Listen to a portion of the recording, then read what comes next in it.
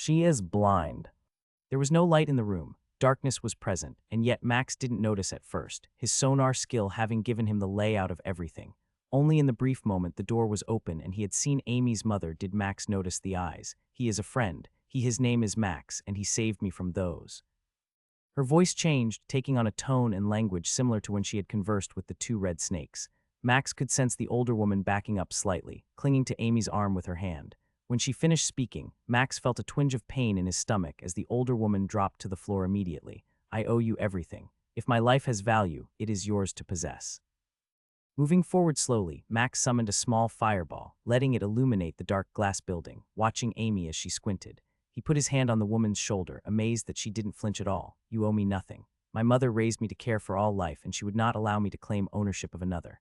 A single tear came from those milky white eyes, and the woman nodded, lifting a hand and putting it on Max's. She froze the moment hers touched his skin. You're not daughter, what have you done? Trembling, the older lizard woman began to slide backward on the ground, escaping Max's grasp as she put a hand out before she hit a rickety chair. Using it, she stood, moving around the chair and hiding behind it like it was a shield of some kind. He has no fur, no scales. He is a smooth skin. Amy rushed to where her mother was, then reached out and grabbed her hand, which clutched the chair, small nails digging into the dark wood. Mother, he is a guest, and Max saved me. Do not treat him like this. Where is our honor? Power and strength is everything, and he has so much. He has. Ripping her hand from Amy's, the older woman shook her head, pointing a finger in the direction she believed Max was standing. No, they always bring death. You know the stories. They trick us. All have lured us too. He wears a collar. Amy's shout echoed in the small room, only about an 8x8 area, drowning out the loud wind that was howling outside. 5 seconds passed without any sound except the storm as the older woman stood there, jaw open and the skin around her neck slack. A collar who would put one on him, the one we do not mention past the sand, jungle, and rivers. I swear there is nothing worse than people talking about you while you're standing here. Listening to the two of them, Max couldn't help but wonder what people he assumed were like himself had done to this place. It wasn't long ago that he had learned of gods sometimes sending others to different planets to gain power. Are gods sending their people here? Is there? Amy, is there a tower here? Something that rises to the sky? Both women turned and looked in his direction as Max changed the subject. There is one, but only a few chosen ones are allowed inside. If Igora determines one is worthy, she allows them to enter the tower. She's also the one who runs the games. Games? Nodding, Amy didn't reply, but instead gently coaxed her mother to the chair and helped her sit down. There are gladiator tournaments that happen on a regular basis. So many different creatures and beings compete. I have never seen them, but the rumors are that she even commands dragons who fight for her pleasure. Max felt the hair on his neck rise up at hearing about someone powerful enough to control dragons. Who is she? I mean, what is this woman? Laughter came from Amy's mom. She shook her head and wagged a scaled finger in Max's direction. She is Igora, first of her claw, slayer of iron scale and clutched from Suljan herself. Suljan. A low growl came from the woman whose house he was standing in. Squeezing her mother's shoulder, Amy said something again in a language his ring didn't translate. Forgive her. Suljan is our mother. All of my people come from her. She's what you would call a god. She's the god. Wishing he still had everything that had been in his bag, Max let out a groan when he realized it had been left outside. Forgive me, or I would have brought a gift. A chuckle came, and Amy gave her mother a gentle shove. He saved me from the sandstorm, mother. He runs faster than any we have ever known. Even when the storm was upon us, Max dropped all of the items he had in his pack to wrap me with it and carry me like you once did when I was little. Cocking her head to the side, the older woman blinked a few times and then finally nodded. Very well. I still owe you for saving my daughter. I do not have much, but you are welcome to it. All the water I have is stale, and I'm afraid I haven't had a fire going in a while. Max chuckled and pointed to the ball of flame in the air, causing Amy to laugh. What is so funny? He is able to control fire and has a small ball of flame hanging near our roof. I will get the tin set up and he can start a fire. Once again, the older woman's jaw went slack, and Amy began to move around the place, peering into another room before grunting and heading into it, able to control flames. And summon water so cold it can freeze your tongue, Amy shouted from the other room. Grinning, Max didn't care that the older lizard woman couldn't see his smile. Had he wanted, he could have put his whole fist in her mouth due to how open it was right then. I have not tasted water this fresh in since I was about your age. Amy nodded as she ladled another cup of water to her mother, filling the outstretched glass. Max studied the mug he held, marveling at the glass it was made of. It was, like the building, a dark glass, and even after clinking it a few times against the floor, it did not chip. One of our villagers is responsible for making the houses and other objects. She has the power to control sand. Most would never dishonor her, or she might remove one's home. Do all the women get angry easily? Both of them laughed, and Amy even snorted, her nostrils flaring. Not many men would be brave enough or foolish enough to ask that question around one woman, let alone two, she replied. Many of us are temperamental. The men often do the hunting and care for the young, depending on the power their mate has. Are the men not strong? Laughter came from Amy's mom as she shook her head before taking another sip of the warm water. It is not that our men are not strong, but that we women are much stronger. There was a time. Her free hand began to trace the scars on her face, stopping before her eyes, and then let out a sigh. I was overly ambitious. I challenged another and lost. The fact I was left alive was done so that my Amy, as you call her, would perhaps get a chance to regain the honor I lost. It appears Suljan has become angry with me, as she still has no power of her own. How does one get power? For your people, we take it. Max was surprised at the matter-of-fact response and tone from the older woman. How? Sighing, she took another sip and ran a finger along the cup. There are many ways to gain power. Orbs, crystals, potions, and even the hearts of some foes can grant our people strength and magic, as you called it. Acquiring those things is difficult, and while our men can gain power through fighting and killing things without needing those items, the women must have them. Often, a male will bring a gift, an offering to procure our hand. If we deem it a worthy gift, we accept it, using the power from that to travel with them, growing stronger together. In time, our mate will fall behind, becoming weaker than we are, and will stay home to care for our offspring. Max watched as Amy said nothing, occasionally bobbing her head but never taking her eyes off her mother. My partner was strong. He was one I respected, and the gift he gave, oh, it made me so powerful. Her grip squeezed against the glass cup, and for a moment Max wondered if she might break it. I became too overcome with greed. I tried to reach the moon above, and I wanted to pursue the tower. That was my downfall. Did you ever step inside it? Scoffing, the woman shook her head. No, Igora gave me a quest. I failed it, and as such was stripped of my power. She took it from me. She then. A lump appeared in the older woman's throat as she coughed and drank the last of her drink. She sent me back here. When I returned, broken and weak, my partner left me, leaving my daughter to care for me. Since then, no one has offered her anything. Sniffling, the woman was almost unable to be heard as she whispered, she has become cursed like me. How can we get Amy one of these items? Wiping her snout, which had gotten a little wet, the older woman shook her head. That would be impossible. Without any tokens to trade, and having lost whatever items you once had, earning them is. She set her cup down on the small table near her, slid down from her seat, and began to slide across the room on her knees, her old and worn robe dragging on the floor. You could go to Quan Ma, you could fight in the tournaments, tokens could be earned, and you could surely find someone to remove the collar and buy my daughter something that would grant her power. Mom, Max ignored the look on Amy's face. It was hard to read because the facial features were different, but she was blinking rapidly, and her nostrils were expanding almost just as fast. How dangerous are these fights? Max, you can't. Some people die. The stories I've heard tell of horrible beasts and opponents. Yet you say he killed a pack of demon cats, her mother exclaimed. There is no doubt he could easily win a few fights. Running his hand through the hair on his head, Max chuckled as the sand-filled mess reminded him that he had changed so much in the last week. Amy, I need to go to the city, and if tokens are required to purchase my freedom from this collar, then I will say that I don't have much choice. Tomorrow, we have to leave anyway. The one who is hunting me will start tomorrow if he hasn't already. Grunting, Amy glared at her mother, who was still on her knees before Max. Mother, you dishonor me. You might as well ask if he will father my clutch. Max felt his cheeks go red at the potential idea of all that, and Amy turned to see how his skin had changed colors. Are you okay? I have never seen your skin turn that red before. Perhaps it is a mating trick, designed to lure you closer. Groaning, Max ignored both women, who now seemed interested in the color of his skin, while he tried to ignore the timer he felt running out. Tomorrow, I need to get away from here. Looking at the two of them and how Amy now stared at him a bit differently, Max stood up and gave a bow. If you don't mind, I need to rest a little before the trip tomorrow. That corner over there will work just fine. Tanilla would kill me if she thought I sired a brood of lizard kids. Who is this one who stands behind you? Why does he have a collar, and how do you expect to keep me from taking him? Max tried to not interfere. It was getting increasingly difficult as the crowd grew to about 40+ lizard people. Before Amy stood a lizard woman who wore bands of leather wrapped around her body and tail.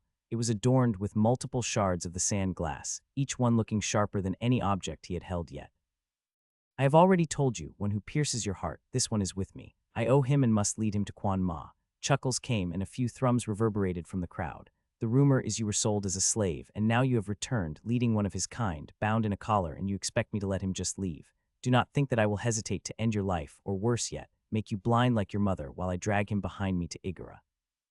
Max watched as the one he had finally figured out was called Koma pushed herself against Amy, towering over her by a few inches, making her move back in the sand. Do not do that again, Max said, letting the growl in his voice be heard by all. touch her once more, and I will strip the hide off you like I did the demon cats." Every head snapped in Max's direction, and a murmur came, all in that same language he couldn't understand, but Koama scoffed, moving to the side of Amy and bared her teeth at Max. "You dare talk to me like that? I will strip your skin and make our healer heal you over and over until you beg me to let you call me master." Max sensed the crowd beginning to back up, felt the daggers that were set in leather sheaths vibrate slightly as the woman appeared to be smiling. Or maybe she is smirking. "Max, don't." He didn't wait before anyone could react. Max summoned an ice prison, and the woman's eyes started to bulge as it crept up her legs and tail. Shards of glass came free from her outfit, all moving toward Max in an instant. His wall of air came before him, causing them to bounce off, watching the sand controller struggle to understand why they had stopped for a moment. Each second had the ice rising faster, and Max summoned an ice spear, placing it near the woman's face. Her daggers began to move around the sides of the walls, causing the other lizard men and woman nearby to leap out of the way, trying to not get cut by the flying shards. Max summoned a wall of stone and ice on each side, smiling as they buried themselves inside his protective barrier. "My weapon won't miss, and your time is almost up. Drop your daggers and surrender, or I promise you I won't miss." She hissed, retracting them from the walls and sending her shards of glass at him, causing them to chip off pieces as they collided. A shape appeared behind him, rising from the sand, a scimitar in its hand. Max spun, one hand grabbing the weapon hand, the other his attacker by the throat. Eyes bulged from the male lizard, his red and black pattern of scales accentuating his yellow skin. "She's not worth it. You don't want to do this." Squeezing his hand, Max felt the wrist snap, and he tossed the warrior back, sending him about 15 yards and into a wall of a house. 2 daggers came around the back, and Max sighed. His ice spear moved forward, piercing the heart and chest of the woman he had imprisoned. Both of his hands came up, catching the glass blades, which sliced his skin, almost shearing his fingers off as he held them in place, slowing down their attack. Regeneration. Suddenly, the power behind them stopped, and a cold blast of power came through him. Consume has successfully consumed a skill. Would you like to learn Sand Mastery? Yes, no. He wanted to click yes, but the thought of gaining a skill right now, and not knowing how it might impact him made the choice to wait easy. Gasps and groans came as the people around him backed away further. "You killed her," Amy muttered. She was so strong and you like she was a child." Dropping both shards of glass, Max watched as his blood dripped onto the brown sand. Soon the gashes sealed themselves, and any chance of not impressing Amy more went out the window as she watched his hands repair before her very own eyes. "I told her." She ignored me and then crossed the line. Max's voice had no anger, but it carried the tone of metal on metal. He scanned the crowd, dismissing the stone and ice wall. "She had a chance, and she dishonored me and my friend. If anyone else would like to think they can keep me as a slave, let them try now." No one in the center of town where they had gathered moved. "Good. Now before someone makes a mistake, let me say this. I plan on returning, and that woman," Max said as he pointed at Amy's mother, "she is under my protection. If I find out someone has harmed her, I will hunt them and their family down, not stopping till each and every one of them is dead." Max heard his own voice and was surprised by how it sounded. "Why am I so angry?" Not allowing himself to show his confusion, he took a deep breath and let it out slowly. "We need to go." Amy nodded and moved to the dead woman. Digging through Koama's clothes, she collected a small pouch that clinked, causing his companion to smile as she moved toward him. "I'm ready." Nodding, Max held out his arms and she jumped into them with a laugh. "Remember," he said as he slowly spun around, glaring at each person still there. "Hurt her and you will wish you had never been born." Like the wind, Max vanished, moving so fast many were not able to see him move. "That was amazing." Max only nodded, frowning to himself inside. "Why I reacted so quickly. Sure, there was only one choice, but if I had shown my power, would Koama have backed down? Did I need to kill her?" A decision was still waiting for him, and Max slowed down before coming to a stop. "Amy, I need to do something, and I'm not sure what may happen. Let's sit on this stone wall for a moment, if you don't mind." The skin above her left eye rose a little, but she nodded, letting him set her down on the rock Max had created from nothing. Sitting cross-legged, Max closed his eyes and took a deep breath. Yes, pain like lightning came, and he fought to not flinch or quiver. Every fiber in his chest began to throb, and Max felt his heart racing. Time moved differently, and a weird sensation inside him came to life. "You have learned Sand Mastery Rare." Gasping for air, Max opened his eyes, seeing Amy on her knees and watching him. "Are you okay? You're sweating a lot." Glancing at his chest and stomach, Max saw that he was covered in sweat, not something he typically had to worry about, even in this heat. "How long was I here?" 5 minutes, Max nodded. He was glad he had waited. Skill description: Sand Mastery. Sand Mastery Rare Skill. The user has the ability to control sand. They may change its structure or keep its original form. Once modified beyond its original design, it may not be changed back. There is no limit to the size or shape of what one may design. As long as sand is available and the user has mana, they can construct walls and even buildings. Weapons may also be created and controlled. Reading the description a second time, Max wanted to test it out but couldn't bring himself to. Doing so might tip off to Amy his full power, and right now he preferred to keep that a secret. Standing, Max cracked his neck and wiped off his chest with his hands. How much further? Scoffing, Amy stood and shrugged. With how fast you run, perhaps tonight. Usually it takes 2 weeks or more for a group to reach Quan Ma. Even now, I'm surprised nothing has come to attack us. I guess the gods like us, he replied, holding up his arms and bending down some. Laughing, Amy jumped into his arms and pointed in the direction they needed to go. Both suns were almost nothing more than yellow globes at both ends of the horizon, but Max already knew they were getting close. Off in the distance he could see the tower, rising into the sky, not hidden by magic like it was on his world. A sensation of excitement and also dread came over him as he considered what this might mean. Could Fowl, Tanilla, Batrier, and Cordelia be attempting the tower? I guess they wouldn't wait forever for me. Buildings began to appear before long, and Max started to slow down some as Amy squeezed his shoulder. Large walls constructed of solid black glass shimmered from the light of the setting suns. Slow down, we need to talk. Max nodded, coming to a stop and letting her down. Listen, Amy said as she stood between Max and the city. I'm not sure what you're expecting to find here, but I need you to understand. I have never been here, and I only know what my mother told me. The city is dangerous, well, maybe not to you, but to me. Power is everything. The weak suffer and the strong they do horrible things. She pulled out the pouch she had taken from Koma's corpse and opened it slightly. We have enough tokens for a decent room and some food, but finding one will require us to go into the city, and you need to hide that collar. From inside her sleeve, Amy produced one of the glass weapons she apparently had pocketed and began cutting at the fringe of her robe. Soon she had enough material torn off and motioned to Max to come closer. He felt her wrapping it around his collar a few times, sliding it between his skin and the thing that took away his equipment. I'm just glad that Fool gave me a few items, had I been sent naked out into the wilderness. He shuddered and Amy paused and cocked her head. Did it hurt? No, sorry, I was just thinking about when it was first put on. Clicking her tongue, she nodded and continued wrapping the cloth, finally tying it in a knot around his neck. Stepping back, she made some weird face but shrugged. It will work for now. Perhaps we can find some material and hide it better. Something strong, though, that won't be easily destroyed. Snorting, Amy nodded.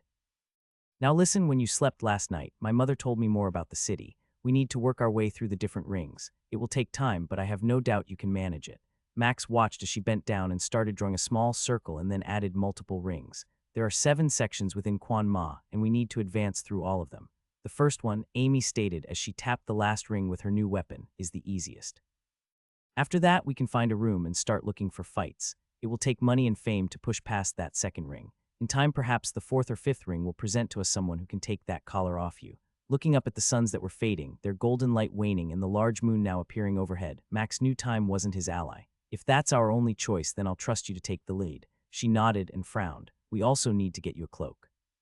Some might not like seeing your smooth skin. Chuckling, Max nodded and pointed toward the city. Can I still carry you, or do we need to walk the rest of the way? Just a little bit more, but eventually I'll need to learn to walk again. You wouldn't want to get accustomed to carrying me everywhere I go. That would look bad. Another hour of walking resulted in them standing before a building that had a fair amount of noise coming from it, even being almost 4 hours since both suns had set. The smell of spices and food came from inside, and Max felt his stomach growl because he realized it had been a while since he had eaten anything that smelled this nice in ages. Moving beside Amy, he saw the door that swung open wasn't glass like so many, but instead was metal. We're here. My mother told me about this place, so we should be fine. Inside they found much noise and the scent of something natural and clean. Max raised his head a little higher, studying the room. Glass benches and tables lined the area, laid out in 3 rows of 3, while a few small tables and chairs sat along one section furthest away. A long section of lightly colored glass ran along the right, drinks sitting upon the top, and patrons were resting on blocks of glass. Even as they entered, the laughter and conversations didn't stop, but he sensed the looks they received upon coming inside. Welcome to my shelter, a cheerful voice called out, and Max turned to see a lizard man coming toward them. Max fought the translation device that wanted to give him the meaning, instead hearing the name this time. Giamno. This is the scaled den and a safe place for all those who worship Suljan. Amy bowed, and Max bent his head slightly. My companion and I are in need of a room and something to eat. Forgive him if he does not remove his hood out here in the center of the room. I am called Amy and was told by a friend that this was the best place for me to stay and that the water is always pure here. Max could feel the man studying him, but nothing else was asked as his sonar revealed the grin that appeared and the way his neck seemed to expand. Then you are most welcome if you have been told to come. Please take one of the tables, and I shall get you a room and some food. Amy took Max and once again led him like some old blind man to the corner of the room where an empty table and chairs were. She nodded at those they weaved around, and Max could understand only a few fragments of conversation that took place inside the room. Sitting down on the chair, he ignored how firm it was, glad to be able to see the entrance of the room. Did you give the man a signal? Amy tapped his wrist. What do you mean? The water is always pure here. That seems very specific unless all the other places in town don't have water like that. You don't miss anything, do you, Max? Amy asked as she tapped her nails against the glass tabletop. It lets him know that I was sent by someone who was here a long time ago. That is why we were given this seat versus made to sit in the middle of the room. And this is your first time here. It is, Amy replied, yet you act like none of this is strange. You stood up to those guards without backing down, and even now look like you belong here. How? All my life I have been trained to be strong. Even if I am weak, I know how one should act, Amy stated as she moved closer to him. Had I not stood my ground, they would have pushed harder. If I had not walked with you by myself to this city, I'm not certain I could have been ready for that moment. Every second my heart felt like it would burst, but if I hope to free you and gain the power I desire so badly, I must become what I wish to be. She lowered her voice and leaned closer. Never forget, this land requires you to be hard. Everyone here will be hard, and if you're soft, Max, they will challenge you every moment. It would appear your mantra is not limited to just my world. Are you there? No reply came, and Max wondered what his skill was still doing. If it had not found a solution to his collar, then he wouldn't have any choice but to find one on his own. Both of them leaned back in their chairs, and Max wanted to lick his fingers as Amy had hers, but he resisted the urge. Vegetables seasoned in spices had tickled his tongue. Flatbread that had the perfect texture held the vegetables perfectly, while small strips of some meat he didn't ask about had rounded off the tiny rolls they had created. Each of them felt full, and Max had given his compliments twice already to Gayamno for the food. If you are ready, the room is now clean and set up for you. Both of them rose and followed Gayamno through a glass hallway and then to some stairs that spiraled upward. Tiny stones glowed with a soft blue light, each one set inside the wall every foot apart. It created a glow that reminded Max of the dungeons and the moss he had been in so many times. What kind of power and skill must a person have to create something like this? How much sand and mana did it take? Moving down a hallway at the top of the stairs, they were led to a metal door, and Max sensed their host give Amy a key. I shall have food ready when you two come down in the morning. If you need anything, do not hesitate to touch the panel and let me know. Max watched as the man left and heard the sound of the key unlocking the door. Stepping inside behind Amy, he sensed the room before a light turned on. Amy had touched a glass with runes near the door, and 6 small stones illuminated in the glass room. Outside in the hall, the glass had been darker, but inside their room it was almost clear, causing the light to reflect and brighten up everything. A single bed was against the wall with blankets, and what had to be fresh grass of some kind was stuffed inside a pad. Other than a table and what Max guessed was a piss pot, the room was empty. Closing the door behind him, he took the key and locked the door on the inside. Behind him, he sensed Amy moving to the bed, having removed the robe she had worn this whole time, and his mind tried to ignore the curves he felt appear from beneath the robes. It would appear we must share this bed. Her voice seemed excited, and Max took a few breaths. Letting them out, he shook his head. Amy, I have a woman I love on my world. I do not think. She laughed and Max wanted to turn, but didn't until she had moved on the bed and pulled the cover over herself. Foolish man. You haven't earned that right, and while I have no doubt you could, do not assume this is anything more than not having to sleep on the hard floor. Trust me, it is not pleasant. Max considered that thought and then frowned. Is there water to bathe in, to wash with? I am not that rich, and I doubt Gayamno has enough water for such a thing. He could smell himself as he stood there, and Max admitted that for 7 days he hadn't taken his pants off except to use the restroom a few times. Even now it had been 3 days since then, and he could feel the filth. Moving to where the glass container was on the floor, Max summoned a fireball and put it above the opening. It was clean and smelled fresh, so he summoned small shards of ice, letting them melt from the fire and drip inside the container. He could sense Amy shifting in the bed, sitting up and the blanket not covering her top. You are making water to bathe in. Why, I smell. I can smell myself, which means you must be able to smell me, and that isn't what I want.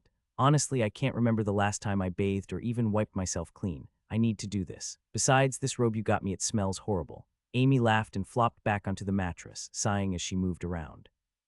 Perhaps when you're finished, I would like to use some water like that. Nodding, Max pulled off his robe and removed his boots. Setting them on the ground next to him, he winced at the smell that came from inside. I guess magical scent removal is too much to ask. Even though his feet were fine, unsure if it was from his regeneration skill or the boots, Max then took a deep breath, removing his pants and trying to ignore the gaze of Amy as he dipped his hand in the water and started wiping himself down with it. It still held a chill, but none of that bothered him more than how the entire time he felt the eyes of his companion on his back as he bathed himself. A tail, arm, and leg were draped across him, and Max tried to not move as he felt the hot breath of Amy on his neck. She had laughed when he insisted on wearing his pants to bed. Now he was thankful for that as her scales touched his skin. Max nodded and slid off the bed, picking up his boots that were on the floor and moving to where his robe was hanging. Amy got dressed and moved next to him. "You are a strange race, Max. For someone with so much power, you act like a child, afraid to be touched. We all carry scars," he replied, slipping the robe over himself, ignoring the damp sections of it. With the suns both shining, Max was glad they had made these buildings black glass. Even then, there was a shimmer to them, requiring a moment for his eyes to adjust upon walking outside. The city was bustling with carts passing by and the occasional group of people moving together, carrying something on their shoulders. Amy motioned to the left. "Guillaume says we need to head that way. We can find one who will help us get a few fights. I'm assuming we will need to get you a weapon." Max nodded and held out his empty hands. "Can we get a staff made from the wood of my old weapon? It seems to be very strong." Grunting, Amy nodded. "That is the stonewood tree. Magic created it, and they are a combination of stone, wood, and masters of enhancement. Perhaps I can find someone with a piece they do not want, as they are not very cheap. If not, I can always just use my hands and my magic." She nodded as they moved down the steps, weaving through some carts and others on the street, headed in the direction Amy said they needed to go. "Perhaps, though, if you keep that magic a secret at first, it may help our odds of finding better fights. And once again, I'm risking my life for money." Batrayer's face appeared in his mind as they walked, and Max knew he would do what he must. Finding a way home meant doing anything. A smaller gate allowed them access to the third ring, and Max smiled under his hood. The guards at this one apparently had gotten wind of their description and had not asked any more questions once Amy identified herself and her master. Each ring got progressively nicer. The buildings in this section occasionally had sculpted glass and stone statues. Different creatures, or Max finally realized beings, were expertly crafted, and many looked better than statues he had seen back in his world.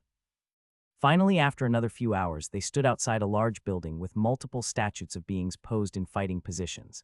Some held weapons, and others were only using their hands. "This is the place," Amy said as she pointed at the large wooden doors that waited beyond 5 stone steps. "Is it really that expensive to use stone?" She nodded and pointed at the building in question. "Because their debts are gone." Chuckling, Amy nodded and motioned for him to join her as they crossed the street. "I know a few who probably rejoiced the moment we left town, and many most likely raced to her home, wanting to search it for valuables and tokens." The strong take Max muttered. "Yes, you are finally understanding. Now come, it is time to meet with the master of this place." 2 extremely large guards stood on the other side of the doors, and Max looked up at the pair, seeing the horns set on their noses and the thick skin that covered their body. "Why are you here?" The one on the left asked, his voice not hiding his displeasure of their presence. "My master has come to seek a place in the fights. He wants to test himself against whatever you might throw at him." Both guards started to laugh, their deep voices carrying across the room, and the one closest to Max reached for his hood. "This tiny one, who does he?" Max slapped the guard's hand away as it got close to his hood, hitting it so hard that a hiss of pain came from the one he struck. "Why, I'll let it go." Max heard the sound but knew there was no one else in the small entry room but the 4 of them. A growl came from the one he had struck, but the other didn't hesitate to act. "You too, go to the next door." "But he hit me," bellowed the guard who was reaching for the club on his hip. "The last person who pulled a weapon on him died a horrible death," Amy said, not flinching under the gaze of both guards. "I doubt your master would like this room to be covered with blood." "Let it go, or I shall put you in the cages myself." The voice came again, booming through the small room, and both guards didn't hesitate to step aside, leaving a small path between them and through the empty glass room and toward the wooden doors beyond. Without waiting, Max and Amy moved, reaching the doors and watching as they opened up, each one held by a small servant with wings. Max studied them, seeing the multifaceted eyes, and wondered if they were like a moth of some kind. This room was furnished with chairs and a few couches, cushions set on each of them. Weapons lined the wall, and at the end was a creature, which made Max wonder what kind of bug, insect, or monster it was. A dark blue and purple carapace covered its body, and its hands were nothing more than hooked appendages. A mouthful of teeth extruded from both the top and bottom portion of its mouth, and somewhere 2 eyes were sunken in the protective layers of carapace. It sat in a chair that was ornate, crafted of wood and decorated with carvings. Even as it sat, Max could tell it was at least 9 feet tall. One of the moth attendants led them toward the one in charge, stopping about 8 feet from him. "Welcome word travels fast about a pair like you, and seeing what you did to my guard has earned you the right to stand before me. I am Koakin. Tell me, why do you want to fight?" Amy took a step forward and bent at her hip, bending slightly. "Tokens and fame." One day my master wishes to stand before Igara herself and make her acquaintance. Is it more for tokens or more for fame? Koakin asked as he picked at his teeth with his hooked claw. One needs tokens to progress in Quan Ma, and one also needs renown to be allowed deeper still. So it is both. A grunt came as Koakin rose from his chair, towering over Max and her. What is in it for me? You get to choose the fights, Amy replied. He shall fight whatever you put before him. We shall take 40% of all winnings. The room shook with a laughter that reminded Max of when a demon had laughed before him. 40%. You expect me to give you 40%? On what? A hooded figure. Bold claims. I won't give you more than 5%. Max watched as Amy motioned toward the door. Let's go, master. This one is obviously not as smart as we were told. We shall check the other sides of the wall. She turned and started walking across the room, and Max moved to follow her, keeping his head down and not saying a word. She stopped a few feet before the closed doors where the attendant was standing, looking at Koakin and waiting for what appeared permission to open the door. Fine, 15%. The insect's voice boomed at their backs, and Max paused as Amy turned. Her teeth showed as she shook her head. He would be willing to accept 30%, but we both know you stand to make quite a large amount of money, especially the more people he kills. Besides, eventually he will defeat the champions for your foes, and that alone is worth more than tokens. 20% and no more. Max watched as Amy looked at him and shook her head. He says 25%, or we'll offer your competitors his service. A grunt came and turned into a growl. Able to sense the movements of Koakin, Max whirled around as the insect drew closer, causing him to pause his approach. I shall offer 20% for now. If he defeats the first two opponents, I shall give 25%. Raising one of his curved blades, Koakin pointed at Max. If he defeats a champion, I will grant him half of whatever I make. Done, Amy said, a little louder and faster than Max might have preferred, but it was obvious she was excited at the offer. Grunting, clacking noises came, and Max sensed one of the moth attendants running off toward a door on the side of the room. I shall have the paperwork here in a moment, and a badge shall be given. Tell me, when do you two desire to fight? How soon is the next one? Tomorrow, Koakin replied with a grunt. How shall I promote him, and what name shall I use for his moniker? Max already knew the name he wanted, and when Amy paused, not answering the question, he finally spoke. Call me Ifrit. A cough came from Koakin at that name, and he glanced at Amy, who nodded. So you are fire-based. Not moving at all, Max summoned a fireball and had it hover near him. That isn't very impressive. Would you like me to burn everything in here not made of glass? Koakin snorted and shook his head. I would prefer you don't. Very well, I shall start promoting you today. Be here 4 hours before the sun set. We shall travel to the arena and see just how strong you really are. Once they were on the road and a few streets away, Amy let out a trill and shook Max's arm. We did it. 20% and more as you win. You handled yourself well, Max replied. I'm almost certain Koakin was scared of you more than he was me. He could sense the wave of excitement and joy coming off of Amy as she almost skipped in the streets. Now then, I need a weapon. Where can we go to find one? She paused and glanced around. I'm not certain, but let me ask someone. There should be a trade area nearby. Max had inspected everything in both the shops Amy had taken him to, and nothing fit what he wanted. Either it was too expensive, or Max knew it would break under the full weight of one of his attacks. What about an actual place where they make weapons? Do you have a crafting section nearby? The shopkeeper they were standing in didn't seem excited when Amy mentioned what Max was looking for. None of my items are worthy of you, the tiny bearkin asked. Surely, something must have caught your eye. It has nothing to do with your items, Max replied, finally speaking. It is what I desire. Everything here is too grandiose. I need something like a simple staff. That way when I defeat my enemy, they know it had nothing to do with a powerful weapon, but instead was because of what I possess. The shopkeeper grunted as he stroked his chin, nails running through the orange hair. Very well, I know of a few who might be interested in taking on a commission. I will show you where to find them. Amy's nostrils flared as she stood outside the shop they had been told to visit. This place is not worthy of your time, she stated. Look outside at the door. It is simple glass, which means that they make barely enough to stay here in this section. When they have earned a reputation and make enough money, the door is the first thing to change. If this was metal or wood or stone, we would know for certain that we have come to a place of renown. Max shrugged and began moving up the stairs to the glass door, pushing it in as he studied the writing etched on the outside. It had been painted with some orange color and looked to have been done in haste. He couldn't read it, but Amy had pointed out it said weapon maker. As soon as he stepped inside, the sounds and smells brought him back to all those hours spent working in the faction house. Hunched over a table was a Kemonomami who had large chunks of orange fur missing from his arms. His hands were holding tools that painstakingly tapped the etching on an axe head. Minutes passed before the weapon maker looked up and saw them, exclaiming at their appearance, setting down his tools, and moving to the counter that separated the area they stood in from his working section. Forgive me, I was working on an order and did not hear you come in. Tell me, how can I help you? My master requires a weapon, but something simple, a staff made of stonewood. Cocking his head to the side, the cat studied Max and chuckled.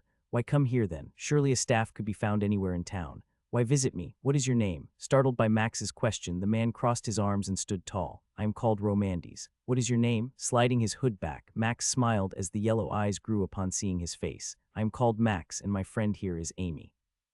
You want to use my shop to make your own weapon. Why would I give you access to such a thing? First, I would pay to make my own weapon, the materials as well as a fee to use your tools and shop. Second, I would like to learn how you craft weapons and how that is done here. Grinning, Max drummed his fingers on the glass counter. Last, if I am able to, I will teach you secrets that I know about crafting weapons. Romandes leaned against the counter, drawing closer to Max. His yellow eyes were locked on the smooth skin that stood in his shop. Tell me, am I going to suffer problems from allowing you in my shop? Your kind is known for causing chaos wherever you go. I promise you, Max said as he held out his hand, I will do my best to ensure no harm comes to you or your shop. In fact, I would hope that me being here might help you acquire a new door. Both bushy eyebrows raised, and the weapon crafter glanced at the glass door behind Max and Amy. I would enjoy a new door, he muttered. Very well, let us see what you can do. Grab an apron and come around. Romandes moved to one end of the counter and pointed at a pile of leather on a glass chair. Without waiting, Max moved, pulling his robe off. No shirt, are you not? No, never mind. Tell me, what kind of weapons can you make? I have made many different ones, from swords to hammers, staffs, tools, and even a bow. A bow? Such a thing is worthless here. One cannot find the feathers required to make fletching for arrows, Romandes replied. Stories of bow users are almost laughed upon. Everything here revolves around a few basic things. Leading Max through the shop, he pointed at the forge, which had a small set of coals barely lit. Fire is expensive, and coal even more so. I only smelt when it is needed. Metal is costly. There are many different metals out there, but all the ore comes at great cost, as only those who are stone masters are able to harvest and find them. It creates a system where they set the price and distribute it as desired. From there, the last part of most weapons is the possibility of imbuing power within the weapon. Those who can do that are known as enchanters, and only 4 of renown are in the city. Those who claim to be one are often charlatans, taking money and providing nothing in return. It is known that enchanting can fail and is not guaranteed, but these 4 have earned the reputation of not failing more than they succeed, so many are willing to entrust them the rare stones they acquire for such a thing. Romandes pointed at the axe head he had been working on. I was commissioned for something that would be able to take such an enchantment. They provided the material, and all I provide is the work. Not much can be made that way, but it does help me keep my shop running. Max nodded as the man continued to talk, pointing out different tables and sections. Everything was similar in some ways, yet there were a few nuances. This here is a carving knife, Romandes stated as he handed the worn tool to Max. You must imbue it with your power as you use it to shave the wood from a stonewood branch. It takes most weaponsmiths weeks to shape a single staff. The demand and drain is very intense. Holding the tool, Max inspected it, seeing that the blade was made of glass, yet it was clear. The handle itself was wrapped in leather, but he was certain the handle was made from the stonewood. Closing his eyes, Max focused on the blade, trying to reach out and sense how to connect with it. He tried channeling fire, but that did nothing, and even when he used cold or lightning, they too seemed to reflect back from the tool. Laughter came from Romandes, and Max opened his eyes to see the smith staring at him. You use magic. Nodding, Max saw a few worn teeth appear as the Kemonomimi smiled. This isn't a tool that uses magic, it uses your life. Tapping his chest twice, Romandes held out his hand and waited for Max to give him the tool. After holding it for a moment, a grunt came, and Max watched as the blade changed color, turning blue for a few seconds before losing its glow.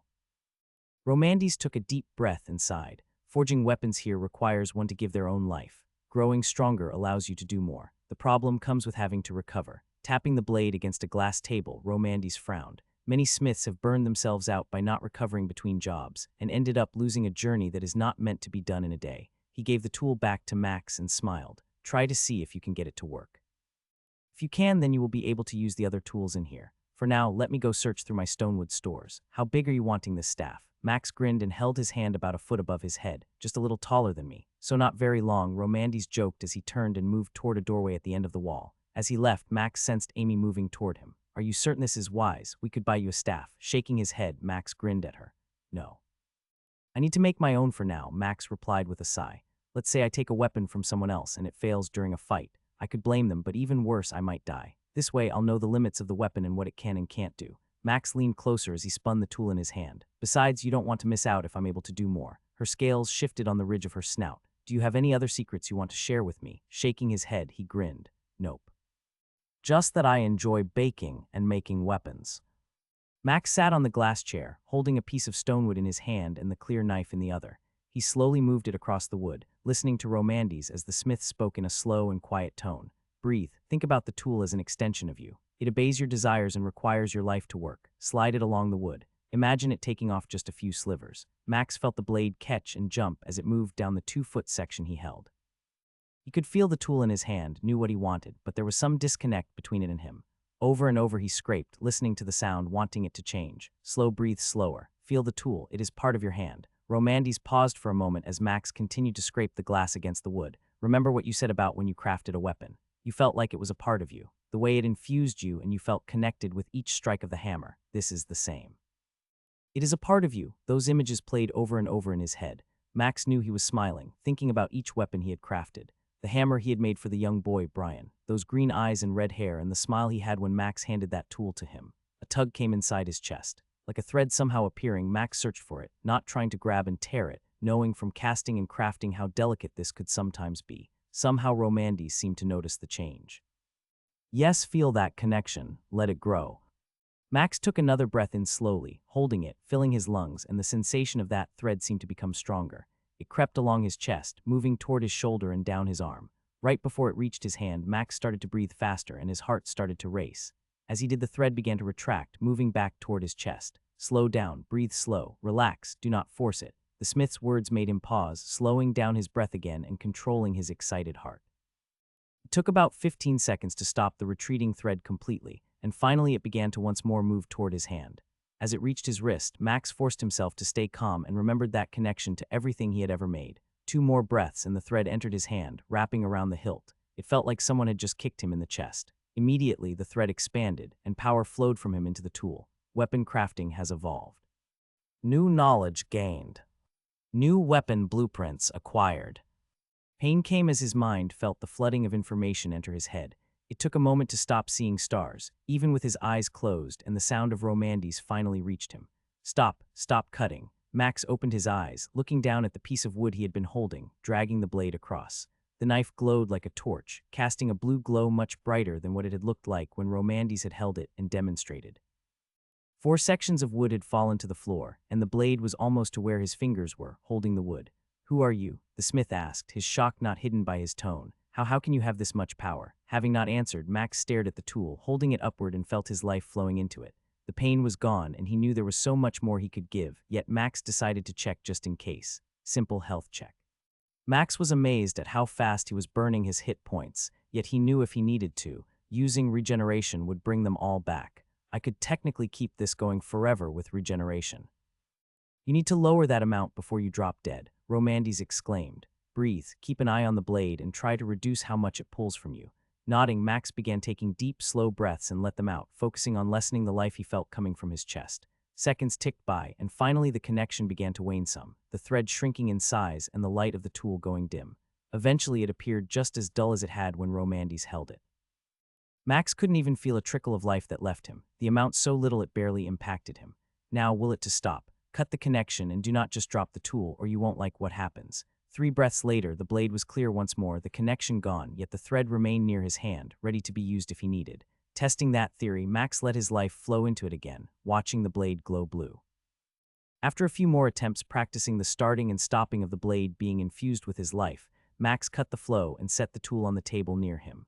Romandes was shaking his head, muttering something in a language he couldn't understand while scratching the fur on his head. "So, can I make my own weapon now?" Grunting, a toothy grin came over the smith's face as he nodded. "If you're not careful, I'll make you do all my work."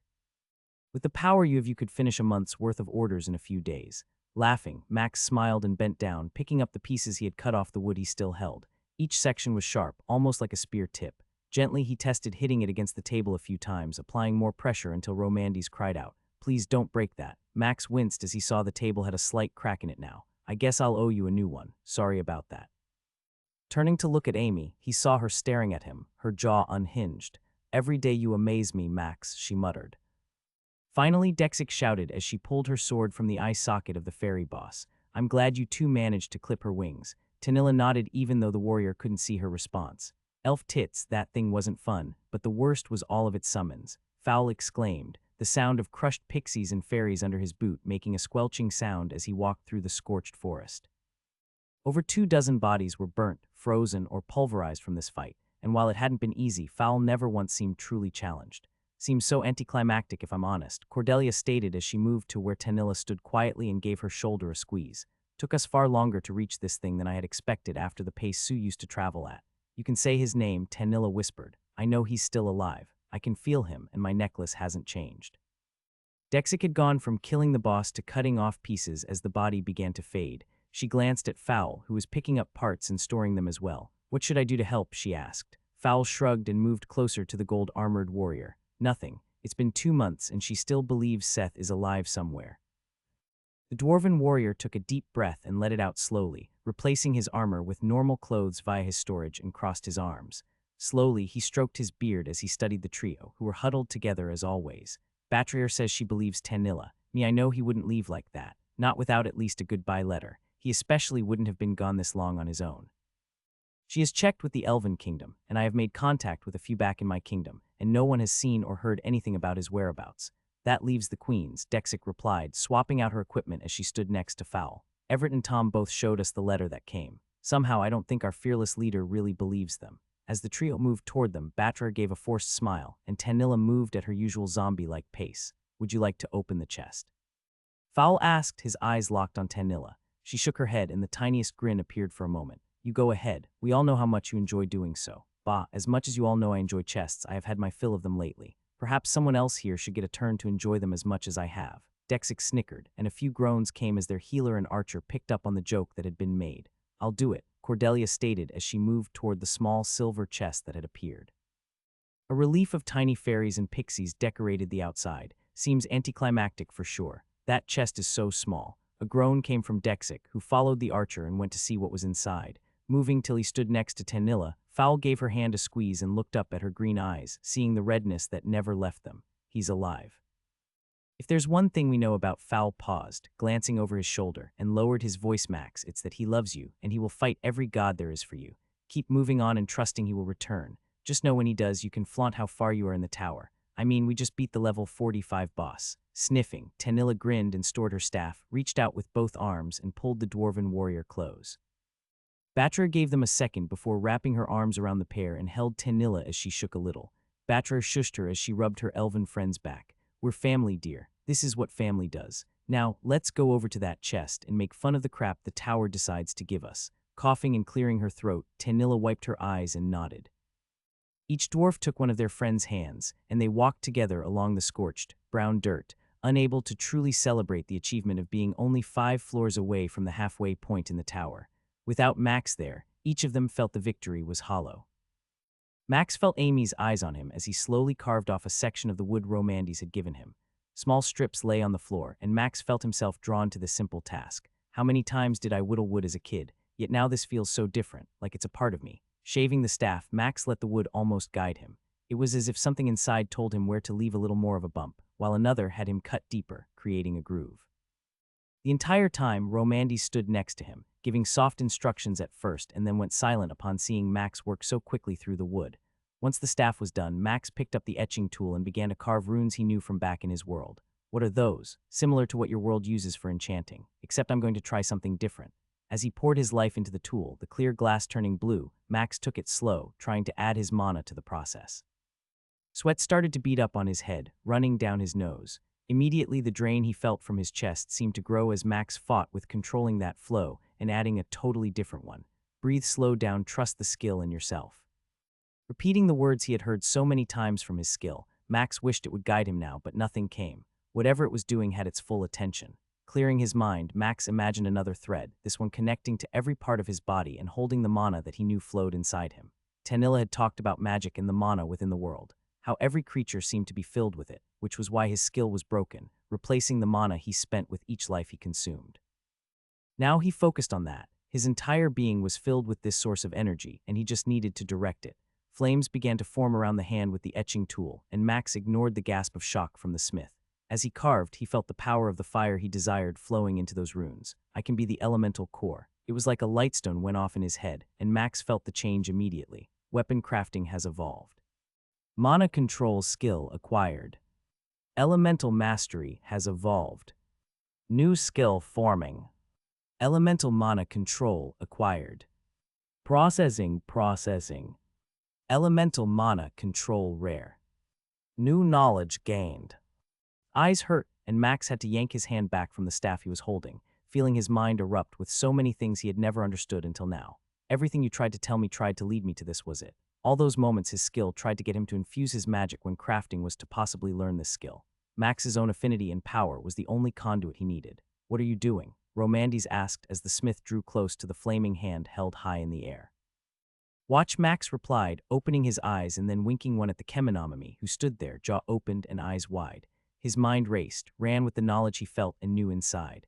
Max's core burned. His entire body was alive as his life force and his mana combined, creating a symphony of something entirely new. Slivers of wood fell to the floor in a gentle rain, the spot in which they had once lain, now replaced with flaming runes.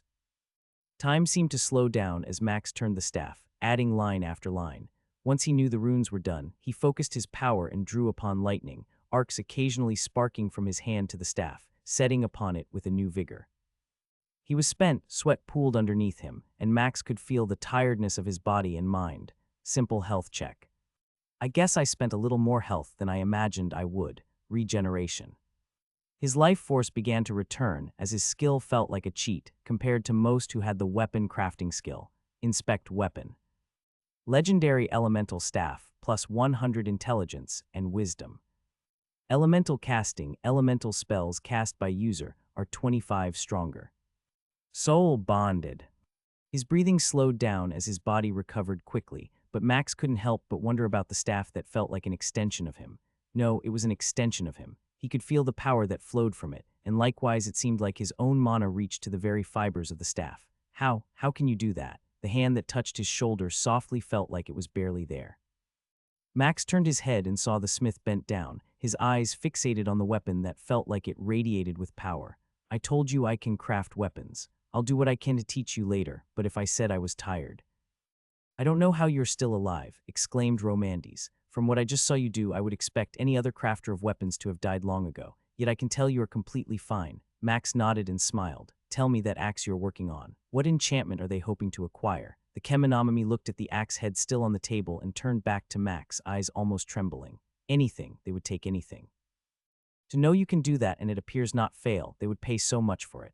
Seeing how the very fur on the smith's body began to rise, almost standing like he was filled with electricity, Max grinned.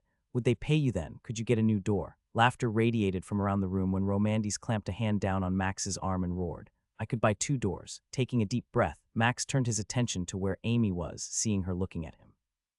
Her head was cocked, and for the first time he noticed confusion or something else he hadn't seen before displayed.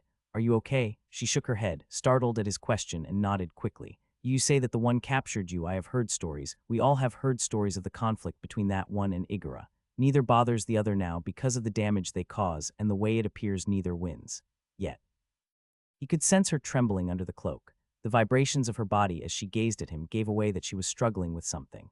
The power you display if you are that strong, and he was able to collar you so easily, how strong must those two be? How can one of us ever hope to reach that level? Clearing his throat, Max summoned a shard of ice and put it in his mouth, ignoring the look Romandes gave him.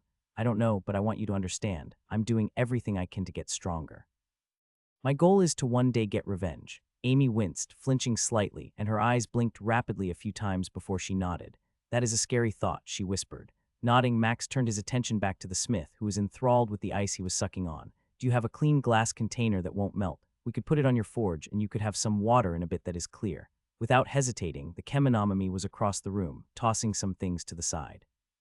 He lifted up a 2 by 2 foot glass container, dumping it out and rubbing the inside with his hands. Would this work? Max nodded and stood up, stretching before dismissing the shard of ice, and took the box, setting it on the edge of the forge. He summoned 6 small shards of ice and set them inside the glass that was starting to heat up. In a few minutes, I'd pull that off. For now, let me see what you have done with this axe. Romandes held the finished axe in his hands. Max had helped shape the wooden handle, and together they had created something exceptional. It was only an epic creation, as all he could do was imbue it with spells and ensure the wooden part was perfect.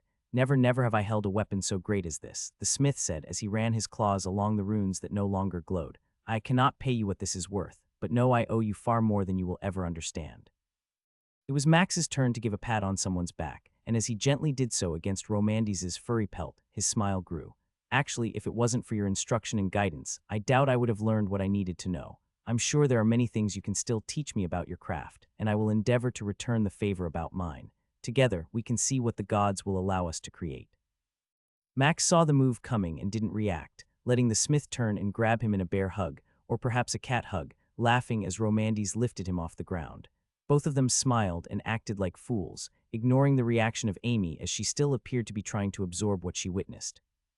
"Can I ask a personal question?" Max nodded, setting down his utensil, amazed at how someone had combined a spoon and a fork into one object.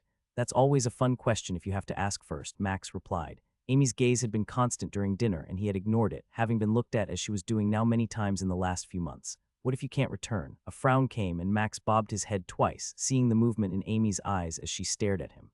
"I'll keep looking.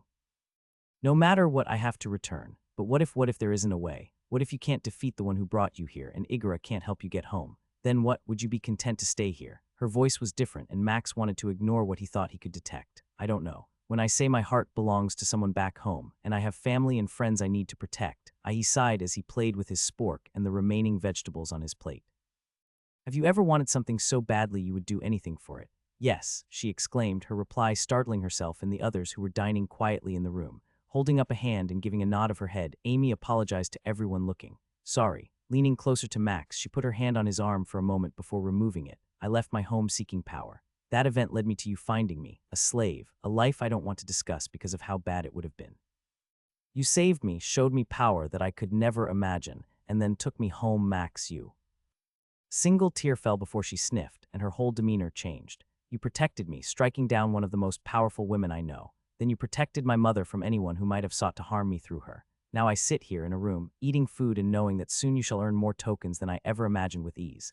Until we reach the inner parts of the city, I doubt any will be able to stand before you." Shifting in his chair, Max just smiled, leaving his utensil on the plate. "And what if you're stuck with me forever? Is that your question?" She nodded twice and then shook her head.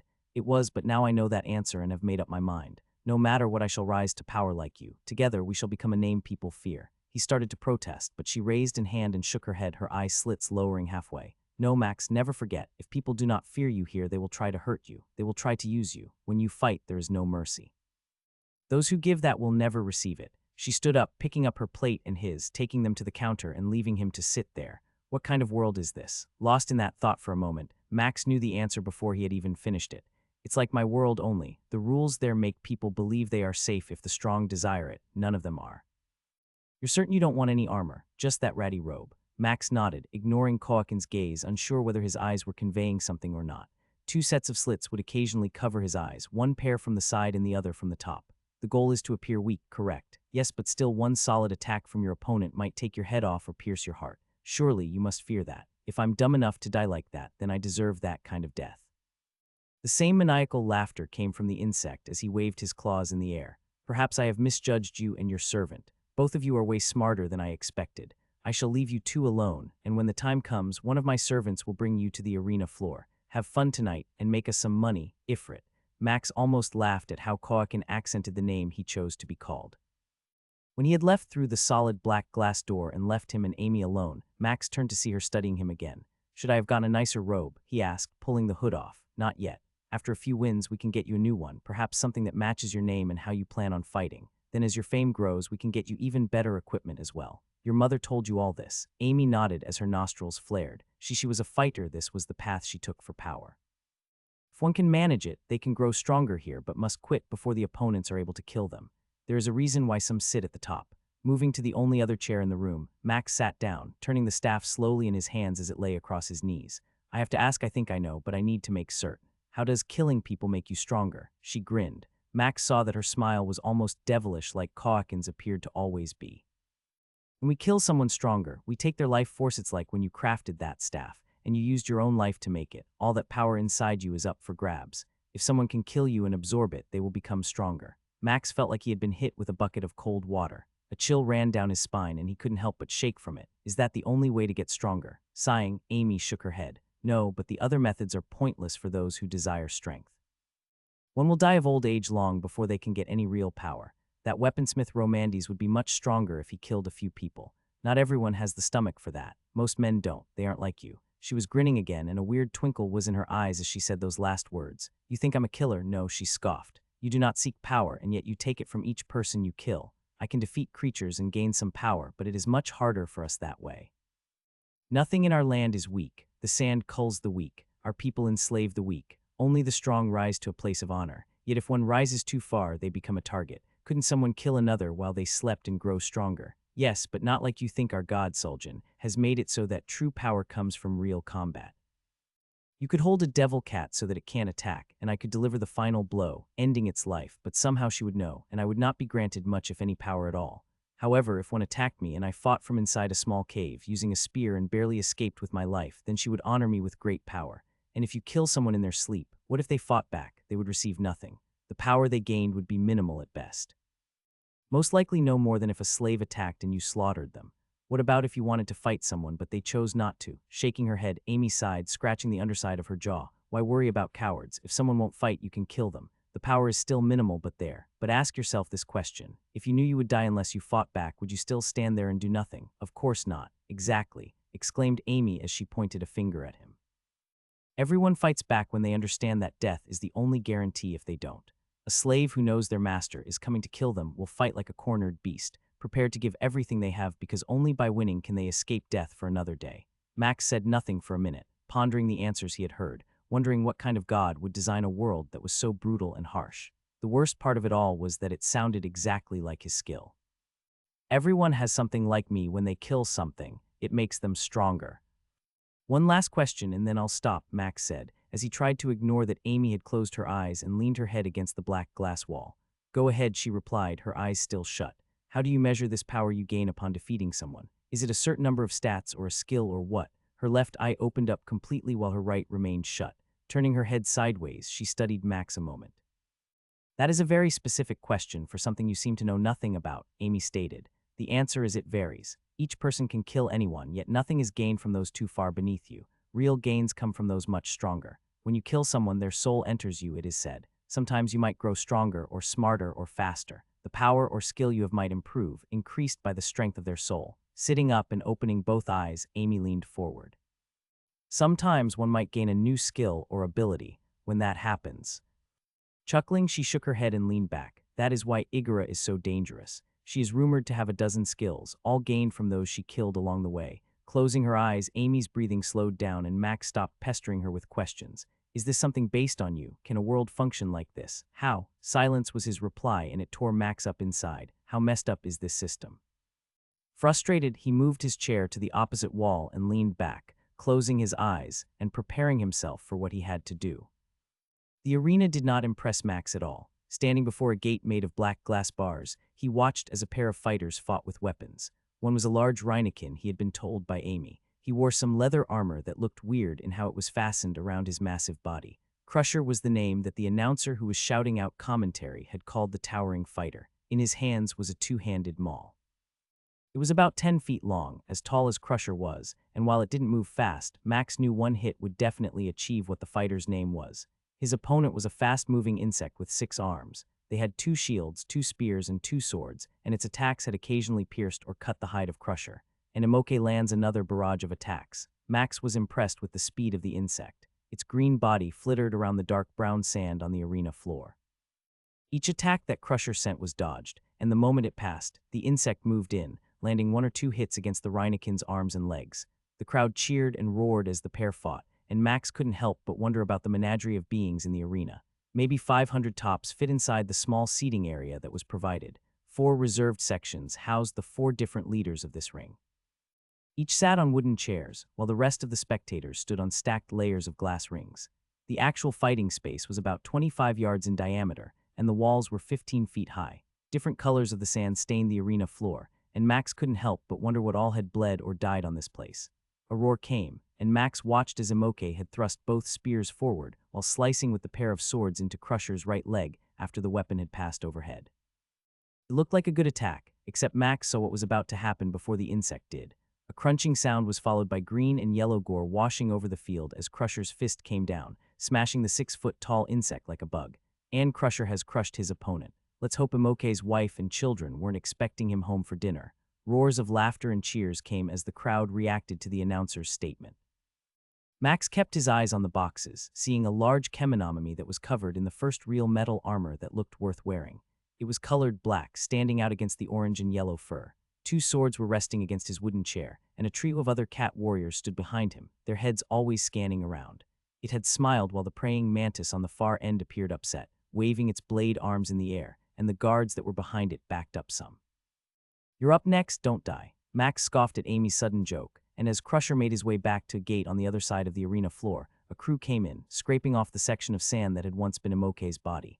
After depositing it in a cart, they wheeled it out. "Tonight we have a new fighter. Our favorite master of destruction and chaos, Koakin, has told us that Ifrit is going to burn down his competition." Laughter and some cheers came as the gate Max stood behind pulled upward. When he could finally move past it without ducking, he strode out there at a steady pace, moving to the section that had been painted a moment ago by one of the workers who had removed the body. Laughter came as he moved, shrouded in the robe that was too small and carrying a simple wooden staff. His opponents are some of our favorites, the twin flesh strippers. Max felt his face change as he looked up at Koakin and saw the insect lean forward, nodding and banging his two claws together. From the other side of the arena, a pair of tigerkin, both about 8 feet tall and wearing leather armor across their bodies, approached. Each of them had bright yellow fur and black marks that looked identical. The only difference was one was a boy and the other was a girl. Again his eyes widened as he stared at the sister of the pair, seeing she had far more muscles and was wider and bulkier than her brother. In her hands was a large axe. Her brother had a pair of scimitars. They moved to about 10 yards from him, standing on the spot marked for them. A groan came from Max as the brother pointed both weapons at him and roared, causing the audience to cheer even louder. "You have 1 minute to place all bets. When the drums sound, no more bets will be taken. Decide now. Will Ifrit show us something besides a man hidden under a tattered robe, or will the flesh rippers once more feast upon another victim?"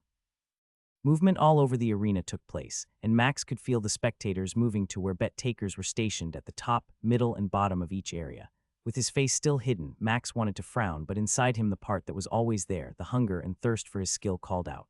"What are you doing?" Max almost took a step back, shocked at the sudden voice in his head.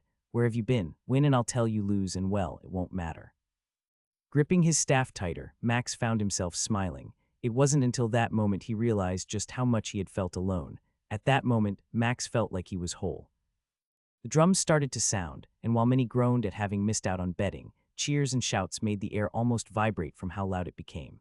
Now for the moment we all love. Will another new warrior die, their flames snuffed out in a moment, or shall they burn away their opponents and stand tall upon their ashes? Fight! 4 bells chimed, and the intensity of the spectators rose to a new frenzy as both of the flesh rippers spread out around Max. Each held their weapons ready, moving carefully, never taking steps that might leave them unprepared for an attack. They had to move closer slightly, coming within 7 yards of Max as the space between them and the wall shrank. He, however, moved slowly to the middle of the arena, giving them as much space as they might desire. Neither spoke, and yet Max could sense that somehow they were moving as one. "You seem relaxed. Tell me, are these a threat at all?" "I doubt it." "Regardless, is now the time to talk finally, or are you just having fun?" Laughter echoed in his head, and as many times as it had bothered him, Max couldn't help but smile. "Win. I have much to share, and your thirst for this pulled me from what I was lost in trying to do." Both moved as one, somehow able to detect that Max wasn't 100% focused on the pair. Sand shifted in a shower as their feet brought them toward him. The two-handed axe came at him sideways, swinging so that it would take off his shoulders, while the two scimitars moved like a pair of scissors, attempting to cut off his legs and hips. Even as they moved, Max read the movements, his sonar skill and own understanding of his stats telling him everything there was to know. They aren't a problem. Shifting toward the sister, Max reached out with his free hand, stopping the axe's swing when he grabbed the shaft. His staff moved in his left, deflecting both swords and sending one flying from the power he had used in it. One moment the arena had been filled with noise that might deafen someone. Now it was silent. Sighing, Max lifted his head slightly, looking up at the sister, who was grunting, trying to pull her axe free from his grip. The brother attempted another attack, losing this sword when Max parried and struck closer to the hilt, the vibration too much for him to hold on. Surrender. A scowl came and the sister roared, spit flying at him as she lifted a leg, kicking at him, still not releasing the axe Max held onto. His boot came up, a loud crunch of bones snapping when he kicked her clawed foot with his armored foot, taking her scowl away and bringing instead a cry.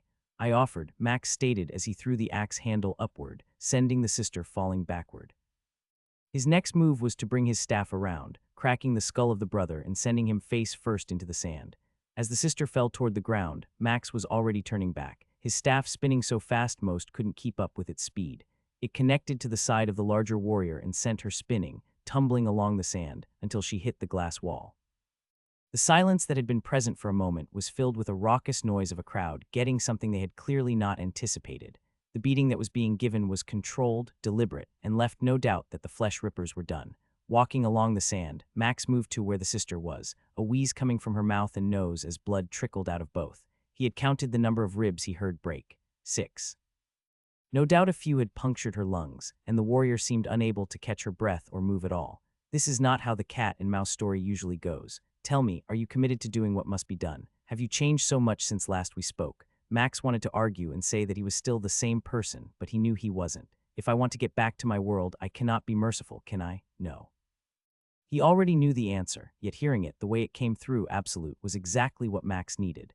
The last bit of dregs of kindness were pushed down. In his mind he saw only one thing, Tanilla, her red hair, those amazing green eyes. He could feel her lips against his. An ache came as his mind struggled to remember how she smelled. Time was taking that memory away. He grabbed the foot, clamping on, and dragged her back across the sand to where her brother lay still.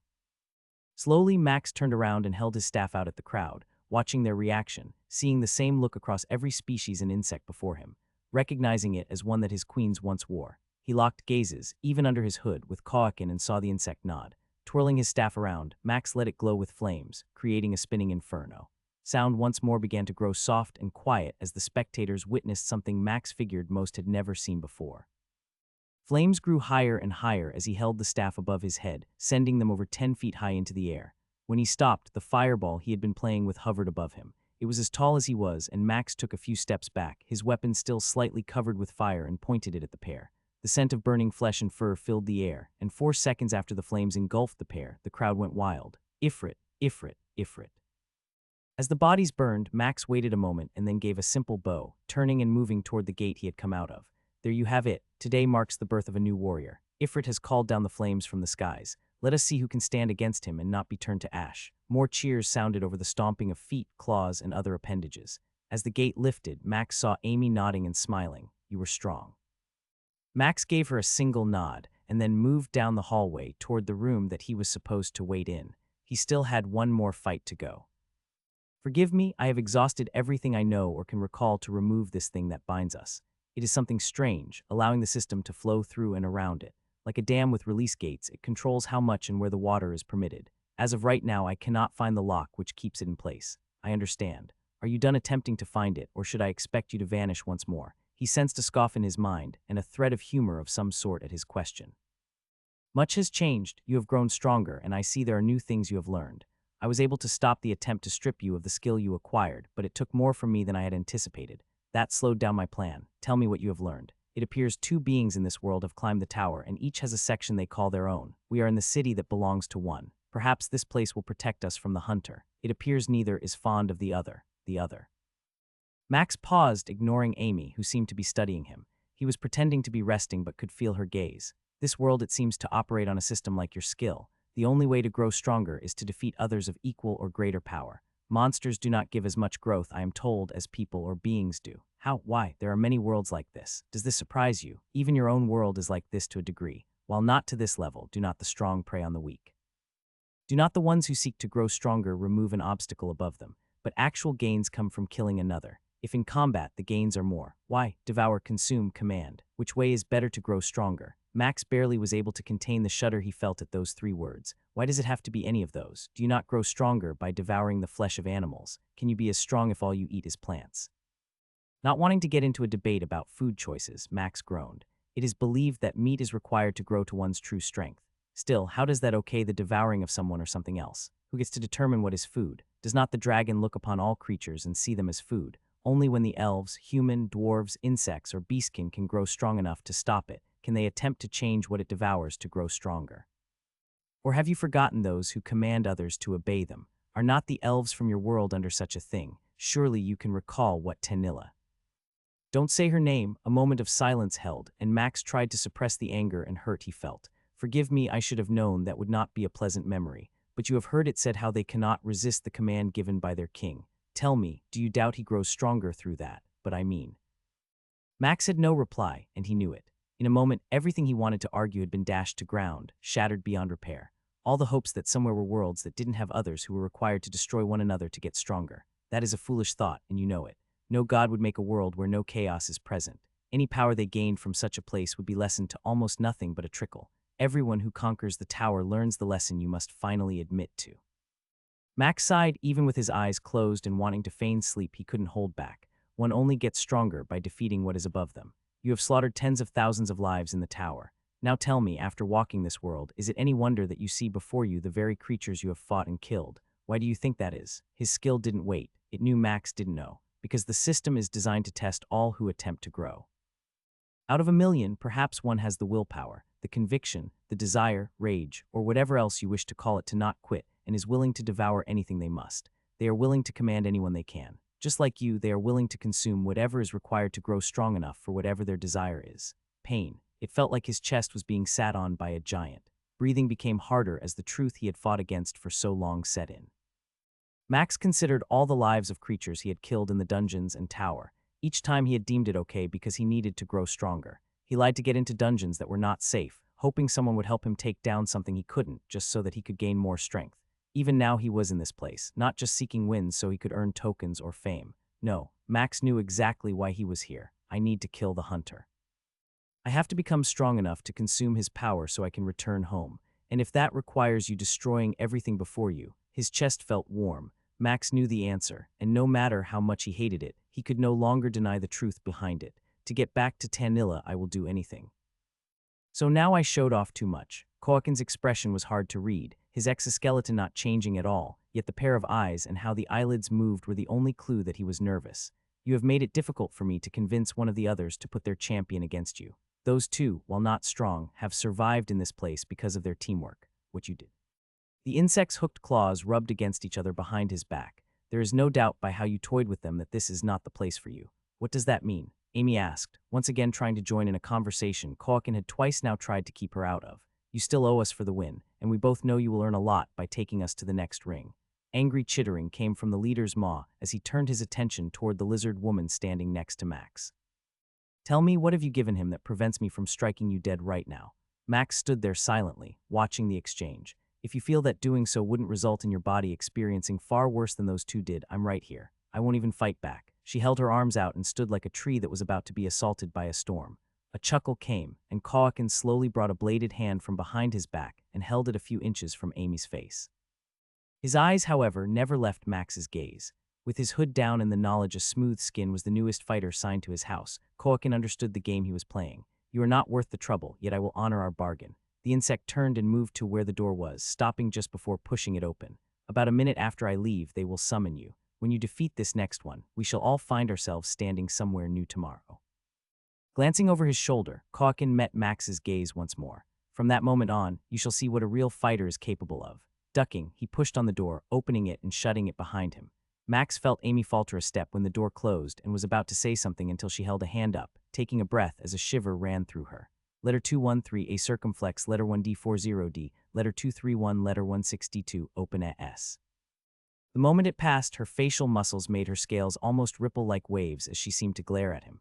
Put the hood on and toy with this next one. You cannot make it look too easy, or we will never get the tokens we need. How much money, I mean tokens, do I have to earn? Reaching into a pocket of her robe, Amy pulled out the purse and emptied it in her hand. Max saw the 3 red tokens and the 2 green tokens. Each token was worth 10 of the next until they reached the white tokens, and some other one she never even bothered talking about. I have enough for a few weeks' worth of room and board. I'm not sure if or when Romandes might pay you something for what you did, but we would survive only a single day on this amount in the next part of town. Prices go up, but so does the amount one can earn. She tucked the tokens back into her pouch and put it away. You realize we will need at least 50 hwangles before I can buy a power stone. Max nodded, knowing she was talking about the yellow ones, which were worth 10 of the green ones each. If we want to make more, you need to make these fights closer. If you don't, finding an opponent will become harder, and the payout will be far less as everyone bets on you. When that happens, the house doesn't win and we lose money. Yes, money, that word, it feels so weird in my head. Now then, are you sure you are okay? You seem different. I'm fine. A part of me just realized how many I am going to have to kill. I will be fine with that. A cackle of excitement came from his companion as she started to dance a little. Yes, you are learning. We take what we want. Forcing a smile, Max nodded, moving back to his chair and sat down, pulling the hood over his face once more as he retrieved his staff that rested against the wall. Less than 10 seconds later, a banging on the door came, and he let out a groan. As the door opened, a moth that Max recognized as Koakin's attendant poked its head in. It's time. The very sand of the arena shook, and Max was amazed at how many had crammed themselves into the watching area of the space. No empty space was available, and at least 500 or more were now present, yelling and cheering as the crowd prepared for this matchup. A dozen stones, each one about 12 inches squared, were scattered around the combat area, and Max saw that his opponent had stone daggers set in a sheath like the woman Korma from Amy's village had. His opponent was a snake person, and he hadn't caught the name or how it really sounded when his companion had cursed, spitting on the floor upon seeing who he would fight.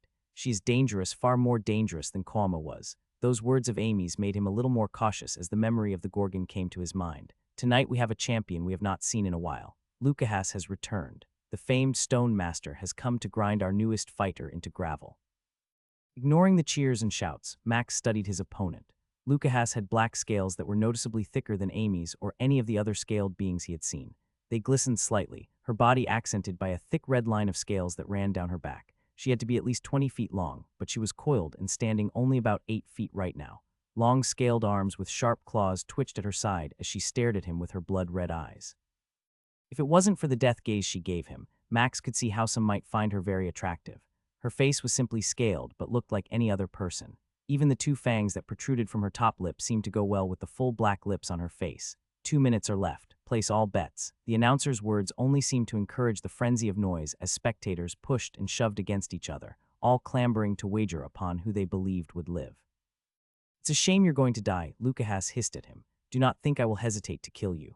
Max nodded, not replying, and still had his hood pulled over his head. You realize what she might grant us. The hunger inside him had been growing since the moment Max found out his opponent had an ability he didn't. The real question is how much can we play with her without putting ourselves at risk? A chuckle came, and Max already knew the question that was about to come. You could let me toy with her. While part of me wants to watch you give in, the other part of me can still sense the hesitation inside. I can be as kind as you desire or make it so that none ever challenge us again. No, I need to do this. If I keep letting you handle these kinds of things, I may not be able to do what I know is coming. And if you're gone like you were for the last 7 days, then what? You have grown in many ways in a week. Fine, I shall say nothing. She is all yours. Neither said a word as they waited. When the drums began to sound, Max felt that his heart was calm. Tanilla, forgive me, but I do this to come back to you. As the bells chimed, movement came from around the arena as each stone block rushed as one, each at a different height, aiming for a different area of his body. Moving to one side, Max spun his staff, trying to dodge what he could, impressed at how fast these stone weapons moved. Shattering one caused it to splinter, and Max saw the error of his decision as the broken pieces simply came at him as a barrage of stone chunks. Cursing to himself, he summoned a wall of air behind him, ignoring the sounds of the stones that crashed into it, sensing more shards now filling the arena. The crowd cheered as Max held up his arms, suffering the barrage of stone and pieces that tore through his robes, multiple pieces piercing his skin. Just how strong are these things that they can cut my body? He had thought laughter had come from Lukas when the blocks shattered, and soon the sounds of the ones he had dodged slamming into each other, creating a cloud of dust and more weapons for his opponent to use against him. Max started casting a fireball, not making it near as powerful as he could, and did his best, dodging and weaving as he tried to close in on his opponent, watching her slither around, putting her stone pieces between him and her, a whirlwind of sharp stone pieces flying all around him. Closing his eyes and glad the hood was still hiding his face, Max trusted his skill, wanting to protect his vision from the dust and tiny pieces that pelted him nonstop. More of his robe was torn, and red splotches appeared on the dark material as well as the sand beneath his feet. The flames of his spell sped toward the woman, and she changed the path of her deadly tornado, the pieces moving so quickly and forming a wall which dispersed the flames. Even the air of her movements pushed them upward and away from her body. Lukas didn't miss a beat. The moment his spell was blocked and the flames were no longer a problem, she resumed her attack, the patchwork walls splitting into pieces and coming for every square inch of his body. Regeneration. Max felt the pain of all the pieces that were lodged into his skin and muscle and knew that he had to endure more, yet for the first time since coming here, he realized just how dangerous a fighter she might be. If she's only strong enough for this section, how powerful are the others deeper in the city? A barrage of stone assaulted him, turning his cloak to tatters, and as the fabric was destroyed, the crowd started to notice what was underneath it. Max could sense a change in their shouts. No longer was it simply a crowd wanting to witness a good death. They called for him to be killed.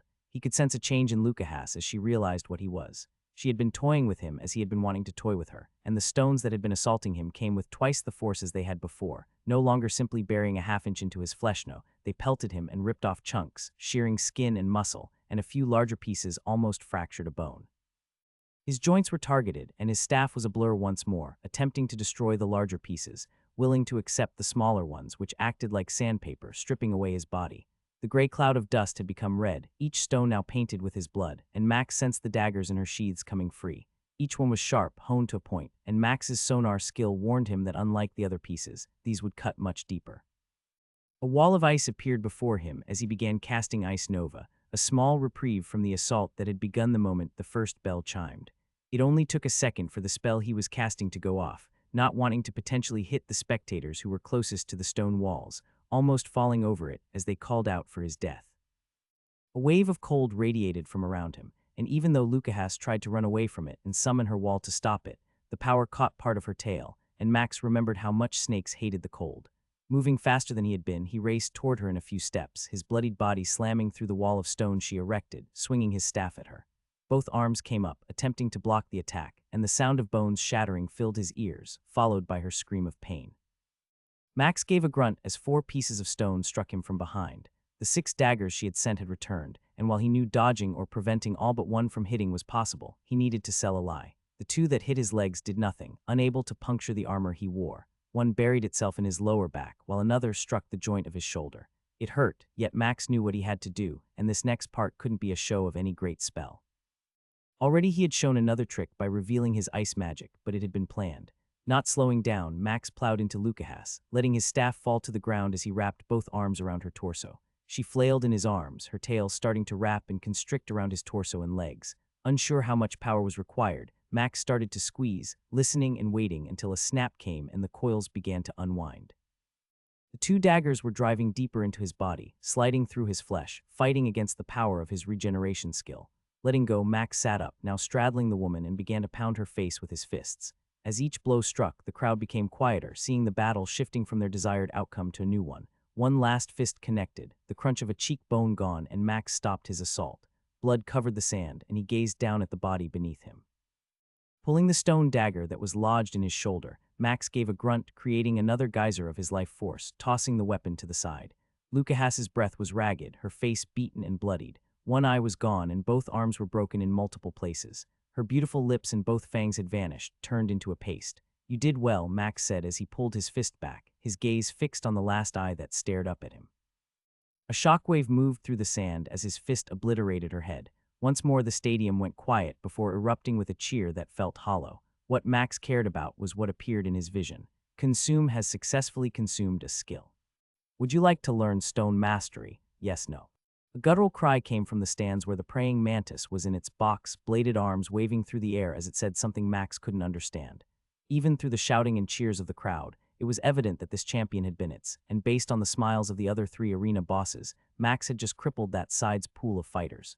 Your new champion, Ifrit. The announcer's shout once more brought the crowd to a frenzy, chanting his name as he climbed up off the corpse beneath him. Retrieving his staff, he turned and moved toward the glass gate, not bothering to give them a show. "You did that in a very subtle way. I had rather hoped you might have made her suffer more, yet tell me, Max, how does it feel to end a life with your bare hands?" The question wasn't a dig or any kind of attempt to lure him down some dark path. Max could sense his skill probing, testing him, wondering if he could answer that truthfully. "I did what I must, and you know it." There was no joy in it. "Beyond the skill we both hoped to acquire," waiting for the gate to rise, Max grunted, knowing that he had wanted this skill. Inside him, the hunger had grown. A part of him had been sad that he gained nothing from the twin cat warriors he had slain. Max had chalked that up on them being too far beneath him or not having anything that was worthy of his skill.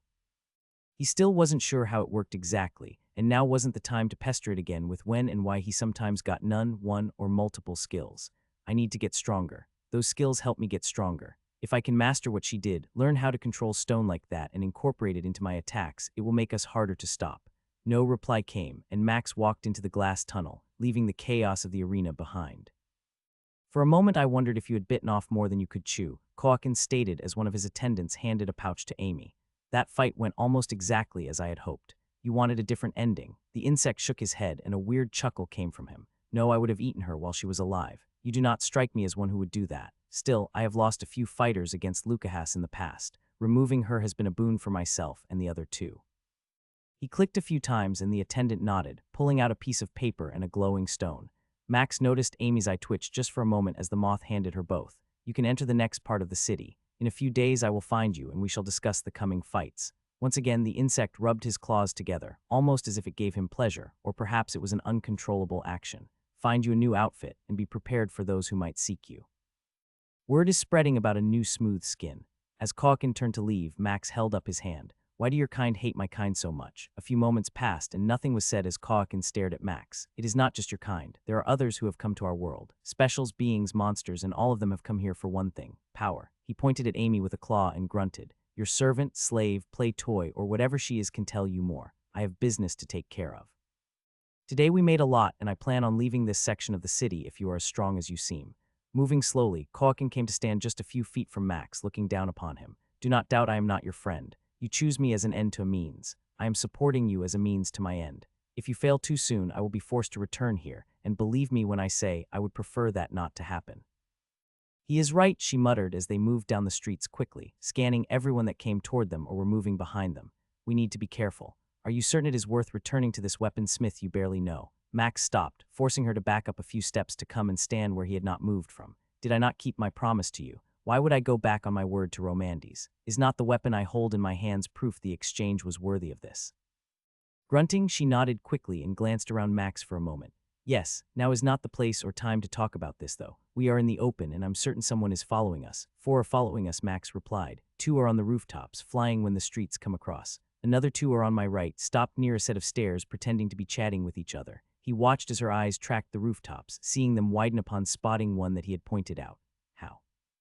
How can you do that without even turning around? You have your secrets, and I have mine. For now, I need to see Romandes and talk about something." Grunting once more, she nodded, and the pair set off. "You want me to leave, to come to the next part of the city?" Max nodded, not sure who was more surprised at his question. Amy was almost seething, shifting from side to side behind him. "You don't understand how much something like that costs a shop there. I don't think I could even hope to secure a place. Besides, all my equipment is here. But if you could, would you join me? I want to learn more about your crafting, and I promise to teach you." "I cannot keep that promise if you are here, as I'm not certain how often I would be able to return to this place." Rarely, Amy chimed in. "It is not good to move backward through the rings." That is why she paused and then sighed as she shook her head. "That is why Calkin told you what he did. Wait, you're a fighter. Have you not heard about what he did today in the arena?" Romandes shook his head at Amy and pointed to the items behind him. "I have been working, trying to use some of the knowledge Max shared with me." "What did I miss?" "He killed Lucas." The smith's 2 yellow eyes were almost as large as the moon, his jaw unable to stay closed. Almost as if by instinct, the man backed up until he banged into a table. "You killed her." "I did. Now tell me, will you join me? When will you get paid for the weapon we made together?" "Tomorrow." It will be a lot, but the cost of setting up a shop there, of acquiring a new place even then." "Do not worry," Max replied, cutting him off as he turned to look at Amy. "Can you leave a message at the gate that he is to be allowed to join us?" "Yes, it will cost something, and you will be responsible for him." "That will work." "Now Romandes," Max said as he moved to where the Kemonomy was still leaning against the table. Putting a hand on the cat's shoulder, he grinned. "You will take all that money and any other that you have, and every time I fight, you will bet it all on me. Do you understand?" "But if you lose?" "I won't. Surely after 2 fights, you should be able to afford a new place, and I can help you become a weaponsmith that many will visit. Perhaps in time you can hire a few others to work under you." A snort came from behind, and Max ignored his companion, watching the whiskers and fur of the man before him dance. I have nothing to offer you anymore," Romandes replied, motioning to the room around him. "You already have a weapon far greater than any I have ever seen. You gave me a weapon that will provide renown and tokens to let me be comfortable here for quite some time. What do you gain by helping me?" A thread in Max's chest was tight. Even though he knew everything here required him to be brutal, a part of him wouldn't snap. "I balance the scales, and you are my balance," he replied. "While I must sometimes be brutal, the gods have placed you in my path, and we share a kindred spirit. As such, I shall endeavor to use those moments to impart some good." Romandes' head moved up and down slowly. Through their contact, Max could feel some of the tension releasing in the smith's shoulders. "Then I shall do what I can to join you quickly. If you believe your gods have brought us together, I will trust that mine has as well." Smiling, Max gave a squeeze and moved back to where Amy was fidgeting. "Then I wish you the best until we meet again. Shall we?" Amy cracked her neck before nodding, her nostrils flaring as they had so often lately. "You sure you want to sleep like that?" Max nodded, ignoring the repeated attempts to have him join her in the bed. Sitting cross-legged, he rested against the walls in the corner of the room. "I need to meditate. It has been far too long, and I can feel it affecting me. With these fights getting harder, I need to do this more often." A grunt came, and Max sensed her rolling over, huffing the entire time. "You appear to be caught in a dangerous trap."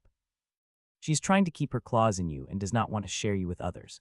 Are you certain you want to keep company with her? It's her culture, her world. Like that Smith, no one shows kindness. Part of me wonders if parents even show kindness to their children. I still haven't seen a child in all my days inside the city walls. Not every world celebrates children or loves them like you believe they should. Pieces on a puzzle, stones to climb upon, or worse, food for when things are hard.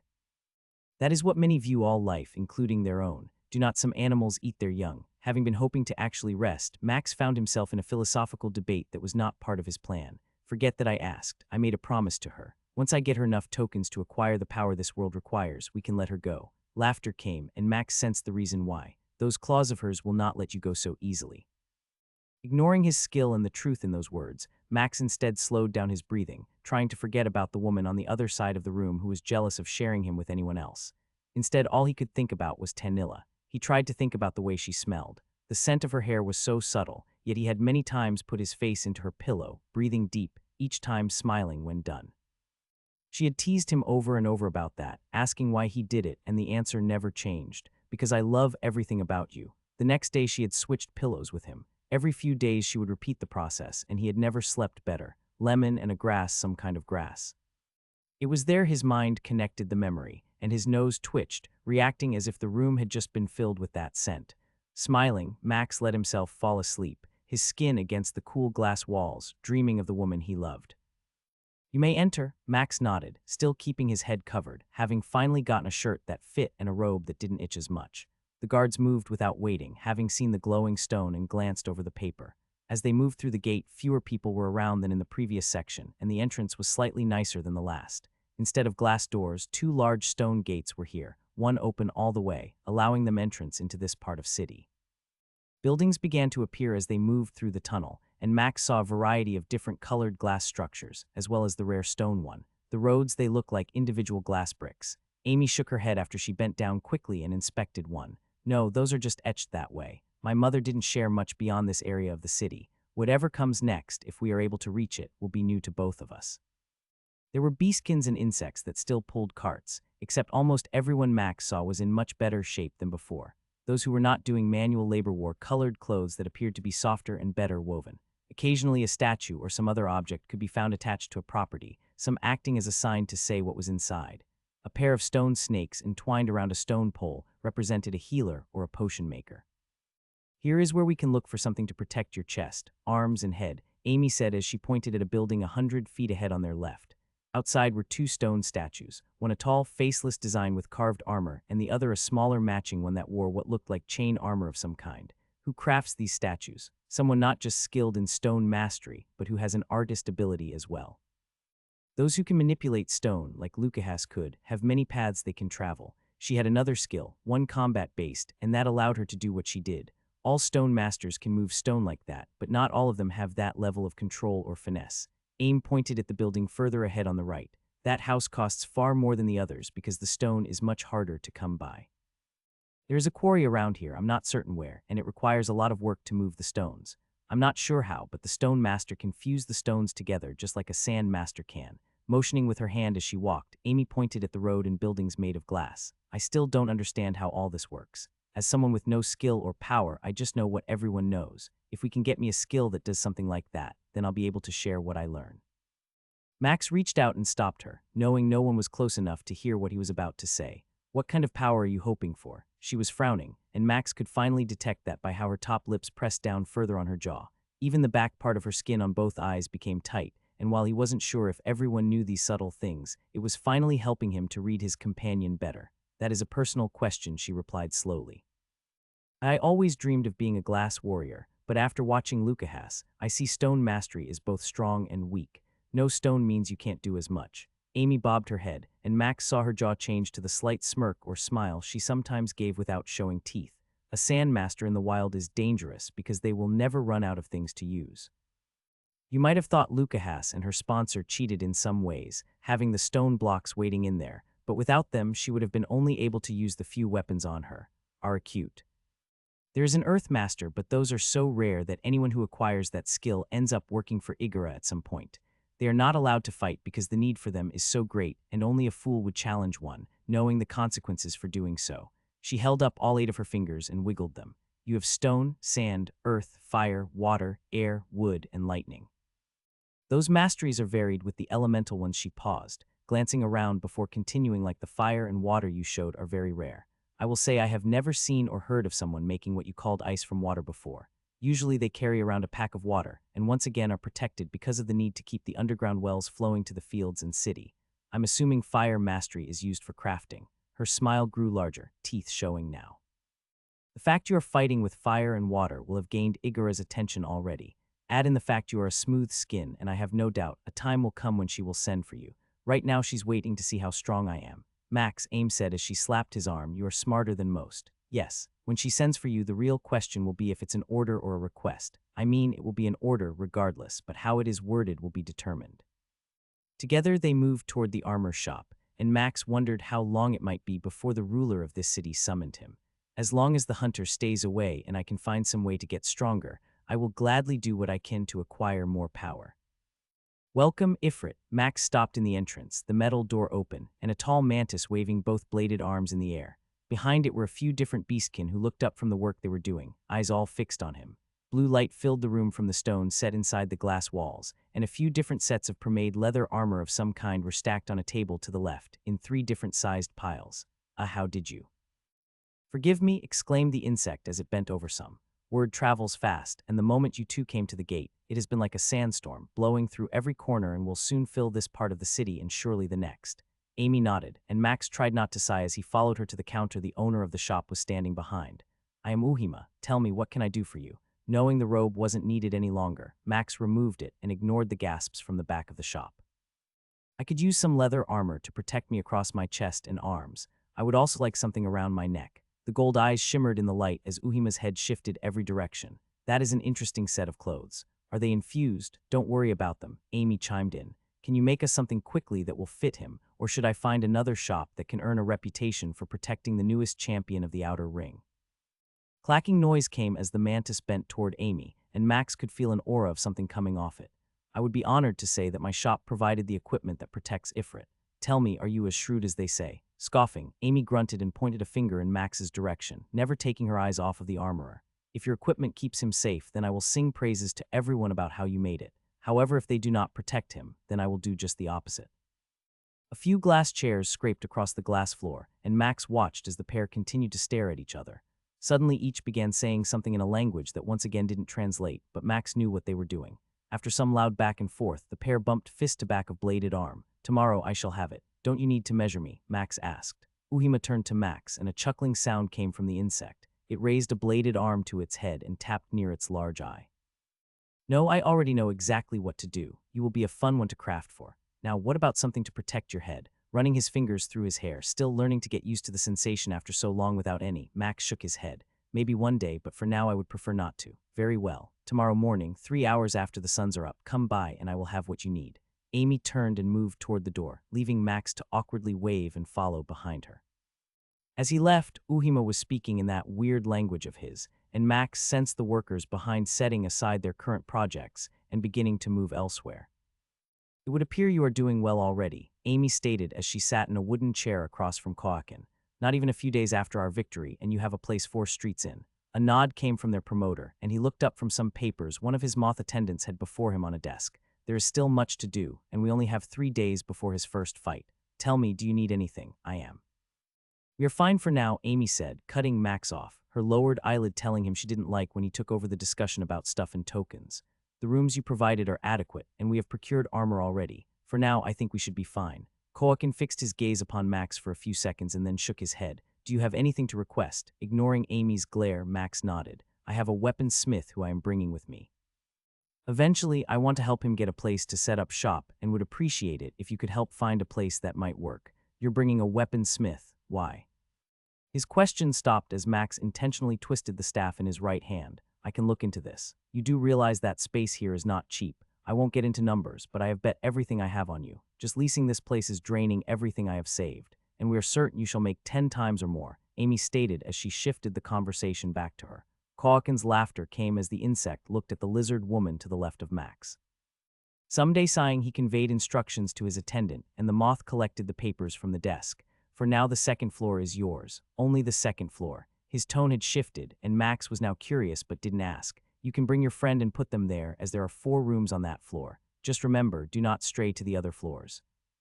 While this relationship is one I hope lasts for some time, that road is long, and you have barely taken the first few steps of earning my trust. Standing, Max nodded, surprised when Amy was still seated. You can go upstairs. I need to talk with our host about a few more things, she stated. He sensed Koakin tense but said nothing. Making his way to the stairs, Max was ready to relax and spend a little time testing his new skills. Skill description: Stone Mastery. Stone Mastery rare skill. The user has the ability to control a variety of stones. Use may change its structure or keep its original form. There is no limit to the size or shape of what one may design. As long as stone is available and the user has mana, they can construct walls and even buildings. Weapons may also be created and controlled. The description was so similar to the Sand Mastery one, and it was only rare what other skill could have modified it so much. He had replayed that fight over and over, and Max could only conclude that either Koama had not expected him to be a real threat and had not used her full power, or something else modified the skill. Before him sat a pouch of small stones that he had asked for after the fight, a trophy. Koakin had laughed but made certain to retrieve a stone dagger and the small pouch before him. Another pouch sat next to it, this one filled with the brown sand he had almost gone crazy running across. With a room to himself, he could finally practice in secret. Like his sonar, which was always there, Max had to turn off the sand and stone mastery skills, or he was constantly bombarded with the knowledge of every ounce and speck of sand within 20 yards. The same was for the stone that he carried and the buildings he moved past. It had been interesting to turn it off and on occasionally, noticing that someone moved through the city daily, removing sand that was brought in via wagon or by those who had been in it. In this ring of the city, none had been present when he came inside. Drawing upon the magic, he made the fist-sized collection of sand float into the air, watching as he made it dance. Shapes and patterns were easy to create, and an idea popped into his head. Slowly he started to draw Tanilla's face, only to realize immediately he would need a lot more sand to make it work. Fighting the desire to sigh, Max instead tested how fast he could send the sand in its current form, and used it to attempt to ensnare his fingers, finding that he was either physically too strong to bind his fist in the ball he created, or that somehow his own spell wouldn't truly restrict him like that. After a solid hour of playing with the sand in its tiny form, Max made the next jump.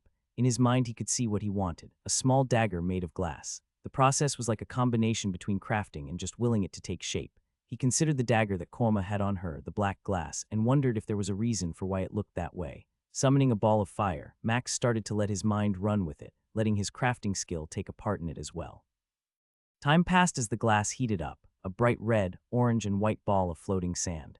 Part of him felt like he was doing it wrong, the sand mastery skill having said he could just fuse the pieces together, force them to change, yet this felt right by his weapon crafting skill. When it seemed right, Max took the melted sand and shaped it into a small dagger. The blade was only about 4 inches, and the handle would barely fit in his hand, but it wasn't crude like the other blades Koama used. Forcing the sand now turned glass upon itself, Max started to struggle with holding the shape, realizing that what he now had was losing its original state. Each moment it became less sand and was becoming more glass. Quickly, he drew out the stones, forcing them to bind together and make a mold of what he wanted, surprised at how fast they fused together, creating the exact shape in his head. Before the molten glass fell to the floor, a stone cast was made, and Max let the glass fill it, shaking and pressing the stone together, removing air bubbles, and when the mold was filled, he forced the stone to close the spot, pushing out the remaining melted glass. It began to spill on the floor, and unable to do anything about it, Max watched as it struck the black glass floor, beating up and bouncing a little bit. Well, at least I know it won't join or stick to the floor. Reaching out, Max grabbed the stone that he had floating in the air, feeling the heat that came from the item inside. As he prepared to set the stone on the floor, he let out a curse, elf tits. Then the thought of a certain pair of elf tits appeared in his head, and Max smiled. He created a ball of fire and set the stone mold near it, trying to gauge the heat. I'm going to have to watch this for hours. Knowing that if the glass cooled too fast it would crack and shatter, Max leaned against the wall and began to play with the stone dagger. At least I can practice with this for a bit. About 7 hours later, Max felt he could finally let the fireball fade, gently touching the stone mold and sensing the heat of it. He had turned it repeatedly over all this time, trying to make sure the temperature was even. Now he felt he could let it just cool on its own and closed his eyes, smiling as he dreamed about elf tits once more. 350 steps. How deep are we? Amy didn't reply, her eyes focused on the spectacle before them. Max was more interested in this arena, built under the city ring. Giant light gems cast their glow, and a packed crowd of at least 2,000 roared and cheered as 4 fighters fought to be the last one standing. Even though the people gathered here were supposed to be stronger, richer, and a better class of beings, they shouted and cried out just like those at the last arena. Studying the box sections, Max saw that 8 of the 9 had people in them. The arena floor was 50 yards in diameter, a much larger section than last time, and right now the fight taking place was using every inch of it. All 4 had weapons, or 2 of the 4 had weapons, other 2 were weapons. One was an insect like Koakin, and for a moment 2 of the fighters had ganged up on it, forced to stop that attempt when the 4th, a mantis fighter, attempted to attack one of the pair from behind. Soon the chaos of 1 against 1 would change to 2 against 1 if the pair got too close. When things got bad, the smarter one on the losing side would lure their opponent close to the other pair, changing the dynamic of the fight, as no one thought twice about taking a swipe at a potentially open opponent. He could sense Amy was shaking with excitement as her hands clenched the glass bars of their small window, watching the battle before her. She and Romandes had both bet everything they had on his fight that was only 2 matches away. At least you know who your opponent will be. Of course it makes more sense, giving people more time to bet and allowing the bookies to adjust the percentages based on how they think the fight will go. His companion had not been happy to hear that his first match was only 21 odds. Had he not been a smooth skin, then the odds would have been in their favor, she had informed him multiple times. "You should be watching this," Amy said again. "You could learn something." Moving to the built-in seat of the glass wall, Max ignored her attempt. "I can tell you who is going to win unless the 3 of them change their tactics soon," Max stated. "If they don't gang up on the mantis warrior, it will take apart the last 2. She glanced at him and Max smiled. "You're certain?" Nodding, he closed his eyes. "Watch the speed of the attacks and parries. When a real strike comes that should connect, the mantis moves just fast enough to make the attack almost hit him. There is a speed and strength difference, but the others haven't appeared to notice yet. The creature like Koakin is the weakest link, which is why the mantis saved him. Right now the others do not realize that the mantis is learning their patterns and moves. If I'm right, in about 30 seconds, maybe a minute, it will make its move, and the fight will end pretty quickly after that." Amy turned back to watch the fight, and a roar came from the crowd when the mantis did exactly what Max had just predicted. It parried a strike from the tigerkin that used a sword and shield, its arm blade forcing the weapon and the creature down, its other bladed arm moving faster than its opponent had anticipated. Bouncing across the sandy floor, the yellow furry head landed on its side, blood seeping from the wound as the body fell. When the crowd cheered, the other 2 had taken a step back, seeing what had just happened, and gave a slight head nod to each other. A chittering noise was drowned out by the crowd as the pair moved to engage the mantis, but neither were prepared for what came next. Gasping, Amy watched as the other insect died in seconds, both arms severed in a combo attack before its head was also freed from its body. When the bearkin attempted to get close, its charge left it open, and the large axe it wielded was too heavy to move in time. A full-length gash appeared along its left side, cut from shoulder to thigh. It stumbled, dropping its weapon before a pair of bladed arms pierced its back, extending out its chest and the leather armor it wore. With a quick movement of its arms, blood was sent flying, and the crowd roared with approval as the mantis waved its weapons in the air. And we have a winner. Umpahia has sliced her way to the top. It's a girl, how does one ever know that? By their size and color. Are you a complete idiot? Max ignored Amy's taunt and closed his eyes, preparing inside for what he knew was about to come. Today is a special day. Max ignored the announcer as he stood on the field, watching the 3 who all were glaring at him with malice.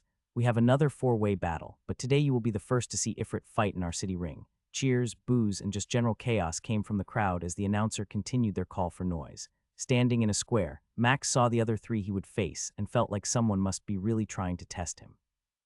Across from him, another mantis warrior was present, this one taller and apparently a woman, from what Amy had said.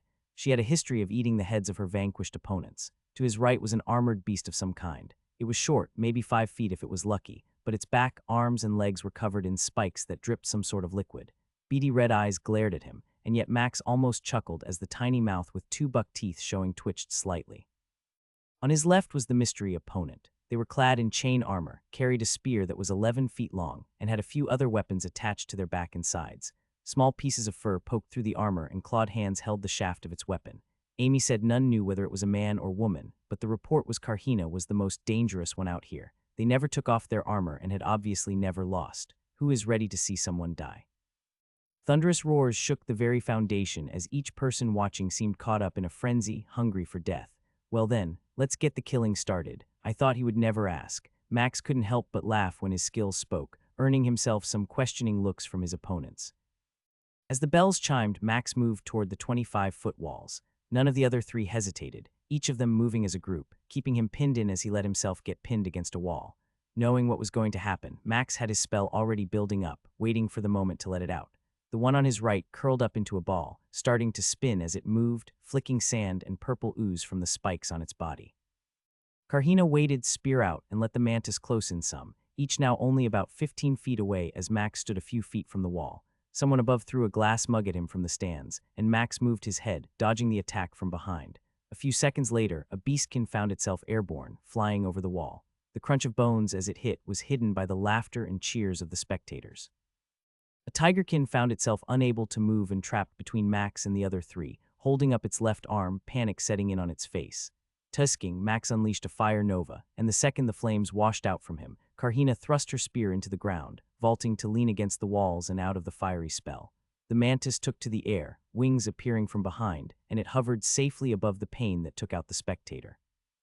Max couldn't help but grin as the smallest one attempted to spin away but wasn't able to outrun the spell, flames washing over its body and causing it to spasm as it fell sideways before opening back up.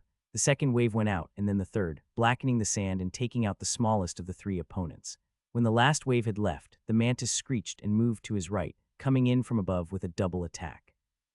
Karhina reacted instantly, coming down from the wall, shifting forward, the spear moving with a speed and grace that Max could appreciate. Slowly Max moved from the wall, using his left hand to parry and block the spear, his right hand twirling his staff and deflecting the barrage of slashes from the mantis. Each of them was fast, much faster than the previous opponents, and they fought with an uncanny ability to strike at the same time against Max. Only his weapon skill and sonar allowed him to know just where to step, when to turn or react. Like a top they spun in the sand, Max at the center and the other two changing directions every few seconds. The noise of the crowd was able to be felt, it was so loud. Max found himself smiling, enjoying the moment, holding his own against two opponents he could tell were probably at least able to fight in the tower floors at level 30. Minutes passed and not once did the pair relent or give up their assault, and then a bell sounded. It wasn't loud, but Max heard it, his sonar detecting the noise. Karhina's spear glowed blue and the mantis's blades flashed orange. Surprised at the obvious coordination, Max prepared for what was about to come. Both blades came and Max used his staff, moving to parry them when the first one connected, forcing him backward as whatever skill the insect had used had increased the power of their attack. As he shifted his left hand, ready to parry the spear, it vanished, and Max's sonar detected it only at the last second. Twisting sideways, using the force from the second bladed arm that struck his staff, Max's chest turned, taking the weapon to his left lung instead of his heart. A chorus of joy and excitement came from the crowd as his blood was spilt. The armor he wore that was hidden under the robe had done its job, slowing the tip just enough that it didn't go out his back. Regeneration. Evasion. As the spear was yanked free and was sent toward him again, two more slashing attacks came from the mantis. His ability sensed the spear as it vanished, knew where it would be, and even with blood flowing down his chest, Max pushed the weapon to the side, watching as it tore through his robe but missed his body by an inch. Two bladed arms struck at the same time, but with his skill activated, his staff held under their power and Max threw back his hood, letting his face show completely. Ice Nova. He had been preparing it, holding it, and now with both close, he let it out, watching as the magic struck them, even the one flying unable to escape its reach as he poured more mana into it. Their movement slowed, and as Karhina tried to retract the spear, Max grabbed onto it, yanking as he twisted, pulling the warrior off their feet. As they came toward him, Max let go, sliding his elbow along the shaft, watching as Karhina tried to get both arms up in time to block his strike. It connected, sending the chained warrior flying backward about 10 yards, rolling in the sand before they stood up. The spear was still moving, flying in the direction Max had yanked on it, now free from the grasp of its owner. Snatching it out of the air, he held it at the end of its 11-foot shaft and twisted, hand tucked against his side that bled, whipping the weapon around. Trying to fly out of the way, the insect couldn't get away from the reach, the cracking sound of its exoskeleton breaking drowned out by the crowd as the mantis was sent tumbling through the arena floor, one wing now missing. Spinning once more, Max's staff twirled, blocking the daggers that were coming at him. Karhina, running, tossed another pair before grabbing a pair of swords from their waist. With what felt like a lifetime of practice, even though it hadn't even been a year, Max slid his hands down the spear shaft, summoned an ice wall and ran up it, jumping upward and tossing the overly large weapon at the downed insect. It flew like an arrow, hitting its mark, pinning the mantis through the chest and into the floor. Skill consumed is equal or lesser to rank of current skill. Power stored for future use. I guess we already knew that one, indeed. Coming toward the ground, Max rolled and rose up, his staff blocking the 2 slashes that came as he stood. His eyes snapped shut, sensing something like sand being flung at him, and as the substance connected with his skin, a burning sensation began, but it wasn't overpowering. This one is a tricky one. Swords came again, slicing upward, downward, thrusting, and a barrage of attacks never stopped. Even when his evasion skill ended, Max couldn't help but appreciate the effort this one was giving. They reminded him of Dexic, strong, fast, and not against using cheap tricks. His wound was healed, and when regeneration turned itself off, Max opened his eyes and smiled. Karhina tried to disengage, seeing the look on Max's face, but he didn't give them that chance. Instead, he became the attacker, his weapon moving between both hands as he thrust, slammed, kicked, and punched. He had an idea of how strong this one was, and that chain armor did little against a bludgeoning weapon. Instead, he slowly increased how hard he struck, grinning more when the first crack came and Karhina dropped the sword in their left hand. Crack, crack, crack. Each blow struck with surgical precision, making his opponent unable to hold a weapon, unable to raise an arm in defense. Karhina's ribs broke, and then he swept their legs, shattering both femurs the moment Karhina hit the arena floor. The crowd was going crazy, watching an obvious favorite dismantled like this. Moving to their head, Max grabbed the helmet and pulled it off. Don't. Ignoring the plea, he saw what looked like a fox with soft fur, big eyes, and a small snout filled with sharp teeth. Some cries came from the audience, and Max ignored them. Wait, the announcer's cry came, yet Max ignored it. His staff came down, striking the chest and caving it in. A surge of blood shot forth from the foxkin's mouth, and Max felt what he longed for. Consume has successfully consumed a skill. Would you like to learn Ghost Strike? Yes, no. Tempted to hit yes, he waited, watching as someone from the box section of the stands came racing across the floor. It was another foxkin, bigger, with reddish fur that matched the one beneath his feet. Max saw the hate in those yellow eyes and could sense the difference in power. This one was dressed in finer clothes. No armor was evident amongst the vibrant colors. A shout came from their snout, and Max noticed 2 more leaping down into the arena floor. Do not fight. Lowering himself, Max held his weapon ready, the distance gone in just 2 seconds. His new opponent swung, weapons moving with a speed that felt like the first fight he had ignored. This one outmatched everything he had faced. Max's staff moved with the same haste, matching each strike, bringing up his leg to block kicks. Do not fight. Whatever the announcer was trying to convey, it was obvious that this one didn't care. Still, Max was glad that the other pair had stopped about 10 yards away, staying close but not engaging yet, unsure why. Rematis heal. The power of the command was incredible. Consume has resisted mental command. As if the foxkin had been crushed by a mountain, Max had to halt his natural instinct to brain in his foe when the beast flattened himself in the sand. That awkward moment when there was no sound beyond the heavy breathing of the one lying before him made Max aware that the arena was silent. The other pair that had held back were bent over, faces in the sand like the one he assumed was Rematis. Glancing at the crowd, Max saw that every person was kneeling, and then he saw why. Dropping from the wall, appearing from behind a curtain in one of the boxes, an unusually large lizard woman strode toward him. Her scales glistened like the sun, and Max had no doubt this golden one coming toward him had to be Igara. The way she moved, each step graceful yet poised to react and bring death, almost made him itch. That one, she is powerful. Can you feel the aura she gives off? Wouldn't it be harder to not feel it? Perhaps we should not attempt to play games with this one like the other. As the ruler of this city came close, Max watched the very sand almost seem to move away from her feet. She wore a simple gown, jewelry adorning her neck, fingers, wrists, and ankles. Yet the powerful aura she had pressed against him like a weight, and when she came to stand about 5 feet away, he bent his neck upward to look at her. 8 feet, she has to be 8 feet tall. For one so small, you are causing much chaos lately, Ifrit. Why is it that each of you smooth skins always brings problems? Forgive me, Lady Igara. I had not intended to come to your world, instead a hunter. She hissed, her entire body flexing at that word, displaying a full snout of teeth. Ezreal, he brought you here. How did you? She stopped, cutting herself off, and looked around the arena. That is not a conversation for here. Glancing at the prostrate foxkin near her, she tusked. Fool, you like your sister, have no idea what you are facing, and yet you broke the rules that cannot be forgiven. She held up her hands, and whatever spell had been cast was lifted. Everyone in the stands rose, all eyes turned upon her. You know the rules. When one fights on this sand, they are safe from outside things. A murmur came from the crowd, and Max watched as everyone bobbed their heads. These 3 forgot that rule. Even if the other 2 came to stop this fool, they have put their lives on the chopping block. As such, Ifrit can choose whether they shall live or die. Those gold eyes focused on him, and Max noticed that Igara smiled or smirked the same way Amy did. Their lives are yours. Tell me, shall I kill them all? How strong are they? Laughing, she shook her head. Compared to what I sense in you. They are pests ready to be swatted away when you tire of their buzzing, but like all pests, if enough come and are left too long, they can cause a wound that might become infected. Those two, Max asked as he pointed to the pair that hadn't attacked him. Barely a pest. Then I shall fight this one and take what is owed. Those two can leave unless they wish to share the same fate. Her smile grew and Igora nodded. Ifrit, or whatever your name is, I look forward to talking with you soon. Good luck on your climb through the rings of the city. That I am afraid I cannot help you through. Giving a slight bow, Max watched as the woman turned, moved to where the pair were and grabbed them by the scruffs of their necks. In a single bound, she was back at the box she had left, yelps coming from the two she held. Ramatis, try to die with honor, she shouted. Max smiled, watching as the foxkin struggled to stand at first. Give me everything you have, Max said, a grin appearing as he spoke. Maybe you can win, after all. The foxkin had taken his last breath and Max wondered just how much Igora knew about the strength of each competitor. I would say even blindfolded I could have defeated him, but he was broken after she came down. Do not fool yourself. What we are facing are strong compared to many. I allow us to continue to grow and keep pace. Igora is a monster. For now, we stick with the plan and use them as a stepping stone to get strong enough to return home.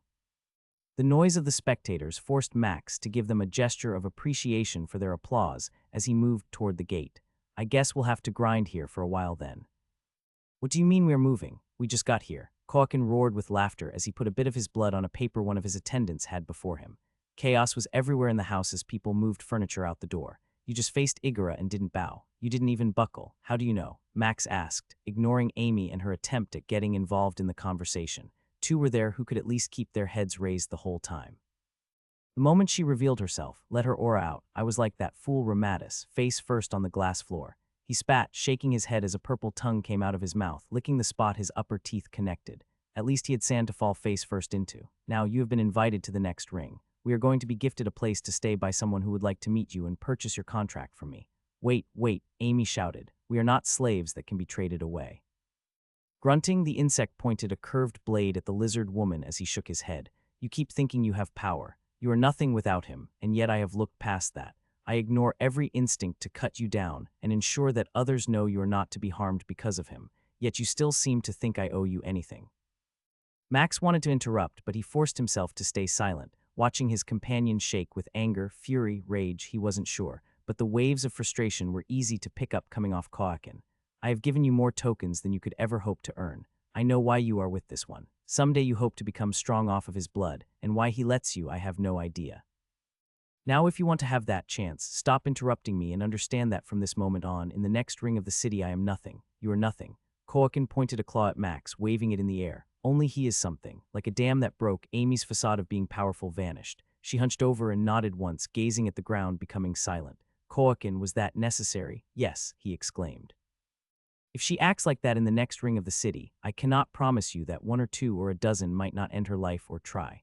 Some might try behind the scenes, and even while poison is frowned upon except on the field of battle, there are those who would do such a thing to snip the string that binds you to her. He took a deep breath, multiple times, each exhale sounding like a small growl while he waved his claws in the air. You are slowly learning our ways.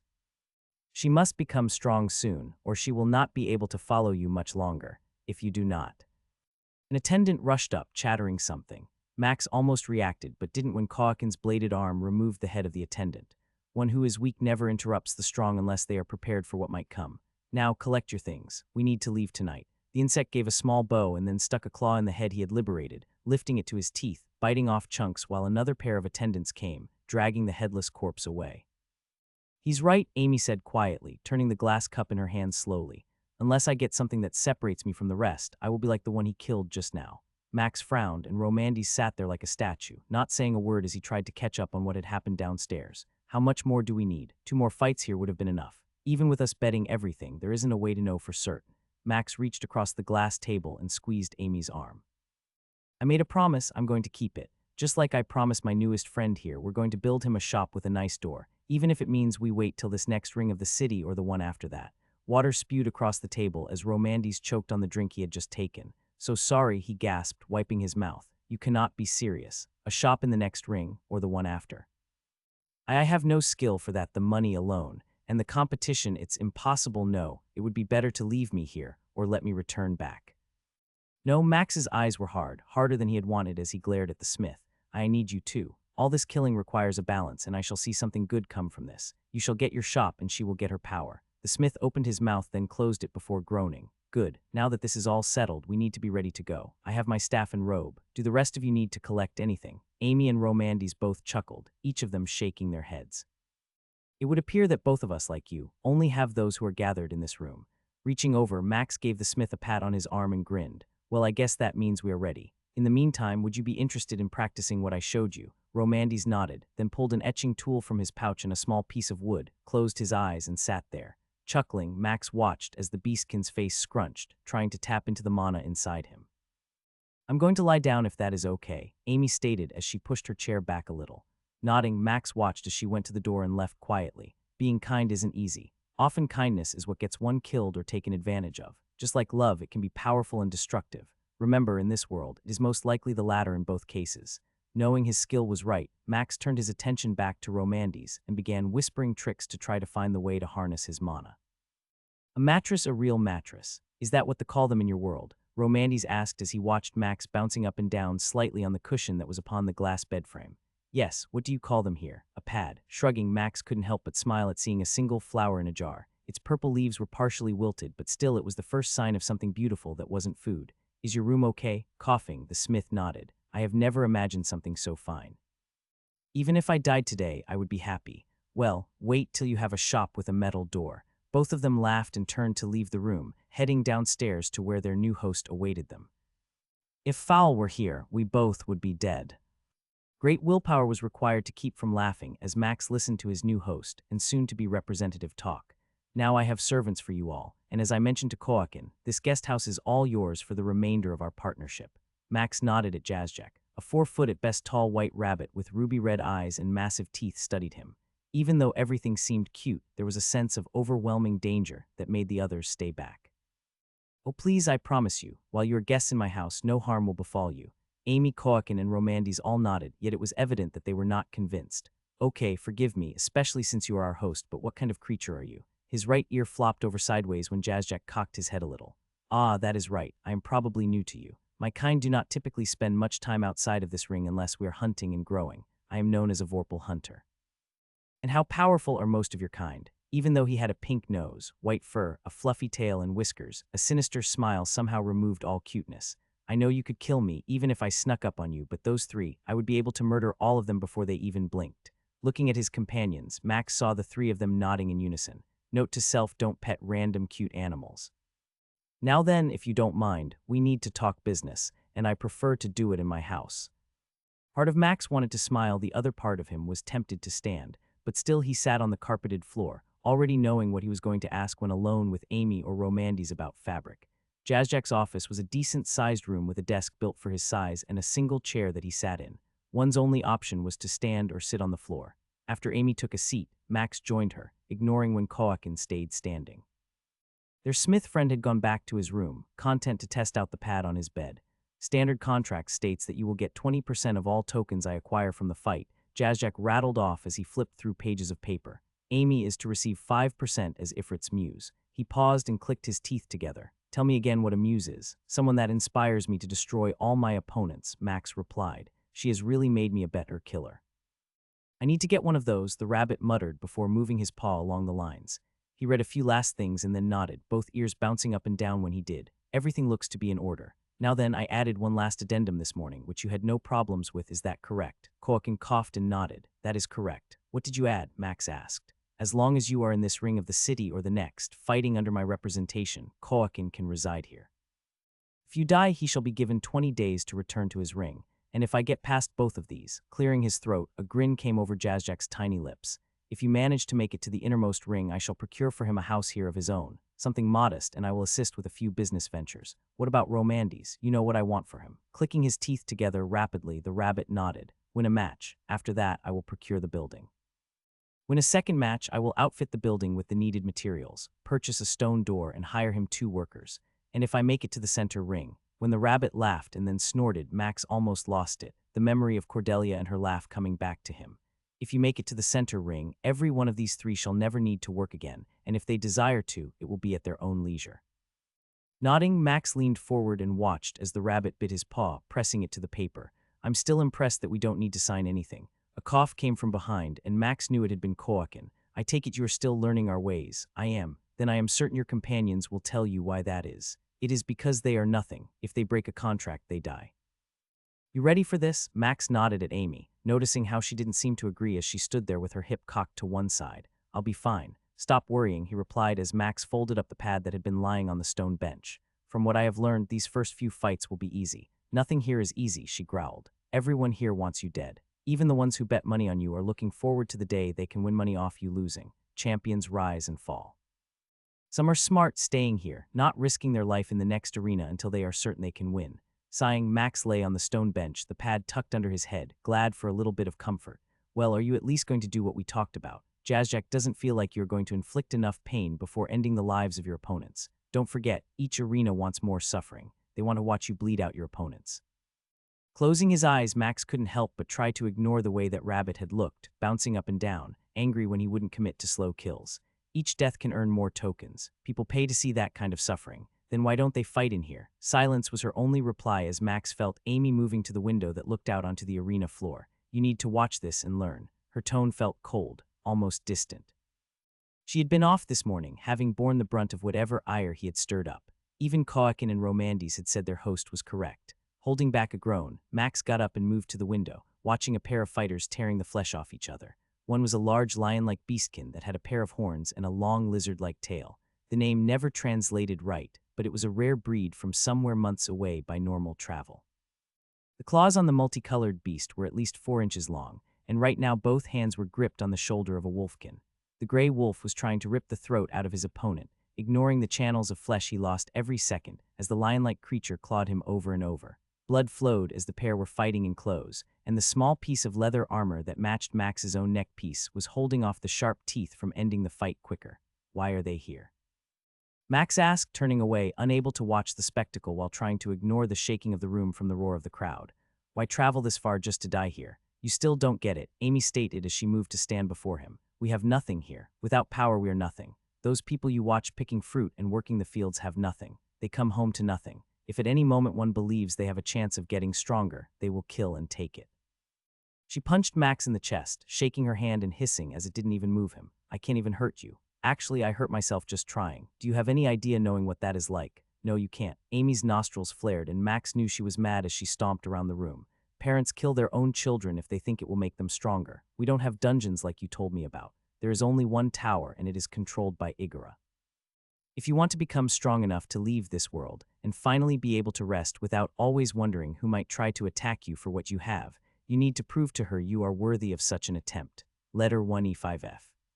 Max nodded. Amy had already told him about the tower and Igora's death grip on it, but there is order, even in this district and the others. Order, she scoffed. It is fear, absolute fear. If one wants to kill another from the third ring on, you'd best do it in a way you won't get caught or you challenge them. Just be warned that if you do, others will line up, challenging you. Whole families have been killed in a matter of weeks, only for another person to come and continue the cycle. Romandes was honest with you. He is trying to survive and get stronger while not drawing attention. If he gets too strong and doesn't have anything to offer, then someone can either kill him or force him to be a slave. I won't let that happen. Groaning, she waved her hands in the air. Yes, we all believe that the mighty Ifrit will stay here forever, protecting us from those who might want what we have. The real pain of all this hit again. He was going to leave, and the day he did, they would be vulnerable. What if Igora was gone? Both of Amy's eyes widened, and she clamped a scaled hand over Max's mouth and shook her head. Never say that, she whispered. Do not be foolish enough to think you stand on the same level as she does. I'm not saying I would, I'm just asking if. Don't, that is foolish because the balance we have now would be removed. Amy took a step back, and her jaw opened for a moment before closing quickly. Instead, she moved to the stone bench and kneeled down near it, pulling out her token purse, and started lining up the different tokens she now possessed. 8 red tokens were in a pile, while 2 green ones were stacked on top of each other. Finally, she pulled out one of the yellow tokens. I wish I had an Amangla white one, but I do not. A chuckle came as the pouch was left on the bench, and Amy tapped the yellow one. This one piece holds all the rest of these in check. If someone were to remove this, which of the green ones would take its place? How would they treat the other ones beneath it? How much death would come as everyone attempts to gain power in the chaos? But isn't that how your world works? She nodded twice and then shook her head. It is and isn't. Order, honor, power. In chaos, many die, and enough of us know that chaos isn't our friend. When you killed Koma, Amy picked up a red token. Waving it in the air, every other one in my village will now try to fill that void. Many will die. So life is pointless and hopeless. Groaning, she tossed the red token at him. No. Should you stop eating when you are young just because you will die one day? No. Grabbing the purse, she stuffed the tokens still on the bench into it, and then moved to retrieve the one on the floor, huffing as she moved. I swear you are going to get me killed with your inability to understand such simple things. Tonight we have a new fighter. You have heard his name. You know a little about his power. Max sighed as the announcer took a few seconds between each statement, trying to work the crowd. Can Ifrit take down the Mudero cousins? Shouts came from the stands, some saying yes, others shouting no. 1 minute remains for any of you who haven't placed your bets. Across from him, Max saw the pair of Reinekins, each wearing leather armor and holding large two-handed hammers. Both snorted and growled at him, one actually stroked the tip of its horn before pointing at him. With 50 yards of arena space to work with, Max felt himself not worried at all. He just needed to not get hit. As the drums played and the crowd's shouting grew louder, Max waited to see what this pair of 10-foot-tall warriors would bring. Perhaps we can get some stats or skills from them. I doubt stats are going to be available anytime soon. Nothing moves with your speed or shows strength higher than yours. Max nodded as the bells chimed, and both of the Reinekins charged, each coming slightly from the side as they faced him, swinging their hammers that were as long as they were. At least they work well together. The one on his left went high, while the one on his right almost had the hammer brushing the arena floor. Jumping backward slightly, he was impressed to see them plant their feet, shifting their grip and stopping the swing midway as they thrust forward, a sharp point of the weapon on top of the hammer now coming toward him. The dance began as the pair swung and thrust, sometimes one charging outright, trying to tackle him while the other used their weapon to keep him in place. Sadly, neither were fast enough, and while their weapons made the ground shake upon connecting with the arena floor, not once had an attack been good enough to hit him. After a few minutes, the crowd's calls turned to boos, and Max sighed, knowing it was time for him to do something. Charging the one on his left, Max got in close, using his fists as he had left his staff in the waiting room. Amy had tried to hold it for him, and was almost upset when she couldn't take it and learned it was bound to him. Now he sent out a barrage of kicks and punches, impressed at how well the armor and hide of his opponent seemed to absorb and mitigate each attack. The one on the left came to assist, barreling toward his back, and Max danced out of the way at the last second, watching as the pair collided and rolled across the floor. Not waiting for them to get up, Max moved into the mess of limbs and bodies, kicking and punching. It felt good to use his bare hands, but the fact that it didn't do much damage made Max realize they were probably weaker to piercing weapons than blunt or slashing ones. Perhaps some sort of natural protection from their hide, most likely. Are you going to toy with them longer? Not to agree with the crowd, but this is boring. One had gotten on its feet while Max kept up his beatdown on the other. The crowd was booing, and tired of being a spectacle, Max decided to make his move. Ignoring the thicker parts of the Reinekin's body, he punched the throat and jugular multiple times, dodging each swing that came at him or parrying them with ease. As the one on the ground choked and coughed, he brought his boot down, crushing the windpipe and turning to its cousin, who was charging again. Power strike. His fist connected against the side of the Reinekin's lowered head, an attempt to skewer Max, bringing its face in close.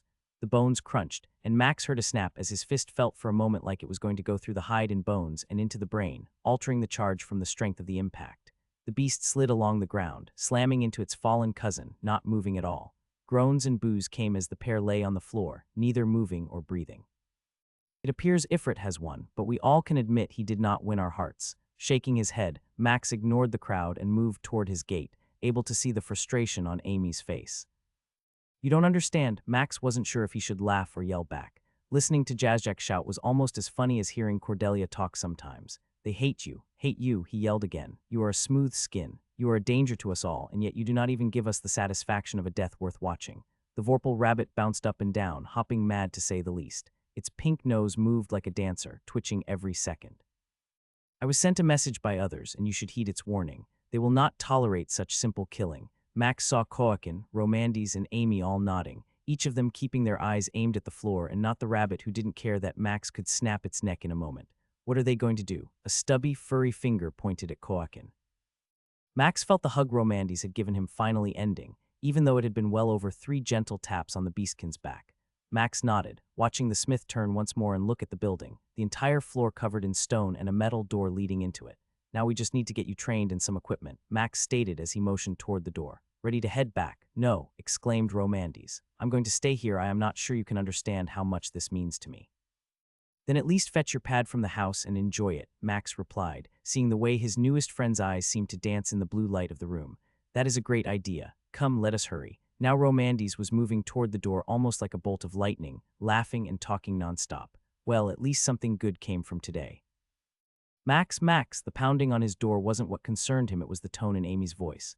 Moving to the door, he opened it after stashing the sand and stone he had been practicing with under his mattress. "What?" he asked as he flung the door open, seeing Amy with tears running down her snout. Even Koakin looked upset. She stopped, choking on her own words that didn't seem to work. "You need to see this," the insect said, his tone not hiding that something bad had happened. "What, Romandes?" The words didn't hit his ears. Max was past the pair and gone. A metal door was somewhere on the courtyard of the property, ripped off when Max ran through it. Like a crazed devil, he raced through the city, a blur to anyone who might have seen him coming and going. Opening the door to Romandes's place had been a mistake. Something inside him snapped, and everything that had hurt since being taken to this world never felt more raw. All Max could think about was blood. He needed to spill it. He needed to show whoever had made that mistake of messing with someone he cared about what he was going to do to them. Koakin was against the wall, pressed against it like a bug trying to avoid being noticed lest it got squashed by the real monster in the room. "They're ready for you." Growling, Max nodded and moved to the door that led to the arena. It was time for his pound of flesh. No, it's time to take a mountain of it. Kill them? Max didn't hesitate. That moment had passed. Even without Berserker activated, he was already enraged. Someone killed him, they murdered him. His skill said nothing. It was as if it knew how angry he was. It didn't need to fan the flames that were already ready to cleanse the world. The crowd roared, 10,000 strong. A group of people, once again who were supposed to be better than the ones beneath them, called out for blood, almost frothing at the mouth from their desire for it. Today Max gave them their fill. His first fight had been boring. Even when playing with the two warriors he faced, both Reineken were too slow, and even their defenses and health couldn't stand against his power. The crowd booted him for ending that fight how he did. Jazzjack's scolding about the lack of obedience had been weird. That was until he found the body of Romandes. Apparently watching someone punch a pair of meat sacks to death wasn't enough for this crowd. Either someone had sent him a message for killing those two, or Jazzjack was right, and it was an attempt to enrage him. Regardless of the reason, the crowd was getting their wish today. More stone daggers flew at him, a half dozen that barely pierced his skin and drew almost no blood as Max quietly used his skill to lessen their damage and avoid the attacks aimed at his head. Walls rose from the arena floor, sand and stones scattered and mixed together. Another barrage of sand assaulted him, yet the flesh that was removed grew back in time, not even the distraction its master had hoped it might be. Only 5 remain from the original 12. What happened to this crew? Can Ifrit withstand the O? Another is now missing their heart. Howls of excitement came as Max felt the beating heart in his hand. The lizard warrior was still standing, just now realizing that the very thing it needed in order to live was 10 yards away. You were right that day with the elves holding the beating heart of one before you. It is an amazing sensation. Letting the organ fall to the floor, Max moved with grace, deflecting stone and glass attacks with his staff, leaping over walls and taking out this team of 12 that everyone said was unbeatable. They were good, armed with both stone and sand masters. The fighters had been fast, and the 2 who were designed to absorb damage could do that. Unfortunately, Max didn't belong here. They were not at his level. None of them were. The ice spear he had been forming raced toward its target, catching the stone caster that had lost sight of it in the cloud of dust he had formed from the sand, using their own spells against them. Another died when he sent a stone dagger that had pierced his leg at the last sand master. Finally, it was just him and the last one. It was the strongest of the bunch. Each of her attacks had more power when she sent the stones at him. That was why he had broken both of her arms and legs over the course of this fight. He could have killed her easily, yet she needed to suffer, and it appeared others needed to watch it. Lying there, face first in the sand, Max almost felt pity for a moment. No, it wasn't pity. She was weak. She had underestimated him, just like the fools who had murdered Romandes 2 days ago. He would find them, and when he did, they would wish death came quickly. "You fought well," he said, and then laughed, shaking his head. "Actually, you didn't." No more words came as his staff came down, breaking the neck of the tigerkin. "Consume has consumed a higher rank skill. Stone Mastery Rare has been upgraded to Stone Mastery Epic." As the crowd cheered, Max glanced at the other notifications he cared about. Consume has consumed a higher rank skill. Sand Mastery Rare has been upgraded to Sand Mastery Epic. Consume has successfully consumed a skill. Would you like to learn Wood Mastery? Yes, no. The other skills that had been consumed were lower or equal, and he gained nothing. Inside him, the fire burned. It wanted to be released, and so as the crowd cheered, Max gave them what they wanted.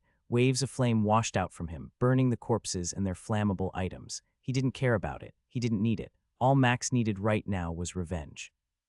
"I'm sorry no one still knows anything," Max grunted, acknowledging Amy as he lay on the stone bench, using the small cushion provided for his head. "I know you're upset, but both Koakin and Jazzjack are doing everything they can to find those responsible." "Are they?" he shouted, his voice echoing off the stone walls. She flinched and nodded. Sorry, we need to get you something strong. Something that will help you be able to defend yourself in case someone tries to hurt me by hurting you. We're still short on money, Jazzjack said. Max rose to his feet and was across the room in her face before she could finish her reply. His eyes burned and she moved half a step back as he spoke. No, he will do it now and I will owe him, but I cannot lose another friend. Do you understand? She nodded, and a tear formed and then another. Slowly Max took a deep breath, letting out the rage he felt and wrapped his arms around her, pulling her close and feeling her tremble at his touch. I cannot lose you. I won't lose you. Doing so would mean I would lose myself. He whispered those words, not for her benefit but for his own. This path we are on, I am able to walk it, but are you? Unsure who was trembling more, Max shook, unable to stop himself for several minutes. I see the look in your eyes. You are certain this is the path you want to take. Max glared at Jazzjack, nodding only once. Unless you are willing to guarantee her life with yours, there is no other option. Nodding, those white ears flopped back and forth. Very well, I shall take her to the next ring. I know a few people, and it will cut into your future earnings. I don't care about tokens, Max exclaimed. I only cared because it was meant to help my friends. Keep the damn tokens. Find me the one who killed Romandes, and I will let you have everything I earn. I'm sorry. We do not have relationships like yours. Even our children are always at risk for a fight. I will increase the reward, and I shall take your friend to the next ring to procure her something to protect herself with. Max nodded and turned, leaving the rabbit as it stood by his tiny desk. After opening the door, he paused and glanced back at Jazzjack. Get her too if you can. I'm serious. Everything I make, it's yours. Jazzjack bowed so low, both ears flopped over his head and touched the ground. I will do for her what you ask. Just know the one who may take over your contract, they may be. I don't care. Storming out of the room, Max left the rabbit there, his pink nose twitching nonstop. Blood was still smeared across the stone floor.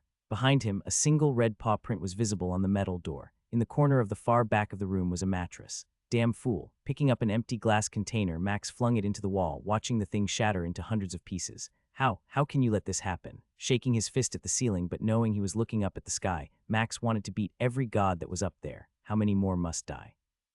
Why did you give me this skill? Dropping to his knees, a small tuft of orange fur, glued to the floor with dried blood, caught his attention. Sobbing, Max let the flood out. Listen, I know you're upset, but you need. I'm not upset anymore, Max stated, cutting off Koakin. I'm done being upset. From now on I have one goal, and anything or anyone that gets in my way will be removed.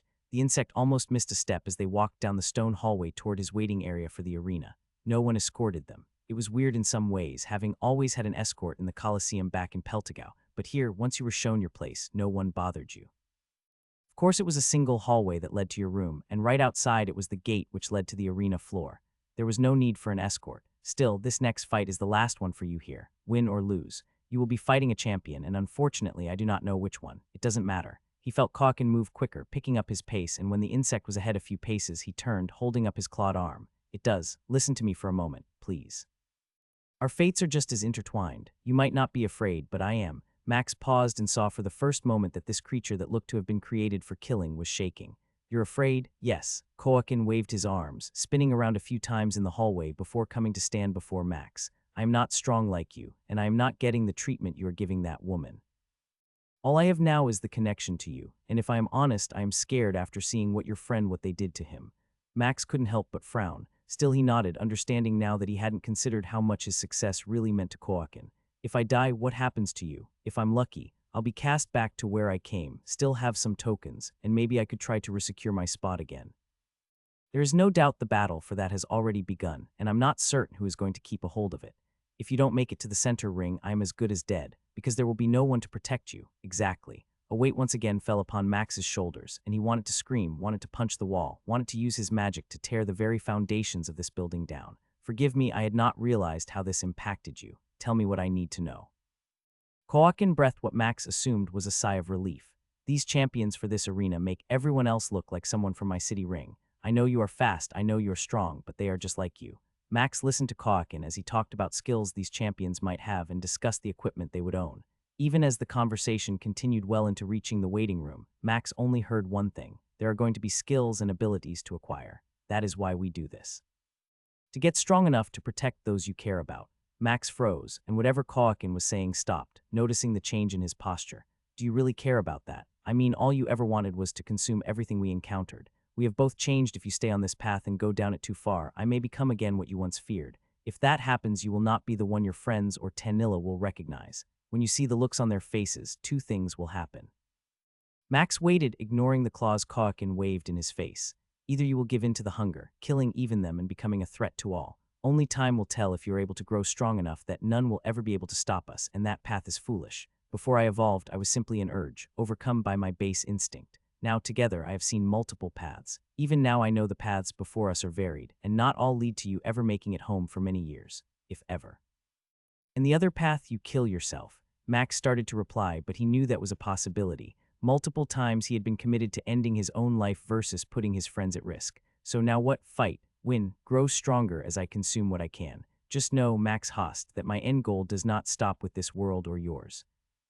Either we become stronger than everything out there, things you cannot begin to fathom yet, like the dragon you met before the tower, or someone will kill us.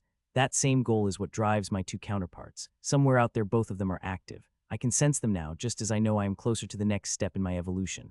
Max started to ask something when a claw poked him in the chest. Go, you have a fight to win. We will talk later. I'm sorry, say all that again, Max said, shaking his head, ignoring the claw poking his chest. Did you seriously ignore everything I just said? Where were you? It was always hard to read Koakin as there were almost no facial indications, but the fact the insect touched him meant something. Lost in thoughts, it's been a hard time. I'm sorry. Tell me the important stuff. Grunting, Koakin moved to where the door was and pushed it open, leaving him in the hallway. It's a good thing Batrar isn't here. Max couldn't help but be impressed with the specimen before him. Tonight, someone will die, and it will be in a most glorious way. Pandemonium broke out through the crowd as they waited for a fight that Max knew was going to be his first real test since coming to Quan Ma. Before him stood a 13-foot-tall purple spider, black streaks running along each leg and under her body. At the section where the eyes and mouth would normally be sat a purple body, covered in chain armor with 4 arms, and a pissed-off-looking spider woman staring at him. She was hissing, bits of spider silk occasionally coming out, and for a moment Max wanted to offer her something to drink to clear up that problem, but decided doing so would be impossible over this noise. A weird-looking sword-like weapon was in each hand, 5 feet long and made from a metal that was dark green. His staff felt awfully small compared to whatever she was using, and now Koakin's warnings really felt like Max hadn't paid near enough attention. Shiorja, are you ready? The woman raised all 4 arms, dancing and turning around on her 8 legs, waving the weapons in the air. She appeared to be enjoying the cheers that sounded for her. Ifrit, are you ready? Ignoring how the announcer had made that statement sound less hopeful, Max played the role he had promised to do. Raising his staff, he sent a small fireball into the air at the stone ceiling way above. Then let's get ready to SLAUGGHTRRR. Drums sounded, and Max focused on his opponent, watching as she bent down lower, legs poised for movement. Poison, speed, webs, multiple skills, strong, and doesn't seem to get hurt easily. Hopefully Koakin didn't leave anything else out. The bells sounded, and Max immediately darted to the side, avoiding a tackle that came from Shiorya as she moved faster than everyone he had ever witnessed, except for the hunter. Max was casting Ice Nova, but as she ran past the spot he had been in, she turned, and web began spraying from her backside, squirting out a stream that was almost 8 inches wide. Summoning an air wall, Max put it a foot past the exit and watched as a shower of web cascaded over it for a second before the wall shattered under the pressure. Thick, sticky webs began to fall from the sky now, and Max let his spell go, watching as the spider seemed to sense it, turning and jumping into the air as its back end continued to focus on where he was.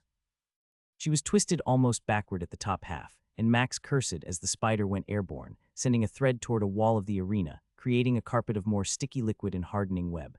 Having missed his Ice Nova, Max cast Fire Nova, racing around the arena floor, trying to get close enough for when the spell would go off, yet watching as Shiorya laid down a never-ending trail of the sticky stuff. She tracked him like there was a string attached to him already, and when his spell went off and the flames rolled out in a wave, the white substance ignited and began to burn. Fire traveled along the section of web that covered about a third of the arena floor, and Shiorya stopped the rushing fluid from her butt, preventing it from traveling up the stream she had been sending out. Instead, she jumped to a non-burning side of the arena floor, the flames that came from Max washing over her legs and the underside of her lower body. Nothing happened to her, and not asking why, Max moved to another element, hating that he had to reveal more of his power. A ball of lightning formed in the air as he set himself against the charge that was coming at him, another tackle-like attack as the 4 weapons swung at him. His sonar skill and weapon mastery told him the truth. There was no way he could dodge all these attacks without using a skill, evasion. Flashing green, his staff became a whirlwind. magically moving fast enough to deflect the 2 strikes on his left as he sidestepped the tackle attack, watching as Shiorya skidded almost to a sudden halt, turned, and began attacking with all 4 swords.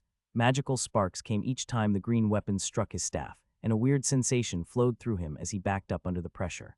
Her height gave her an advantage, but Max's skill kept the attacks from finding any of his flesh. Knowing that he couldn't deal with her speed in the combinations, Max cast Ice Prison, watching as one leg started to get locked down, and before it had traveled more than 2 feet, the leg nearest to it started kicking at the ice, shattering pieces of it and sending it crashing to the ground. 6 seconds. The ball of lightning was growing, hovering 20 yards in the air, and Max let it grow. Letting evasion help him defend, Max darted forward toward her body, summoning an ice wall to provide just a moment of relief from one side. Magical strike. Power strike. Quick attack. Ghost attack. Flurry. His weapon glowed as the skills all stacked in a moment, and when it moved toward Shiorya, she shimmered, a black color covering her body. His staff connected against the hard purple-colored exoskeleton. His eyes widened as the woman was thrown back 10 yards, a crack running down the front of her purple body. Green blood seeped from the crack, not a geyser or a torrent like he had expected. Shiorya's red eyes widened, and her weapons and hands moved toward the section of her body that was bleeding slightly. Once again, the arena had gone silent, and Max was confused. Her skill blocked all of that damage. It was so fast all those attacks hit the same spot, and that was all the damage it did. A scream of rage came from the Spider-Woman's mouth, and she spewed a green liquid that matched her blood at him. Jumping backward and not pressing the attack, Max felt his evasion skill end. Neither of them moved after her last attack, the green liquid steaming on the sand where he had been at. I can help you if you want. This is your first true test. What else are we going to face if this is the kind of monster or beings that are in the arena here? I mean. His question was cut off as Shiorya came at him, not moving as fast as before, appearing more cautious in her attack. The crowd had roared back to life, and Max wasn't sure what their expectations were, but the amount of mana he was still feeding the ball of lightning above was causing it to glow and start to give off light. Dodging and moving as he swung, parried, and tried to keep Shiorya distracted from his real plan, Max let her get close. He let her feel like she was succeeding. Knowing his next plan was going to hurt, Max didn't avoid the attack that came, leaving his arm wide open. Searing pain shot through him as the green sword cut his left hand off just a few inches past his wrist. Unlike Shiorya, and when she was injured, his blood didn't seem to wait but poured out immediately. Regeneration. As the crowd went wild, Max moved, sensing the change in speed as she no longer held back. Shiorya's weird face smirked as she came at him, weapons once more moving like a twister of death. Her red eyes almost sparkled as she gazed down upon her victim. Blind. When they went black and her attack slowed, flailing wildly and stumbling back a step, Max pulled the ball of lightning down, unleashing the over 8-foot-wide ball of electricity. Unaware of what was coming, Shiorya spun slightly, slashing in different directions, trying to prevent whatever Max might do. The spell struck with a cracking sound as all 8 legs went rigid, straight like an arrow, popping up out of the sand, which for a moment had turned white where she had been standing. Green swords flew into the air as her arms thrust outward and landed yards away as Shiorya crashed onto the underside of her lower body. Ignoring the pain in his left hand as flesh and bone began to regrow, Max was upon his foe in a moment, swinging his staff as hard as he could at the spot he had cracked. Chips of the purple body broke, and the burnt green blood that had been there began to flow faster, more and more of her body and protective layer falling to the ground, leaving a gaping wound. Thrusting the regenerating stub into the hole, Max felt a twinge of pain when her blood touched his skin, but a notification made him smile. Poison resisted. Shiorya appeared to be struggling to move, her purple legs starting to twitch, and the arms flailed differently upon his arm being thrust inside her. Weakness. Demonic magic. Festering touch. She shook, a cry coming from her mouth, green blood spewing forth from it as she made that noise, and Max didn't care. These people wanted a show. They wanted to see what he was capable of. Give it to them. Before his heart could beat once, Max had one leg in his good hand, his foot braced against the side of the hard outer exoskeleton and pulled. It took about 2 seconds, but with a stretching and popping sound, the leg yanked free from the section it connected to the body with, pulling a trail of ligaments, other chunks of flesh, and creating a faucet for blood. Another cry came from his opponent, but Max didn't care, discarding the leg and grabbing the next. Ice prison. This time the ice rose up around Shiorya's body, in a position where her legs, which didn't seem able to bend yet, couldn't help. Immobilized, she couldn't do anything as in less than 20 seconds, Max had ripped each of her legs off. Thunderous applause and cheers filled his ears, encouraging him to continue this assault, and Max gave in. He didn't care about what they wanted. This was a message he was sending. He was signing this letter to anyone who thought for a moment they could touch another person he was connected to. With his left hand forming, the fingers almost all there, he jumped on top of Shiorya, moved to her torso, and wrapped both arms around her waist, bending low as he planted his feet. Roaring, he squeezed and thrust with every ounce of strength in his legs, tearing the spider's top half from the bottom, feeling her shudder, and a screech that almost hurt came from the woman's mouth. Tossing her to the ground, Max hopped off, doing his best to avoid the pooling green blood. Smiling, he used his new wood mastery skill, summoning his staff to his outstretched hand, earning applause and wondering how many of them would wonder what he could do with this weapon. Tonight was a symphony of carnage. The announcer had wanted a slaughter, and he was the monster in the story, told to children who thought they were brave enough to hear about dangerous things. Cracks and crunches came as he shattered all four arms as she lay on the sand face down. Each strike brought another cheer from the crowd, and a memory surfaced every time they called out. In his mind, he saw his queens at the Colosseum, acting just as these spectators were. No, these are much worse. Shiorya couldn't move, her arms unable to work and her head barely able to turn to keep from breathing in sand as Max moved to stand by her head. Holding his staff high, Max spun a few times. Should Ifrit finish her? The moment the question was asked by the announcer, a resounding call for the last blow came, and Max delivered it. He didn't care about what the crowd thought. All he was concerned with was the beautiful sensation that filled his soul as the shock of cold and electricity overwhelmed him. 20 strength consumed, 20 dexterity consumed, 20 constitution consumed. Consume has successfully consumed a skill. Skill does not match being's body type. Consume is adjusting skill.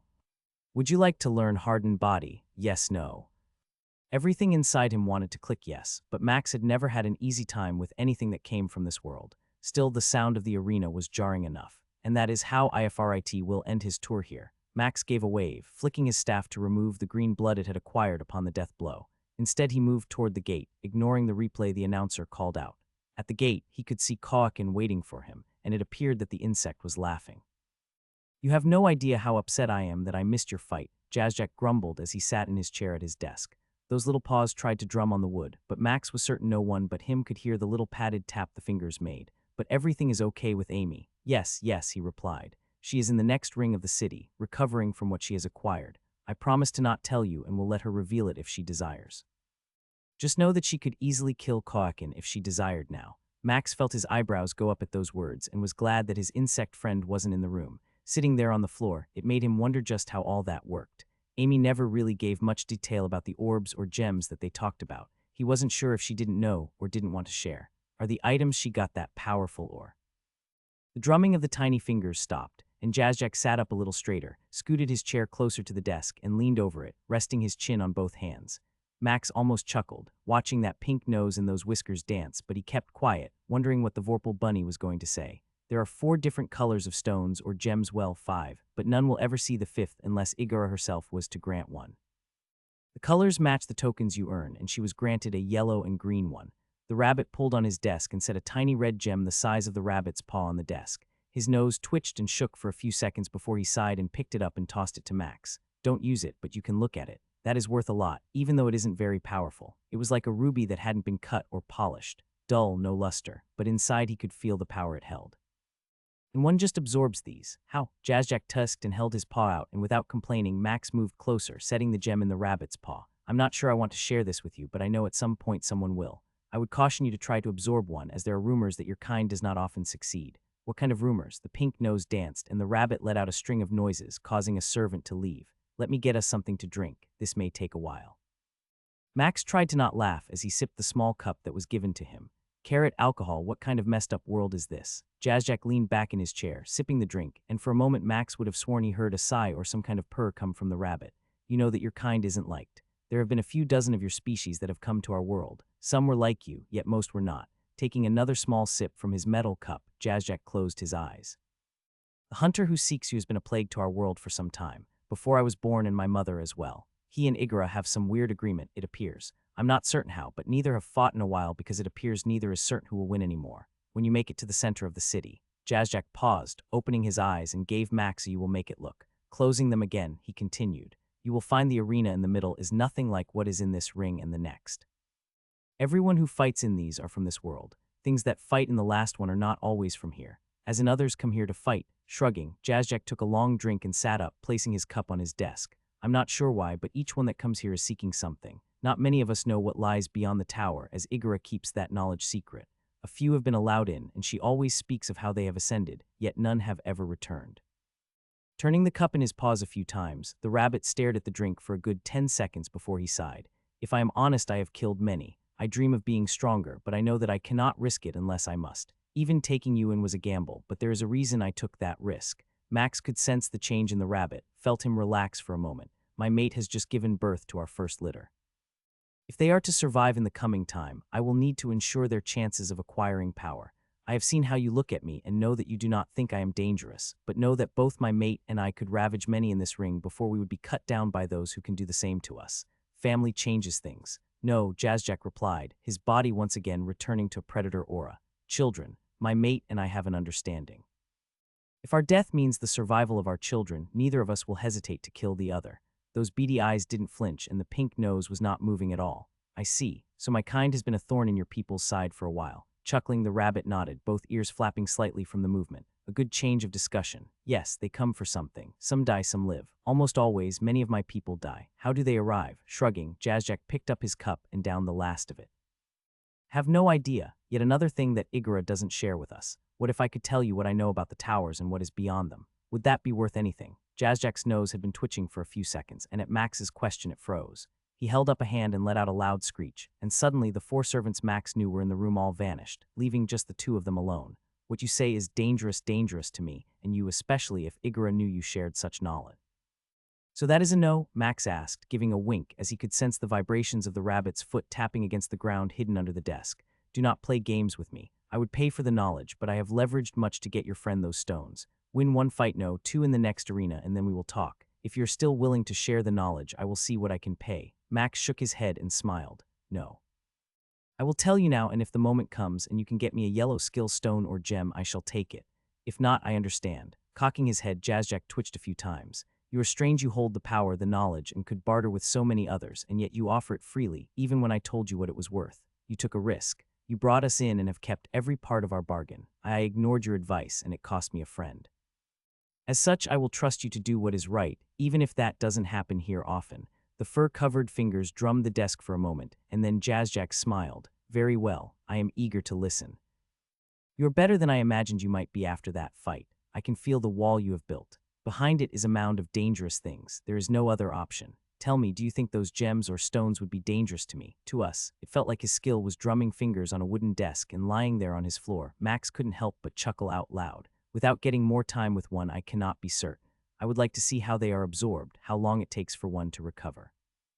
If that lizard woman of yours had let us watch, I could possibly see how it worked. It feels weird to think that their whole system is different from ours. I know you already said each world can have its own, but still, this world seems broken.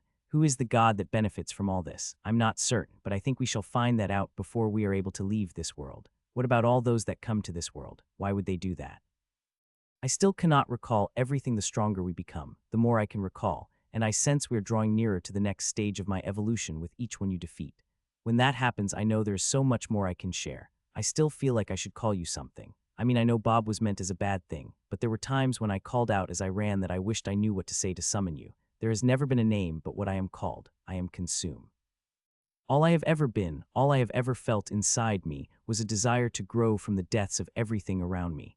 Yet now. Max waited, minutes stretched as he felt the skill that he had fought against for what felt like forever, trying to come up with something to say. You, Max Host, have changed me. All I can remember is that in previous moments of when I was possessed, I changed the host. Everything I desired was fulfilled until they were cut down. At first, I thought you would be like them. I could sense inside you a desire to get stronger. When you killed that elf, Sir, it awakened me. You felt the hunger and desire. A laugh came inside his head, not the weird, crazed one that had come so many times before, but instead something like a chuckle. When you killed those thieves and murderers, and you slaughtered that woman, I was almost certain you would give in. After you killed James, I was certain you would let me have my way. Then your party saved you, Tenilla saved you. Max's heart broke at those memories. He recalled that moment where all he wanted to do was get stronger, lying to get into dungeons, wanting nothing but the rush that came with each death of something stronger. I had to change when you wouldn't give in, even when I tried to taunt you with the possible death of your friends if you didn't let me win. Yet your willpower and love for them kept me at bay. Long before you got that formidable mind skill, I knew this time would be different. Whoever picked you to receive me was either the greatest tactician in the system or the luckiest god of all.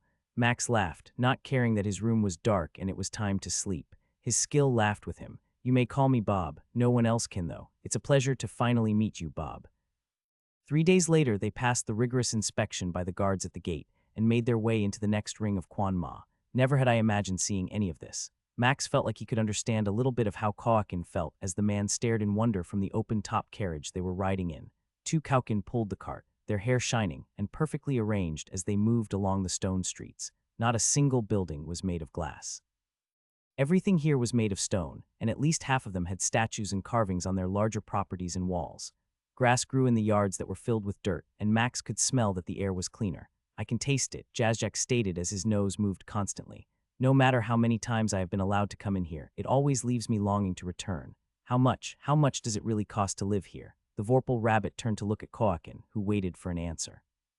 Do you have any idea of how much I must have to live where I do? Slowly, the insect nodded. Multiply that by 20 or more. A gargled cough came from Koakin as he stuck the tip of his hooked claw between his teeth, pulling out a piece of flesh from somewhere. What do the ones who live here do to stay here? Max asked as he ignored the different beastkins, insects, and he wasn't sure what the demon-looking beings were that stayed hidden in shadows watching as the 3 of them rode down the street.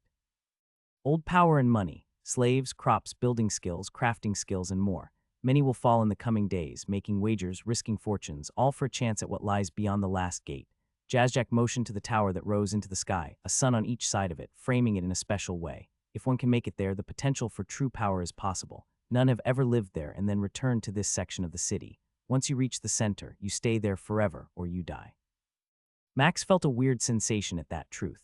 And yet the risk is worth it, Koakin muttered, earning a nod from the rabbit.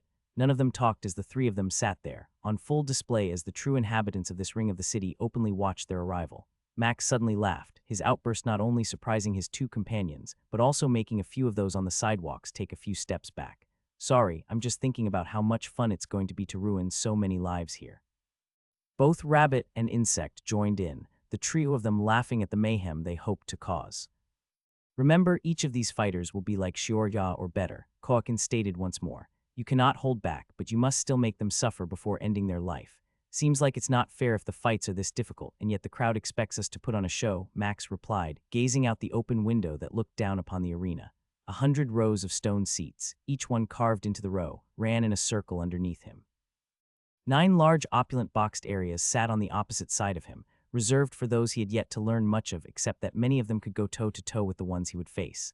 The center one was a good deal larger, and Max had learned it was Igara's. A curtain was always pulled, and no one ever knew if she was watching, but Max didn't feel like he would have to wonder about that. There is no way she won't be watching. Are you 2 about ready to leave?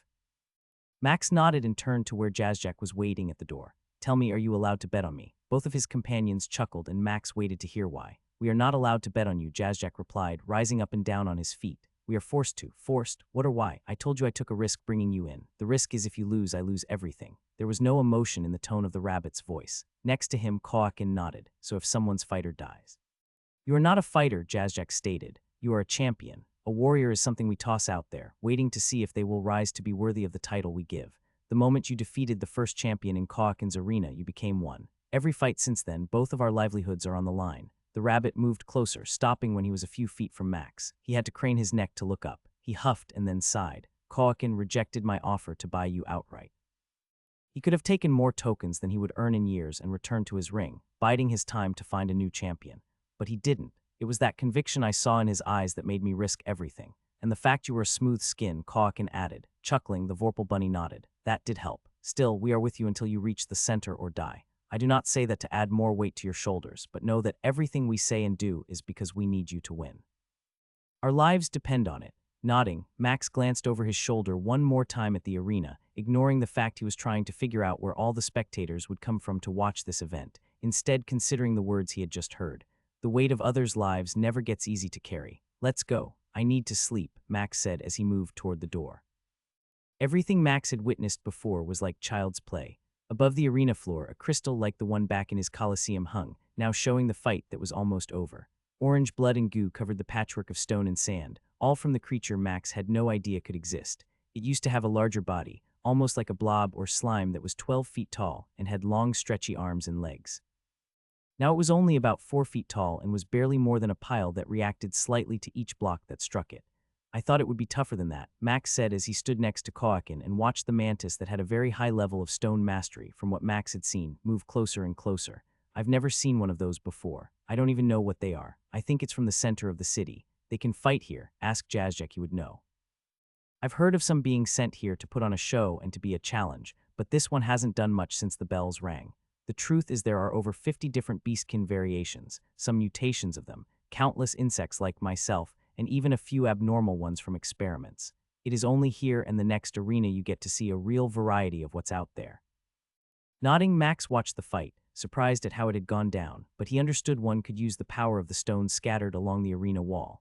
It made sense to do what the mantis had, dodging and weaving away from the opponent's slower attacks. It had never let up on the constant barrage that removed chunks of the goo-based body. The crowd laughed, watching as the shape was squished on two sides, the goo being forced out on all the edges, falling to the arena floor. Loud boos came occasionally but stopped as their efforts did nothing to change the fight. Moving to the place where the stone blocks had smashed the goo together, the mantis slammed a bladed claw into a pile. Triumphantly it raised its claw, orange gel dripping from the edge. Suddenly its claw jerked forward, right as the crowd had cheered, and a string of goo reached up from the pile on the floor.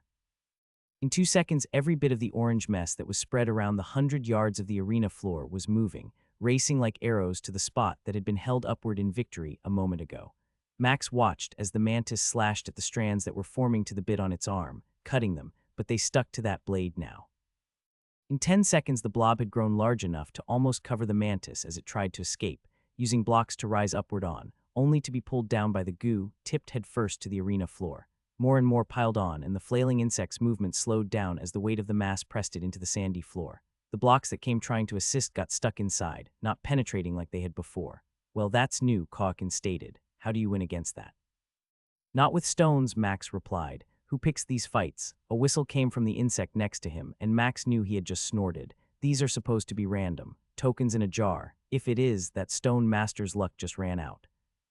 You have been waiting for this match all night, our final one for the evening, all the way from the slums to your arena, Ifrit. Shaking his head in disgust, Max moved down the stairs from his waiting area, listening to the shouts of everyone he passed. Some invisible barrier kept them back as a few pressed themselves into it, shouting things he couldn't understand over the noise.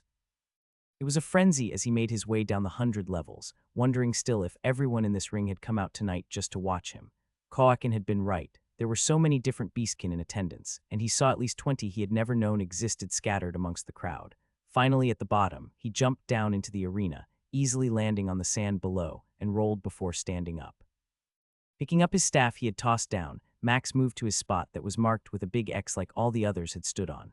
Oh, this might not be good for his opponent. No one knew who his opponent was, or at least Max was told it would be this way. Each person in the stand had a small metal tablet, and he had seen them all place bets, holding up a glowing rune before wagering whatever they felt was a fair amount.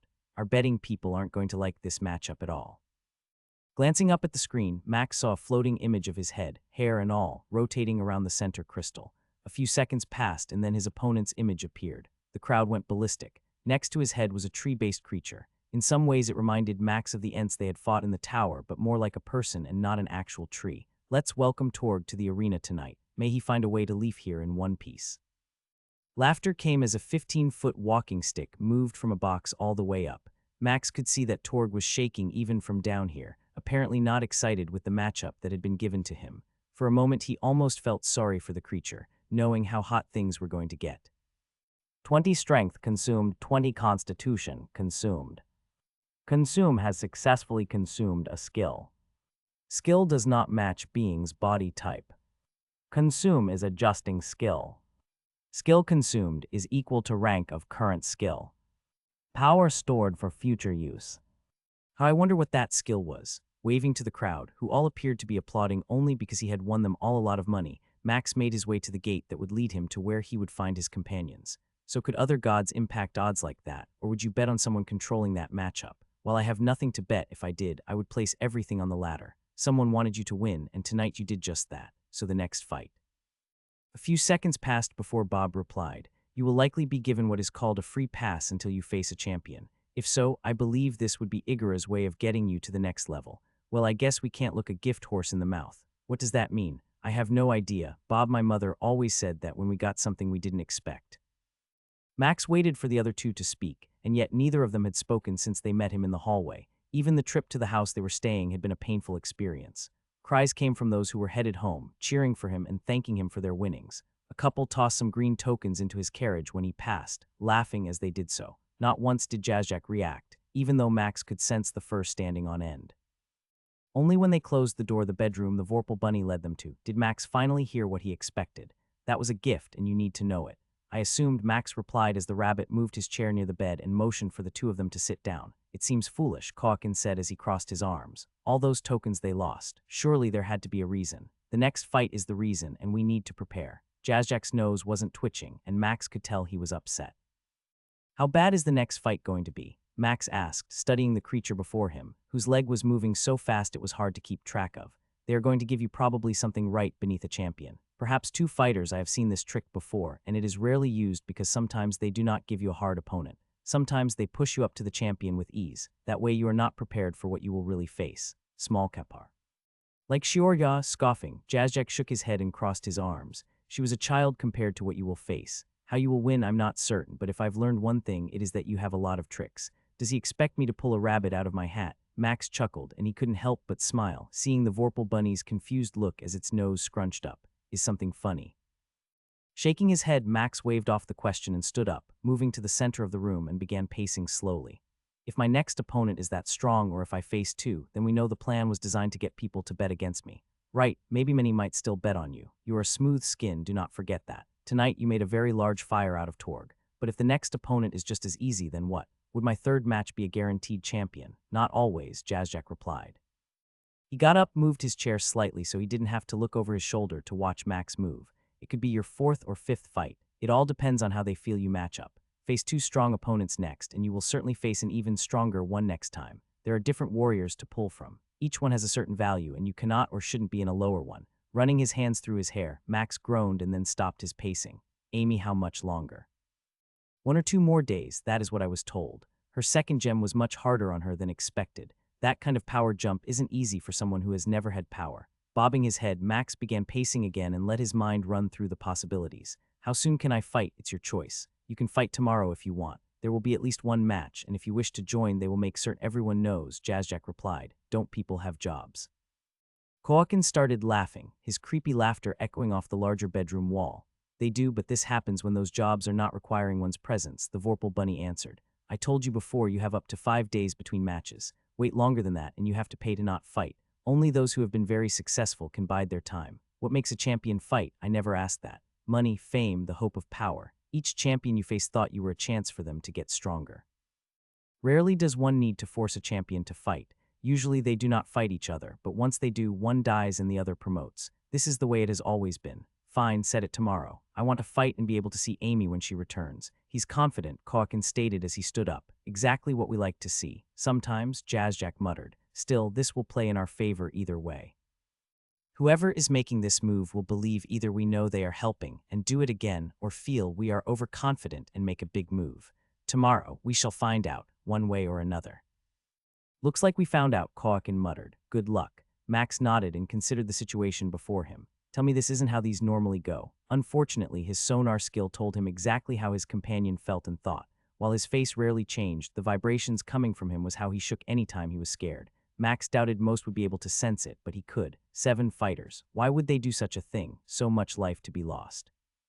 Considering his options, Max waited, knowing he was going to be called in a moment, expected to walk down the stairs and onto a place where sand and stone would soon be covered in a variety of different colors of blood.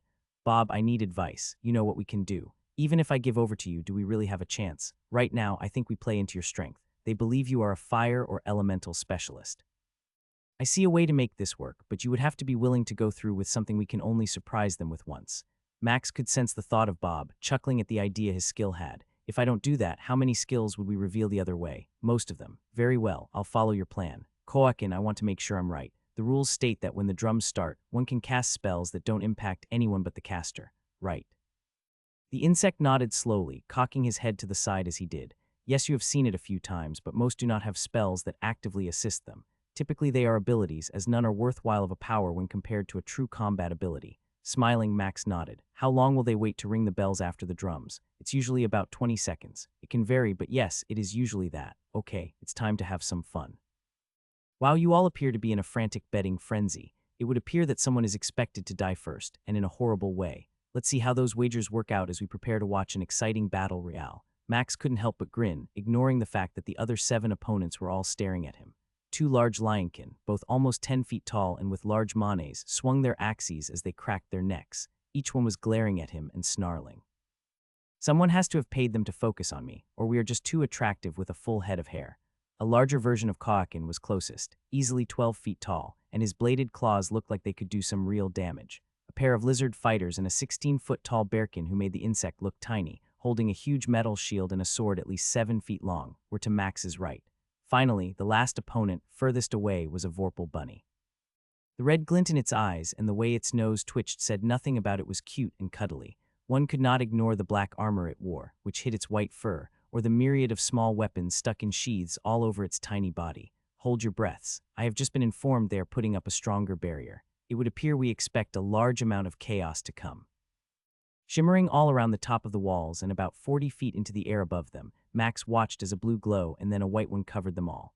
Once it was done, the volume of the crowd lessened, but Max could see the antics of some closest to the wall. Not a single spectator was silent. The drums sounded and Max counted to 3. He then waved his staff around for show, his fire familiar appearing by his side. What's this? Ifrit has conjured a familiar, who would have thought?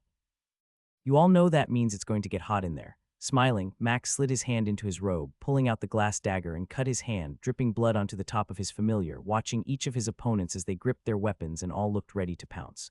14, 15, 16, 17. Now, Max smirked. Bob's plan was so amazing he felt bad that his skill didn't want to take over. Demonic summoning. As the world shifted and slowed down, multicolored glass filling the space around him, Max dismissed his familiar and watched as it slowly began to fade away. Once more, the kaleidoscope view of the world almost made him feel ready to vomit, but he overcame it. He was much stronger now, and yet it seemed to hit him harder. The cut in his hand went from a few drops to a fountain, spraying into the air, once more creating a pattern before him. Black and red orbs tore from his chest and mixed with his blood in the symbol, and when it did, flames ignited, turning it into a floating rune. A black and purple portal appeared, this one much larger than the only other time he had used this spell, and once again long nails forced the line apart, widening as it grew until it tore open. Before Max was a portal now about 27 feet tall, and from it strode a demon with red skin with veins that surged with what could have been lava and flames traveling along its skin. Dark claws shook as the demon strode through the portal and stood before Max. It glanced around the arena and began to laugh. It would appear you have grown and traveled to a new world. Impressive. Tell me, have you summoned me to slaughter everyone here? I'm not certain that is possible, as I can sense a few beyond both of us very close. On the floor with us or in this arena, the demon's head turned. Its red eyes had changed, morphed somehow, and a black rune sat in the center of them. It gazed upon each of the others on the floor with Max and laughed upon having completed the task. No, none of these will be a threat. Your blood it is. The demon shuddered, standing there, lava-like flames dripping from its body, sending a few drops that never touched the sand, and yet it acted like it was ecstatic. My body, you have changed me, transformed me. Max nodded, seeing a thick armored plate all over the muscular and defined physique. Horns twisted along its head, each at least 5 feet long or more. I'm not sure I could defeat this thing now. Tell me, what is the contract? These 4 bells will sound. Kill them all. Laughter came, and the demon clapped both hands together, another portal appearing before it. It reached inside, pulling out 2 swords, each 15 feet long, blacker than night and yet covered in a black flame that seemed to suck the very light around it. And then, immediately go. I do not want you to risk your life. Once they are dead, I am not certain how things will change. An evil grin appeared, and a forked tongue darted from the demon's mouth. Time to harvest some souls. Stand here, Max said as he pointed to the spot his elemental had been at.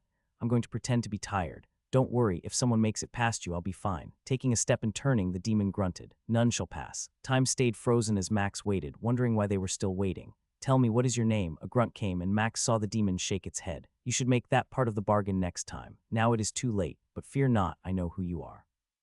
None shall know my secret, and when I return to my home, I shall count the seconds until you summon me again. The rainbowed glass shattered, and the world returned to normal. What in the? 4 bells rang, and the sound of the announcer was cut off. Max dropped to one knee, clutching his staff, holding on to it like he couldn't stand at all. His actions didn't seem to matter because the 7 opponents who were prepared to charge froze at the sight of the demon before them. Unlike the seven, the demon didn't hesitate. Max couldn't believe how fast it moved, its black swords cutting down two in a heartbeat, each step it took bringing it to the next. As it moved away from him, he noticed the wings on the demon's back, folded, another secret for another day. Four were down before the first reacted, and as the Vorpal bunny vanished, a sword cut through the air, chunks of flesh suddenly appearing a few yards away, two ears flopping into the sand. Less than 10 seconds. Max didn't even really count, but knew that was all the time it took for all seven to die. Even the insect that was closest to him hadn't moved. He crossed both bladed arms, trying to stop the black blade that came down upon it, his body flashing a color before the blade hit. A cry came as both legs snapped, shoved into the stone beneath its feet. The second sword came, and there were no blades to block them. It had lowered them, or perhaps they had fallen on their own. A crunch came, purple blood splattering everywhere as the sword squished a bug beneath it. "Go," Max whispered, sensing already the presence coming. Without delay, the portal opened up behind the demon, and it jumped backward into it, eyes locked upon a presence that was speeding toward it. The sound of metal on metal was deafening, almost as if Max had put his ear next to the anvil and someone hit it with a hammer. Igura was there, a giant axe colliding with both swords that were raised in a block, knocking the fleeing demon into the portal, laughter coming as it began to close. A flood of notifications were waiting, and his body was alive. Suddenly his body gave out for a second, and he had to grab onto the staff and really hold himself in place, his muscles feeling like they had just broken for a moment. As soon as it had happened, it was gone, and his body tingled with power. It took everything Max had to not dance for joy and check out each of them, but the moment his demon was gone, Igura was before him, axe leveled at his face. What was that? A demon. I know it was a demon. How? Pretending to still be recovering, Max used the staff and stood, his eyes never leaving the axe before him and knowing that one wrong move could cost him everything. A bargain I made. I wasn't sure if I would live or die, but I knew that if I didn't risk it, death was almost certain here today. It still might be, Igura exclaimed. Her head snapped in every direction, and Max could hear the crowd. Ifrit, Ifrit, Ifrit. A low growl came, and the golden lizard who towered above him glared. You are lucky, so lucky we shall talk, and it will not go well for you if I think for a moment you are lying. Do you understand? Max nodded and finally stood tall, still leaning slightly against his staff. I will answer your questions. She snorted, her nostrils flaring for a moment. Her axe vanished, and Max watched as the barrier that had been surrounding the arena faded away. The noise of the crowd felt like an assault. Every part of his body could sense the vibrations of their stomping feet and their voices. Ifrit, Ifrit, Ifrit. Igura snapped her fingers, and the place went quiet. Max felt his own vocal cords feel tight, yet if he tried, he knew he could still manage to say something, even if it squeaked. I hear your cheers, she shouted, moving to where Max was and grabbing the hand that appeared to be not using the staff as much, yanking him upright. He feigned a little bit of weakness, moving the staff quickly, and let himself be lifted up, almost to his tiptoes. Ifrit told me he had made a pact and took a gamble, risking his life with that demon. As you saw, it was stronger than even our winner today and seemed content to secure victory for him. It is a shame that we shall never see it again.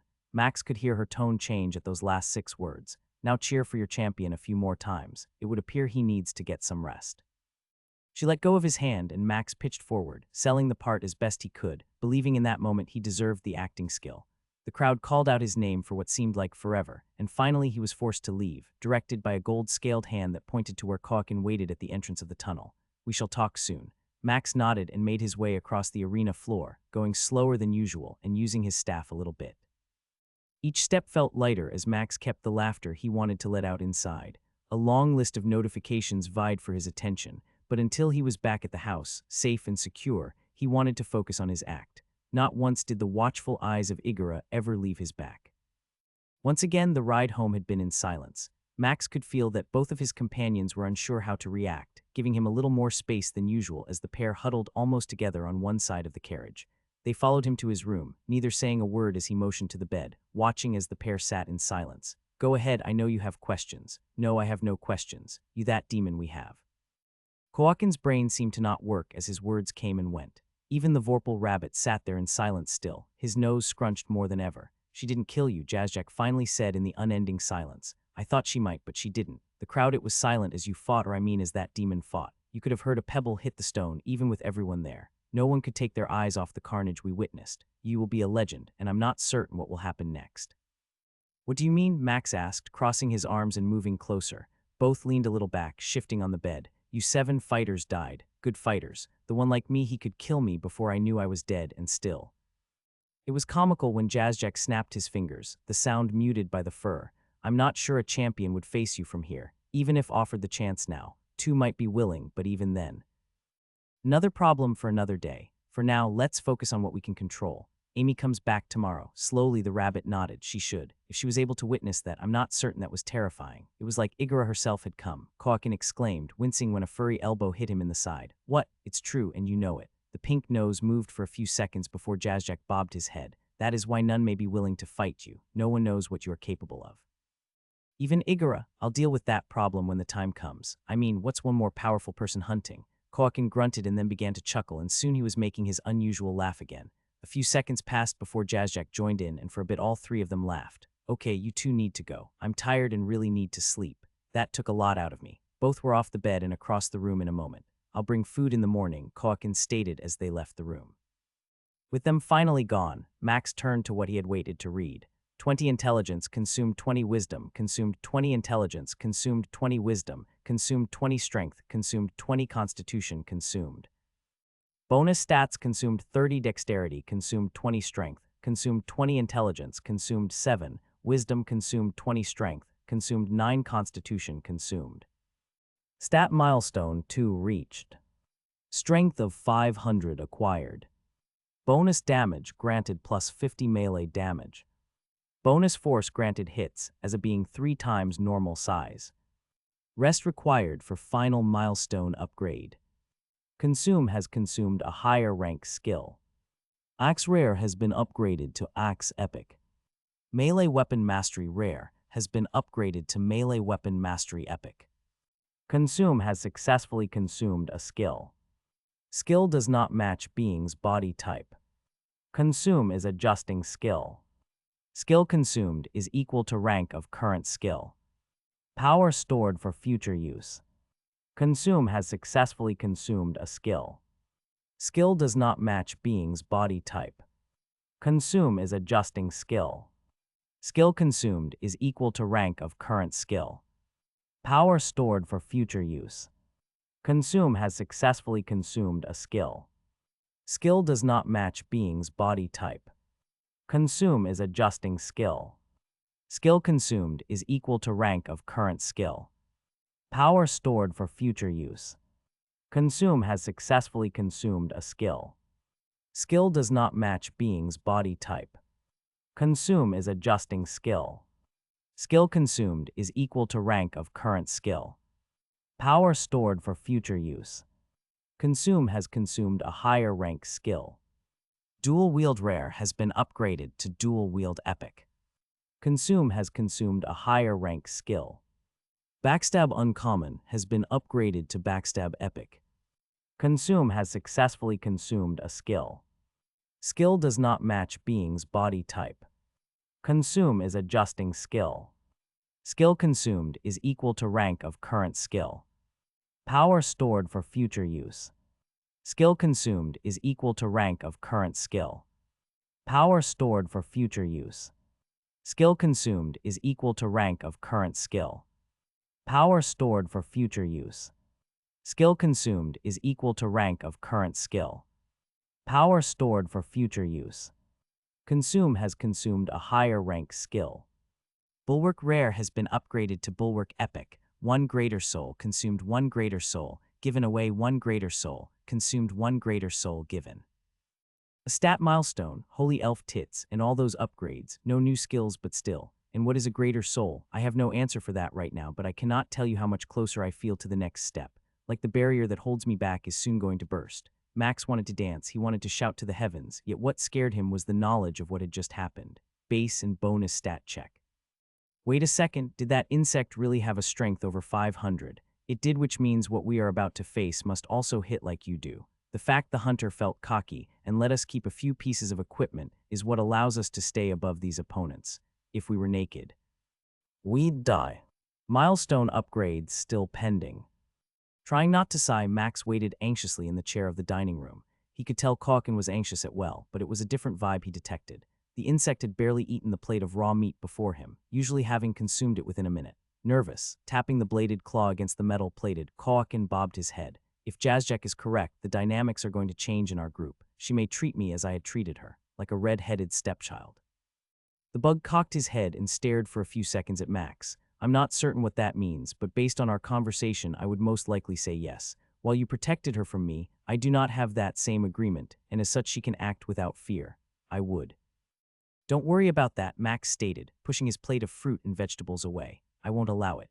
Bowing low, Koakin made a sound Max knew was a sigh and then dug into the food, apparently no longer concerned for his impending doom. As they waited, time passed, and finally the metal door to the room swung open, and both men jumped to their feet. Max saw Amy with his eyes, but what he felt from his sonar was an aura that radiated from around her. Even Jazjack moved differently, staying behind her, not leaving his back to the improved lizard. Amy, he moved toward her and she held up her hand and shook her head. Please don't. I'm still sore and not recovered yet. I need a few more days. Her tone had changed, and Max wondered if she had changed. Gone was a gaze he once saw when they were alone. Now it was an expression of stone. Almost none of her usual facial muscles moved or twitched. Even her nostrils were steady. I understand. How was it? Did you get everything you hoped for? The faintest crack came in her facade as she nodded, lips that almost formed a smile before they returned to her new look. Motioning toward one of the chairs, Max moved to pull it out. Pain like a knife stuck into his gut for a moment, and Max turned, nodding as he tried to read the one he had called a friend, now leaving as if they were nothing more than passing acquaintances. You're certain it is our way. With power comes opportunities, and I have waited my whole life for this moment. She moved toward him, her gait different, confident, strong, and steady. Bowing just a few inches, her eyes never left him. She is a predator now. For the first time in her eyes, she sees you as they all do. Someone that can kill her in a moment and take away everything she holds dear. And yet I would never do that. Max, you can say that all you want to them, but inside, each of them is feral to a degree.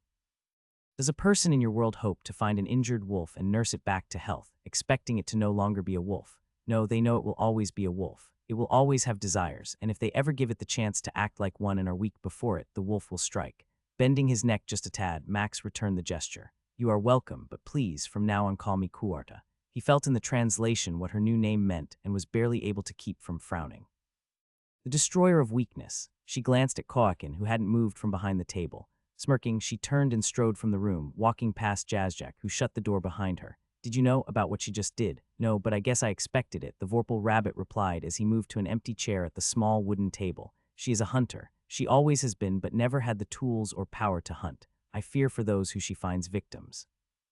And you can't tell me what ability or skills she has now. Hopping onto the chair and letting his feet dangle above the ground, Jazjack shook his head. I took an oath. Just like I will keep mine with you in Koakin, I will not break it. Frustration and pain overtook the joy he had been feeling for a bit. Gone was the excitement and anticipation he had been looking forward to upon reconnecting with Amy, or Kuarta. This is the way it is, Koakin stated as he sat back down before his empty plate. I left those I knew in my ring just as she did now. There is no turning back. Her path is one that will end in death of others or herself. Pounding his fist on the table, Max winced when it cracked the solid wooden piece almost in half. I'm sorry, I shouldn't have done that. Chuckling, Jazjack shook his head and shrugged. No one would think you have done anything wrong. Channel that anger and pain. Use it in the next fight. With his plans to spend time with Amy gone, Max grunted and pulled his chair out, dropping into it. Tell them I'm ready. Are you sure? Nodding, Max ran his finger along the crack he had just made, feeling the wood. If he wanted, he could mend it, but he chose not to. There are still some secrets I must keep, especially if others are this quick to abandon me so fast. There is no point waiting. I need to unleash what is inside. You've been quiet. Why? Koakin didn't look away from the window in their box, watching the crowd that continued to stream into the arena. Max saw the same thing. Every seat was full this time, and there were others packed in along the walls, some sitting on laps of others. There were new people near him, and others that had been in the same seats each fight were gone. He could even see children with what Max assumed were the parents, all pointing at the arena and looking excited. It's like they are about to go to the zoo or see some magic show. Except instead they have come to watch someone die. This is the greatest fight of your life. Everything you have prepared for, everything I have dreamed of will either happen or fail in a few minutes. Standing here, watching all of this, I'm not afraid like I thought I might be. Koakin turned and bowed before Max. May you consume the enemy they place before you, and I pray to my God that you will be able to grow strong enough to return home. I won't lose, Max stated as his last companion returned upright. There is no doubt about that. That is why I am not afraid. Both of them chuckled and focused on the crowd before them. He is right. Do you still wish to fight, or shall I take over? No, this is on me. I need to win this. Some have lost everything, while others have risen to new heights. While you might not like him, Ifrit has torched generational wealth and ignited desires within many of your loins. Groaning as the announcer continued what felt like a 5-minute introduction, Max focused on the arena floor. His opponent would be announced once he was at the bottom. 2 more lines, and then you can start walking.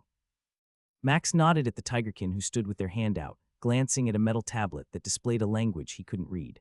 So put your claws, paws, and whatever else you have together and cheer for our newest rising champion. A large pause came as the crowd started to roar, chanting his name. I.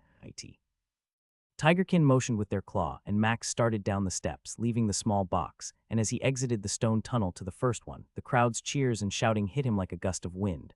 Part of him hurt to see the rabid excitement in the eyes of everyone next to his long path of stairs. What was even worse was the younger beastkin and insects who seemed more excited than most of the adults. Steel yourself. Use that pain. Use the anger. Do not allow yourself to be distracted. Fowl, Batrier, Cordelia, and Tanilla are waiting on you. This is what you must do to return to them. Max felt his face change. It mimicked the one he had seen on Amy's face. Knowing she had changed, it hurt even more, and his face became harder, a snarl almost appearing as his lip curled slightly. As his face showed up like that on the floating crystal, the volume of the arena became louder. The shield was set around the arena, and Max didn't pay any heed to it. Instead, every bit of his attention was focused on the woman before him. So many times the idea of killing a woman had been foreign. It wasn't easy. His mother had raised him a certain way, and now it didn't matter who or what they were. All that mattered was they wanted him dead, and he wouldn't hesitate to stop them. She was a lionkin, and yet Max could tell from the pressure that came from her that she overshadowed the pair of males he had faced 2 days ago. Red chain armor covered her body, yet he could see how thick she was, with legs with large quads and bulging biceps and forearms. A circlet of green metal sat on her head, looking natural upon the burnt orange color of her fur. Shimina, are you ready? The roar she let out sent waves of pressure, and Max almost smiled, wondering if she had used a form of intimidation as he felt the dredges of something trying to affect him. Banging her red sword and red shield together twice, she lifted them high and roared once more. Ifrit, are you ready? Waving his staff in the air, not releasing fireworks or anything else, Max never moved from his slightly bent position. Let the drums of battle sound. The moment they rang out, Max summoned his fire familiar, listening to the roar of the crowds, and he could feel pressure coming from the box where Igura was sitting. No longer did the curtain that was usually there hang. Today she was on full display, sitting alone on a white stone throne, her gold scales shimmering in the light. When Max didn't do anything else, the crowd let out a groan, obviously hoping for another show. Even the yellow eyes of his opponent had widened slightly, as if she were unsure of what might come next. We do not have time for this. Focus. Seconds ticked by as both fighters waited on the bells to sound. If you want to thank me, then let me have control, otherwise stop this prattling. Unable to help himself, Max laughed out loud, his body shaking and his smile growing. The crowd's cheering increased as they could only wonder at what was going to take place next. Ding, ding, ding, ding. Shimina didn't charge forward like all the other opponents had. Like Max, she stood there, legs bent and ready as each waited to see who would move first and what openings might come. The crowd still roared with excitement, but it was muted. The shield cut down on the noise, and the two of them slowly started to circle one another, 20 yards between them being nothing more than a single step. Do you want to die fast or slow? A snarl came from Shimina, her fangs showing as her lips pulled away. I will skin you and make a rug from your smooth hide, she shouted, still not moving forward. Do you think so highly of yourself? You are nothing. Max stopped moving. When he did, his opponent froze, bending lower and holding the circular shield before her chest, sword ready to defend or attack. Driving his staff into the ground, Max smirked and grabbed his robe with both hands. It tore in half, sliding off his body as he appeared to emerge from a cocoon. Underneath it was no armor. Just his tanned flesh, darker than usual from the amount of sun he had experienced in the desert. Strapped across his chest were 2 belts, dozens of small daggers wedged into tiny sheaths. A confused look came upon Shimina's face as she watched Max. He looked defenseless, but she knew he had skills. She had seen his fights before and been told by many what he had done. Speculation about all that he could do ran wild, but there was never a mention that he could control sand or stone. The weapons she saw looked different from all the others. They were not dark black. Instead, they were clear. Truth be told, Max said as he yanked on each of the leather belts with a hand, the pieces separating from a seam upon his shoulders. I've always wanted a lion fur rug. Shimina didn't wait. Flashing green, she dashed forward, weapon flashing red, aiming for Max, who was standing behind his staff. Whatever skill Shimina activated was cut short as the staff she ran into didn't budge. A thud sounded from the impact of her shield and the staff. Max had backed up just a few steps, out of reach of her sword that swung and whiffed badly. He watched as she staggered backward, eyes blinking rapidly. Let's begin this lesson, Max growled, tossing the belts into the air. 24 daggers flew from the leather prisons, each one sparkling clear in the air, except for a stone that was set in the middle of the blade, perfectly placed so that they were still balanced and able to be controlled. Ever since the first one was made, Max worked on finding a way to make one he could control, and his weapon skill lent him the knowledge he needed. Shimina backed up, shield held slightly higher as her eyes tracked the blades that began to fan out, surrounding her. Two different circles formed, each one with 12 daggers that rotated in opposite directions. Her head snapped in each direction, yellow eyes landing on Max, who stood behind his staff that was still stuck in the sand. He laughed as the lionkin spotted the truth about his staff. The impact of her charge had knocked the sand he had placed it upon away. It had not been buried. Even now his staff was floating slightly above the dark sand. Wood, stone, how? Her questions didn't matter because Max was ready to demonstrate what he could do. He could feel the eyes of every creature in the stands. Each one was locked on him, and he figured not a single one cared about Shimina. Even better was the sensation of knowing Igara had a front row seat to him, displaying yet another power none could fathom or believe he had. Lesson 1, Max shouted. Never touch one of my friends. The daggers moved, coming in like a swarm of bees from every angle and height. Shimina's body flashed green, and while she managed to stop a large number of the daggers, even managing to break 5 of them, she lost the fight in an instant as 9 blades slid into the different parts of her body from behind. Each calf and hamstring found a 6-inch blade buried inside, cutting through the metal with ease. Her lower back, shoulders, and triceps found the same fate as each felt the sting of his new weapons pierce her defenses. She roared with pain, and this time Max didn't doubt for a moment that she had used an intimidation skill as waves of pressure assaulted him. Trying to move toward him as she yelled, Shimina watched as the wooden staff cut her off, pinning her against the stone blades in the staff. "Let me show you how it really sounds," Max called out. Intimidation. Her eyes seemed to go dull for a moment as his shout washed over her, and without waiting for a response, Max drove his staff harder, the long edge sliding under the shield and weapon that had blocked it, pressing against her waist. Pinched between all these things, Max sent the rest of his daggers into her, sticking in from the front side, making sure each limb and the torso had one inside. Then, like an arrow, she launched upward from the arena floor until she slammed into the shield above, 90 feet. 100, he wasn't sure, just that it was high. Control of the staff and daggers was difficult, and he had tested it once, knowing this was the limit of his ability. Unable to truly hear the crowd, Max spun around, waving his hands upward as if calling for their voices, and he could see and now hear them over the muffling of the barrier.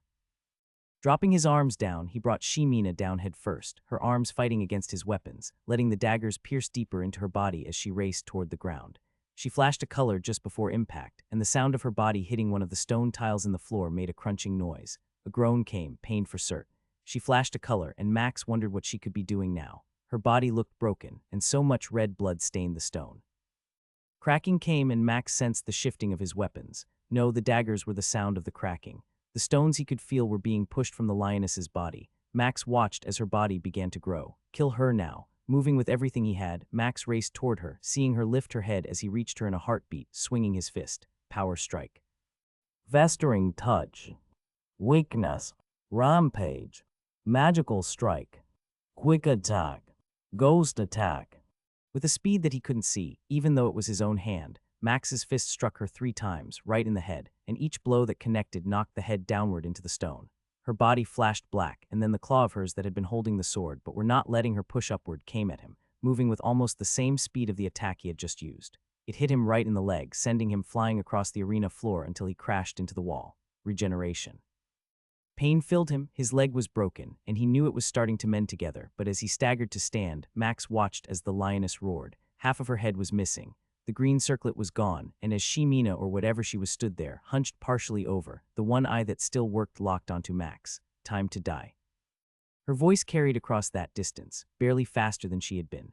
Now the lioness stood 23 feet tall, and every part of her was bristling with muscles that seemed impossible to house on that frame. The claws on her hand were each a foot long, and there was no doubt how sharp they were. As she charged, Max summoned the stone wall, the ice wall, the air wall, each one placed in her path, trying to trip her or slow her down as he pressed against the stone wall to stand. Both the stone wall and ice wall shattered against her legs, the air wall catching her face slightly and knocking her just a little bit upward, but it too was gone in a moment, unable to withstand her power. Every stone block that was within his range came racing like arrows, pelting her body, armor now gone and nothing but dark orange fur covering the beast that sought his death. Shimina used her arms to swat away the blocks, shattering them into dust, none of them withstanding the power she possessed. His ice nova was preparing, just about ready to cast as the lioness reached him. Both claws came in a slashing attack, aiming to shred him like paper, demonic teleportation. 10 long grooves were set in the stone as he vanished, appearing behind her in a last-ditch attack. His staff came at her from behind. Its tip had been cut, trimmed to a fine point. No longer was it blunt, as in all the other matches. She turned as the weapon came, trying to find where Max had gone, the staff piercing her side and burying itself within her back. Shimina howled with pain as she felt the 6-foot staff in her side and back, wedged within her muscles and flesh. Those yellow eyes locked on Max, who was almost able to stand as normal, his broken leg almost now healed. As she turned to come at him, Max had an ice spear forming, growing it as fast as he could. Both of her feet pressed off the ground, jumping at him, aimed once more to take Max's life. His staff, still wedged inside her, was sent upward, carrying her body higher than intended, missing her target by a dozen yards, landing awkwardly as the staff fought against her. Blinking, Max watched as she reached around her own side and started slashing at her skin with a few claws, forcing Shimina backward a few steps as his weapon pulled against her flesh and skin. He felt it burst free as the muscle and hide that had imprisoned it was torn loose. Trying to summon it back, Max felt it not moving, seeing the bloody and crazed lioness holding his staff in her clenched fist. No more. His leg was healed, he could stand, and the pain was gone, but Max knew at this moment everything was going to come down to the next few seconds. I need help. The power is yours. All cooldowns reset. Somehow Max could sense the change inside him. The power it took to do what Bob had just done hurt their goal, yet he wasn't going to lose. There would be no more of that. Let's end this, Max shouted, setting his feet and clenching both fists. Roaring, the lioness charged, tossing the staff way as she came, claws ready to strike. Evasion. Bulwark. Armored warrior. Hardened body. Ice Nova. Berserker. Claws shattered as his fists hit her attacks. Blood came from him and from her, and yet the two bashed at each other. Max's world was calm, almost serene, as he saw the lionkin's yellow eye blinking rapidly. Every slash she sent was met by his fist, and the impact left her injured more than him. In 6 seconds, both of them had hit the other at least 30 times, and now Shimina's arms were connected to broken and battered hands, claws missing from every finger. Class is over, Max growled. Demonic teleportation. Power strike. Magical strike. Quick attack. Ghost strike. The right side of her exploded in a shower of red. No bones or other material existed as the power of Max's combination of attacks struck 3 times in an instant. He fell onto the furry shoulder, the body of his foe standing there, headless for a few seconds before it began to fall. A roaring fire filled him, hot, cold, electric. Bonus stats consumed 3 dexterity, consumed 31 constitution consumed. Stat milestone 2 reached. Constitution of 500 acquired. Bonus resistance granted immune to damage from epic and below grade weapons or spells. Bonus hit points granted 100 more hit points. Rest required for final milestone upgrade. Consume has successfully consumed a skill. Skill does not match being's body type. Consume is adjusting skill. Skill consumed is equal to rank of current skill. Power stored for future use. Consume has consumed a higher rank skill. Hardened Body Rare has been upgraded to Hardened Body Epic. Consume has successfully consumed a skill. Skill does not match being's body type. Consume is adjusting skill. Skill consumed is equal to rank of current skill. Power stored for future use. Consume has successfully consumed a skill. Skill does not match being's body type. Consume is adjusting skill.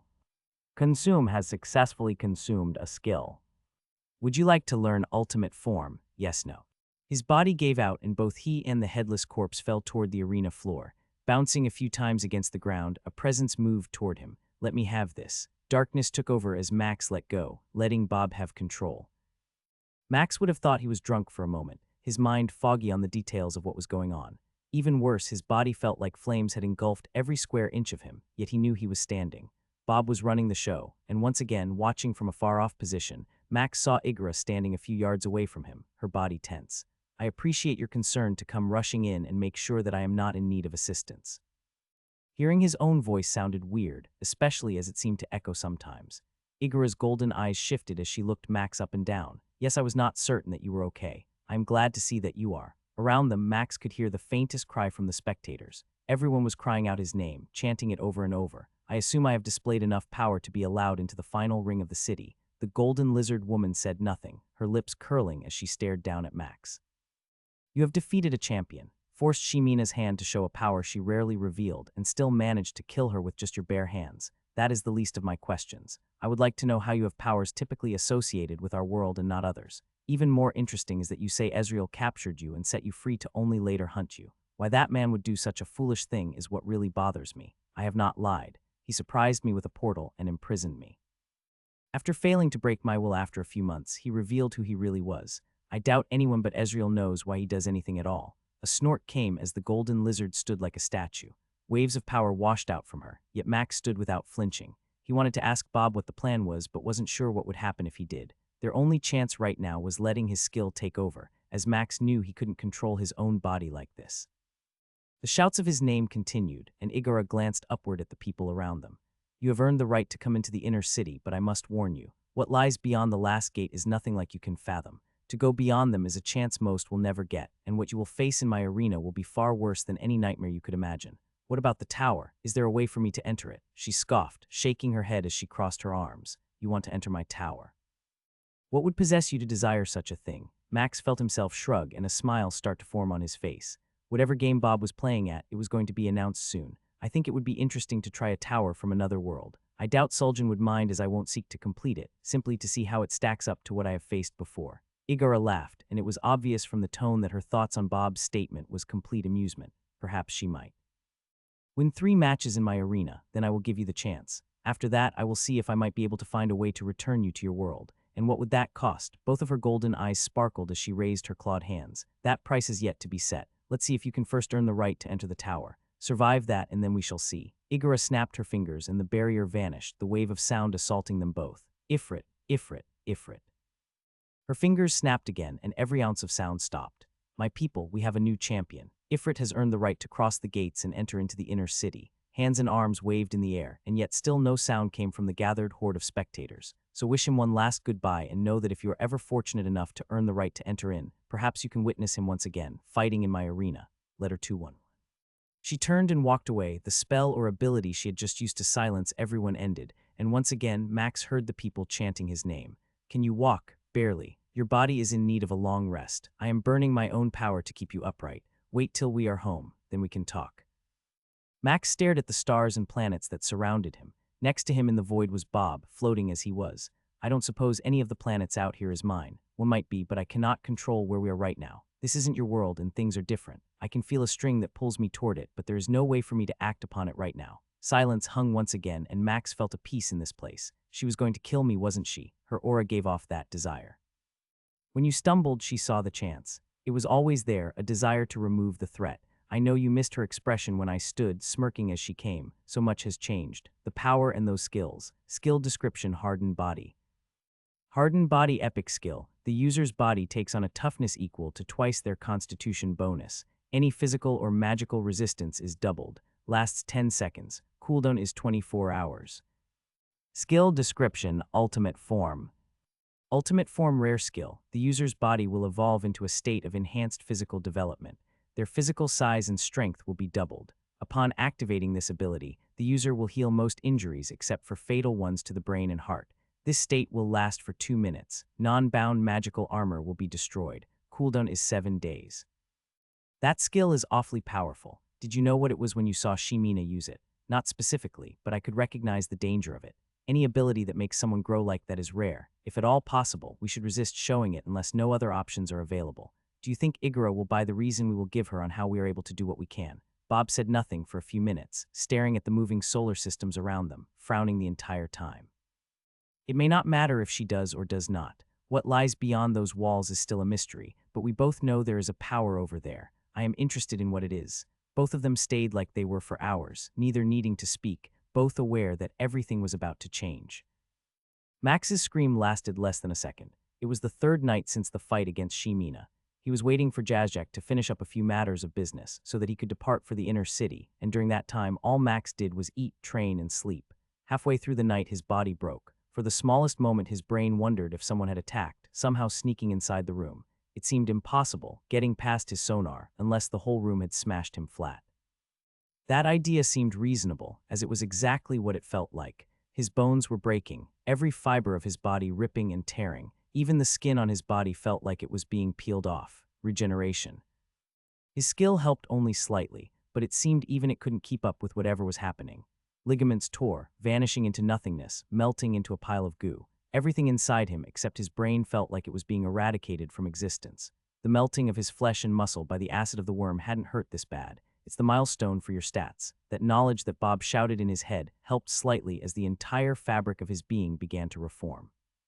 Where his bones had been, new ones, stronger ones, much denser than before grew. For a moment there was no pain. He could feel and sense the shifting inside what was the goo of what had been his body.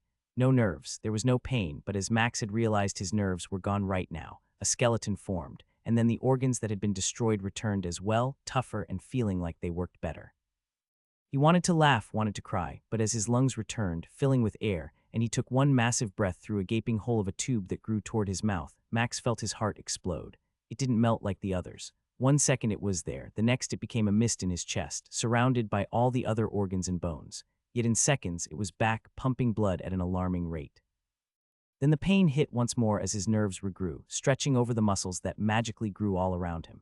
He felt strong, stronger than before. He screamed once more. Panting, everything returned, and Max blinked the eyelids that appeared, aware that whatever had just taken place had been a mercy. My brain and eyes at the same time. As his skin finished growing over his body, hiding the grotesque figure he had looked like with no covering, Max saw the notifications appear. Strength milestone upgrade complete. New body type acquired. System calibrating. Species human, milestone reached before evolution is possible. Awaiting system unlock for species strength evolution. Constitution milestone upgrade complete. New body type acquired. System calibrating. Species human, milestone reached before evolution is possible. Awaiting system unlock for species constitution evolution. System error 2 milestones achieved early. Rectifying, granting temporary bonus. Temporary bonus will be removed upon evolution. 10 strength granted for melee attacks, 10 resistance gained against all attacks. Max could feel the vibrations of people moving through floor on the other side of his door. Ifrit, Jazzjack's paw banged against the metal frantically. It was locked, and Max knew neither of them would want to come in without permission, having been warned multiple times. I'm fine, I promise. Are you sure? That scream didn't sound good. Groaning, Max felt something under him and realized his mattress was covered in blood and other goo from when his body had just disintegrated. Actually, Max called out as he heard his stomach grumble, I need some food. Give me 20 minutes and I'll be down there. Okay, sliding off the mattress, Max did his best to not drip onto his pants or boots, which were on the floor next to the bed. Imagine if I had been wearing those while I slept. It would have been fun cleaning them out. Max walked across the room, leaving bloody footprints and other droppings on the stone floor as he headed to the sink in his room. Turning the handle and injecting mana in the rune he wanted, the water turned warm, flowing very slowly so as not to be wasted. Picking up a towel, Max sighed, knowing he might run out of towels before he was clean. A thought hit him, and even though his sonar skill told him how he looked, Max moved to where the light switch was, pushing it, listening to the squelch of his finger against the metal. Light gems activated, and Max moved to stand before the mirror inspecting his body. Gone was the skinny but fit body he remembered. Now was a more muscular and defined one. A body like his seemed impossible to achieve, and yet here it was, rippling with muscle as Mina's had. Was she evolved, or was it just the stats she had? Once more I am not sure but feel I will know in time. You do look more like a warrior now. Chuckling, Max got to work, scrubbing his body and removing the layer of bodily fluid and goo that covered him. Are you sure you want another serving? Nodding as he chewed, Max grabbed the cup that had just been filled by one of the moth attendants, lifting it to his lips and preparing to gulp it down. That's your 5th serving, Koakin stated as he motioned at the pile of growing plates. How can you eat all that? I'm hungry. Jazzjack said something to the servant who was standing by, and they ran off quickly, headed toward the kitchen once more. You look different. Did your robe shrink? Coughing as he guzzled the fruity liquid, Max wiped his mouth and shrugged. I'll need a new one for sure. And I owe an apology to the mess they're going to find in my room. Both of his patrons glanced at each other, and the Vorpal rabbit said something that sent one of the last attendants standing idly in the room on a trip up the stairs. Accidents happen. Max grinned at Jazzjack and shook his head. Not like that. Having just jumped off the carriage that had taken the 3 of them to the inner city gate, Max found himself staring at the sight before him. Guards of every race stood at attention, and each of them gave off an aura similar to the fighters he had faced in this ring of the city. Plate, chain, and leather armor was on full display, and a few even wore robes. Is there a reason why they are all wearing gold-colored armor? It's a symbol of Igara. Every citizen of Quan Ma knows that if they speak, you act immediately or you will die. A few of the guards who were close enough to hear Jazzjack chuckled, and yet Max could sense the hesitation from all of them to come toward him. This is where I will say goodbye, Koakin declared as he gave a deep bow. My life is yours. If ever I can repay it, know that I shall do anything I can. Max nodded and held out a hand, getting a cocked head as a response before the insect stuck out his hooked blade, and Max grabbed it, shaking it a few times. Tell my wife I shall return soon, and make sure she reads that letter, Jazjak said as he gave a single head bob in Koakin's direction. If I don't return in a month, there is a house set aside for you in the previous ring. Everything we agreed upon is there. Without waiting, the insect moved back to the carriage and jumped in, banging his blade on the side of the cart, and started to ride away. No real goodbyes, Max muttered before snorting. Do your people do that? Sometimes they can last for hours. I guess in some ways it's better this way. Now then, are you ready? Rubbing his furry paws together, Jazjak grinned, his sharp fangs appearing as his fur pulled upward. My whole life I couldn't imagine this ever coming true. Now I can't wait at all. Taking a few steps forward, Max moved before a lionkin who appeared to be in charge. His long red mane looked well brushed and cared for, and the yellow eyes had never left Max the entire time they had been there. A pair of large swords sat crossed upon his back, and the plate armor had 3 marks on it. We're here to enter the inner city. I was wondering when you might come, the guard replied. His deep voice possessed an almost regal tone to it. Will you need a guide? Max glanced at Jazjak, who nodded. That would be helpful. Very well. I am Ivanlaka and shall escort you into the inner city.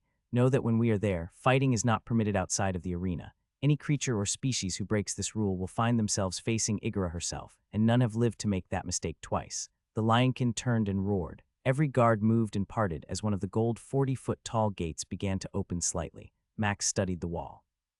Up close, he could see there was a 40-yard boundary of no houses or buildings near it, and it was easily 80 or 90 feet tall. Stones the size of a house were stacked upon each other, fitted with no gaps.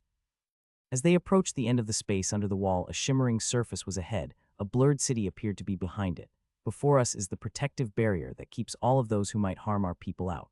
Once inside, you may not leave without a special band being given to you. You mean we're trapped? Max asked. Ivanlaka stopped and turned enough so he could glance over his shoulder at Max and Jazjak. Trapped is not a word I would use, but I guess you might see it that way.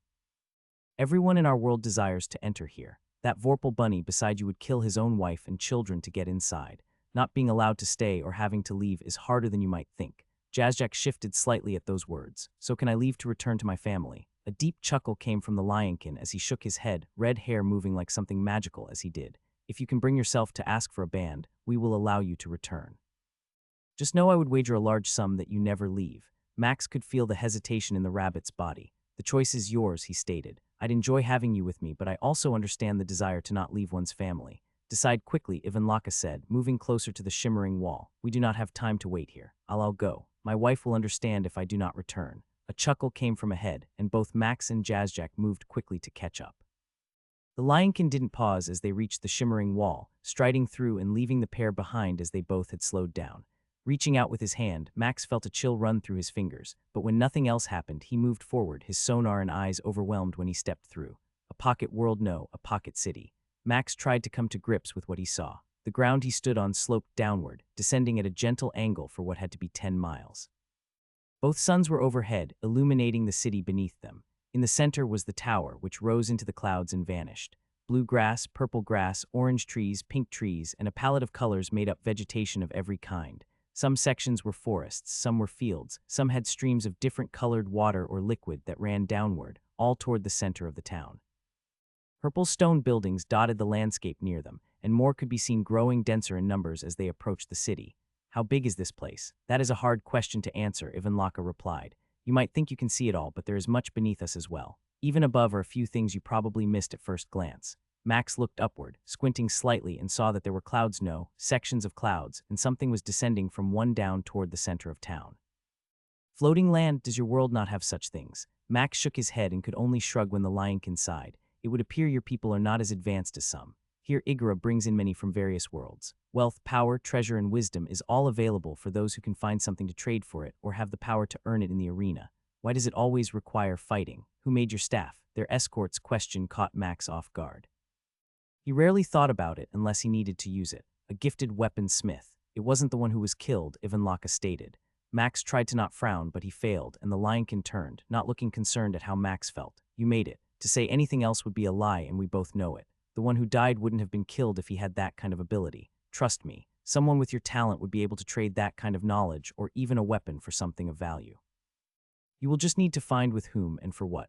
Once again, their guide began walking, not waiting, and Max found himself following behind on the path of purple-worked stone bricks. This place, Jazjack muttered as he hopped beside Max, is nothing like I imagined. It is far greater than anything I could have believed, and we are still not at the city yet. Glancing over his shoulder, Max saw the wall far off behind them, at least half a mile away, which seemed weird since they had just moved through the shimmering wall.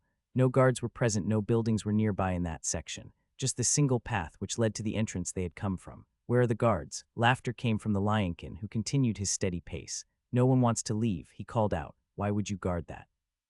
Flying creatures, I mean species fish, or I guess something like a fish with bowls over their head and weird bodies.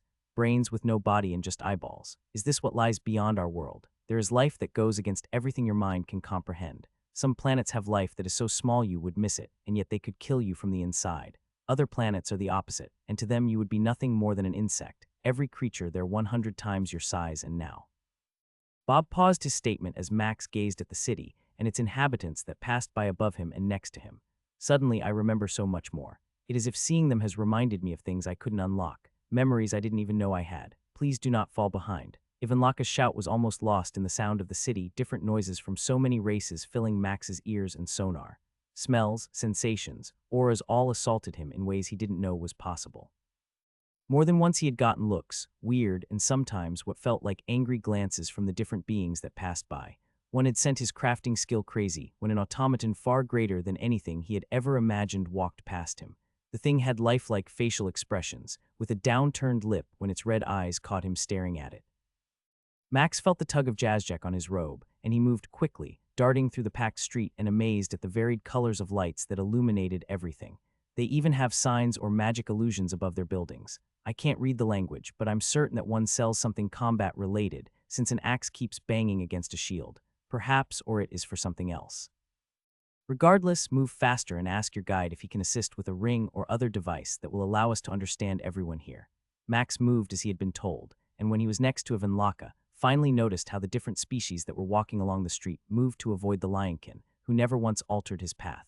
Can I get a ring or some other item that will allow me to understand what everyone here is saying? This one only does a few back in the other part of the city. Max held up his finger and wiggled the ring before his guide. That is something you could trade for, Ivanlaka replied, barely glancing at the ring for more than a second. It isn't very expensive, but you would be wise to acquire one. For now, we are almost there. You have an apartment set aside for both of you. I will leave you two there, and later tonight you should expect a visit from one of Igara's servants. Turning his head slightly, the lionkin held Max's gaze for a moment.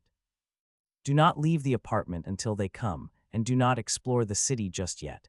It would not make a good impression if you were missing when they came looking, and Igara does not like to wait.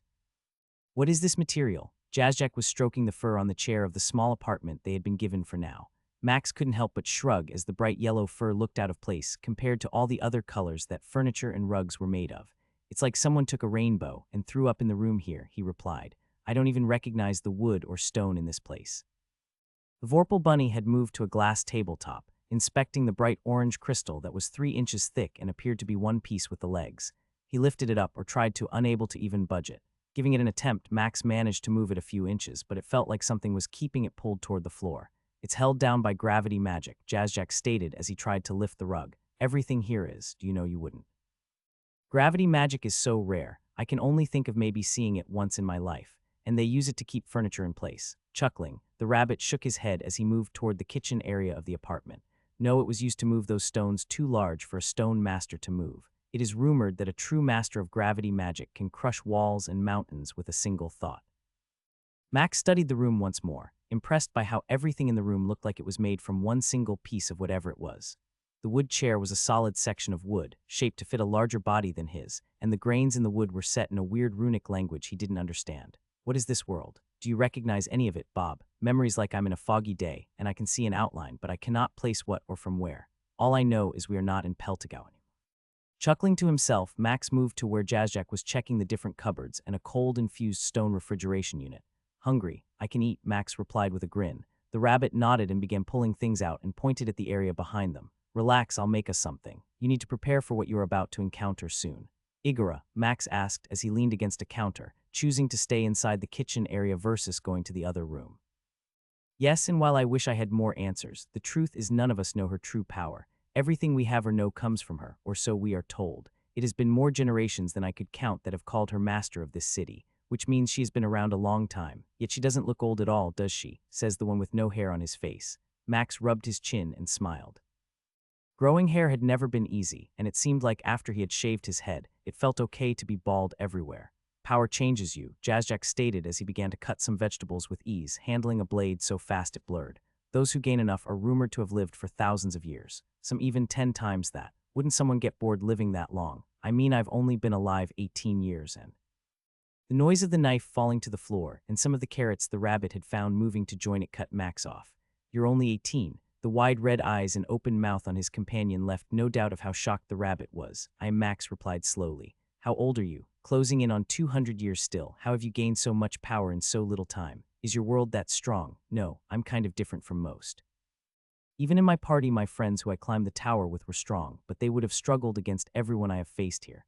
Having retrieved the fallen vegetables and knife, Jazjak nodded slowly. Tell me, just how strong are you, Ifrit? Max sighed and motioned to the knife his companion held. How good is that knife? Will it cut you? It is very sharp. I'm actually glad I managed to not lose a finger when I slipped earlier. Good, try to cut me with it, Max stated as he held out his hand. Cocking his head, the Vorpal bunny stared at him a few times. Even though he kept motioning his hand out, it took a few seconds for Jazjak to come close and slash at the outstretched hand. The knife hit and slid, not cutting the skin at all. Both ears shot straight up and two red eyes grew bigger. Harder. Like a predator, the rabbit slashed, moving just as fast as he had when cutting vegetables a minute ago, and yet after 20+ slashes, no mark was made.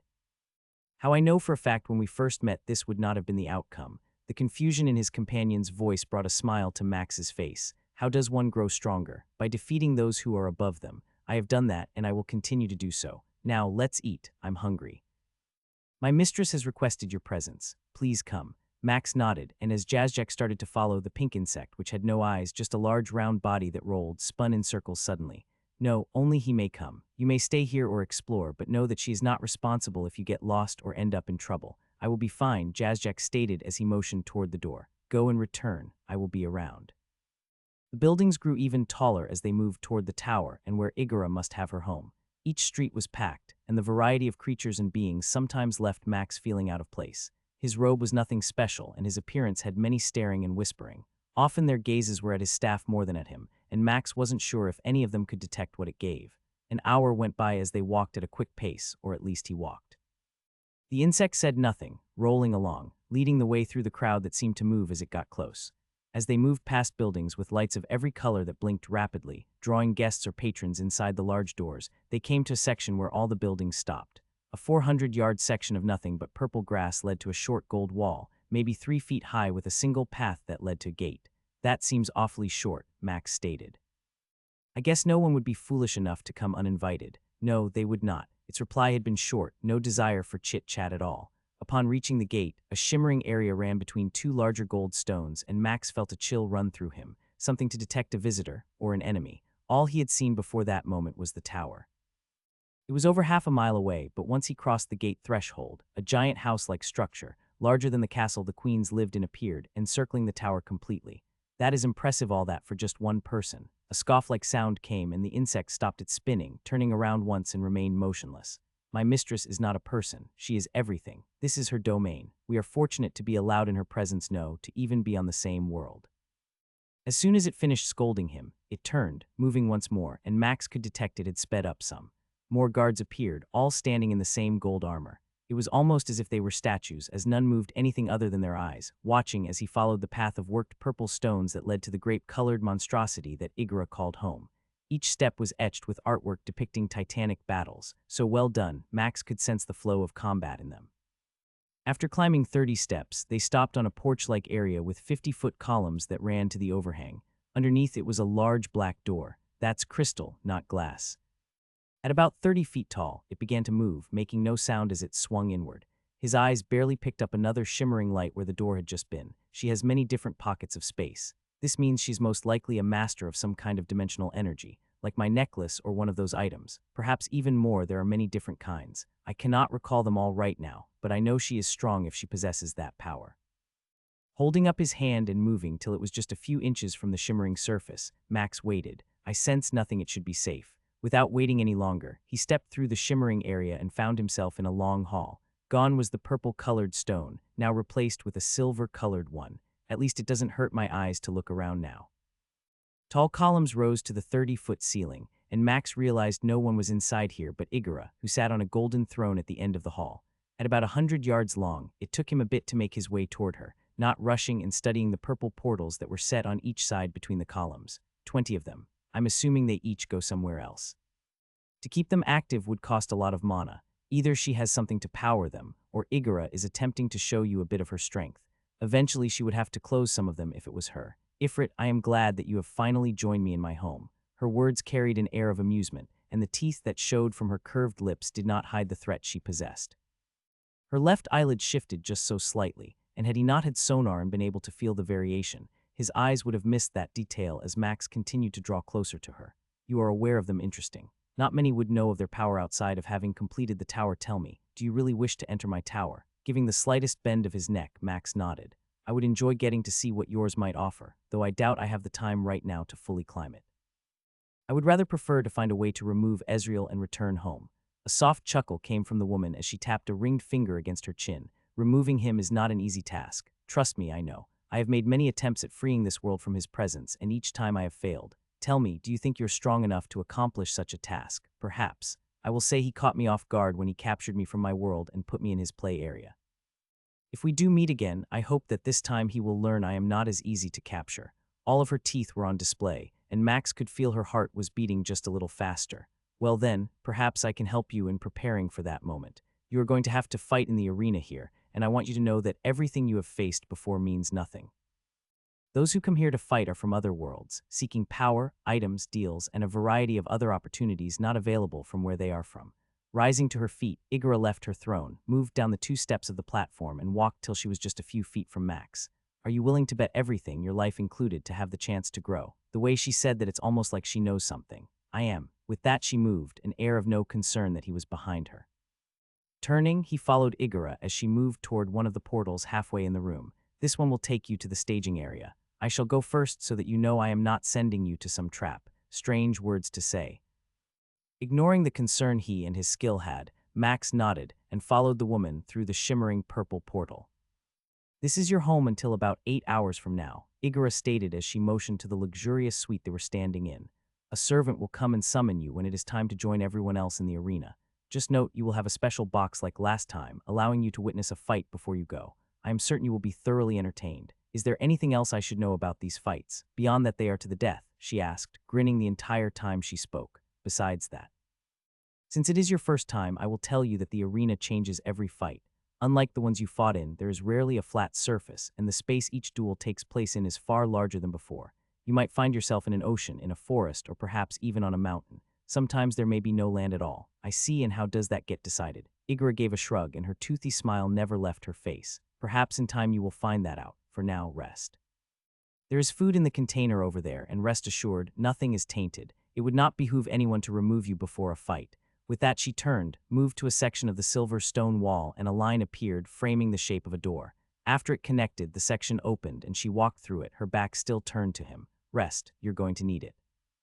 This space, it is different. The fact we can communicate so easily, and the lack of energy it requires means we are closer to the source of something. What do you mean by something? Digging through a container of chilled food, Max pulled out some water and fruit, studying the green item before taking a small bite. Suo good. Sweet juice ran down his chin, and he didn't hesitate to consume the rest of it while Bob worked on that question. The name of it I cannot remember, but the system has power, and here there is much. Unlike your world, which acts as a barrier to the system, keeping you from being exposed to it, here that barrier is almost non-existent. Perhaps that is why so many of the ones we faced were stronger. The lack of the barrier allows them to acquire more of the system than your world does. Why would the god of this planet want that? I thought gods used their worlds to grow stronger. Wouldn't allowing the people or creatures on it to become stronger faster drain more power? Max could sense Bob thinking, I'm not certain how each world works. There are many variations to all systems. Something tells me this world functions differently. Perhaps as things die, the god here gains a portion of that power. He could feel the frown on his face. A god that desires death of their own. It is far more common than you can imagine. Many gain power by fighting against other worlds. That is why some might have a barrier like your world does. This planet would give more power to the one who conquers it, but would also provide a greater threat.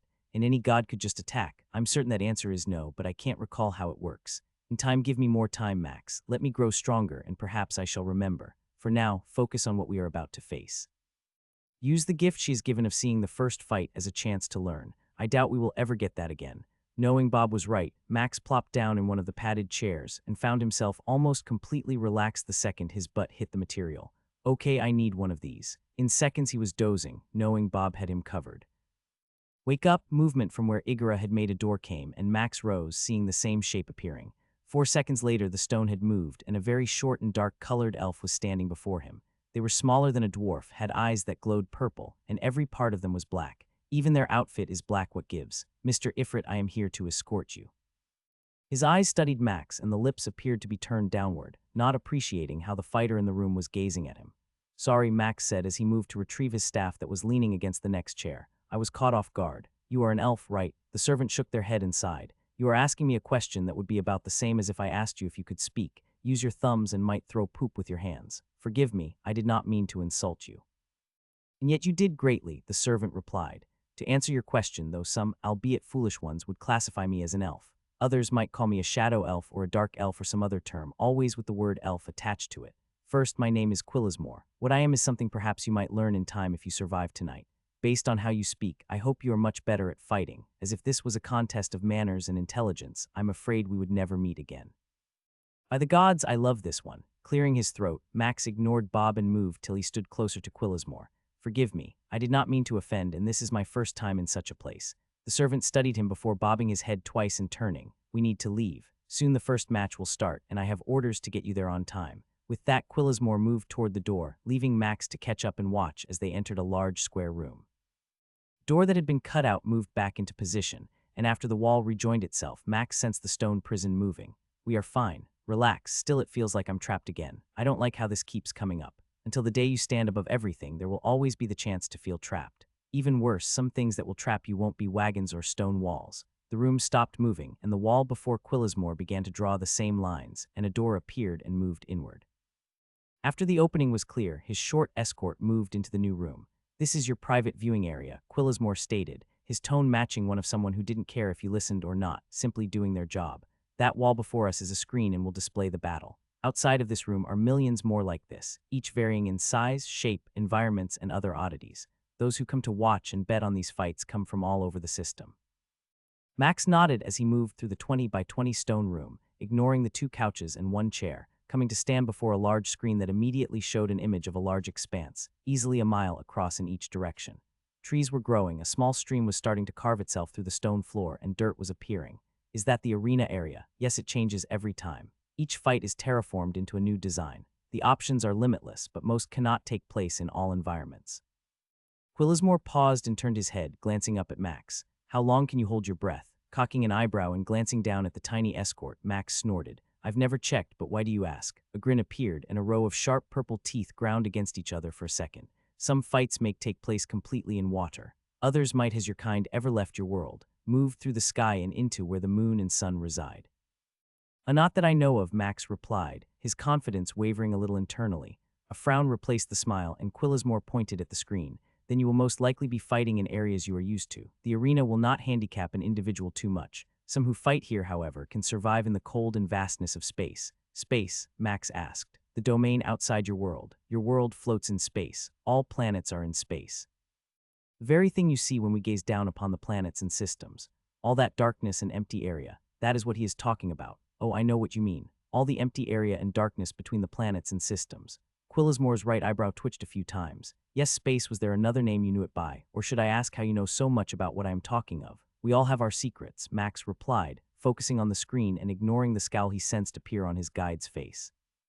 Very well, I shall return when it is time for your match. Until then, please do not attempt to leave the box. With that, Quillismore turned on his heel and moved to where the open doorway was, the stone returning to its original place. We are in a whole new world, and I didn't mean that as a joke. Still, it was funny. Now tell me, what are we going to face? That, Max, I have no idea about. Most of the forest was on fire, and large chasms ran along the ground. Both fighters were injured, and the one who had been winning for so long appeared to be on the ropes. Max couldn't take his eyes off the screen, watching the two and the destruction they each brought. An energy attack, how he can still focus that much from just one hand. While Max spoke, the fighter he was speaking of, Starshin, held up her left hand, another powerful blast of bright white light racing at her opponent. The quarter of a mile between the two of them was gone in a heartbeat as the ray of power raced toward its target. As soon as the blast of energy came, the blue-skinned opponent transformed once more, turning into a clear being, and held up their right hand, taking the blast to their chest. Ryugaroa's outstretched hand returned the same bolt of energy again, the bolt now blacker than it had been before. Cheers came as it struck Starshin's black armor, tearing it apart and removing a section of the woman's side as she tried to dodge. The blue one is able to change into so many things it appears they have learned how to become something that absorbs and redirects the attack back, changing the power in some way. Yeah, the first few were white and did nothing. Only the last two have done any damage to Starshin. Crumpled on the ground, blood seeping from her body, the energy user struggled to get up, her white hair no longer in the neat braid behind her but burnt and everywhere. A tinge of pain came as Max remembered how he loved Tanilla and her hair, especially when it was loose and lay all over the bed or in the tub. The end is soon, you can sense it, as can the rest of the watchers. His box shook from the vibrations and the muted noise that came from around. A battle that had looked one-sided at first changed so quickly. Ryugaroa had been attempting for the first half to dodge and adapt, shifting itself into different materials, pieces blown off or completely evaporated. Slowly, stiff steps from the crystallized being brought it closer to the woman that had darted and dashed around it with ease. Gone was the speed or the few taunts Starshin had hurled. Roaring, the woman held her hand out and it grew brighter, far brighter than Max had expected was possible. From the open wound, light spilled forth. Sensing a change, Ryugaroa charged, its crystallized body moving with haste, but as it drew close, not moving fast in the form it had taken, Starshin moved her hand to her chest. Oh my, can you sense it? Max nodded, the power that now came from the injured fighter, somehow radiating as the entire arena floor began to flood with light, the screen he was watching on almost flickering as it appeared to struggle to keep the view working. One last scream came, and a ball of light raced outward in all directions from Starshin, destroying any tree, dirt, or other matter still standing. For half a mile it raced outward, and when it was gone, the screen was focused on the spot where the woman had been. A crater 15 yards down was there, and about 40 yards away Ryugaroa stumbled, its crystal shape changed, no longer clear, now blackened.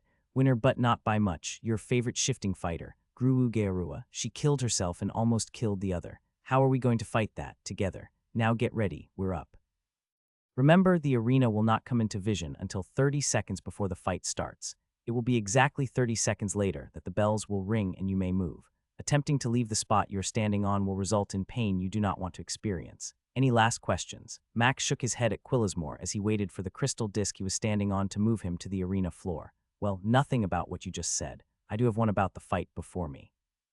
How powerful were those two? The servant shrugged. Until I see you fight, I am not certain I can give you a true measurement of power. Just know they are not weak nor strong. Many are stronger and some are weaker. There are different pools of power, and as you move through one, you advance. Right now you are listed as the weakest pool, so either you will win or you will die. This elf must be a lot of fun. I know I have an attitude, but he has enough for both of us. Max couldn't help but grin and nodded.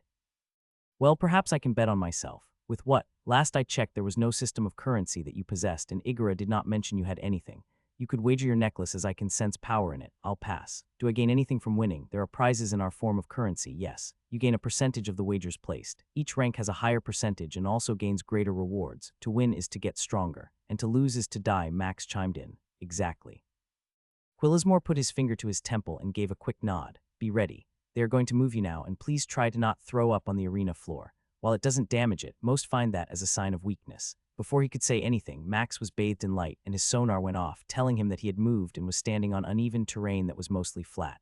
Around him, however, was a white tube of light, preventing him from actually seeing the arena floor. Feels a bit like cheating, but I'll take it. Be ready. Do not hesitate. We shall find out what we are facing and will need to react quickly. I would wager they know more about us than we do about them. Words filled his head, and Max grimaced at the volume of it. Our newest fighter, Ifrit, straight from Quan Ma in the last ring, attempts to do the impossible. Perhaps he shall rain down fire and destroy his opponent, or perhaps once again Kotley will leave its opponent a pile of lifeless mush. This time the roars and applause of the participants were able to be heard, still somewhat silenced, but the variation of noise and pitch left no doubt there was a variety of species watching.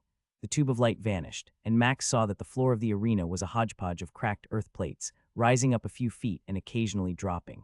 It was flat for the most part, but lots of potential tripping areas were present on the gray stone surface. A quarter of a mile away, just as with the last fight, was his opponent, and Max froze upon seeing it. What in the gods is that? That is a brain inside a mechanical robot. I mean, yeah, I can see that, but why is the brain in its stomach? And why is that thing at least 15 feet tall? Even from the distance, it was easy to see that his opponent was in a large robotic suit, but even the brain itself in its midsection was bigger than what must be usual. What head did that come out of? Focus look at the robot. Max nodded, seeing the metallic robot looked dangerous. Gone was the big and bulky type of automaton from the dwarf dungeon. Instead, this was sleek, with no extra bulk. 2 long blades came from each hand, and there were tubes on the arms as well as a pack of some kind on its back. I'll try to use fire, see if I can burn the brain or perhaps cold even. Whatever you do, be ready. 5 seconds. Bob was right, and the moment he knew time was up, the bells rang and the robot raced toward him. As it did, a presence assaulted his mind, and Max almost bent over, feeling the barrage of something in his head. It was like Fowl had a giant warhammer and was smashing over and over against his temples. Fight it, be ready, it's halfway here. The pain, I'm trying, formidable mind. The pain vanished and his mind became clear. As soon as it happened, the robot's charge turned into a skidding halt, stones sent in a spray as its metal legs and feet slid against the uneven surface. Max didn't wait, his fire nova started its wind up, and he began casting a fireball, knowing how much time he had until both were going to go off. Go! Rocks flew from the pressure his boots created when Max took off running, charging cautiously. As he got closer, he noticed there were a pair of eyes in the brain as well as lots of tentacles operating levers. The robot began to move backward, both arms and the 5-foot blades preparing for a defensive position as Max covered the distance in a moment. His staff came across, and one of the blades parried as the other swiped at him. Dodging under it, Max grinned, his fire nova about to go off, and his fireball which followed him grew larger. A second before his spell cast, openings around the robot's leg opened up, and dozens of tiny darts began to stream from them, aimed at Max. Cursing to himself, Max summoned an airwall, watching the first 5 get stopped while the next one shattered it. Waves began to roll out from his body, and the robot leaped up into the air, soaring at least 20 yards above, evading the flames, while metallic darts were still coming at Max. Max summoned a stone wall and used his stone mastery to harden it, drawing from the very stone beneath his feet, watching as it held firm, growing thicker and causing the darts to bounce off. His fireball raced toward the airborne robot, his mind calculating where it would land, and as it moved to intercept the big brain robot, a sudden gust of air came from behind, sending the robot back into the air and made his fireball miss completely.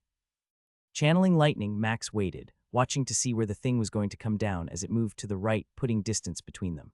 Cotley pointed its left arm at Max, and one of the tubes glowed, then an object streaked across the sky at him. Dancing behind the wall, Max's sonar told him that the object was also moving, not coming right at him, but instead flying around the wall and toward him. Another one came from Cotley's right arm and tube. Sprinting away, Max felt the pair of objects giving chase, always turning to stay after him. They were gaining on him, and only about 10 seconds remained as he covered the distance of the arena at the edge of the barrier where Stone just stopped. Here goes nothing. Bob didn't respond, but he knew it was the right decision, having seen how fast the objects tracked him. They turned but not quickly, and he didn't want to waste his lightning spell he was channeling inside him. With 5 yards before the 2 objects were about to impact against him, and the power of the invisible wall behind him, Max hoped his timing was right. Demonic teleportation. The explosion that came from their impact raced toward him, and Max summoned an ice wall, flames washing over it as he located Cotley again. This thing is smart. I'm not certain how long it can stay airborne. Racing toward the robotic monstrosity, Max began summoning rock shards from the ground, creating multiple dozens of sharp blades, and had them following him as he ran back toward the brain that hovered about 70 yards in the air. Foolish human, I shall. The voice of Cotley was so high-pitched that it made Cordelia seem normal. Ignoring the taunt, Max jumped up into the air, his stone blades serving as stepping spots as he climbed higher into the air, watching as the pair of eyes on the brain went wide and it reacted. Instead of dodging, it came at him, blades ready, the object on its back providing speed as they aimed for one another. A dozen stone blades raced ahead, coming from different sides to pin the robot in as it charged. Both arms moved with surprising speed, destroying the rocks, and the ones that made it past them bounced off an invisible shield before the brain, who almost looked like it was smiling. Max didn't care. He had done what he needed to, and he unleashed the lightning that had been growing inside him. A bolt 3 feet wide surged out from him, gone in a moment, and streaked toward Cotley. It raised both arms, trying to block the attack, but when the spell connected, the robot reacted by spasming wildly, the object on its back sputtering. Gone was the protective stance as Max drove off one of his remaining stone blades, thrusting the pointed tip of his staff at the unprotected midsection where the brain was, smoke starting to rise from its pink flesh. A squelching sound came as whatever barrier had stopped the stones wasn't there, and the tender body of Kotley found itself impaled on a staff that began to radiate with fire. Ahhhhhh. Its cries came as both of them began to fall toward the ground, twisting in the air from the impact. Still, Max didn't care as he focused the fire of his spell through the staff, watching as it burned the brain, seeing it shaking, and those tentacles no longer grabbing onto any of the levers next to its body. A loud crash came as the robot struck the ground first, twisting and causing Max to be thrown some, his weapon being yanked free. Without giving Kotley a chance to react, Max summoned more stones, which grew like manacles, each one binding the robot's legs and arms to the ground and becoming heavier and larger with each passing second. Max's fire nova started again, and he ran back to the body, jumped on it, and plunged the staff over and over into the brain.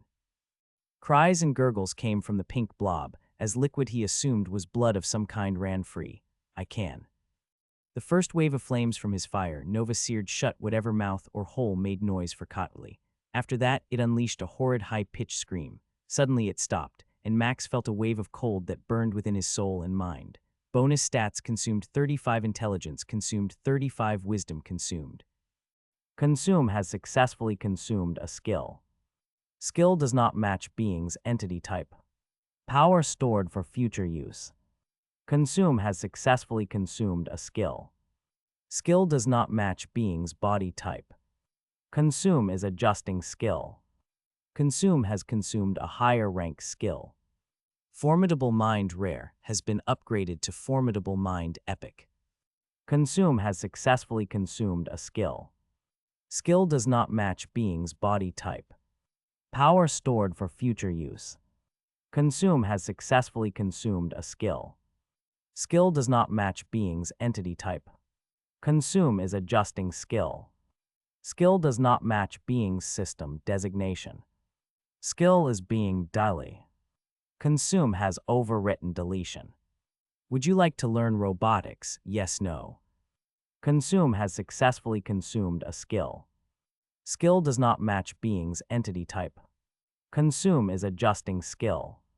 Would you like to learn omnilingualism? Yes, no. Cheers came as Max leaned against his staff for some stability, still stuck in the pink blob. Move now. Unsure if it was him or Bob, Max's body turned and ran, covering the distance of the arena to the far side as the robot he had been standing on started to shake. Stone, ice, and an air wall all gathered before him at the far edge of the barrier, and he began forming more barriers with the stone he summoned. A flash of light came, and heat raced across the arena, blowing everything away. The pain of his skin starting to melt was the first thing he noticed: regeneration. Even with the barriers, his body was assaulted by something that wanted to melt his flesh, a mushroom of fire rising inside the dome.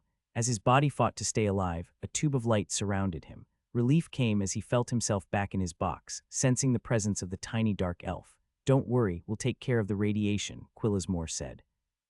"I'm impressed," Quillismore repeated as he took the empty flask that Max held out for him.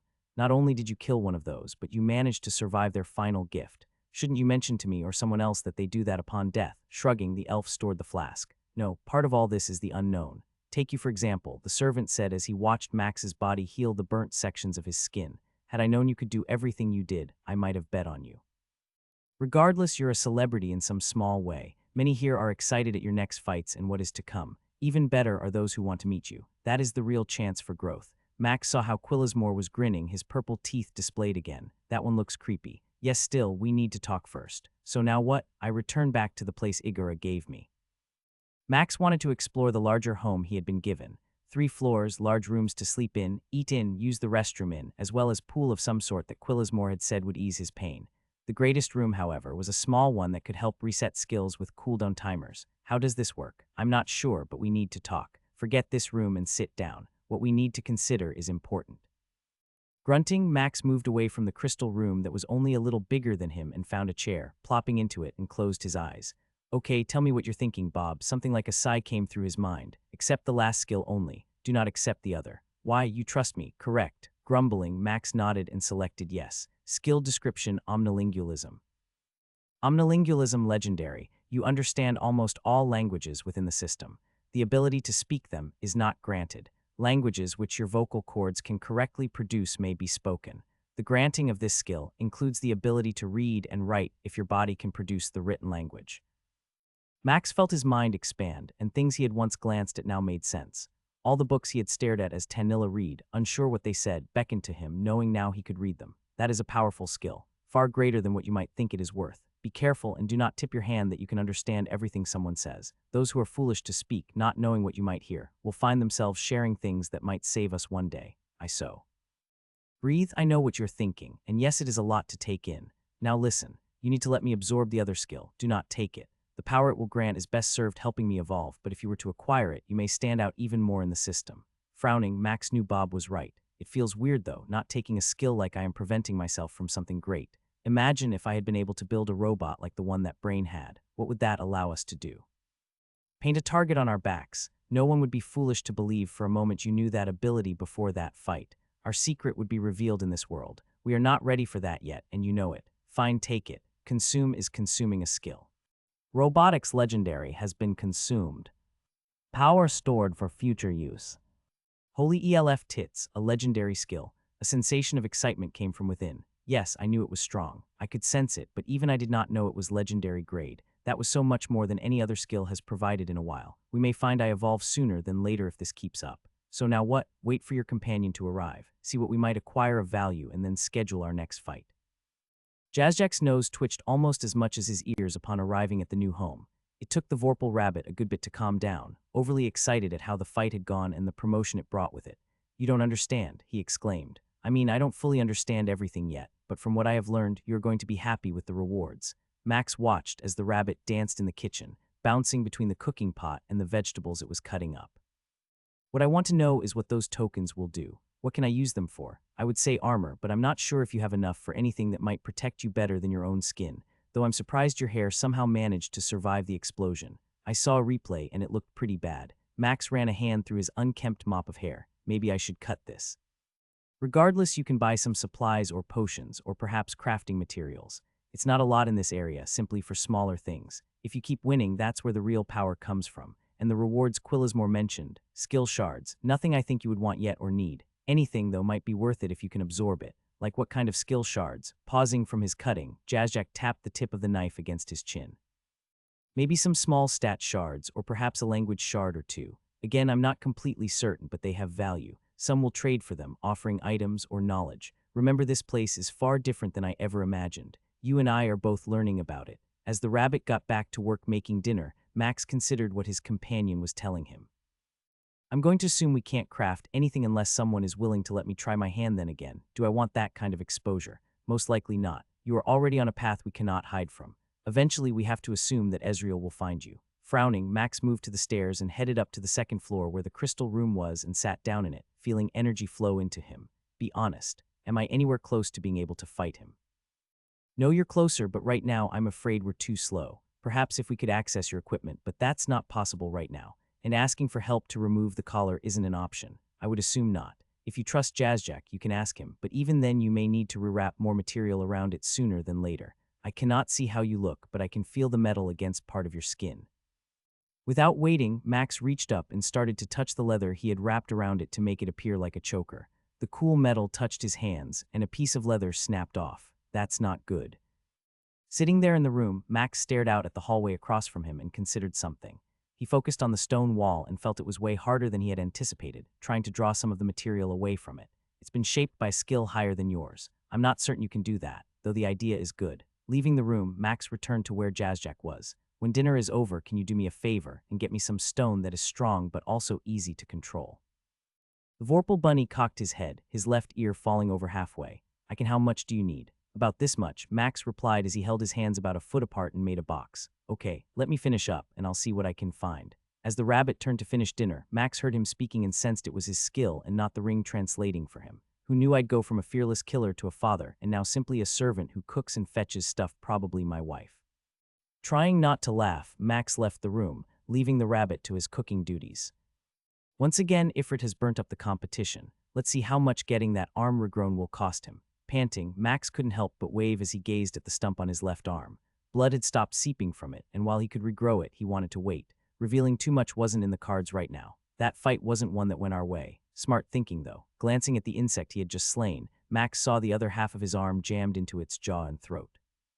Those pincers had sliced through in just a few bites after his armored warrior and bulwark had worn off. Still, it had allowed him to reach the tender flesh inside the beast. That exoskeleton shrugged off everything we threw at it. I really need to get a new weapon. A silver disc appeared under him, and the tube of light surrounded him, bringing him back to his much larger box. Nice work, Jazzjack called out as a cough came from Quillismore. Would you like to purchase an item or potion to heal that injury? I can deduct it from your current winnings, or we can sell off a reward. I can. Anything else? Not right now, but I may seek out some help picking out a weapon. Or perhaps I'll visit that weaponsmith I've heard so much about. Motioning to the portal that was ready, Quillismore waited for Max and Jazzjack to leave. Good bluff, the Vorpal Bunny said as he watched Max's arms start to regrow. I knew you had some kind of regeneration powers, but that is beyond what most have. Does it hurt? Not really, it just feels weird. Now tell me, how do we stand on what I'm looking for? Clearing his throat, Jazzjack sighed, his nose twitching. I have located what you asked for. I can acquire it after today's win. If you're serious about a weapon, seek out the one I told you. He is a fan and as such may provide for you the best chance at not taking all your money.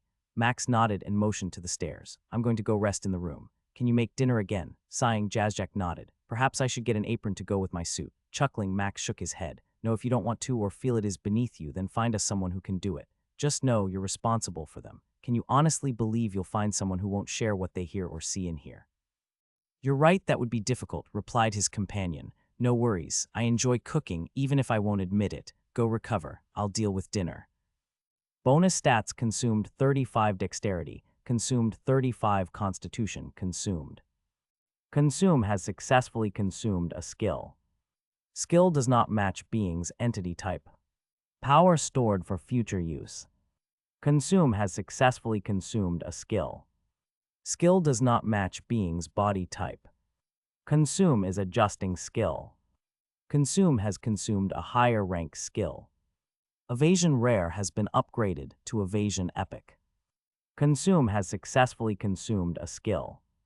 Consume has consumed a higher rank skill. Rampage Rare has been upgraded to Rampage Epic. Consume has successfully consumed a skill. Skill does not match being's body type. Power stored for future use. Max sat on the small crystal bench, watching as his fingers finished forming, gazing between them and his notifications. We are getting stronger, 3 fights now, just how many more do we need? Only time will tell. It would appear, though, they have stopped giving you casters. That last one wasn't even a challenge. Chuckling, Max closed his eyes and nodded. At least she gave us an ability. Status check. Defense of the Dragon 20. Defense of the Demon 20. Demon Essence 218. Gold Walkers 20 stat increase. Merfolk King's Gift 75 STR Dex, Con INT WIS Merfolk Water Attunement. Black Boss Band 20 stat increase. Ring of Growth 10 stat increase. Legendary Elemental Staff 100 INT WIS 25 bonus to elemental spells. Twisting the staff in his hands, Max couldn't help but smile as he walked down the street, nodding at everyone who stared at him. Between these few items. Imagine if we could unlock the rest of your equipment. Skill description: Spell Burst. Spell Burst rare skill. Next offensive skill cast will deal twice as much damage. Spell costs 3x as much mana. 1 day cooldown. I'm glad when she hit me with that stone spell. It only broke both arms and most of my ribs. Still, it's a nice skill to have. Yes, for most casters, having to use 3 times the mana would be a difficult thing. For you, not as much. Saying nothing, Max continued to listen to the conversations of those he heard around him. That's the one they call Ifrit. Strange for a humanoid to be so strong. Surely he won't make it soon. Look at the fool. He doesn't protect his heart with a covering unless perhaps his heart is actually in his pants where the armor is. Perhaps he would like to try to sire some of our children. Coughing, he choked on nothing but his own spit as a pair of mantises had just spoken about him siring their children. I doubt that would go well for you, but perhaps you could regrow your head. Yeah, that's not going to happen. Eventually, he made it down the maze of streets, knowing where he was headed, and stood before a shop that was different from the rest. Unlike so many, which had fancy signs that moved or flashed drawing people to them, this one was a simple metal door set between 2 other storefronts. An image of a bearded dwarf holding a hammer while sitting on an anvil was all that told him this was the shop he wanted. Who would imagine a dwarf would be here? Please, those are some of the greatest when it comes to forging weapons, no matter what world you are on. A bell jingled as he pushed the metal door in, and a shimmering portal washed over him as he stepped through. Everyone has these small dimensional pockets. Gone was the small shop's outer appearance now. A 50 by 50 foot room was present, with a pair of twin dwarven girls talking with two other clients, both covered by the magical cloaks that hid their presence. Perhaps we should get one only 2 more fights before we can afford one. Or not, that cloak will not hide who you are, just where you are going, and from what you and I both know, no one is going to attack you in the street. There is too much power being traded here. I can feel the flows of this place, and after the last few fights and the power we have gained, realize that this is a trading hub of sorts for lesser beings, or perhaps I should say, those who have outgrown their world but are not able to compete in the system as a whole. And you still don't remember what it takes to bridge that gap. Know it will come, or you will achieve it, and then we both will know. Just remember, not every world is the same. What it takes to leave one world will be different depending on how they are set up. Imagine. Excuse me, sir, it's Ifrit, right? The sound of a dwarven woman caused Max to focus on the beaming face of a 6-foot-tall dwarf. She was about as muscular as most men he had seen, and a scar ran down her uncovered arm. A red beard was twisted in tight braids, tucked under a blackened apron. Silver eyes studied him as she smiled. "It is, are you Buingrid?" "I am," she replied, winking at him. "It would appear by how your eyes are as big as a piece of sunflower ore that you were expecting a man."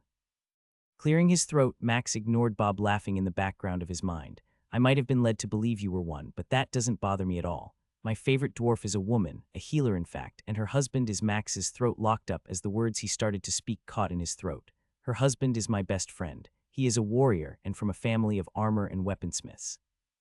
Laughing loudly, the dwarven woman held out her hand and gave his a firm shake, smiling even more when he didn't flinch as she squeezed hard. "So tell me what I can do for you. I must say I have been impressed watching you in the fights. You are skilled in magic, and I can sense your staff has some strong enchantments. Even more, I can tell it is bonded to you." Blinking a few times, Max saw her grin as she continued on. "I'm older than you might expect and have been around a long time. My ability to make the weapons I do has allowed me to gain even more knowledge of what is possible across all the worlds. Now tell me, what is it you're looking for?" "I need a melee weapon. If possible, I prefer a halberd, but I can use any melee weapon. Right now I'd like to focus on strength, agility, and constitution." Buingrid began to chuckle as she motioned to a worked stone counter at the far end of the main room. "So you cast spells, hit like a bushamal, and now want a melee weapon. Should I expect your next stop will be an armorer?" Smiling, Max followed her and shrugged. "Tokens are my limiting thing right now. While armor is good, I prefer to minimize getting hit, and after facing that last opponent, it became evident that I need to acquire something able to penetrate a hard shell or armor. On a side note, what is a bushamal?" "Bushamal," she answered with a wink. "Where I am from, they are about 30 feet high, don't have a lick of hair on their bodies, and have a fist that is about 8 feet wide. When one punches something, they often destroy it completely. Thankfully, they are peaceful unless you manage to piss them off, then they aren't." As she spoke, she pulled a large piece of paper out from under the counter and set it down. From behind her ear, she retrieved a pencil. "Now tell me, do you have any ideas on how you want this designed? Lengthwise, balance-wise?" It was Max's turn to grin as he held out his hand. Seriously, he nodded at her and she sighed, giving him the pencil and watching Max pull the paper closer to him. Letting his skill take control, Max began sketching out the weapon he had in his mind. After so many different ones over the years, he knew what he liked. The handle ran from the ground to the tip of his head. "Who knew that I would be content with a weapon so small, because you do not fight like most. While a true halberd using warrior wants that added reach, you prefer to get in close, using your body also." Smiling, Max sketched the head of the weapon, the length of the pointed tip, and the size of the hammer on the other side. Minutes passed as his mind finished the initial sketch, and then he looked up, seeing an appreciative nod coming from Buingrid. "You're able to enchant as well. What kind of weaponsmith would I be if that wasn't possible? Elemental essences, power cores, life and mana infusements. Runes?" The dwarf's head twitched a few times, and even through her red beard a frown formed slightly. "Why is it I'm about to ask a question I don't think I want the answer to? Because I'm trying to do this on the down low and would like to potentially have a hand in what you create." Buingrid's frown grew deeper and both eyes narrowed. "You can craft weapons," she whispered. "I can, though I have no doubt your skill is higher than mine. I would hope so," she exclaimed, quickly checking to see that the pair of visitors with the twins were not paying them attention. "What can you do?" "As I told the last weaponsmith who let me work in their shop with them, perhaps it is always better if I show you what I can do." She frowned, biting her lip as silver eyes studied the man on the other side of the counter. "You say you have dwarven friends. Tell me what is something special to them. Besides ale, gold, the one they love, family, a 50th birthday, protecting." "Enough, okay, it's evident you either have them or you did some research. Give me a moment to think." Max nodded as the weaponsmith stood there. As she did, he drew the paper closer and began sketching again. This time he did a close-up version of the shaft, drawing runes he knew she would understand for power and strength. Next, he did a rough outline of the weapon head, creating lines and potential runes and other designs he had learned from Romandes. Time passed and Max could sense Buingrid leaning close, felt her eyes widen with his sonar skill. When he finally finished and about 20 minutes had passed, the woman had barely breathed for most of the time he was bent over. That weapon you designed that right now in your head. And there are many more. I'm assuming you have access to lots of parts and powerful items, things I can't come close to acquiring yet, but together I would be willing to share what I know and in turn learn from you. Max watched as she slid a hand between her apron and saw her chin jerk a few times, trying not to smile as he noticed she was tugging on her beard. There will be rules, Buingrid blurted out as she let go of her braids. This is my forge, and no one will know you are working here. To do so would tarnish my reputation and potentially cause others to want to get the same kind of treatment. Do you understand? Max nodded. Letting out a sigh, the dwarf turned and motioned for him to join her.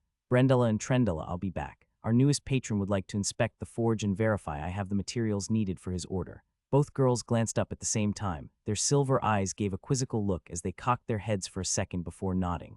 Let's go. Following the weaponsmith, he moved past crystal-covered cases with weapons on display behind the counter. So many different ones that he recognized, and at least 24 that he didn't. His mind called out to want to touch them and inspect them. At the back of the room stood a simple wooden door. It was green, and when Buingrid touched it, it swung open with a creak, leading to another small, shimmering portal. Don't touch anything, or I'll cut your hands off, she muttered before going first. Never touch a dwarf's beard, or their forge, that is what Fowl said. I'm pretty sure it was to never touch a dwarf's beard, beer, or forge, but you're probably right.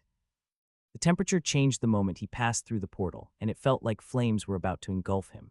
Max's sonar heard the ringing out of a hammer on metal, and as he blinked twice, his skill told him there was a 10-foot-tall dwarf hammering about 30 yards away on an anvil twice the size he was used to. Who's that? A feminine voice called out, the sound of the hammering stopping for a moment. No one that matters to you, mother. Get back to work. We got things to finish. The dwarf got back to work, each strike shaping a 2-foot section of metal with precision that amazed Max. She's building a shaft that large. How big? No questions, not right now. Buingrid began moving toward a section on the left, where some shimmering walls of something seemed to send off heat waves. Leading him to it, she passed through, and Max followed, feeling the heat of the room vanish as a cold chill washed over him. Everything here is in a dimensional pocket. Don't touch these chests or you won't like what happens. They are all attuned to just me and my mother. Nodding, Max watched as she began grabbing a few from the cut-out section of the stone.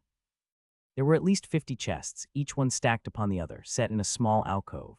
You have this many. That is impressive. Is it? I could get more, but then again I have been in this place for hundreds of years. Her words almost made him choke at knowing she had been in this section of the city for so long. This is what I thought then a trading hub. Each of those chests, though for them to work in this space means they are a different kind of power.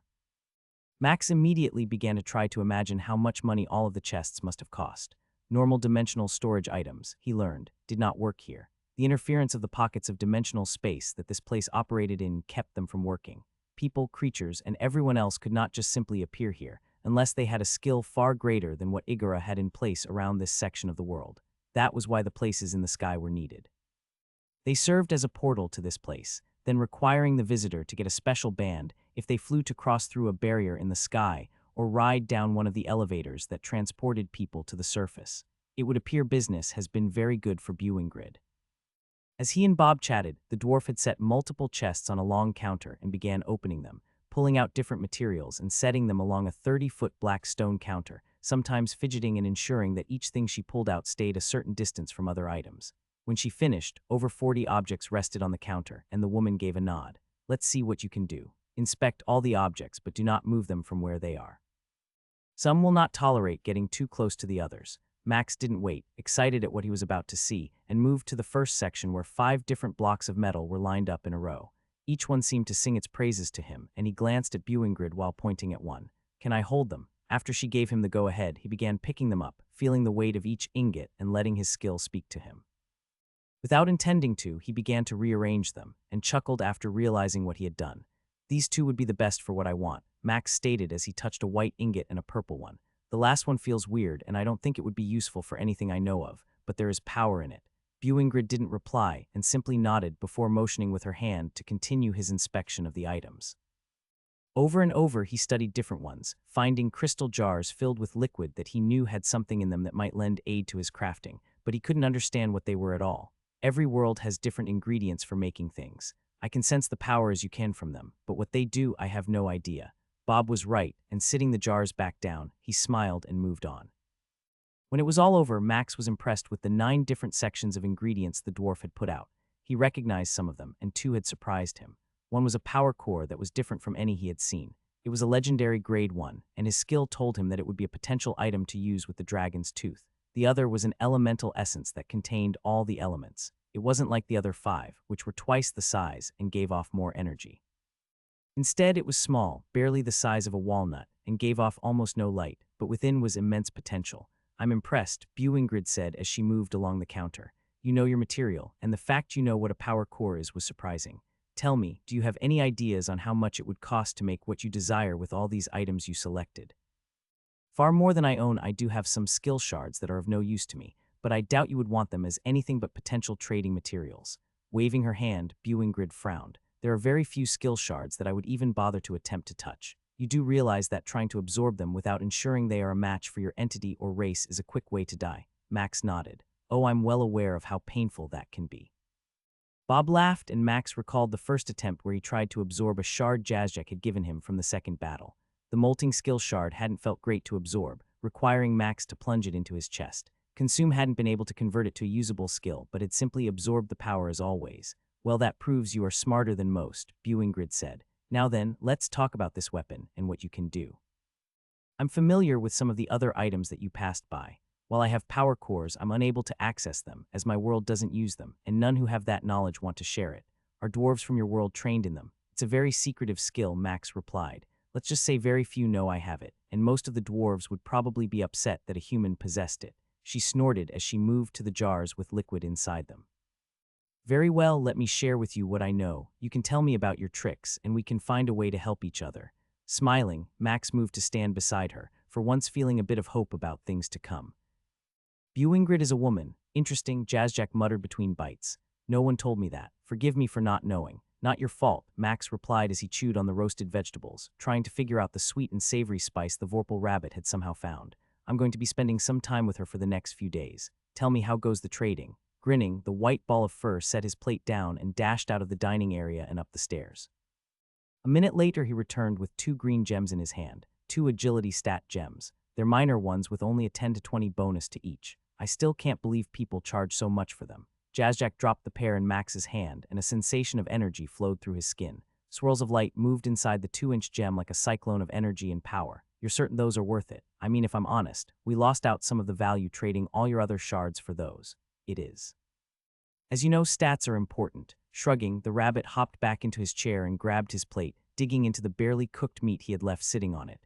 "I do, but I also know that eventually you're going to need to find more skills. Those are the real power." He has no idea. Sitting on the crystal bench, Max took the knife he had purchased and took a deep breath. "This always feels so weird stabbing myself." "Well, if you didn't choke on the gem, you could swallow it." "Yeah, I can't swallow, sorry."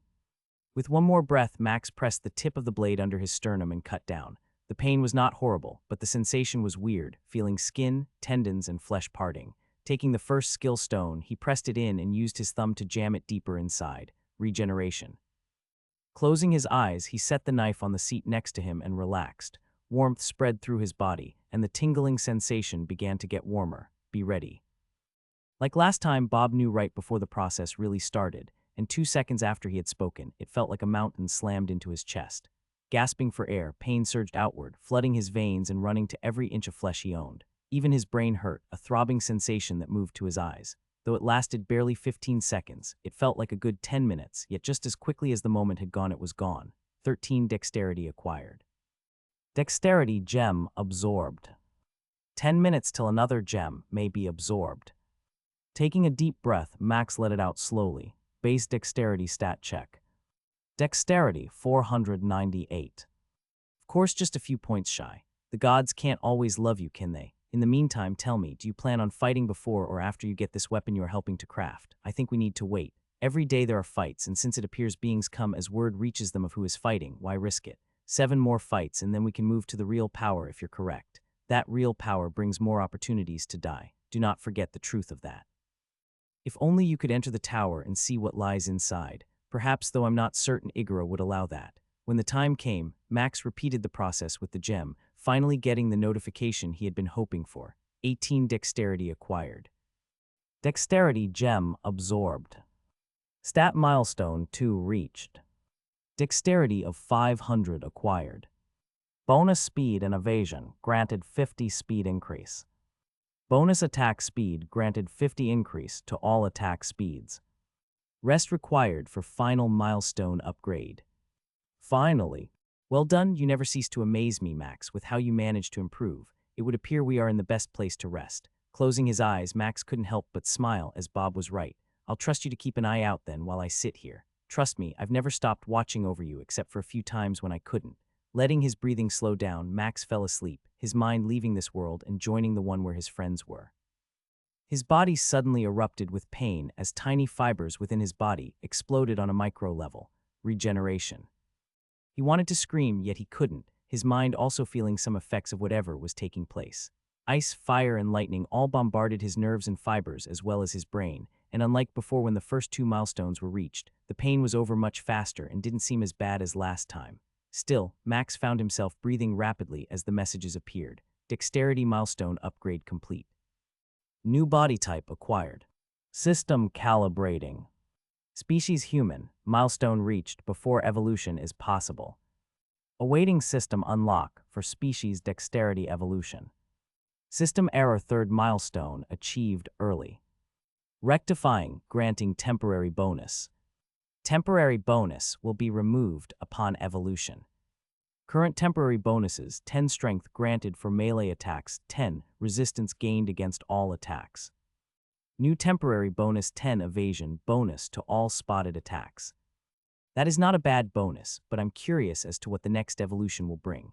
I sure hope the reason this hurt less was because my body already went through the previous one. For my constitution, just tell me, will the 750 stat bring another evolution? I do not know. This is not something I can recall, but I do know there are other evolutions beyond what you have encountered.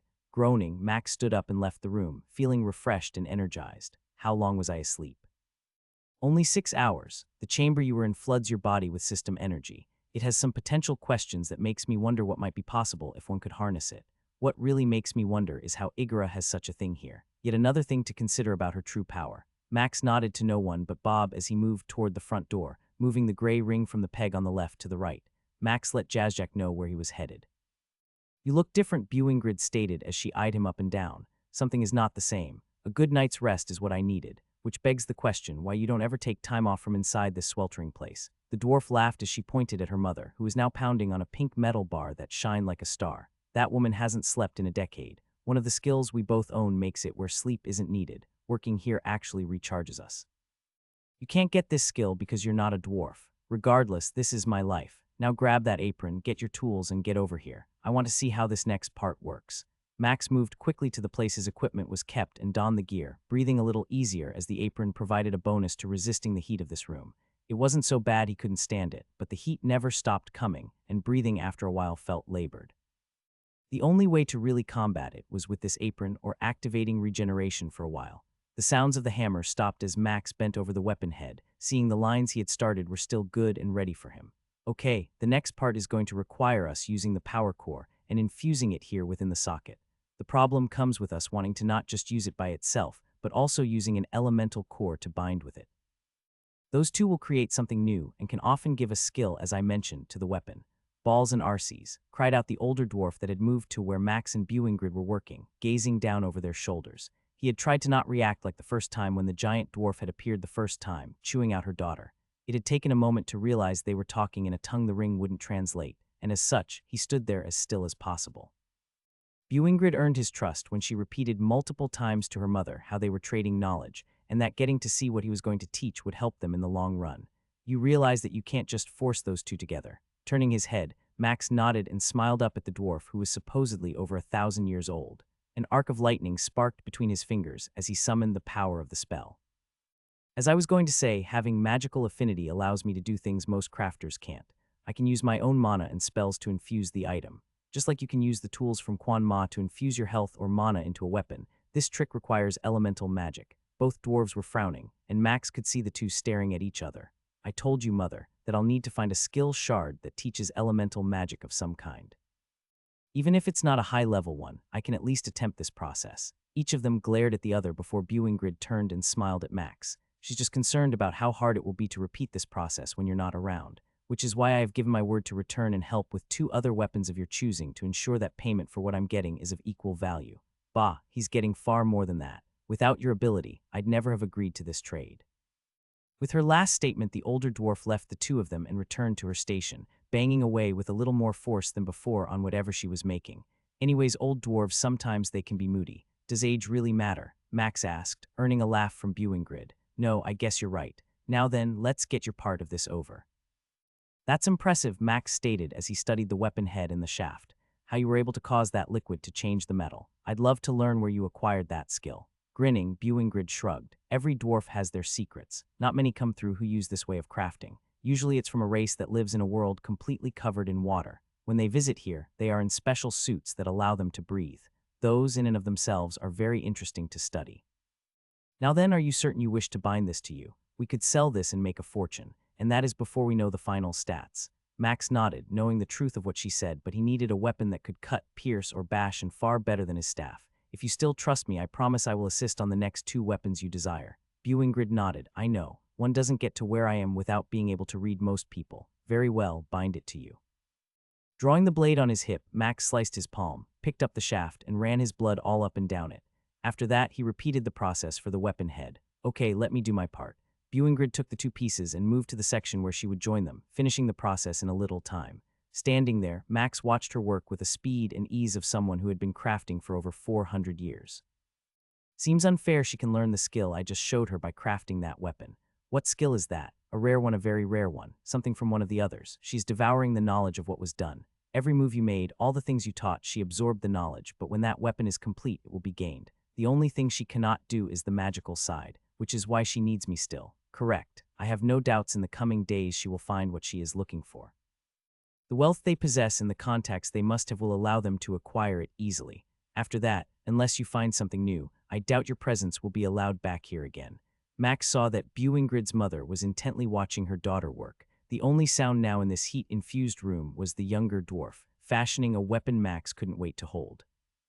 I was a fool, she grumbled. I should have made you give me the first one, but now I will expect 2 just like this.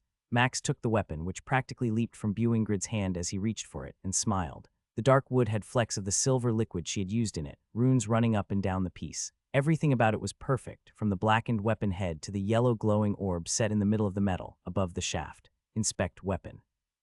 Legendary shifting weapon plus 100 strength, dexterity, constitution. Shifting this weapon can change its shape to the mind of its owner. It takes 124 hours to change the weapon again, or 1,000 mana to bypass the timer. The weapon may not gain more mass than it already has and cannot be anything but a melee weapon. May evolve. Bonded. Holy elf tits, Max didn't care that it had no elemental properties as he had hoped. The fact that it could change shape had so many uses, and combined with his mana pool, the cost that might seem impossible for most wasn't that big of a deal. Chuckling, a small grin appeared on Bewingrid's face. I haven't heard that one in ages, but yes, that is a good description of such a weapon. Part of me wondered if it would be a legendary item, but an evolving one that is rare. Is it? Max asked, his mind occupied and not paying attention to how his voice had sounded. A hand reached for him, and taking a step back, Max avoided the outstretched set of stubby fingers. Glancing at the dwarven woman before him, he saw her eyes were wide, both red eyebrows touching the top of her head. You have had it happen before. Slowly nodding, the woman cursed as she spun around, waving both hands in the air. Son of an ELF-HUMPING-GRINGLBNDAL. What is a gring o, whatever, she said. Beats me, but I'm guessing the elf probably won't like it. Smiling, Max waited as the woman spun on her heel and approached him. We're working on another, right now, understand. Knowing it wasn't a question, Max nodded and started to move to lean the weapon against a table when he paused. It began to shimmer in his hand, and the weapon turned to silver and black liquid, matching the jar that they had used. In 5 seconds, he now held a whip that was about 25 feet long. The hammering stopped, and a string of curses that made Bewingrid turn red came from the older dwarf. Rolling the whip up, he slid it over his head and put an arm through it, part of it tucked underneath his apron. Let's get to work. Bewingrid scowled for a moment before sighing and motioning to the room where supplies were kept. Come on, I'm going to work you till I feel you've paid off that weapon. 2 days later, Max emerged from the weapon shop, feeling tired but glad he had done his part. Bewingrid had been a taskmaster, and the knowledge that he had given her 3 weapons, instead of the 2 they had originally promised, earned him gratitude from the dwarf. Even the older one had forced a smile as he was led out of the forge. I'm about ready to pass out even as much as I learned. promise me you'll talk me out of being stupid in the future like that. That isn't a promise I can make because we both know you never stop doing stupid stuff. Chuckling to himself, Max ignored the looks of those who saw and smelled him as he moved along the street. Blackened sections of skin, marred by the time in the forge, also stood out. At least you kept the weapon as whip. Walking with that halberd would have been really weird for most. It is true very few carry anything over a dagger or swords. No large weapons like mine. Soon Max found himself back at his place, almost tackled by a white ball of fur the moment the door opened. 2 days, 2 days, you didn't send me a note to tell me you were going to be gone. Jazzjack's nose was moving faster than any other time, twitching like crazy as his left foot tapped the ground constantly. I have forgot, sorry Mom. A scowl came and those red eyes narrowed at him, then the tiny paw came forward with a single claw wagging in the wind. It's not funny I'm here in this house, unable to leave because I don't know if something happened to you. For 2 days all I can think about is how I might be dead the moment I walk out that door, or perhaps that won't matter and someone will come inside and kill me. Sighing, Max bent down on his knee and smiled. I'm sorry, Jazzjack, I didn't realize. Now tell me what's really bothering you. The tiny mouth opened and then closed, chomped down quick enough to bite a finger off. Snorting, he glared at Max before finally growling for a few seconds. I'm nothing here even now I realize that every day. I want to ask something, and I understand if you say no, but can I get a skill shard from what you win? Absolutely, and once again, I'm sorry. I keep forgetting what it must be like for you here. You were the top of the food chain in your circle, and now all you do is cook and shop for me. The Vorpal rabbit held out its middle finger.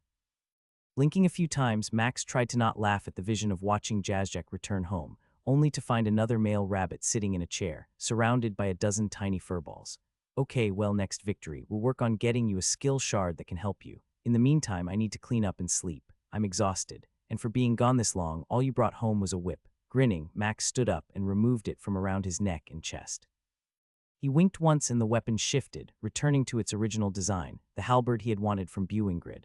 A weapon that transforms how did you pay for this? Through 2 days of blood, sweat, and more sweat. Now, if you don't mind, I'm going to sleep. You can notify Quillismore I'll be ready for a fight tomorrow. Those red eyes seemed to glow when Max said that, and he nodded quickly. Want food first? I could make some while you clean up. A grumbling sound came from Max's stomach, and both of them laughed. Food sounds good. Just make sure to cook my meat this time. Cackling, the rabbit hopped off toward the kitchen, while Max moved toward the stairs. Cheers came as Max dodged another shot from the two-headed ogre. It was 12 feet tall, and its 6 arms currently kept him on the defensive. Both bows it wielded required no arrows, and the constant barrage never ended. 1 arrow had been all it had taken to know they hurt, though an anti-healing effect had been cleansed by Bob. Weaving behind the metal pillars that stood every 50 yards, Max cursed inside. She is faster, but you and I both know the 6 swords that decorate her hips and back also tell you it's going to be one hell of a fight. And I love how this arena floor doesn't have any stone, sand, or wood. I mean, I know they're gunning for me, but come on. Her green eyes were always watching as she shifted around the arena, moving between metal pillars, staying far enough away that charging her would be potential suicide if skills were used. She's shooting at least twice a second from 150 yards. The one time I tried to get close, she danced and evaded around the floor with ease. Tell me how a 2-headed ogre can move that fast, because she can focus on 2 things at once. Her 2 heads allow that. One controls the body, and the other the tactics. You're trying to do everything. Max sensed the arrows changing and dodged as 2 came around the pillar on the side he was hiding behind. Racing across the floor, he was behind another pillar in a moment. A wall of air shattered as it stopped the 2 that had almost struck him from behind as he moved. Can we do that? Can you and I work together where I move around and you cast the spells? Is that even possible? A barrage of arrows began to rain down around him, and the 4-foot-wide metal column he was hiding behind. Demonic portal. Cursing under his breath, Max made it to another hiding spot, the game of cat and mouse having him unable to react. My last fireball didn't even get close, as she dodged it long before it would hit from this range. Give me a moment. I'm doing something. Just focus on staying alive and don't cast anything unless you have to. Shifting side to side, Max tried to get a read on which direction the arrows were coming from, letting his sonar tell him which way he was going to have to move. 2 arrows almost clipped his left foot, and racing to the right, Max cursed as his sonar informed him that another steady stream of pain was already on its way toward his new position. He swiped with his weapon and stopped one, while the other struck his leg, impaling it about an inch. Heat radiated up it as the notification came. Anti-heal detected. Ignoring both the burning sensation and the way his leg felt, Max raced toward the next column, wanting to summon a wall to help him make it there, but didn't, trusting Bob to do whatever he was attempting. Grunting, he ripped the arrow out, watching as blood seeped from the wound, and he waited for the next attack to come. Yorig continues to keep Ifrit pinned down. Can she bleed him out? Will he do nothing but run? Holding a middle finger up to the air around him, Max waited. Anything, soon. I think I can manage it, but the first few times may be difficult. You'll have to trust me. If you try to take back any portion of the casting of skills or spells, it will block me from helping for a while. Taking a deep breath, Max let it out. I trust you, Bob. I'll do what I can to get us close or in range. You handle the rest. Fine. Then change your weapon. Make it a thicker sword. It will help you block the arrows while also confusing her. We need to make her hesitate for a moment. Without waiting, Max focused his weapon into a long sword that had totally disproportionate dimension. The blade was about 4 feet long, but also about a foot wide. The metal wasn't very thick, but all he could do was hope it would hold. I'm ready when you are. Good, now go. Race to a different one. Start the path. I'll manage the rest. Without waiting, Max raced off, his sword easily deflecting both arrows that came. There was a noticeable decrease in time between the following attacks as he reached another column. Once more, I think I have what I need. I'm going to cast a spell, but it's going to completely miss. Don't worry about that. Laughing, Max took off again, running between the metal protective barriers, reaching them in a moment, sensing the spell that Bob was casting. A fireball at this range, okay. Trust me, now comes the tricky part. Chase her. I'll call out the directions and be ready. You'll know when I expect you to get close. I'll be using haste and your demonic teleportation. Just say when. Wait 3 seconds, run away, and then 4 seconds. After that, charge from the left and work your way through the columns. I'll guide you if I need you to change directions. As instructed, Max moved when it was time, avoiding the renewed onslaught of arrows and blocking the ones he couldn't dodge. When the moment came to attack, he ran toward Yorig and to the left, almost smiling as her barrage of arrows were not aimed in his new direction, having expected him to be fleeing still. She adjusted quickly as she began backpedaling, working on keeping the distance. They were like bugs hopping around the 3-mile battleground, skittering left and right through the large spaces between the columns. She was as fast as he was, and staying ahead was easy. Ignore the fireball. Max wanted to laugh when it soared toward the right, causing Yorig to move left and easily avoid the slow-moving spell. Now, get her, haste. He had considered this ability but hadn't used it, knowing that it might be the only closer he had, and if it failed, he might never catch Yorig. Max's mind barely was able to process the change in speed the moment it kicked in. 1 second he was almost 200 yards away, the next he was in her face. Both sets of eyes looked shocked at his sudden appearance, and his sword worked like a shield, sending each arrow to the side as he deflected them. As he drew close, the spell he sensed went off. Ice Nova. Yorig had dropped both bows and begun reaching for all 6 swords, scowling at him with both sets of fangs. The sound of metal on metal as they pulled free from their scabbards was nothing compared to the impact his sword made against hers. Yorig's speed ground to a halt as the spell touched her, slowing her down tremendously. Still, Max had to move to the defensive, watching as 6 blades, all as long as his, moved in perfect harmony, swiping, parrying, and thrusting as he danced around the 2-headed ogre.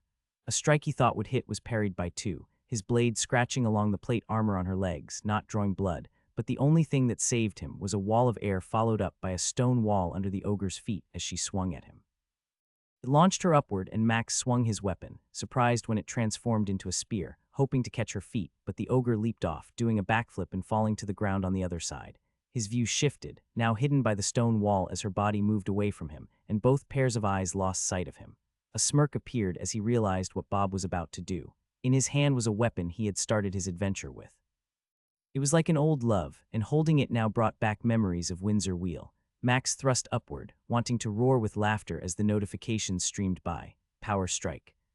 Magical strike. Rampage.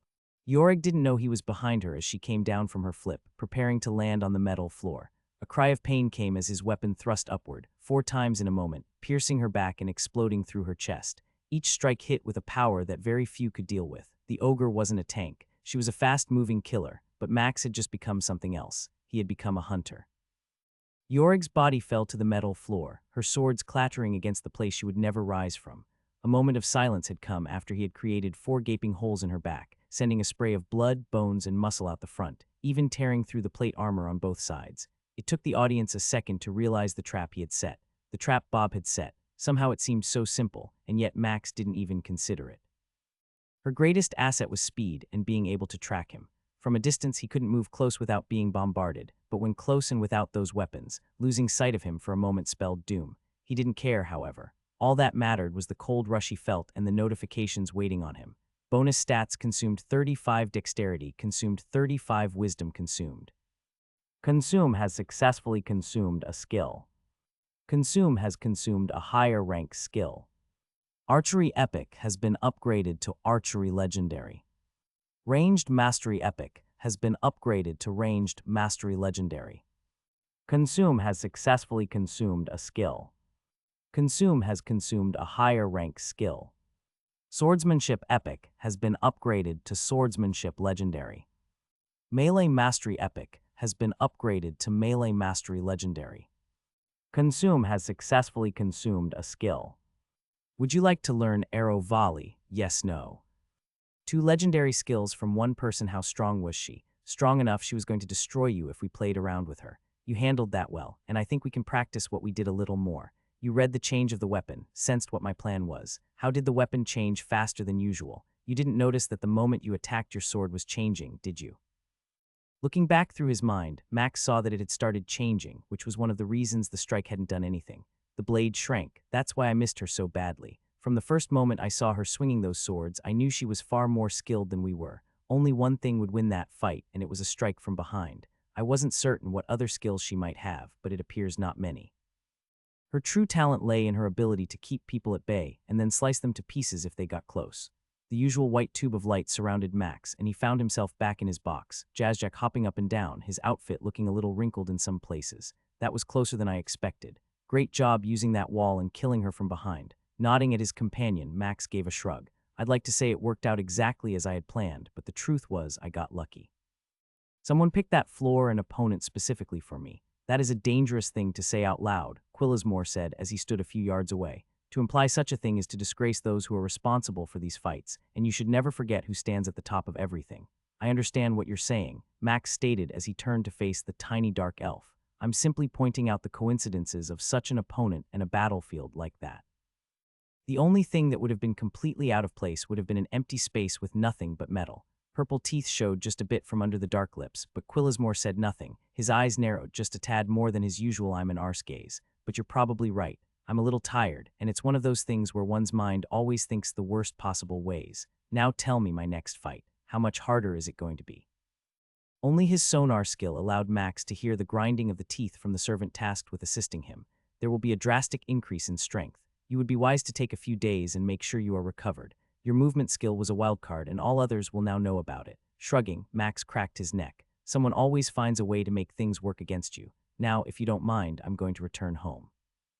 As always, please have all my rewards brought to the house and given to Jazzjack. And if possible, I would prefer to see some actual good skills this time. I mean molting. Come on, that thing was utter garbage. A low growl wasn't hard to hear as Quillismore glared at him. That skill stone was stronger than you realize. Did you bother to do any research about what it provides to an insect-based person? I did not. Of course you didn't, exclaimed the obviously pissed-off elf. Had you, you would have known it granted them a chunk of physical improvements. Sure, the process takes a while, and yes, it hurts like hell as they grow a new body under their current skin, but improvements like that aren't easy to come by. Tusking his teeth, Max wanted to laugh, knowing it thankfully hadn't worked for him, as the idea of growing a new body inside his old one and springing forth from his skin felt gross in so many ways. I apologize then. Perhaps I could get something that might be beneficial to my companion then. He could use a little help in assisting me, and sometimes I fear for his safety. Both purple eyes rolled at Max's statement, but the elf nodded once as he understood the request without specifically asking for it. I shall see what I can do about acquiring a shard in the coming victories that will help with that little problem of yours, Quillismore replied as he glanced at Jazzjack and emphasized the one word. Is there anything else? Nope, you're the greatest, Max replied with a smile and turned, leaving the dark elf physically shaking behind him. Must you goad him like that? No, but let's be honest, you and I both know that fight was designed to kill me. Tell me I'm wrong. Jazzjack glanced around the living room where they were sitting and then nodded his head. I couldn't say that perhaps you're still upset about the fight and getting hit a few times. Regardless, you should rest and recover. Something tells me the less time you take between fights, the better your chances of more favorable moments. Max knew his companion was right, and so he stood up and moved toward the stairs. Jazzjack coughed, and Max sensed him moving to where he was and so turned slightly, watching the Vorpal bunny move closer to him, giving me some dignity by how you asked, making it seem like it's for your own need and not mine, even being willing to do that. Great effort was required to not reach down and scratch the small spot of fur between both ears, but Max overcame it, simply shrugging instead. That's what friends do. With that, Max turned and moved up the stairs, not slowing down as he heard the rabbit quietly say friends under its breath. Can nothing stop IFRIT from blazing up the rankings? 9 victories in a row. Max let out a deep breath, pulling off the dangling pieces of metal armor that was slashed to bits on his arms and chest. At his feet stood a puddle of burning black ooze. That was a little harder than I had expected. Chuckling, Max continued pulling off pieces as his body knit itself together. You and I both know no one bet on us, or at least no one who doesn't like an underdog. That thing wasn't sentient, was it? No, it was a mindless ball of death. How it was contained or controlled, I have no idea. Max grimaced as the portal appeared and he found himself once more in his box. This time, however, there was only one presence and he tried to not flinch as he recognized it. You never cease to amaze me. I'm hope that is a good thing, Igura. Did the fight at least entertain? She chuckled and Max watched as her teeth showed. A smile or a smirk, he was never certain, but the few times she graced him with her presence it was often displayed. Oh, I would say you and I both made out well today. Many had not expected that outcome, but then again, I think you already knew that. I can see it from how you are moving with each fight. It's different. Along this journey, you have managed to become much stronger than any might have guessed, which makes me wonder why you are here. Do not provoke her. I can reset everything, but the cost would be one we don't want to pay. I am close, I can feel it. Her left eyelid twitched and Max knew he had struck a nerve. Sorry, after a battle, I sometimes get a little obnoxious, amped up, not appreciative. She slowly nodded her head twice. Those golden eyes never left him for a moment. Your next fight isn't like what you've faced so far. This rabble has been an appetizer. It whets the palate of many who think themselves worthy to face what lies next, and if you ask around the city, very few survive more than a minute. Those who do still fall within the next. Tell me, do you still desire to venture into the tower? I do, but I'm curious. Why offer it now? Igor began to move, walking toward one of the chairs and sat down as graceful as Max had ever seen someone do. Her golden scales glistened, and her eyes seemed to shimmer. You may not believe me, but your rise has brought me much in the way of power and wealth. As I know you have already heard, many in our system and beyond are not lovers of your race. They often cheer for anyone who stands against you and bet the same way. Your path through this arena has seen vast quantities of power flood into my home, and as such, I feel I owe you a chance I don't offer to most. To enter the tower, she nodded. You can sit, you know. How you're standing now still looks like you're poised for a fight, and trust me, Ifrit, I'm not here to fight. Max moved to the couch and sat down, doing his best to look less like he expected the room to be destroyed. So what would the tower involve? I'll take you there, give you some supplies, and let you go in. On this world, there are no parties. Everything you gain comes from you alone, and from what I have witnessed, you are able to accomplish just that. Would I be allowed to defeat the tower? Max asked, trying to read anything he could off the dragonkin across from him. Perhaps one day if you're still here and haven't found a way home. For now, you could enter the tower, grow stronger, and return. When you feel you are ready, leave it, come to me, and I'll let you spar with one of my elite guards. Depending on how that goes, we can determine if you are ready. She's lying. It's a trap, isn't it? Yes. However, I'm not certain you have a choice. Turn it down, and there is no telling what she might do or what you could face next in this arena. When would you suggest I head out? Igra leaned forward, both elbows on her knees as she rested her head on her hands. Get a good night's sleep. I'll stop by tomorrow and we'll go from there. Anything else? Shaking his head, Max yawned and stood up. She chuckled and shook her head. Stepping through the portal, Max found himself near his living room again, a ball of energy coming toward him as soon as he appeared. Ifrit, are you all right? Each step hurt more than he wanted to admit as he walked up the stairs and moved into the special chamber. Dropping to the bench, Max sighed. Any luck yet with that chemical? No, it's not poison, and it's not a disease, it's something else, and every time I try to grab the thing within the system it slips out like a fish in water. You have the hit points and your regeneration is still holding strong. Now that we are in this place, you'll be fine and we should be able to purge the effects soon.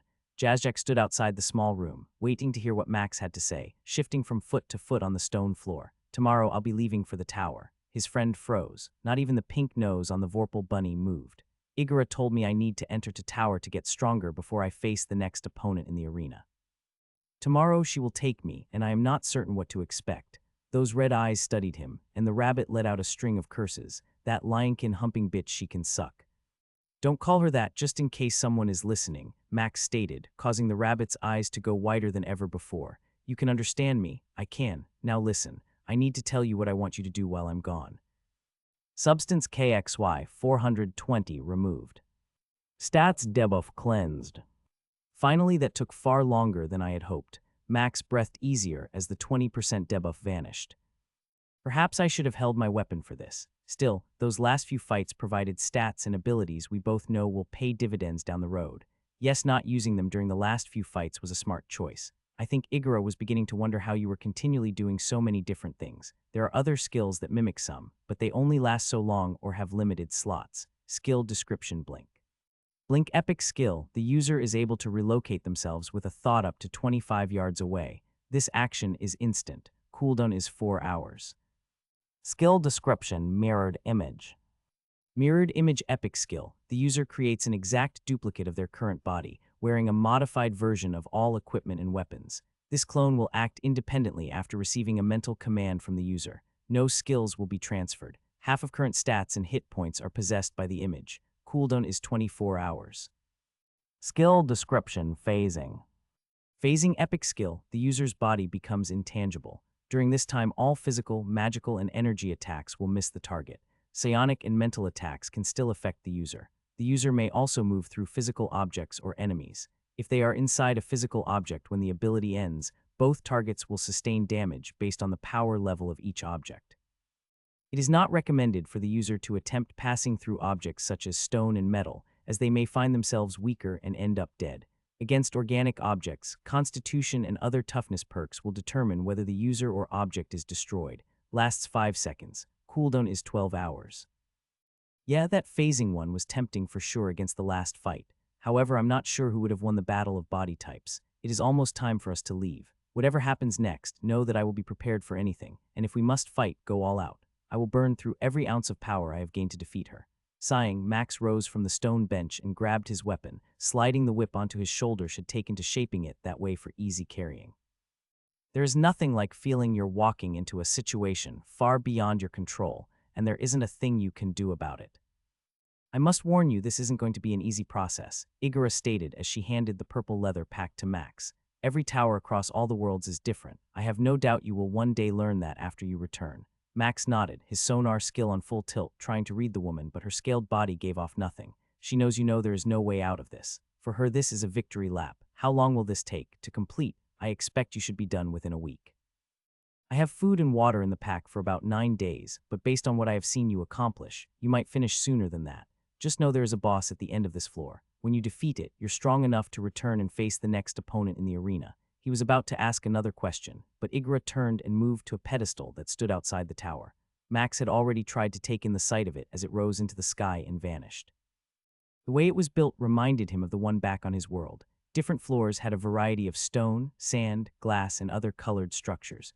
No water ran outside this one as far as he could see, but there were vines on a few floors. Unlike his, the size of each floor looked larger, spanning hundreds of yards each. It's ready, Igura said, as Max felt the portal start to shimmer with his skill.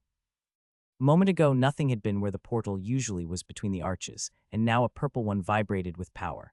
Her grin grew and she nodded, motioning with a gold-scaled hand. I look forward to that. A memory came to his mind as Max moved toward the portal. He recalled it now, though he had been only 9. One person in his hometown had been found guilty of murder and was led through the city, walking on his own toward the executioner who would remove his head. Now that memory came, and Max remembered how the man had moved. He hadn't shuffled or cried, glared at people, or shouted back at them as they yelled at him. Instead, he had his head held high and walked as if he was going to the market to purchase something. Today, Max walked the same way. Each step he took was as if this was nothing more than a dungeon run like he had done hundreds of times. Inside would be Amy. I wonder what happened to that baker. Focus, he had reached the portal and he reached out and touched it with his hand. Expecting a display and a selection screen to appear, Max was surprised when instead he felt his vision go blank and his sonar reveal he was no longer outside the tower. Now he was inside it. Nothing showed up in his skill's range, and when his eyes returned, Max saw that he was in a long tunnel, 70 yards wide, and it ran for as far as his eyes could see. There was light, the ceiling above giving off a faint yellow glow, just enough like a morning sunrise, and the only thing else he could see was the worked purple stone that surrounded him on all sides. What is this place? Max, forgive me if this is the last time we talk. A floating head appeared of Igura about 30 yards away, easily 20 feet tall, her glowing golden eyes fixed on him. I spoke with Ezreal and he wouldn't talk about you much, but he told me if I could remove you, he would make it worth my while. So consider this my trade. You'll die as every tower climber should, inside the tower. Max's head felt like it was going to explode and he wanted to yell, but Bob held him back. Don't, let her speak. There was a thread of concern that even his skill couldn't hide. I was tempted to face you, to fight you myself, but to do so would lower me in so many ways, and I would rather not risk any more of my soldiers. I should have listened to that lizard woman companion of yours, but I thought she was simply foolish. Now I see she was correct. Amy, what about her? Max exclaimed, taking a few steps toward the floating image. Laughter came from Igura, and it reflected off the walls, almost causing Max's head to hurt. Oh, that one is a snake. Well, perhaps not a snake, as she would find that offensive, but she played you so well. Her plan to motivate you to give her more than you promised was surprisingly effective. Max felt his eyes go wide, and his heart began to pound within his chest. What did she? He didn't need the master of this tower to tell him what his mind already started to figure out. No, she couldn't have. That's not possible. Oh yes, Igora replied, her teeth all showing as she snickered. She approached me, as dangerous as it was, sent a message, and since you intrigued me, I listened. Your companion had that weapon crafter slaughtered and made certain none would find out who ordered it. She might have had an acting skill, the way she played you, begging you for more power so she could be safe. Don't worry, I rewarded her well. Your transformation to a killing machine served us both. Now she's carving her own path, making a name for herself in blood. She wanted me to tell you the day before I promised to kill you what she had done. Pain in Max's chest threatened to bring him to his knees. Don't give in to her in this. She killed him for what? Power, strength. Doesn't what I did mean anything? Oh, you are naive just like she said, Igora replied with a snort. Max, you're a fool. Everyone in this world kills to get ahead. No one gets stronger by being nice. Eventually, that weaponsmith would have. No, Max roared, glaring at the image before him. You're wrong. I'm going to escape here and kill you. I'm going to end your life, and as I watch the spark of everything inside vanish, I will remind you of what you said. Even as he stood there, shaking with fury, his face feeling warm and a throbbing sensation in his neck, Max was more enraged at the way Igora shook her head. Max Host, I believe it was. Believe what you will. Just know that no one has ever escaped the tower. When you die under the endless horde of creatures that are already on their way to assault you, know that you failed. Know you were just another weak creature who hoped they could stand beside me. She paused, her floating head moving closer to him, and both eyes filled the space he saw. You are simply a bug, and I have chosen this method to squash you. A cry came from down the hallway, and it turned from a small noise to a growing one. The sound of feet, hooves, or other objects pounding stone and coming down, it began to rise like waves on a sea during a storm.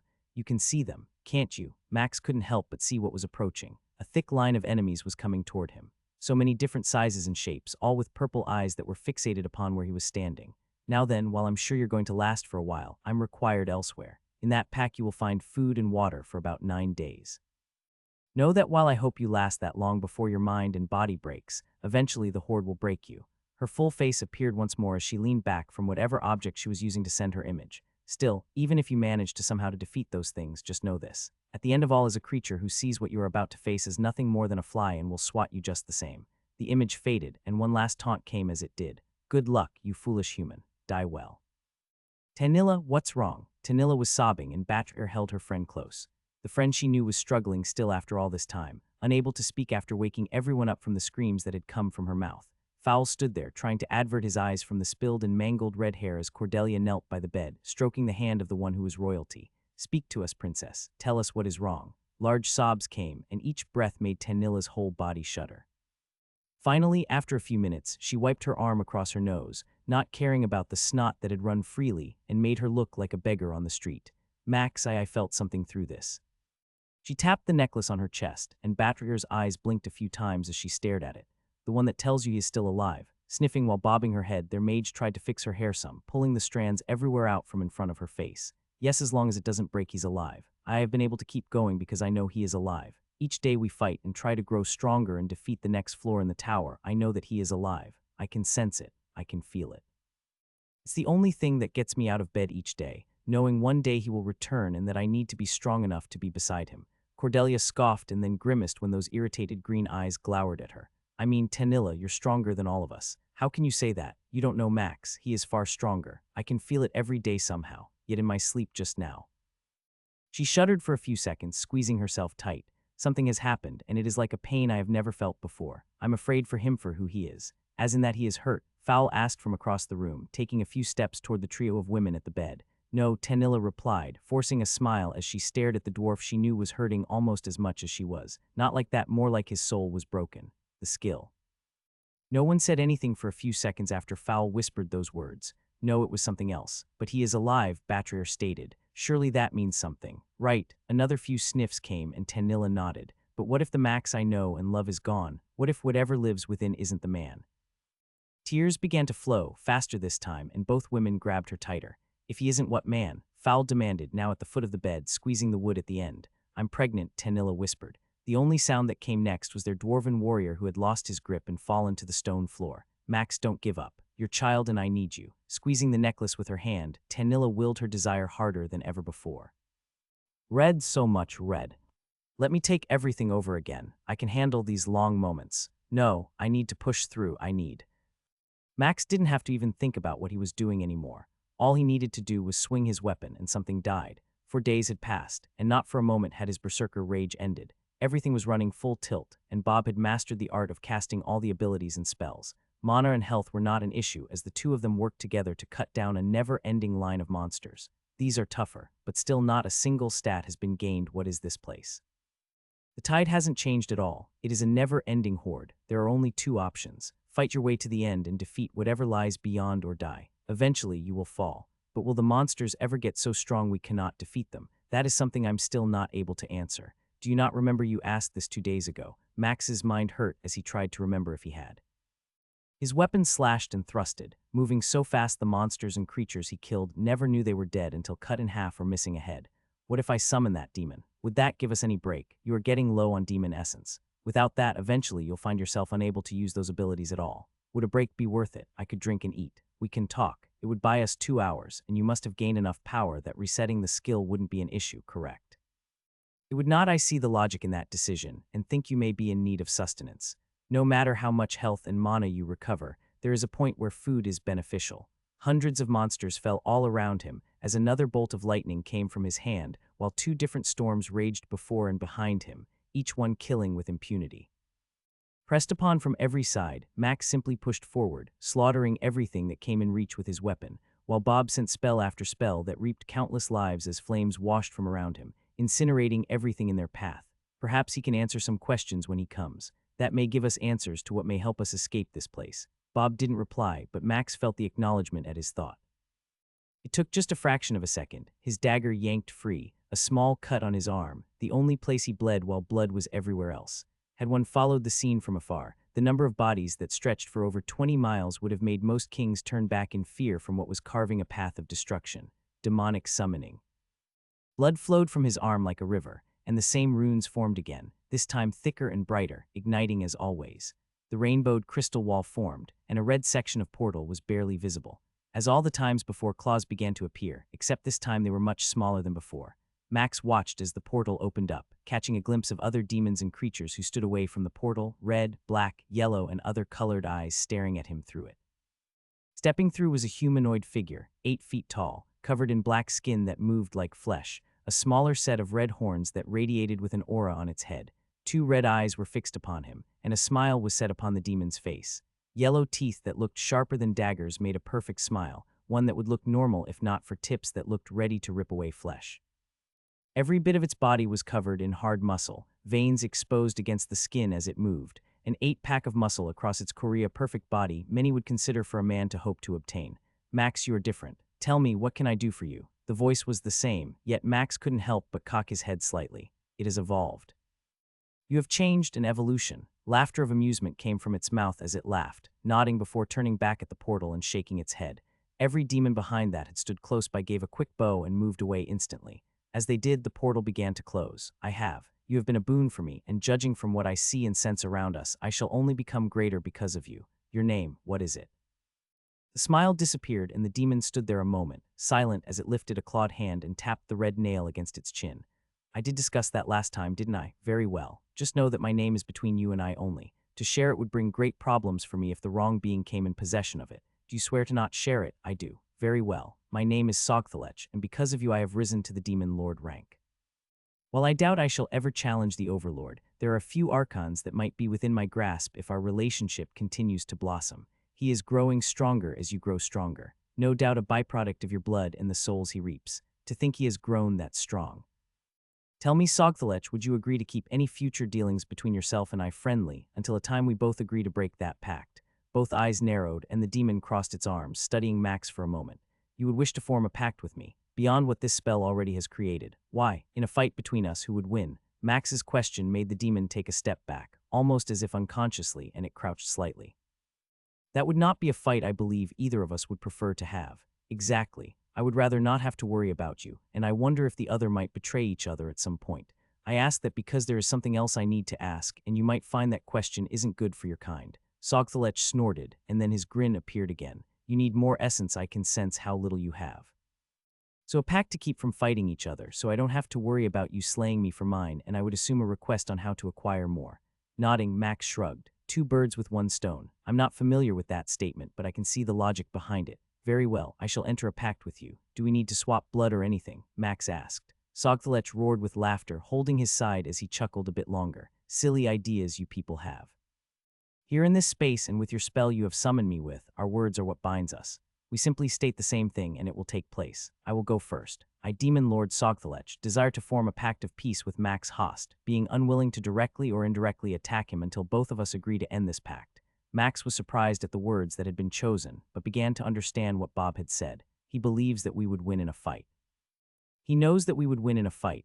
I, Max Host, desire to form a pact of peace with Demon Lord Sogthelech, being unwilling to directly or indirectly attack him until both of us agrees to end this pact. Pain set upon his chest, and Max watched as the demon winced, a flaming rune appearing on its chest for a moment before disappearing. Pact formed with Sogthelech. Taking a few breaths, Max felt his bare chest, finding no lasting mark. Now then, we're bonded even tighter. I should warn you, do not align yourselves with those who might seek to fight me. Our pact would prevent you from attacking me as such. Filing that warning away, Max nodded and watched as the walls were starting to slowly vanish. It's lasted longer than before, because we have both grown? Yes, if we desired, we could stay here, but I have things I must attend to in my realm. Those underneath me were not expecting my departure, and I may face a fight when I return, from a foolish demon who does not realize who she is attacking. A wide grin came, and Sogthelech shook a little more. She will find it worse for her upon my return, of course. Nodding, Max motioned to the sea of monsters around him. I need a break. For 4 days I have fought and slain so many I cannot keep count. I need you to press on that way, slaying everything you can to create for me a path to follow behind. Speed is more important than quantity for me. However, I realize you most likely want to maximize the number of souls you can claim, so I am willing to sacrifice a little speed for your growth. To make that deal, I would need a few essences to provide me enough that I would feel comfortable in being able to summon you again. Sogthelech smiled, and Max felt it wasn't filled with malice or greed but something else. You are becoming smarter, Max Host. I will agree to that bargain. Do you plan on following me, or can I have a lead so that I can use some abilities without concern of accidentally striking you? That will be fine. Then we are in agreement. I shall swiftly fight until I must depart, at which point I shall grant you some of my essence so that you can summon me at a later date. As soon as Max nodded, the walls shattered, the prismatic area they had been in gone. Max almost flinched when a wave of power washed out from around Sogthelech, and every creature in the sonar skill range fell dead. His eyes went wide as those even further away died, a wave of bodies falling to the floor for almost a quarter of a mile. A moan that left Max feeling a little dirty escaped Sogthelech's mouth as his black tongue began to lick his yellow teeth. Oh Max, you have no idea how amazing that first taste was. Count to 10, and then you can follow. With that, the demon was gone, one moment there and the next at the edge of where its ability had been. A new bringer of death had just entered the tower. Tell me, could we really have defeated him? Yes, it would have been painful and cost us both dearly, but his strength comes from you. While that deal wasn't a bad idea, it may hurt us far into the future if we survive. If we make it home and there is a time that does happen, I will gladly pay the price required. For now, all that matters is getting out of this tower and getting revenge. There are now 3 who I must kill on this world. Max took the backpack he had been wearing off and opened it up, seeing the food and water inside, and waited for Bob to verify it was safe. After hearing that it was, he guzzled down a single water skin and then slung the pack over while chewing on the dried hunk of meat. I guess we should catch up with him. Yes, and you're going to need to run to do so. Max couldn't help but run his hand through his shaggy hair. It had grown longer, and often he had considered cutting it off, but something inside wouldn't let him. How many days, how much more? 2 strength consumed, 2 constitution consumed. I mean, this never ends. Surely it has to end at some point. Keep pressing on. If you want, I can deal with it again. You can rest. 3 intelligence consumed, 1 wisdom consumed. No, you fought for 7 days. I didn't realize it had been so long. The rest had been wonderful, but that was not right. Somehow, you keep forgetting that time doesn't work like that for me. 4 dexterity consumed. Max nodded, his blade having just taken off the head of one of the fast-moving insects who were nothing but claws and teeth. Another ice storm rained down as Bob managed it, and occasionally the notification of more stats came. 1 strength consumed, 1 dexterity, consumed 5 intelligence consumed. Some of these are getting stronger again. Are they? I mean, they are stronger, but still they are nothing to us, like wheat before a thresher. Bob chuckled as dozens more fell to the spells he cast. You are beginning to understand part of me wishes you had given in a place like this, a place where I could be free to consume everything none would have stood before us. Another 3 bodies fell, the power of his weapon in a berserker rage impossible for any to stand against him. Still no skills in a while, none that you can use or are strong enough. The messages bother me, so I have them silent. Could you imagine hundreds of thousands of messages? Is that how many we have killed? No, we have slaughtered so many more. 3 strength consumed. Each gain only brought death faster to those he faced. For a while Max had tried to focus on what stood before him, but the fact was Bob was right. He knew they had killed over 1,000,000, potentially closing in on that next 1,000,000 over all this time. Small Kapar. How far he had gone, the number of miles they had traveled, was no longer something he was concerned with. All that had done was frustrate him. It didn't matter if he struck down an insect, a humanoid, crazed dwarf, armored skeleton, crazy lick, or anything else. Everything in here was just something between him and revenge. Fine, you win. Take over for another day, but do not go so long as I try to sleep. My mind, it gets harder to stay focused. If you weren't here, I would have probably lain down and given up. But you're not alone. Dream, think of your friends. Before Max handed over the reins, he paused for a moment, feeling the stinging of a small wound as a blade slashed against his thigh when he didn't dodge. Why did you do that? The offending attacker was dead. The wound healed, both regeneration and his skill taking back the health he had lost, all nothing more than a scratch to his growing pool of hit points. I needed to feel pain, physical pain, for a moment. You told me to think of my friends. I have no doubt you are different, Bob, from when we first spoke.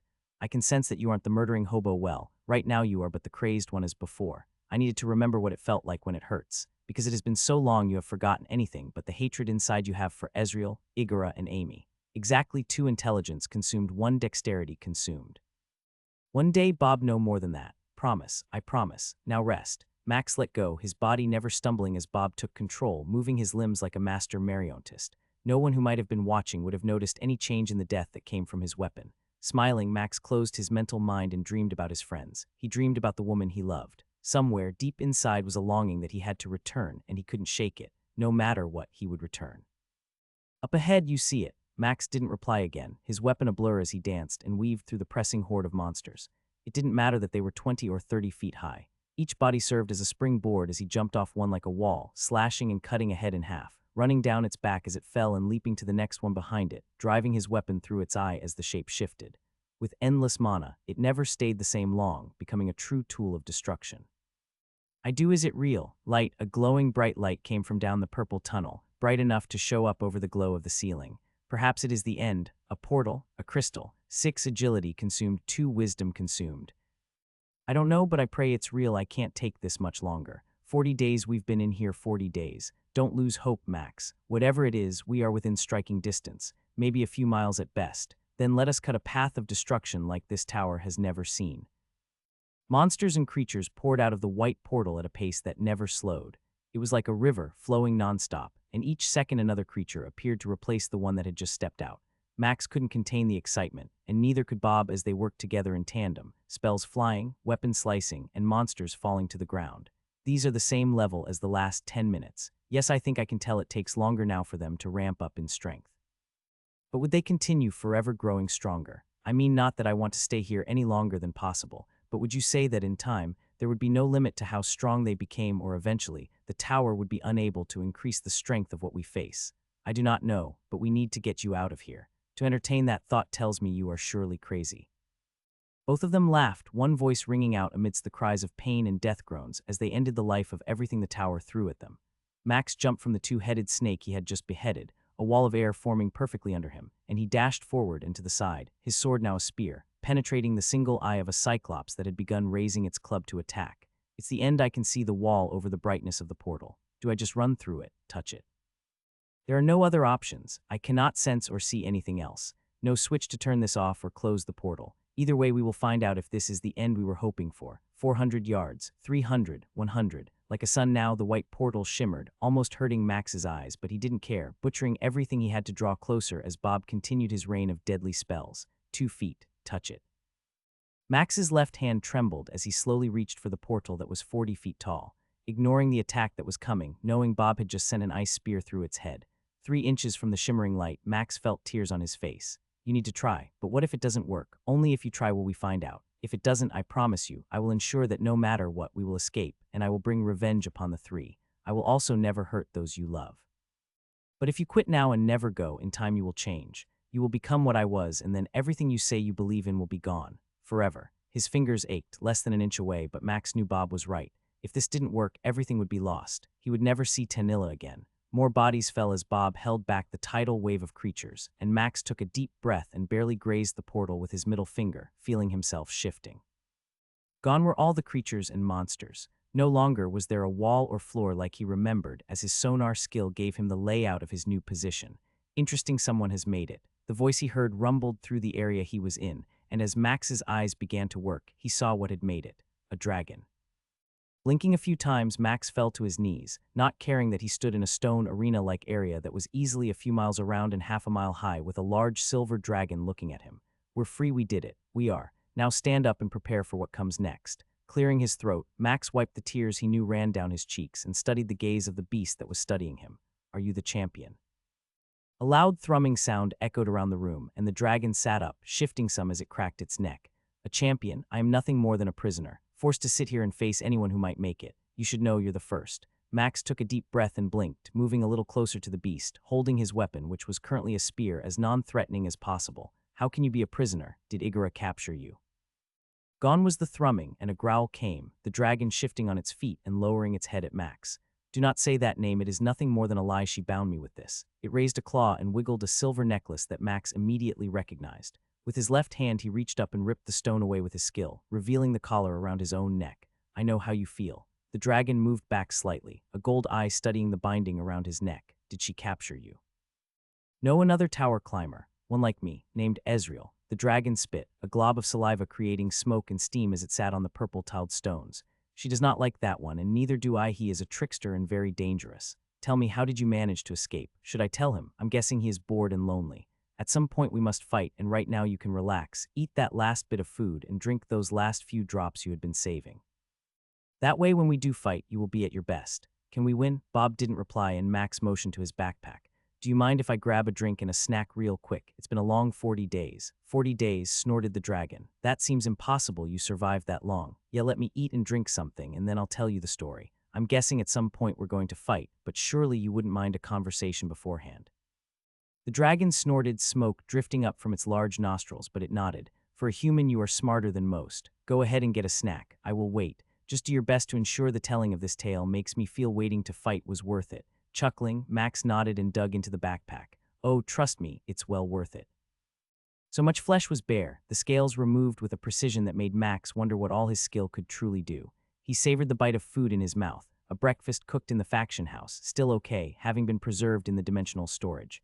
Now there were enough dragon scales to outfit an army. Every tooth was in storage, as were the claws and some organs as well. You didn't leave much, did you? Would you have considered leaving anything if your friends were here, and this was just another normal creature you killed? You're right, still that part of me that isn't lost aches for what this dragon, for what Cunios must have felt. To have a child used against someone that is an evil I never want to become. Sometimes good men must do evil things in order to fight those who are evil and will never do good things. If you do not stop Igora, many more will suffer. The other, she is something far worse, I am afraid. The last piece of food in his hand suddenly lost its appeal, and after staring at it for a moment, Max tossed it aside. He saw the purple portal glowing against the wall. It had appeared after Cunios had died. You're certain resetting everything was worth the cost. Choosing between having every skill at our disposal is far more important than the power it took. Yes, it was more than I desired to use, but trust me, our odds of survival are much greater if we can make it back to town and fight. Now tell me, are you certain you are ready for what comes next? I will do what I can to avoid the harming of innocents. Still, she must be destroyed. Then fix your new collar and put on your cloak. We need to not stand out as we return. Max chuckled as he held the piece of metal in his hands. He had taken the one off Cunios's body, easily snapping it, and found there was no power inside. With his magic he had heated it, bent it, healing the wounds that formed from the hot metal until it was the shape he needed it to be. From there he put the hot metal around his neck, bending it till it looped and almost touched. The smallest sliver of space lay between the ends. None of the pain had mattered. Every bit he almost relished as Max plotted what he was going to do upon his rebirth. Let's go. Covered in a full cloak from his storage, Max wished for one that hid everything. Wrapped around his chest was the whip, and Max sighed, wishing he could wear everything under the cloak but knew he couldn't. A simple shirt covered the whip, barely able to fit his body anymore as it had grown more muscular. Happy birthday again. Max frowned as he stopped a few feet from the portal. Yet another reason we need to hurry. It has been almost a year. There are others who need to learn the truth. The rabbit kicked, slashed, and bit. Yet Max didn't even flinch as he held the creature tight. "Stop fighting and settle down," he whispered, watching the furball go limp as he recognized Max's voice. Lowering his hand, the first words he heard were ones of utter shock. "If Ifrit, yes, now answer me truthfully. Did you know Amy had Romandy's murdered?" Jazzjack shook his head rapidly from side to side, and Max could feel his heart beating, a sudden skip having taken place at that question before returning to normal. Letter winda 00 small capin, letter winda favwinaf, agrav letter winna 69. "I did not, but it makes sense now. How did you find out? I'm going to let you go, but if you try to run, no, I won't hesitate to kill you. It has nothing to do with you, my friend. I'm just a little excited right now." "Understood." Max took one last breath and set the Vorpal bunny down, watching him slowly take a step before turning, eyes widening at the cloaked man who stood before him. I mean Igara." Sighing, Max nodded. "It was a trap, as I thought. 40 days of monsters that never ended and a silver dragon that guarded the portal out. Tell me, is she still around?" "She's always around," Jazzjack muttered as he stared at Max. 40 days, how much sleep did you get?" "None, they never stopped. Every creature was pressed against another almost, like a thick stew. And you survived." "No, I grew. Now tell me, can you return home and be safe, or will you be in danger if you try?" Jazzjack hung his head and shook. Both ears flopped over his face.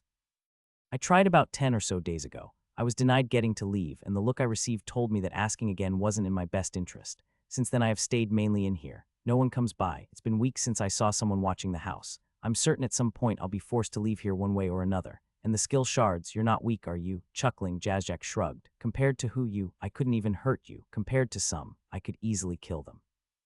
I'm a little over twice as strong as I was before, but I could sense your power and knew if I tried, you could snap my head off. Honestly, part of me thought you were Igara, coming to finish the job herself, except there were no golden scales. Listen, you're not going to like this, but things are going to get bad and I need you to be safe. I'm going to do something stupid." "Worse than usual?" Jazzjack asked with a toothy grin. "Way worse. I'm going to kill Igara." Max knew the look on his face wasn't a kind one. He could feel his eyes and how they shook. His face was hot from the rage he felt inside. "Well, what should I do?" "Act normal. Go shopping. I'll slip out a little after. I need to pay someone a visit." Purple eyes bulged, and the way Quillismore was struggling to breathe almost made Max chuckle. "That wasn't smart," Max said as he punched the dark elf in the stomach again. "No questions. Don't ask how I got in here. Don't ask how I'm alive. And for the love of everything, don't even think of trying to attack me again. Do you understand?" "Yes." The squeaky gasp that escaped the elf's throat reminded Max he needed to ease up a little more.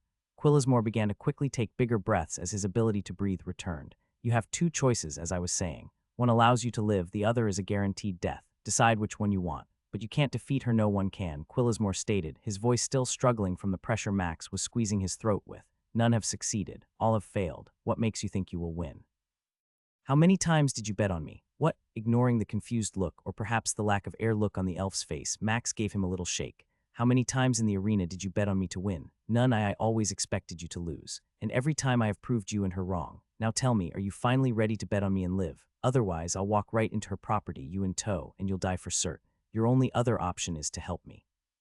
"Then if I win, she can't kill you, and you live." Max lifted the little elf off the ground again, bringing their faces close to each other. "So you better ensure we are able to do what I want, otherwise you're as good as dead, because if I think for a moment you're lying, I'll snatch your beating heart from your chest and let you watch as it slowly stops." It was hard to imagine a dark elf with skin so black suddenly turn a shade lighter, but Max saw it happen.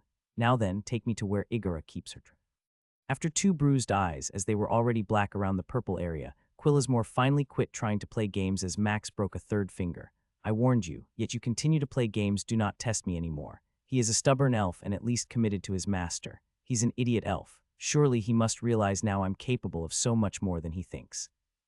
We're already this far into her home. I'm simply surprised we haven't been found out yet." The sobs stopped as Max gave Quillismore a shake. "Try to lead me in front of guards again and I'll end you. I'm serious. I can search the rest of this place on my own and stuff your body in a box or something. It will be days before someone finds you, and then what?" That question made Max think about something, and inside he groaned, knowing what he was about to do next went against so many things. "Tell you what, let me make this easier to understand. You know I am aware of where you live. That is how I found you and snatched you away. Perhaps we should return to your home and see if anyone or anything is there. You could watch me do to them what I promised to do to you." Max saw the last thread of commitment to Igara snap when Quillismore's purple eyes went wide and tears began to form. "Do you understand?" "Yes," he managed to squeak out, "but we can't get through, it's locked and warded."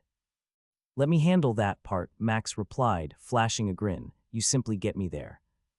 An hour later, Max stood before a large metal door that gave off waves of energy that warned anyone foolish enough that touching it wouldn't end well. That is impressive. I count at least 3 different spells that are guarding this place, all set to do large amounts of damage to anyone foolish enough to touch it. How thick is the door and wall? I'm sorry, Quillismore asked, his eyebrow rising slightly. How thick is it? I don't know. I have never been inside. I am only aware of where it is, same as all her servants, to ensure no one ever comes here and attempts to enter by mistake. Exactly. No one would be that foolish, well, perhaps other than you. Ignoring that remark, Max took a few steps back, grabbing Quillismore's arm and dragging him along. This should work, right, and he should be fine if I wrap him up tight and use the skill. You keep asking, and I keep telling you I don't know. We've not tested these skills, and as such, I'm not certain. You could make a copy of yourself, send it into the door, kill it. Then you could toss that little elf at the door and kill him. From there, hopefully the spells don't reset or recharge, and you can try to run through, dying once, avoiding it, and perhaps then we could get through. Either way, we're about to find out if this plan of yours works or not. Max couldn't help but chuckle and ignored the look Quillismore gave him as he did. Oh, what's so funny? I know you're not an elf, or at least you tell me you're not one, but I'm going to tell you something. I heard elves were lucky, and right now, you better pray that rumor is true. Wait, what? Quillismore's cries went unanswered as Max wrapped his arms around the tiny elf, having him face forward as he ran toward the door. AHHHHH echoed through the hallway as the dark elf probably saw his tiny life flash before his eyes. Phasing. AHHHHH, oh shite. Max couldn't help but chuckle as he popped out the other side of the wall, finding himself in a room that was larger and adorned with more things than Max had ever imagined. Slowing down his steps, he set the elf down and tried to take it all in. Don't move, touch nothing. In fact, sit right there on that stone, or so help me, I will break both your legs right now. It took less than 1.5 seconds for Quillismore to sit. Good, now I need to find something. This might take a bit, but I'm serious about what I said. Not moving. Like my legs, the elf replied before mumbling to himself. I still can't believe this fool got an Igra is going to kill me when she finds out I helped him. Maybe I can set off an alarm. You do realize that if you move, thinking you can set off an alarm, I'll return to your house and torture anyone I find. Both purple eyes were completely showing, and Max smiled. You never know what someone can understand, so be smart. Don't move. A quick nod came, and then Max heard some sobbing from the elf as he moved away, his sonar keeping tabs on him. Focusing on the room, Max saw trophies, bones, armor, weapons, stacks of metal, and other gems that all looked like someone should touch and take them. His trap sense, however, had already notified him that 4 objects nearby were not something to be toyed with. Any thoughts? Chests lined each wall, stacked 4 high, and the walls ran for at least 60 feet. Some were ornate while others were simpler. Besides the idea we need more storage space. Some of this would be great to take, but I also assume that there is a limit to how much time we can really spend here. The fights tonight won't last that long, even with 4 fights scheduled. I guess we check everyone. Max began opening chests, part of him surprised they weren't locked. But then again, knowing what Igra must believe about her treasure room, he understood why. Countless things he couldn't recognize filled each one, treasures and valuables from places he could only imagine. Occasionally, his crafting skill would call out that something was worth having, and he would quickly select it, tossing it into his storage, glad to know this room wasn't warded against dimensional storage. Time ticked on, and even with the pace he was setting, it felt like it took forever as he finished checking one entire wall. Still nothing, but at least we did find some good items. None of those will help us with your plan. Sighing, Max began to move toward the other side of the room when a section of the wall stood out. A faint border was at the edge of it, and Max paused as his trap skill showed him there was a shimmer to the entire wall. Well, now that doesn't look right, a whole wall with a trap on it. A good place for someone to hide something. We're going to phase through again, aren't we? If you don't mind, good sir. A groan came, and Max smiled as he saw the notification. Phasing cooldown reset. Turning, he whistled and made sure Quillismore was looking at him. I'll be back. Just know if you do something stupid, I'll leave you here, and she'll find you. Perhaps she won't kill those you love, but know that I will. The dark elf shook his head up and down and then side to side, obviously unsure of which way to move it. Running toward the wall, Max jumped up slightly, phasing. 2 seconds passed, and the wall was still there, and panic set in. Bob. I'm ready. Finally, after much longer than he had anticipated, the room he felt was behind that trap washed over him, and a half-second later his ability ran out. That was wide closer than I wanted. A dim hum came, and Max saw that in this small 12 by 12 room only one thing was here. Glancing up, he saw the light gem that gave off a yellow glow on one wall. In the middle was a normal-looking wooden chest. It had no designs, and if one had seen it in a warehouse filled with chests, it probably would have been the last one to check. It was slightly larger than the others, and Max took his time, trying to let his sonar and trap skill detect anything at all. I sensed nothing. Coming to stand before it, Max lifted the lid and gazed into the swirling vortex inside. A silver egg seemed to twirl and spin in the void, begging to be held. Gazing upon it, Max wondered just what was going to happen when he put this in his own storage. Here goes nothing. Let's get ready. I don't trust that elf. Phasing cooldown reset. Damn, you're heavy, Max exclaimed. Something shifted inside and Max felt his heart jump at that. It's alive. Of course, you idiot. Why else would we be here? Now store it and let's go. Taking a deep breath, Max stored the egg, praying it would be okay, and then turned, racing back toward the other room. Phasing. Quillismore's eyes were still just as wide as when he left, and the elf hadn't moved an inch that Max could tell. Phasing cooldown reset. All right, time to go, Max stated as he made his way to where the elf was. Remember, say anything you die. Do something you die. Piss me off and everyone you love dies. Any questions? Shaking his head, the purple-eyed elf grimaced as Max yanked him up off his feet, wrapped his arms around him, and ran toward the door. At least he isn't yelling. IGARRA, this is the dumbest thing I have ever seen you do. I mean, couldn't you have sent a letter? And then the messenger would have been killed. No, this is the best choice. At least you're smart enough to have purchased one of those. IGARRA, over 40 guards all stood about 50 yards away, weapons drawn, chattering but none approaching as Max waited outside the estate. Crossing the gate had probably set off some notification as the first 2 guards showed up moments later and the number who came continued to grow. Only one had been dumb enough to attempt to stop him, and after delivering a single backhand, leaving nothing but a pair of legs, no other guards tried. Please, one of you tell me you have informed her that I am here. You're going to die. Who do you think you are? Max sighed, well aware that either the woman was intentionally letting him stew or someone was taking their sweet time getting her. You realize that she put me in the tower, Max called out, which means if she did that and I'm standing here, none of you have a chance, even if you attack at the same time. His announcement made more than half of them shift, not stepping back but their weapons raising slightly higher in the air. That's not possible, shouted the Lionkin, who felt the need to keep arguing. No one has ever. Max covered the 50 yards, ripped the heart from the Lionkin's chest, and was back where he had started before any could react. Bob chuckled as Max held out the still beating heart, the leader of the guards looking at it for a second before looking at the hole in its armor and chest before tumbling to the ground. It was at that moment every one of them started to move. Don't. Igara's voice froze them all, and the master of this place finally moved forth from the top of steps that led from her house. About time, Max muttered as she walked slowly, taking her time, each step seeming to be like she was in a slow walking contest. You survived, that means. Kunias is dead. She winced just slightly but didn't change her pace. He could see her eyes trying to get a read on him. I'm not sure what's more impressive, that feat, the fact you survived, or how you stand here right now, acting like I won't strike you down as you just did to my guard. Max started to chuckle and then began to laugh louder, ignoring the glare she gave him as he mocked, wiping a tear from an eye. Perhaps you should think a little harder yourself, Max replied with a grin. Why would I, someone who defeated what you expected to kill me, return here when I could have easily escaped the city? Surely if I was concerned about my life, I wouldn't stand here as I am now. There must be a reason, as we both know I'm not stupid. Debatable. Ignoring Bob, Max motioned to the building she had just come from with a finger. Tell me, Igara, is there anything so special to you that you would keep it locked away, hidden from everyone else, something only Kunias might know about? He watched as her gold eyes widened and her head began to shake.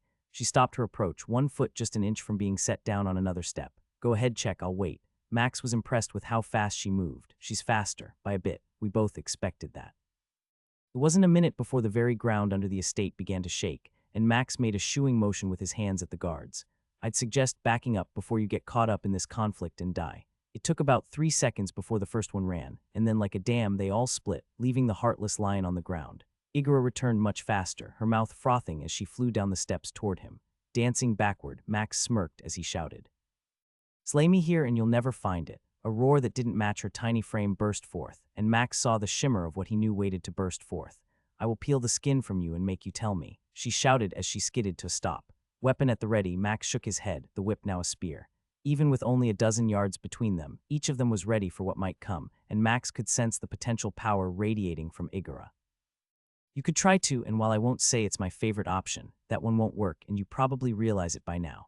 You can threaten me all you want, but you hold nothing over me anymore. Or you can play by rules. One way gets you what, the other has the egg far away where you'll never find it and a note to be given to the young dragon about what happened to its father. Steam began to rise from the golden scales, and every breath Igara took put off heat. Careful, do not provoke more.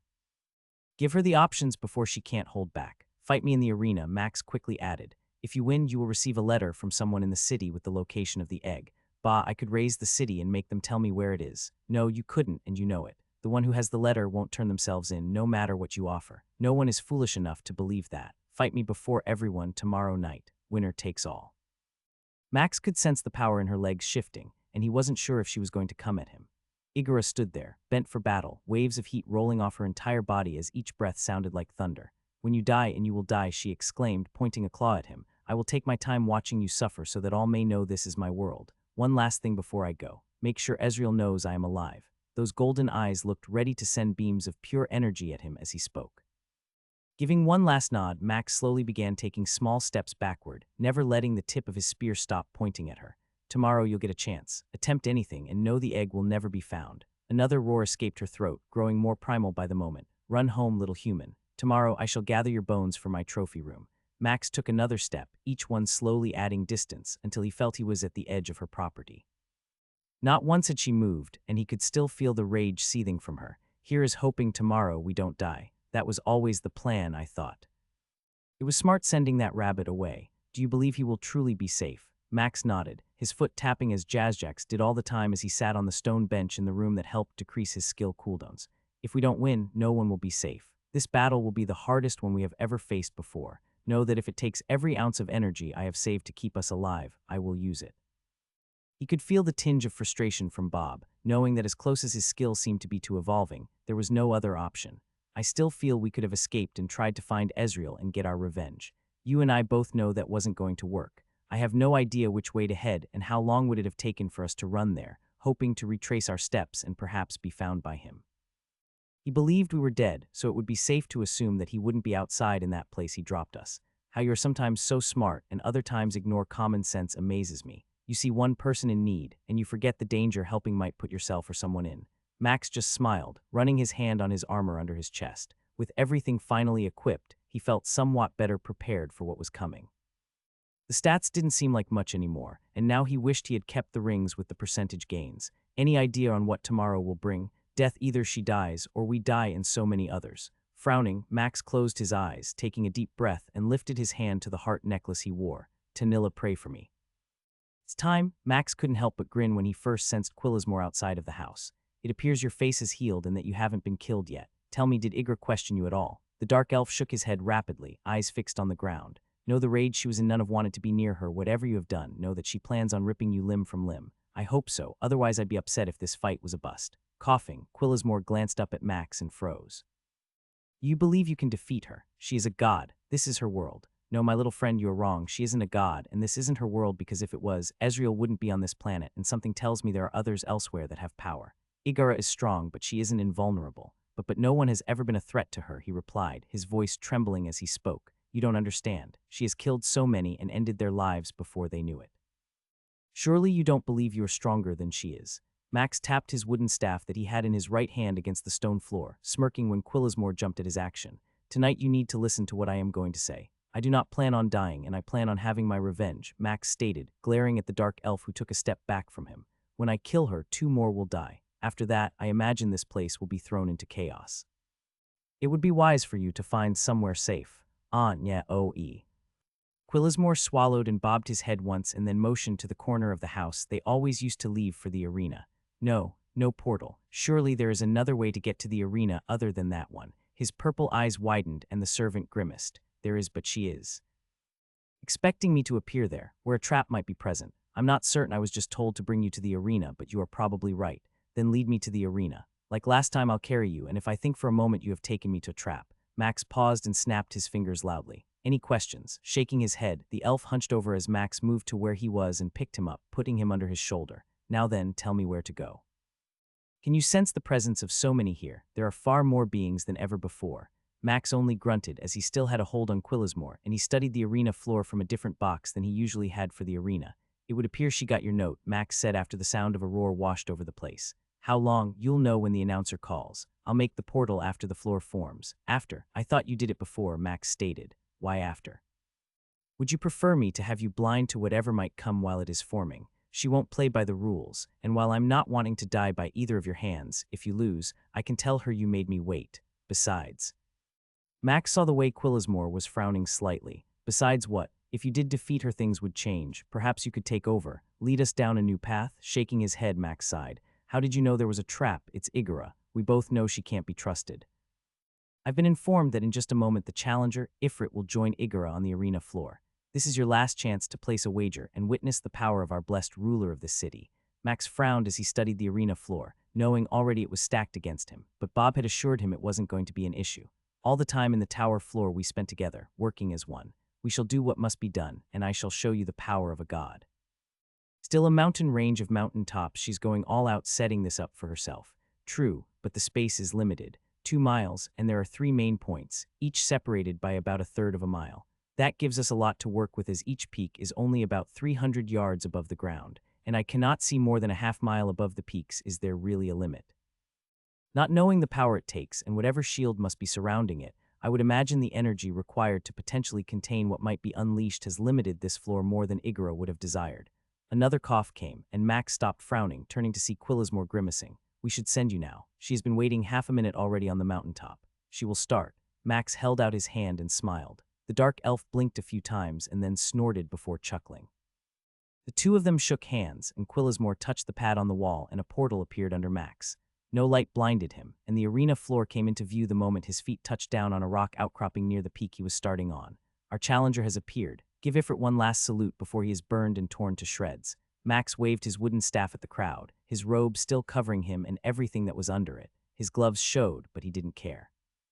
No one knew what he was wearing except him. I am going to destroy you. Igura's shout covered the distance, her voice echoing off the mountainsides. Even from so far away he could see the power radiating off her, and then the small gold dragonkin shifted. Goblin shite, she's huge. She is much bigger than her mate had been, at least half again as big. Nodding, Max chuckled as his fire elemental appeared next to him, summoned by Bob as the two of them waited. 70 feet, 80, probably at least 100. Foul is right, you have a problem with knowing how big something really is. Unable to stop himself, Max chuckled and saw those golden eyes of Igura narrow. I think she thinks I just laughed at her. That was my plan all along. Igura raised her head, looking away from Max, and scanned the arena outside the barrier. Let this fool's death be a lesson to everyone who is gathered here today. This is my home. This is my domain. None shall challenge me and still draw breath. She roared, and Max held up his hand, watching as the dragon's wings began to beat faster. Can you hurry up? I'm a bit bored in seeing your fat arse. Before the next word left his mouth, she was upon him, covering the distance in a moment, her claw coming in a swipe. Blink. Max was gone from the spot she had struck, seeing the mountain top sheared clean off as her claws raked through the stone. Each piece that was sent flying came back around, filling the air around the golden dragon, but Max had already made his move. His newest weapon was in his hand, transformed into a spear and thrusting toward the neck of the beast. Stealth. Power strike. Magic strike. Weakness. Quick attack. Ghost strike. Berserker. Rampage.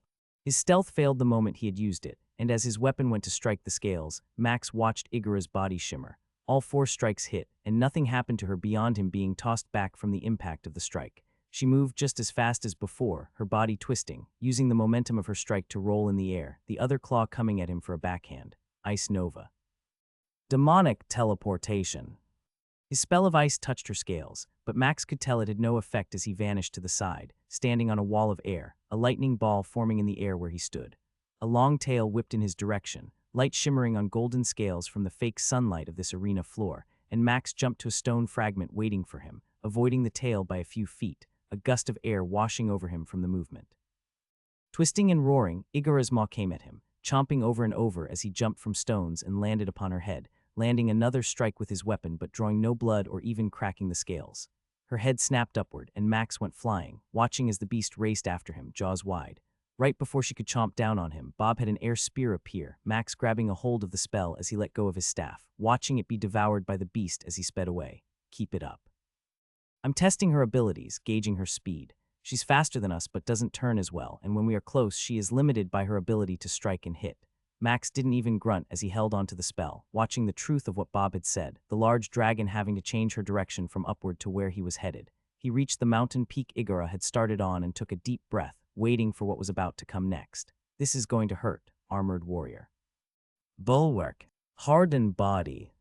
Igura's claw struck, and Max held his spear outward, tip aimed at the paw as big as a 2-story house. The dragon's head jerked upward as the attack came, a gurgling sound from its throat coming as she struck him. Pain came, and a roar followed as Max felt his spear penetrate the clawed paw that struck him. The impact tore the very rocks beneath him away as he flew across the air, pieces of stone attached to his feet, and his spear yanked free from where it had wounded Igura. A gagging sound came, and Max wanted to laugh as Bob used his stone mastery skill to control the stone stuck to his feet, watching the beast try to deal with the wooden staff she had swallowed without thinking. Just like the worm, just like. Burn, the dragon spun in the air as the distance became too great for Bob to control the staff she had swallowed, and fire began to escape from her maw that she started turning toward him. Goblin shite, this is the bad part. Heat and pain beyond anything Max had ever felt so far washed over him.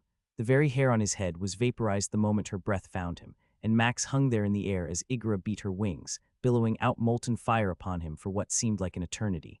Every ounce of his body was burned away, the very flesh that had withstood so much gone in a moment. Only his armor and jewelry managed to survive the heat and flames, as the robe he wore had been burnt up not long after her breath covered him. Bob continued to summon stones, bringing them to catch him as the pieces melted from the heat, keeping Max airborne.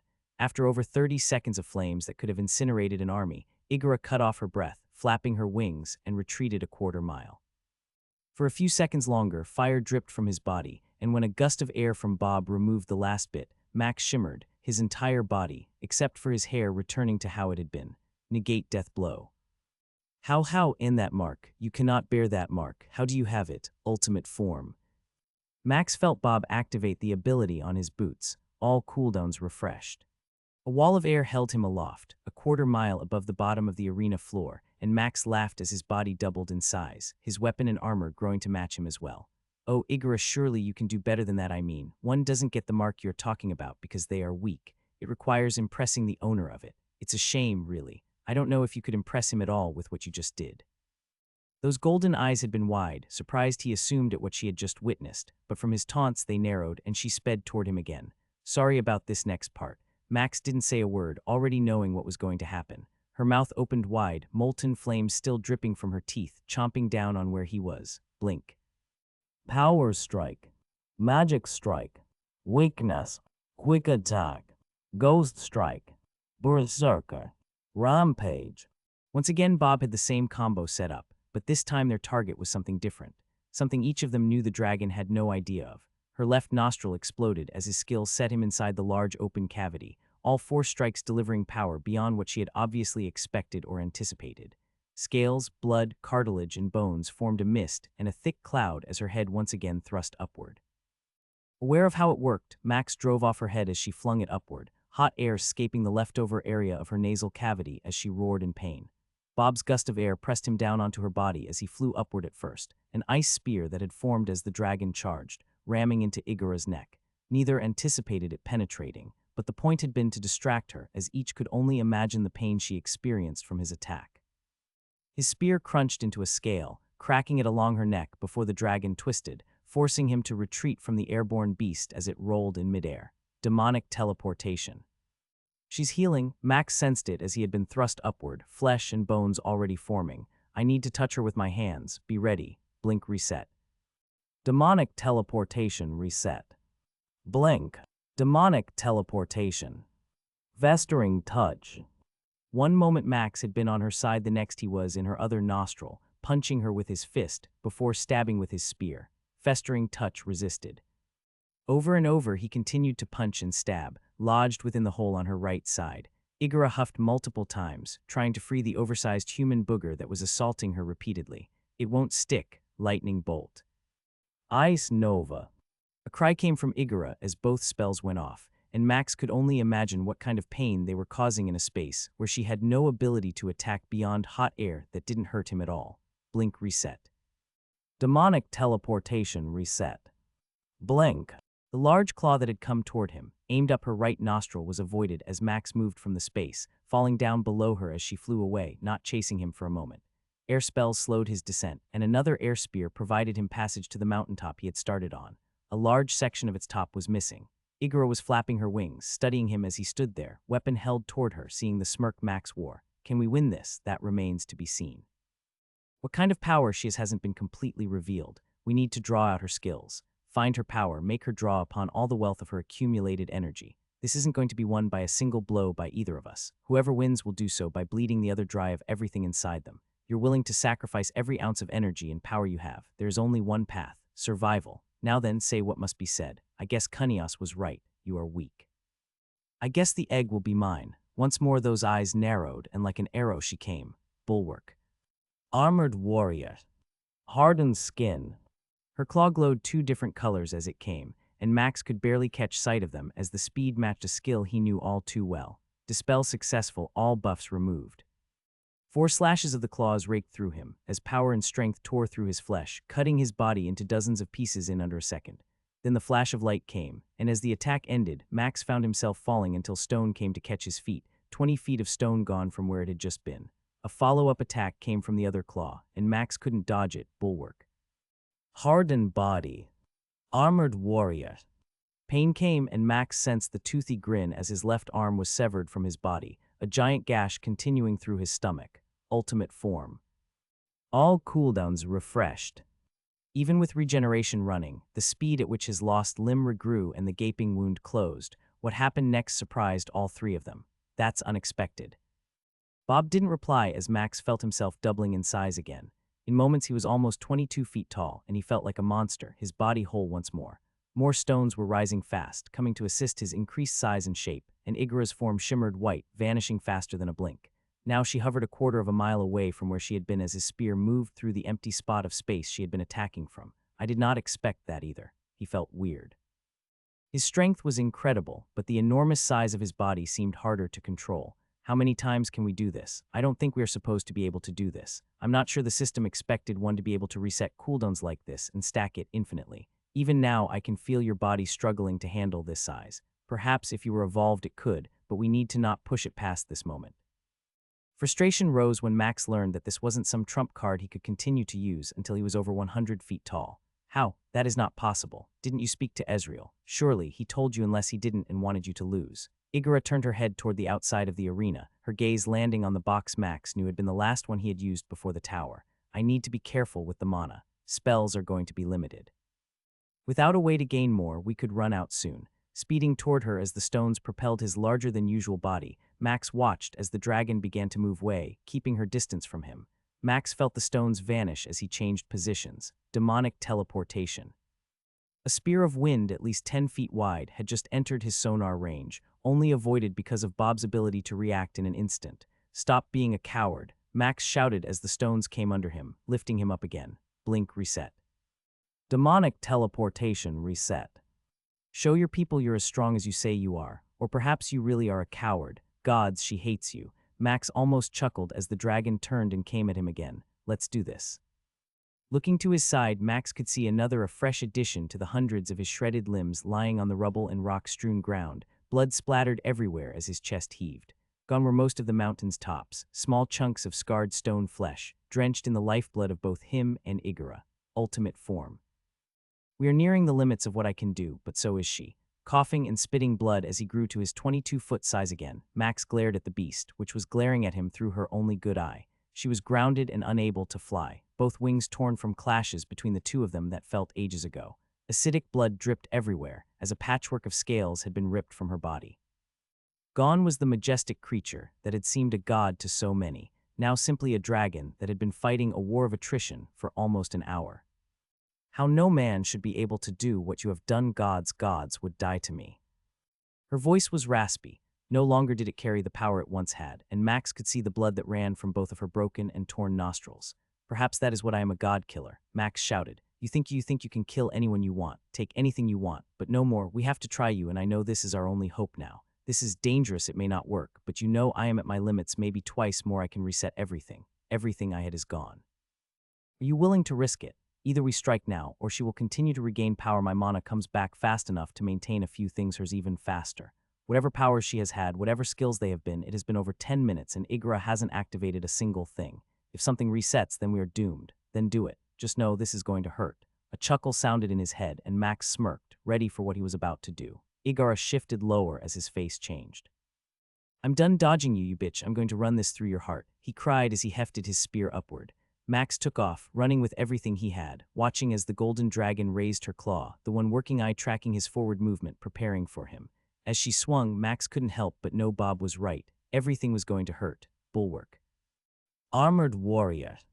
Hardened skin. Phasing. The swipe passed through him and Max plunged headfirst into her body, searching for what he needed to find as the beast turned and twisted, trying to find where he had gone.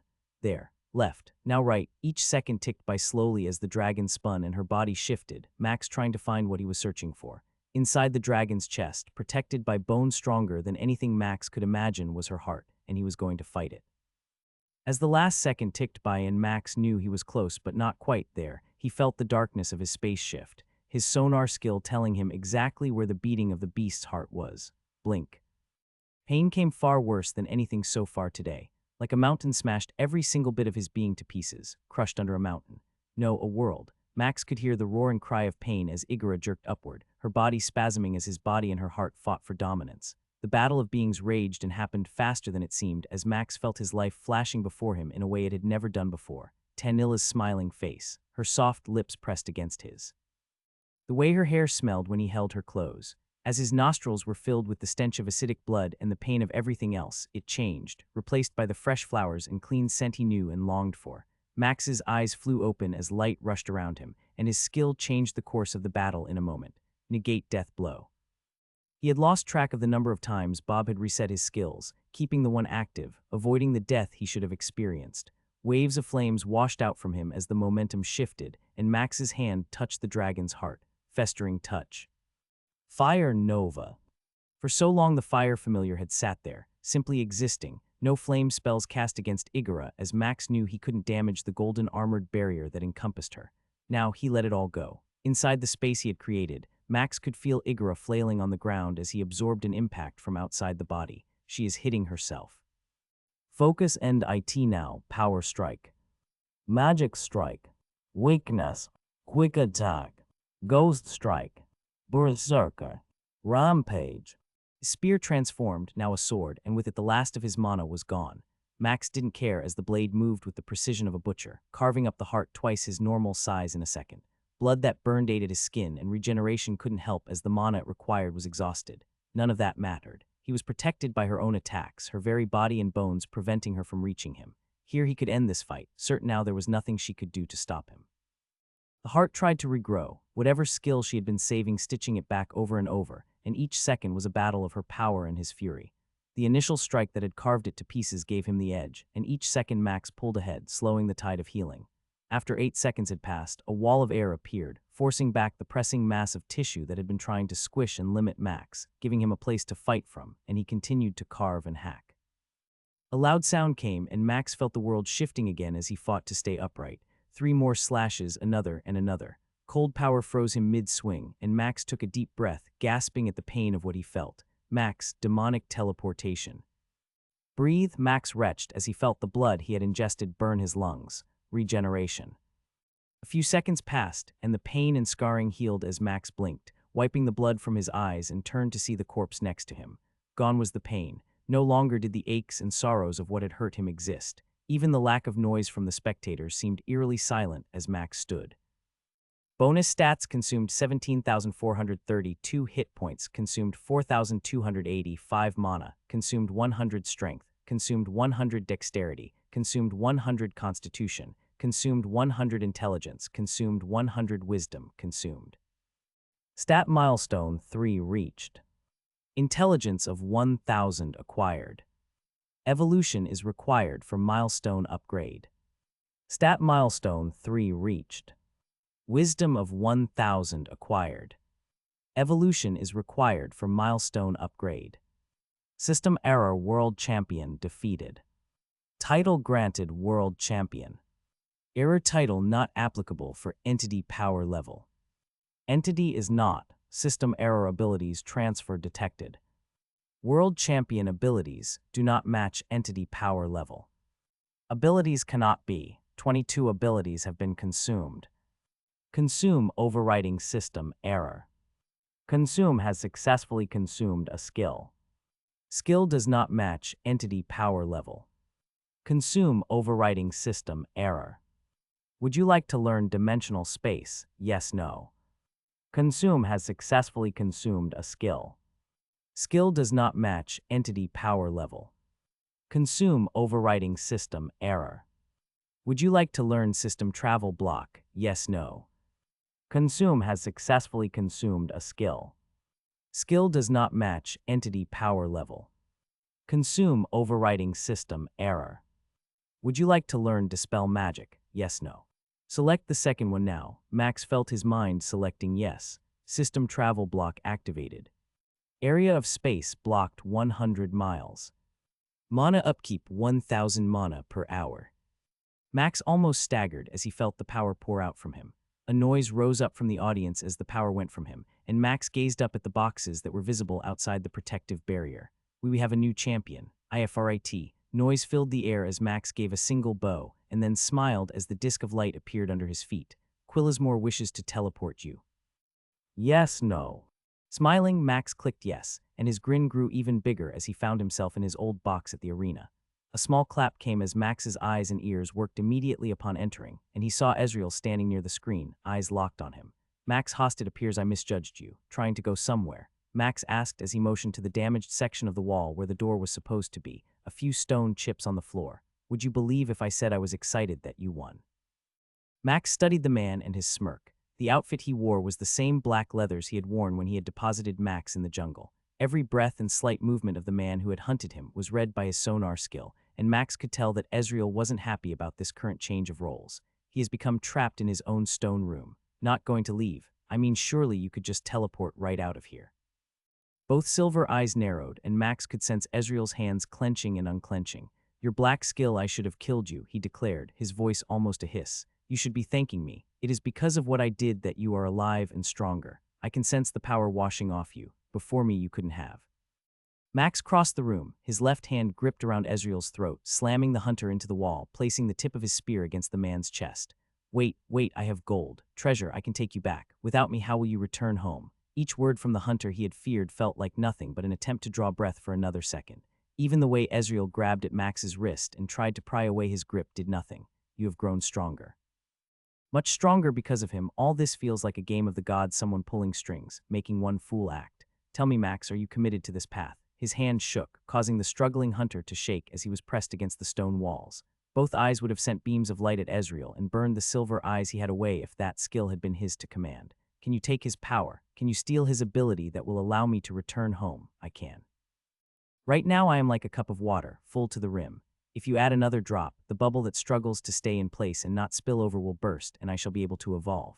Igarashi provided more power than I could have imagined. I saw did you consume 22 skills for yourself. You noticed. A chuckle came, and Max and Bob continued their conversation as Ezreal struggled to breathe as Max's tip left no question that if he moved too much, blood would spill forth. There were skills you could not take. The system would not allow it. Even the two I granted should not be possible for you to have. Igara was strong, but she had many things that were worthless in combat. Most of what she had was based on her power as a dragon that had been feeding off the power of others. That fool is right. Before her putting you in the tower, you would have not been able to defeat her. Her own foolishness for not striking you down led to her demise. So if I run him through, I can go home. He has a skill, no matter what, I shall acquire it. We shall figure out how to get you home, that is my promise. Max chuckled, smirking as he stared at the confused look on Ezreal's face. You know that question you asked before about a black skill? I guess I can tell you about it. It's called Consume. Everything I kill, I gain their abilities. Tell me, would you like to meet my skill? Meet, Ezreal asked, his voice trembling as he spoke. Yes, Bob is anxious to meet you. You see, Bob is never satisfied and always hungers for more. Kicks came, and Max could see panic in the hunter's eyes as his face contorted, trying to punch the man who held him by the throat. He's all yours. A deep booming laugh came, and Max watched through his own eyes the look of terror that appeared on Ezreal's face, both eyes fully exposed, lips apart and pulled back as a grimace became present. Ezreal, was it? Bob asked, his voice a combination of Max's and his own. You said you were a hunter. I don't think you truly know what a real hunter is. You see, when a hunter has their prey, when they capture them, they do not play with them. Since, however, you like to play with those you hunt, allow me to show you how I like to play. The spear vanished, and Max realized that he could now access his dimensional storage, things having changed with the passing of Igara. His fist pulled back, and Max knew there was a malicious smile across his face. Let me show you my favorite game. Watching your own heart stop beating. Even with the walls having the ability to block out most sound, those boxes closest to Max's heard a scream that would give many of them nightmares for years. Guests and citizens of Quan Ma, your new champion has a message for you all. Max fought back the groan he felt rising inside. Quillismore had been right. There was chaos as none could depart this place as long as his skill was active. Apparently, it created a barrier around the inner city as well, somehow focused with the way Igara had built this place. He stood now on a solid metal floor, Igara's corpse still behind him, the arena base even with the lowest boxes that were filled with those who came ready to watch his death. You are all stuck here until I wish it otherwise. No, I will release you from this place in a moment, but before I do I have a warning. Moving slowly in a circle, Max made certain his eyes gazed upon as many boxes, or in their direction as much as possible as he turned around. This city will change some in the coming days. I will not be present as often, but I have two who will serve as my front runners. There are few worlds I need to visit, and I need to bring about punishment to those who tried to harm me. I suggest no one else find themselves added to my list. He tried to glare and look menacing, letting Bob help him control those facial muscles as Max lied through his teeth. Two silver discs appeared next to him, and a second later Quillismore and Jazzjack flanked him on both sides. These two are my eyes, ears, hands, and feet. They will serve as my mouth and let everyone know that if you choose to not heed their instruction, you shall end up like her. His thumb was all the attention Igara's body received. There shall still be fights and there shall still be trade, but I shall show more mercy unless you cross me. Then I shall tear your heart out like I did hers. Now then, I have many things to get in place. Go if you wish, stay if you desire. Do not try to bother me, as I do not need to meet you or want to. Two have died today by my hands, and a third is about to find themselves suffering the same fate. Bothering me might find your name added to the list. Now go. System travel block deactivated. Ready? Max nodded as he sensed life forms all over leaving quickly. Yes, Quillismore, it is time. Going somewhere, Amy froze as she attempted to get out of the second most inner part of the city, unable to convince the guards to let her through. Turning slowly, the lizard woman saw Max standing there, bald-headed, a spear in his hand and a pair of eyes that burned with rage. Ifrit, I had not expected you to be here. Congratulations on your victory over Igara.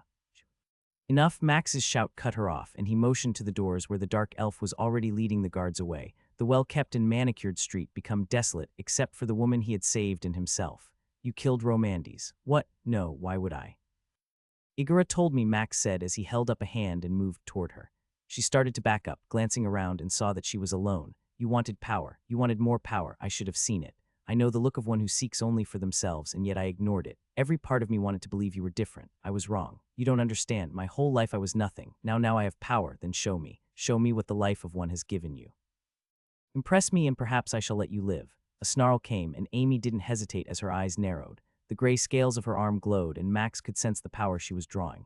Glass came from under her robes as did stones, puncturing the cloth and raced toward him. Inches from striking him, they stopped. That's it, that is all you have. Surely there must be more. Amy roared, charging at him, pulling a larger block of stone and forming a spear, jamming it at his chest. Max didn't move. Didn't dodge. The stone hit his chest and shattered. A tail whipped around and slammed into his legs, a cracking sound coming as the scales on it shattered. Before she could recover or howl in pain, Max had her by the throat. A growl rose from inside him. Anger, pain, hatred. Like a volcano that was about to erupt, he was seething and overflowing. Don't give in. Remember who you are and what you are going home to. Max lifted the kicking lizard woman upward and yelled, his voice echoing off the empty street. Everything he felt was raw. He was angry, but even worse was the betrayal he felt. Lowering her so that her feet touched the ground, Max shook his head, ignoring the bulging eyes. I won't kill you. I saved you. Had you just trusted me and waited, you would have been far stronger than you are now, and you could have seen true power. But you didn't. Still, punishment must come. His spear moved with surgical precision, shattering both shoulder sockets, breaking each hip socket in a moment. Tears and howls came as he dropped Amy to the street. You have been found guilty of so many evils. As such, your life has been forfeited. Max turned and started to walk away. Jazzjack, she's all yours. From the shadows of a building, the white rabbit appeared, glowing red eyes sparkling as his teeth grew about 4 times their normal size. Each of his padded paws grew, and 6-inch claws formed. Gone was the tiny rabbit that had looked so cute. Replaced in a moment was the Vorpal bunny he had been warned about. A single scream made it from Amy's throat as Jazzjack carried out the punishment. Each step away from the carnage behind him felt lighter as Max knew what would come next. I'm ready, we need to get home. Max reread the descriptions for the 2 skills he had acquired from Ezreal. Skill description system, travel planetary. System travel planetary common. The user is able to travel between planets they have visited once a month. Travel is instantaneous. Anyone or anything they are touching may be transported with them, provided they have the strength to carry the object. In order to add other locations to travel to, the user must find another means of arriving on the planet. One location may be set for arrival on the planet. Location may be changed once a month. Unable to use this skill to travel to the arrival point on the current planet, some abilities and locations will prohibit travel to planets. Skill description, planetary travel waypoints. Planetary travel waypoints uncommon. The user creates 4 waypoints on any planet they have visited. While on that planet, they may move between those waypoints. Travel is instantaneous. Anyone or anything they are touching may be transported with them, provided they have the strength to carry the object. Waypoints may be changed, but require 2 weeks to be reset. No waypoint may be within 10 miles of another. Each waypoint may only be visited twice per 24 hours. Some abilities and locations will prohibit travel to waypoints. So I can leave right now.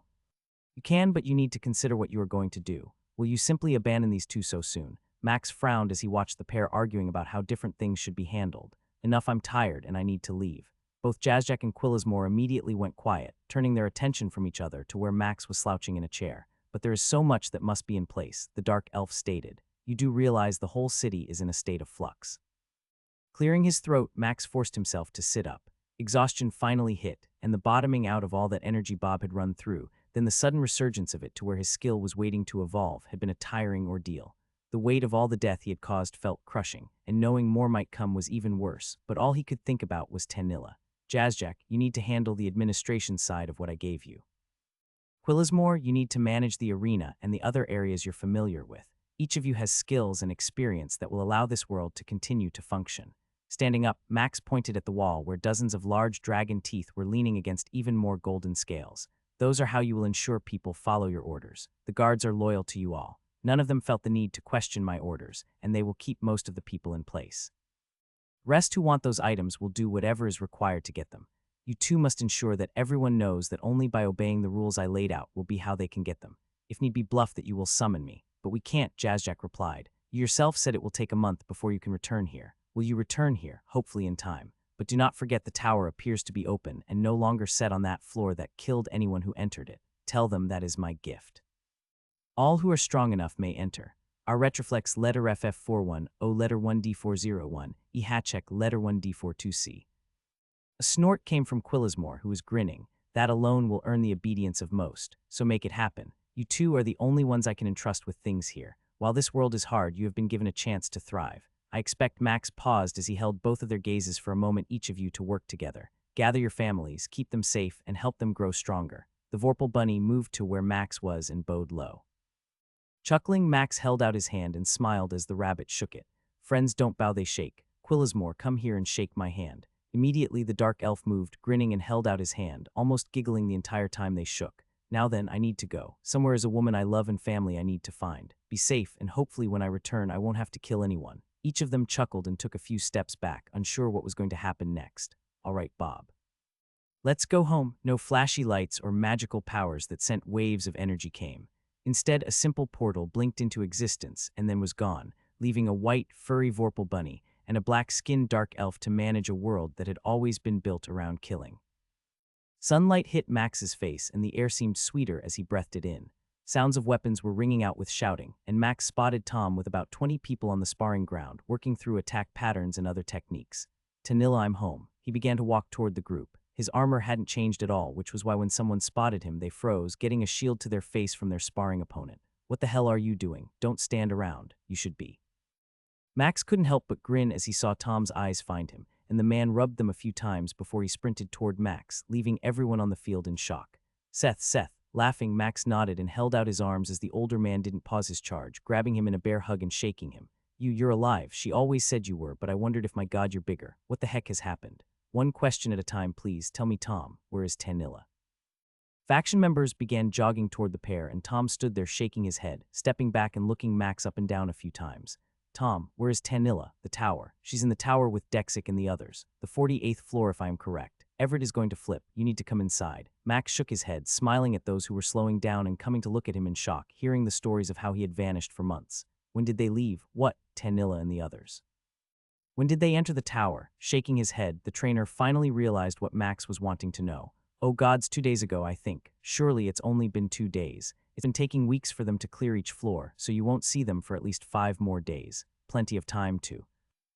No, tell Everett I'll be back. I need to go and find her. Find her? How? You hadn't finished the 40th floor in the tower. There is no way.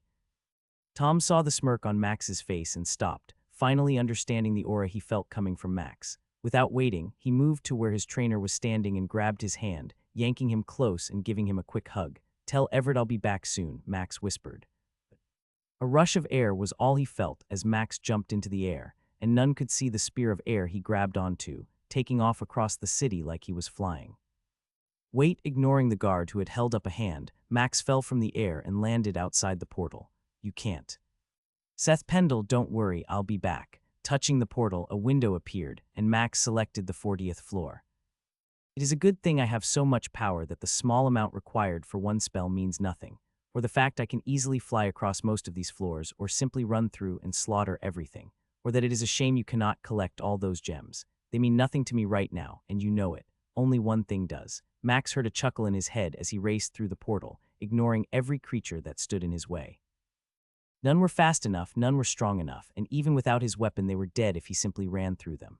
How? Max ignored the guards who stood outside the portal, the number of them having increased by dozens. Seth, he recognized the voice and the one who had called it. Major Grayson, I'm afraid I don't have much time. I'm trying to find my friends. I'll be back in a moment. I need to go fight the 44th floor real quick. But you're alone. Where have you been and what do you?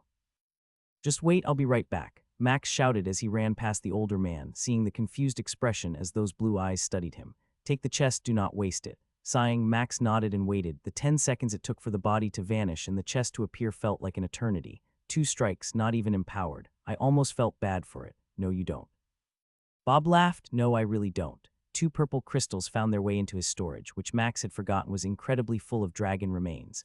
A new black cloak was tossed into storage, and Max hit the portal moments after it appeared. Seth, how did you? It's been only a few minutes at most. Nodding, Max jogged to where Major Grayson was standing between the portal and the area everyone left the tower from. I know, like I said, I'm looking for my friends. I don't have time as I need to reach the 48th floor. Murmurs came from all the guards and a few adventurers who had appeared. You can't be doing what I think you're doing, the tower, it's not possible, Max asked, finishing the older man's words. Just hang out here if you want. Grab a book and a chair. In fact, take mine. A chair appeared in Max's hand and he set it down, tapping the cushioned seat. I need to go. We'll talk later. I'm sure you and Vela will want to talk with me as always, but I need to find the woman I love, Max shouted as he ran up to the portal. Impossible, 7 floors in so little time. Max's hand trembled and he shook his hand, trying to breathe and settle himself. You okay, son? Those words made fighting back tears even harder. It's been so long, every day all I could think about was returning to her to see her face, to hold her, kiss her, and tell her I love her. Max sensed the hand that came, patting his back, and felt the meaning of it all. Then stop standing here like a fool and go tell her that. I have no doubt she is thinking the same things. Sniffing, Max nodded and wiped the tear that had somehow escaped and touched the portal. There, in just about 7 hours, the 48th floor was an option to enter. Max stood there stealthed as he found the group fighting 4 scorpions that were 15 feet tall. Dexic was working side by side with Fowl, handling one of them while his dwarf friend blocked, parried, and struck the 2 that were focused completely on him. Tanilla sent spell after spell upon the one Dexis was fighting, and Cordelia's arrows pierced weak points in the beast, striking the joints and small eye sockets. It appears they don't need me as being a part of their group an option anymore. You cannot tell me that you do not plan on joining them again. No, I know I need to, but still they are fighting like a real team. All I want to do right now is rush down there and slay everything so I can go to Tanilla, but if I do, then what? How do we move from here? And what about Dexic? She has helped them continue on in my stead. Who will be with her? Does her journey in the tower end? No reply came from Bob as they watched the one Dexic had been fighting die, and the trio engaged the one that had been frozen. Max could see that the fight was already well in hand, and a twinge of pain and guilt struck him as he waited, knowing the moment he went to them, he would destroy so much. Stop being a fool and go see the one who has kept you from becoming the monster you always feared. I'm tired. I need to rest. All this power is overwhelming, and it is going to take me a while to evolve. You would leave me now? Max felt the howl of laughter in his head as Bob let loose whatever emotion or feeling he had for a solid 10 seconds. My friend, we have slain a world champion. You have become one. This tower right now means nothing. You do not need me to be in here, and you do not need me for what is going to come next. When you walk down there, you will find the woman you love. Everything you desire is there, even. Max waited as Bob paused for a few seconds, watching the second scorpion fall and the group move to the third. Even when I tempted you with the power to be this way long ago, you resisted and turned me down, because down there is a woman, an elven woman, someone the world says you can't love, and yet you did. I am not what I have always been. I'm something different, and I'm okay with that. Whatever I am, whatever we are, we shall grow stronger, and we shall make those who threaten us or those below regret their words and actions. For now, I'm going to make you move ahead. I'm going to evolve now. So you will either have to go alone until I return or move down this rocky terrain, stop hiding behind rocks, and be the hero these people think you are. You picked the name of one. It's time to give some honor back to him. Max sighed. Be safe, Max Host. Consume is evolving. Taking a deep breath, Max saw the notification and took a step toward his friends. I guess it's time for me to grow up also. Finish it, Fowl shouted as the last scorpion tried to jab him again with its tail, instead striking the shield and taking damage from it. I'm coming, Dexic shouted as she yanked her sword from the scorpion she had just slain.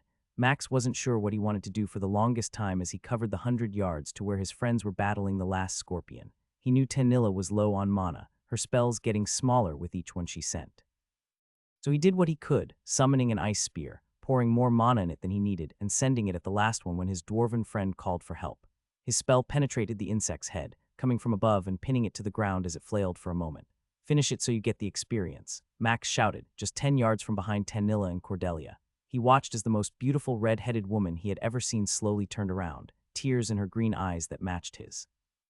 Max, Cordelia exclaimed. Holy elf tits. Max, Fowl cried out after he smashed his weapon into the scorpion once more before the voice that had called out made him turn around. Tanilla, I'm back. His voice broke as he moved toward her, catching her as she started to fall. You're really here, he nodded, brushing her face with his hand, her voice having just been a whisper. Yes, everyday tears ran down his face, matching hers, and he choked for a moment.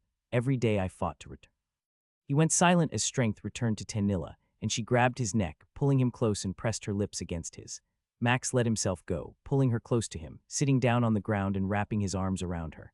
Nothing mattered, not the dungeon they were in and the rocks he was sitting on, or the 4 people who surrounded them, all in shocked silence as they stared, tears flowing down all of their faces as well.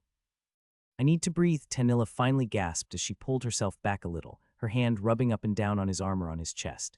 You are the air I need every day, Max replied, ignoring the groan Fowl let out. How would I knew you were alive, Tanilla said as she reached into her robe and pulled out her necklace. Each day I woke up and could go on just because I knew you were still alive. Max pulled his out and showed it to her, smiling as he did. She nodded and pulled him in again, kissing him as she had just moments before. Not to interrupt, but we can leave the dungeon if you need to finish that, Fowl said after clearing his throat. No, I'm fine, Max replied, winking at his brother in arms. I just got back about 7 or 8 hours ago. Tom told me you were in here, so I raced through the tower to find you. Letter 213, letter 1d656, yeah, letter 183, yeah, letter FF53. So you cleared a tower wherever you were? Dexic asked, her left eyebrow lifted high as she cocked her head. Not exactly, I will. Let's not worry about that for now. If Tanilla will let me stand, I would love to give each of you a hug as well. Clearing her throat, Tanilla nodded. As long as you come back right after. I promise, Max said, giving her a kiss on her forehead. Rising to his feet, Max grabbed each of them in turn, hugging his healer and lifting her off the ground. She's missed you, we all have, Batrier whispered in his ear. You better have a good story, or so help me I'll kick you in your nuts every morning. Coughing, Max nodded and set her down, moving to Fowl who already had his arms open wide. Gods, you look stronger than before. As do you, Max said as he gave his friend a good squeeze. Cordelia waited next, shuffling a little, and she perked up as Max held his arms open and she dashed toward him, returning his embrace. Welcome back, Max. He couldn't help but laugh as she accented his real name. It's good to see you, Cordelia. I've missed you in your low voice. Gods, I finally had Fowl trained and now you're going to get him going again. Both of them chuckled as they let go, and Max turned to Dexic, standing there in her gold armor, no helmet as she studied him from a few yards. You're not the boy I met in the Adventurers' Hall. You're something else. I can sense it. I owe you a debt for helping my friends and protecting them.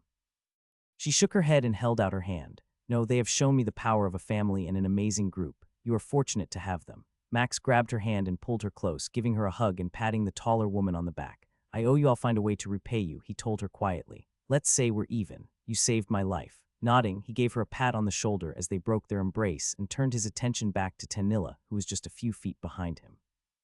Holding out his hand, he smiled as she grabbed his and let him pull her close. So tell me, how goes the tower climbing? They all chuckled as Fowl let out a groan. It's slow like weeks without a real bathroom slow. Well, if you all want, we could skip this place and head back to the faction house. I'm certain we'd much rather talk about what has happened there than in here. I'm fine with not being able to enter for a while, Dexic said. As am I, Cordelia chimed in. Why would we wait to enter the tower again?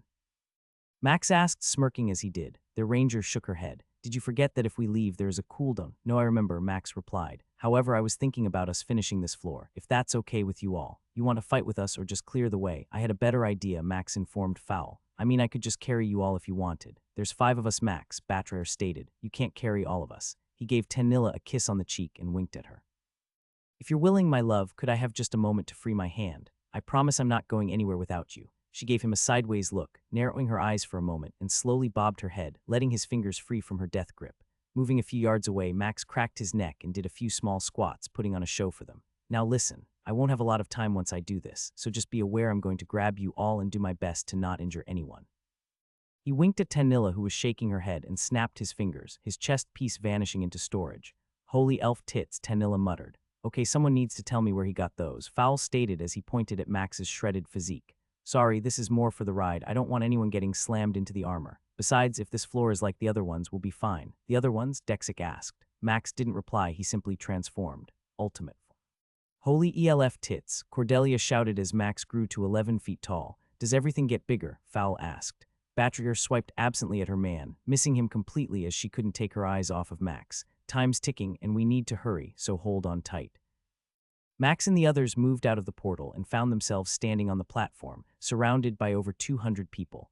Everett was there with Tom and many other members of their faction. Impossible, Tom stated. Everett, Max exclaimed, moving to where the gray-headed man stood, staring at him in disbelief. Seth, it's you, Tom said, and his story flying, and then the guards, Major Grayson, how and the gods. Perhaps we can talk about that back at our faction house, Max whispered as he gave the man a quick embrace. All right, everyone, I'm sorry to disappoint you by not being able to stick around and chat, but I'm finally back and need to return with my family and friends. Murmurs and some groans came from those gathered, but most were quiet, watching the man most believed was a legend who had vanished without a trace, returned in the most impossible way ever. Major Grayson, can we take our leave? Everett asked, regaining his composure after a moment. Yes, I shall personally escort you and your members. He whistled and motioned to some soldiers who moved to where the carriages were, bringing a trio of them to where they could take everyone home. Let's go home, my love, Max said, whispering in Tanilla's ear. No one spoke as his group, along with Tom, Everett, and Dexic, all sat in the faction leader's office, listening to the tale Max shared. Imprisoned on another world, Tom muttered when it was finally over. Yeah, focus on that and not him killing 2 dragons, Dexic exclaimed as she pointed at the scales and teeth Max had deposited on the table. I would assume I don't need to mention no one shares any information about this outside this room. Everyone nodded at Everett's question.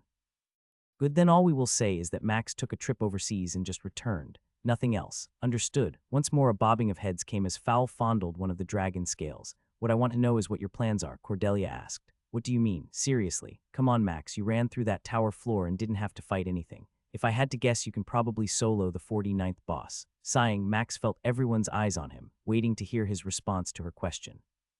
Fowl, do you remember the day you met me in Rumstant? That's a day I'll never forget, replied their tank. You were green, so green. What did I want to do? Become stronger. Have we done that? His dwarven friend nodded, some more than others. Grinning, Max turned to Everett. What did we say our group was going to do? Beat the tower, their faction leader replied with a grin. Have we done that yet? Not that I'm aware of. Which Max said as he turned his attention to Tanilla, means I still have a promise to keep. We'll beat the 49th floor together. We'll venture into the 50th floor and finish it. After that, there are a few things I need to take care of, and if no one minds, I'd like to spend a little time outside the tower with you all. Tanilla's fingers tightened around his, and Max turned to see her smiling. I would enjoy some time outside of the tower with you. Gods, she sees one giant Max, and all she can think about is. Fowl gasped when Batrier Nut punched him. Woman, the beans, not in the beans.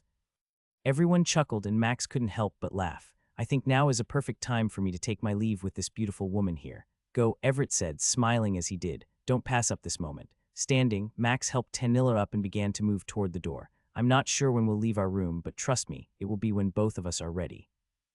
Max sighed as Tanilla lay against his chest. A bath with the woman I love, could this get any better? He heard her sniff as she ran her fingers along his chest. What's wrong? Shaking her head, Tanilla looked up at him and smiled. So long I have dreamed of this moment. You and me, it hurts so bad to know what you endured, to know why you fought so hard, how you overcame everything. I even know there is so much more you haven't shared yet.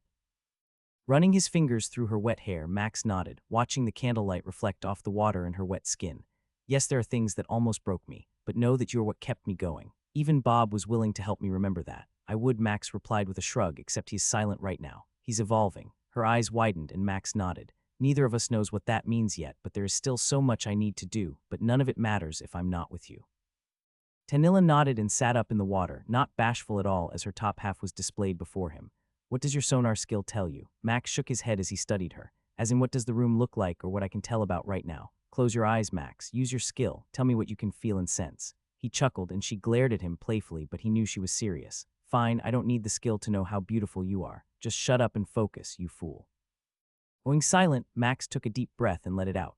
His skill surged from out of him as he tried to sense what she was talking about. The room they were in hadn't changed much, their clothes scattered on the floor, as she hadn't been willing to let him simply have her or him become naked with the dimensional storage. Water was on the floor from where it had splashed from the tub. Each candle was alive, the fire dancing above the wax. Their Tanilla was smiling as she watched him, her eyes staring straight at him. He could sense small things in her. Her heart beat faster. Her chest seemed just a little larger, but having been gone so long it was probably wishful thinking, he thought. The water sent out small waves of something, and he wondered at first if she was banging her knee or body against the tub, but he realized it wasn't that. A fast, steady pace that didn't change, from inside the water. His eyes flew open, and his hand surged forward, touching her stomach. She began to cry and nod, and Max felt his own tears streaming down his face. A child, our child. Yes, our child. How long? Only a few months ago did I learn. The day I did, I prayed you'd return not just to me but to our child. He pulled her close, his hand on her stomach, his sonar penetrating her skin and beginning to form the shape of the small child inside. I can see them. That's not fair, Tanilla exclaimed, giving him a gentle slap on his shoulder. Tell me though, how do they look? Is it a boy or a girl? Max shrugged. I doubt the cord I sense is a pecker, though Fowl would definitely say it is one. For now they are no bigger than my thumb. Still their heart beats so strong. Sniffing, Tanilla pulled Max closer and kissed him again. Promise me, Max, whatever happens, we'll both be strong enough to protect our child. Blinking a few times, he nodded and then pulled back a moment and studied her face. He could see her eyes and the tightness of her lips. People won't want this child to be born, will they? She shook her head slowly. On both sides, there are many who will not. I need you to help me become stronger. I need to know we can protect our child. Max gently rubbed his finger on her belly and nodded. I've killed a world guardian to get to you. I will tear apart the heavens and stop a god if they were foolish enough to attempt such a thing. Tanilla smiled and laid her head against his chest. I'm tired, Max. Come to bed with me. He cupped her chin with a finger and lifted her head up, staring into those beautiful green eyes. Every night, as long as you'll have me. The tower is finally open to them, and after some assistance from Everett and Tom, the party gets a fifth member. Cordelia brings a bow and a high-pitched voice, adding damage and some laughs. Obviously, there's that hard problem of how much Max can reveal, but thankfully Tanilla can flaunt that magical power of being a princess and shut down a lot of the questions.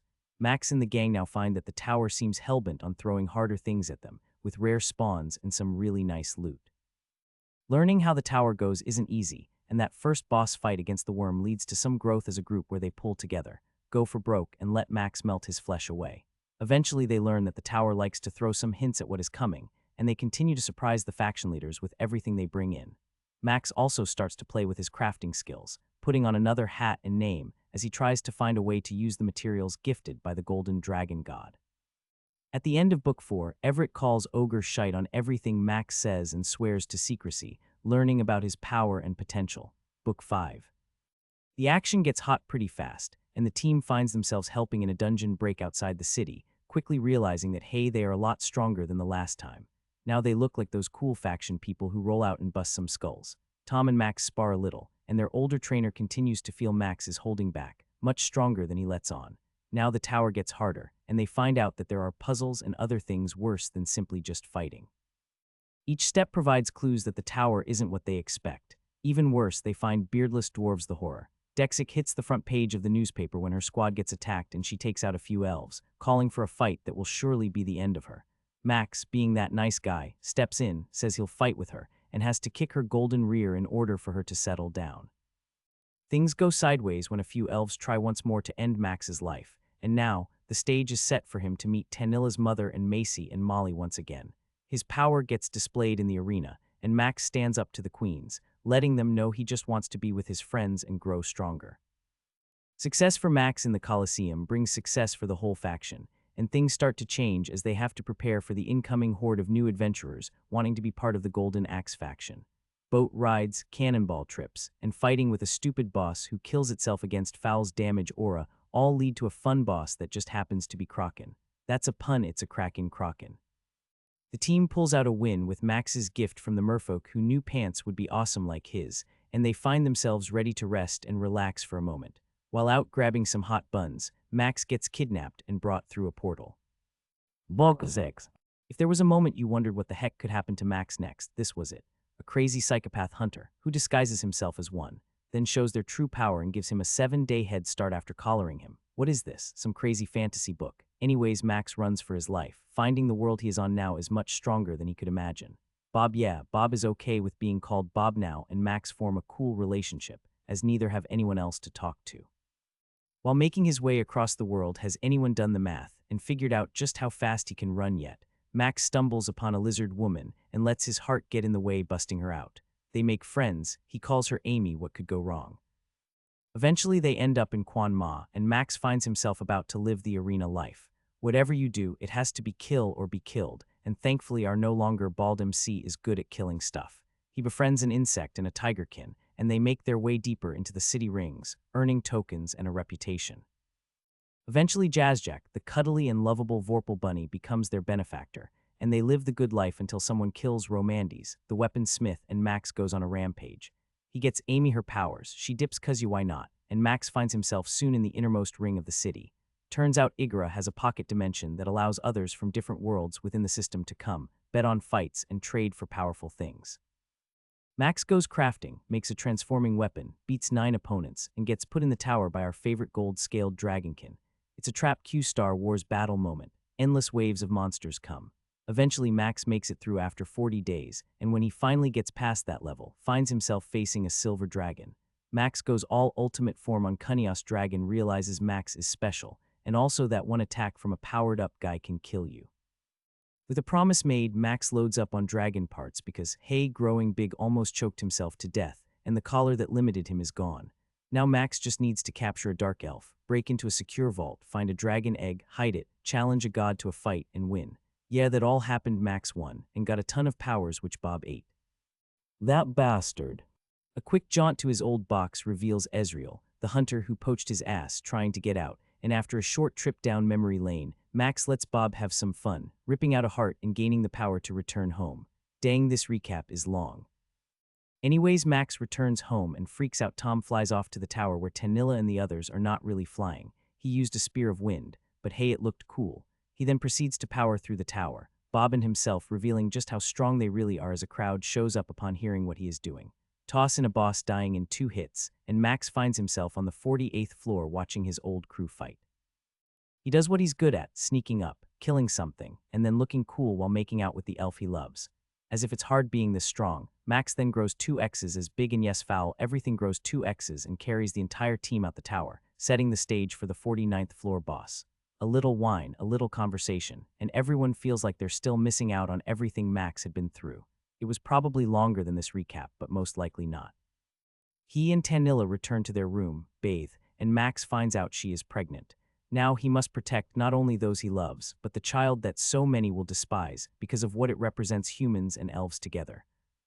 You asked for it, so here is a list of all the skills Max has so far. If you're on audio, you can skip this part, or you can listen and know exactly what each skill gives. Skill description: baking.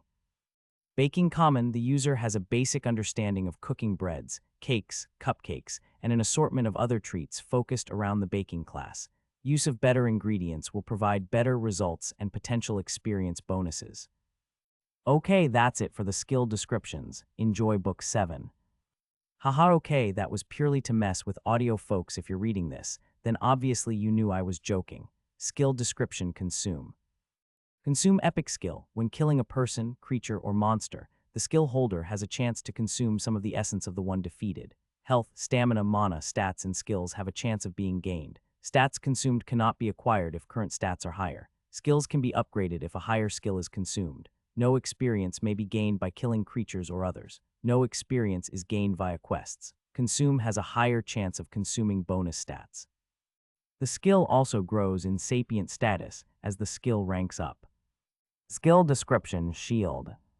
Shield epic skill. The user has a fundamental knowledge of all shields. They understand advanced tactics involving shield usage and can negate damage received upon successfully blocking an attack by 25. Glancing blows can be created, which can reduce damage taken by 50. Skill description: berserker. Berserker epic skill. When activated, your strength and attack speed will triple for 20 seconds, but you will be consumed by a controlled rage. If the target is killed before the effect ends, the duration will reset, and the closest enemy will be chosen as the new target. There is no limit to the number of times the duration can be reset. May only be activated once every 12 hours. Skill description, Elemental Magic Mastery. Elemental Magic Mastery Legendary Skill. This skill provides mastery of all elemental magic, even ones not previously learned. Every attack will successfully hit the location they aim at. Attacks will critically strike and do increased damage. Mastery grants an improved casting speed and ability to cast multiple spells at the same time. Some spells may also be combined for increased damage and effects. This grants an understanding of combination attacks that may be used together. This rank negates defenses through the 5th tier, allowing unreduced damage to occur from attacks. Those who have achieved this mastery can determine how much mana they wish to infuse in a spell and are able to do so at a much faster rate. Skill description, Stealth. Stealth epic skill. The user may activate this skill while not in combat and vanish from sight. The user may still be found by other skills that are not limited to sight. Attacking will remove the user from stealth. Looting and portals may be used while active and will not break it. Duration lasts for 45 seconds and has a 30-second cooldown after expiring. May not be activated while wearing plate armor. Must remain crouched while stealthed and moving. Skill description, Dual Wield. Dual Wield epic skill. The user understands and is able to fight with a weapon in each hand. If their strength is high enough and the handle fits comfortably within their grip, larger swords, axes, and clubs can be wielded at the same time. Combination attacks and parry are granted with 2 weapons and operate off a combination of this skill rank, as well as the user's weapon skill rank. Skill description, Sonar. Sonar epic skill. This skill is permanently active. Any creature or object within a 50-yard radius is detectable. All vibrations, movements, and sounds will be detected by this skill. It can nullify invisibility as well as stealth. Improved hearing within the radius of the skill. Ultra-loud sonic attacks may disrupt this skill. Line of sight is not required to know how an enemy may attack. Some vibrations can be felt through walls and ceilings, depending upon material of walls or the strength of the vibration. Skill description, Melee Weapon Mastery. Melee Weapon Mastery Legendary Skill. This skill provides mastery of all melee weapons, even ones not previously learned. Every attack will be more likely to successfully hit the location they aim at. Attacks will almost always critically strike and do increased damage. Mastery grants an improved understanding of combination attacks. This rank negates defenses through the 5th tier, allowing normal damage to occur from attacks. Those who have achieved this rank in weapons mastery will be able to negate defenses and find weak points in any opponent who does not have a similar skill level. Skill description, Power Strike. Power Strike Legendary Skill. The user's next melee attack will multiply their strength by 300 and inflict a critical injury. The skill has a 20-minute cooldown between uses. Skill description, Backstab. Backstab epic skill. This skill provides bonus damage to attacks from behind. A max of 300 bonus damage may be applied if the user is hidden and strikes. The maximum bonus damage is 100 if the user is not hidden. Target type may affect damage done. Skill description, Evasion. Evasion epic skill. The skill provides an increased understanding of evading all forms of attacks. This only applies to attacks that the skill owner is aware of. It may not be used against hidden attacks. Skill grants a usable ability, Parry. Parry will block all frontal and side attacks for 8 seconds. Attacks will be stopped, but the power behind the attack cannot be fully mitigated. Some magical spells can be blocked. This ability has a 4-hour cooldown. Skill description, Haste. Haste uncommon skill. This activatable skill provides 30 seconds of increased movement speed. With increased speed comes an equal increase in agility. The current bonus is 250. During this skill use, stamina use is mitigated. Attacking will end the skill. Defending will not end the skill. Has a 72-hour cooldown. Skill description, Festering Touch. Festering Touch common skill. The user must touch their opponent with their hand or glove. If they successfully transfer the debuff, their opponent will heal for half of their normal value until dispelled or 1 minute passes. This has a 3-second cooldown and does not stack. Skill description, Death Magic. Death Magic rare skill. Caster has yet to reach the level of corruption required to use this magic. As the corruption level increases, spells will unlock. Skill description, Conceal Self. Conceal Self epic skill. The user may alter every aspect of their status screen as they desire. Name, race, level, stats, and skills may be set to any system value. Changing, adding, or taking away does not actually affect displayed information. Only an inspection skill higher than this rank may detect the actual status sheet. Skill description, Regeneration. Regeneration epic skill. This skill allows the user to regain lost hit points at the cost of mana. 100 hit points may be recovered each second at the cost of 1 mana. At this rank, the skill may regrow a lost body part or organ at the cost of 20 mana. Limb regeneration speed is quadrupled. The skill will automatically engage if the user is unconscious unless no mana points are available. Skill description: Armored Warrior. Armored Warrior epic skill. When activated, the user's body will be covered in magical armor twice as strong as their current equipment for 15 seconds. Resistances provided by equipment will also be doubled. Constitution is doubled for durability, and bonus hit points are consumed first. The ability cooldown is 24 hours. Skill description: Intimidation. Intimidation legendary skill. The user can send out an aura up to 200 yards in diameter, affecting those they want with an overwhelming fear. Anyone who fails this effect will be frozen and unable to move. If they are weak enough, they may die. Some items may prevent this effect. 8-hour cooldown. Skill description: Bulwark. Bulwark epic skill. When activated, the user's body will gain the rooted effect. Damage done to them will not cause them to move. A 200 defense bonus is given during the duration of 8 seconds. If enough damage is done, the surface that the user is adhered to may be pulled free, causing both the user and chunk of material to be sent flying. Skill description: Dark Magic. Dark Magic rare skill. The user has a basic understanding of working with magic that removes light and provides other disruptive elements. Most spells in the darkness line will not do large amounts of damage until later ranks but can cause chaos and confusion. Skill description: Poison Making. Poison Making uncommon skill. The user has an understanding of creating poisons, which may be applied to weapons or added to food and drink. Most poisons are of low quality, and using higher grade materials will not result in their full potential. This ability may or may not provide the user with the ability to recognize certain poisons based on smell. Skill description: Trap Detection. Trap Detection uncommon skill. The user is keenly aware of their surroundings and can spot mechanisms and other items which may hide a trap. If the user has an affinity to magic, they may also be able to sense disturbances within the area around them. Skill description: Rampage. Rampage epic skill. Activating this ability grants the user 4 attacks in the time it takes for 1 normal attack. May only be used with melee attacks. This ability has a 12-hour cooldown. Skill description: Weakness. Weakness rare skill. User may apply this to an attack. If the effect is not resisted, it will lower the opponent's strength by up to 50%. Used against higher-level opponents or ones with stronger resistance skills, may negate some or all of the ability. 30-second cooldown. Skill description: Demonic Magic. Demonic Magic rare skill. The caster may activate magic from a different realm, unleashing unholy effects and damage. Curses will persist for 30 minutes, and a random effect will be determined when cast. Damaging bolts of power can be summoned, imparting weakening and other random effects. More information shall be given as the ability is used. Requires 2 demonic essences per spell. Skill description: Demonic Summoning. Demonic Summoning rare skill. The caster may start a ritual to summon a demonic familiar. A successful summoning will result in a bound demon for 1 hour per 50 base intelligence. The caster must use blood for the summoning. Their own blood will result in a stronger demon, and the more given will also increase the strength of the familiar. Requires 20 demonic essences per summon. Cooldown of 2 days between summoning. Skill description: Demonic Teleportation.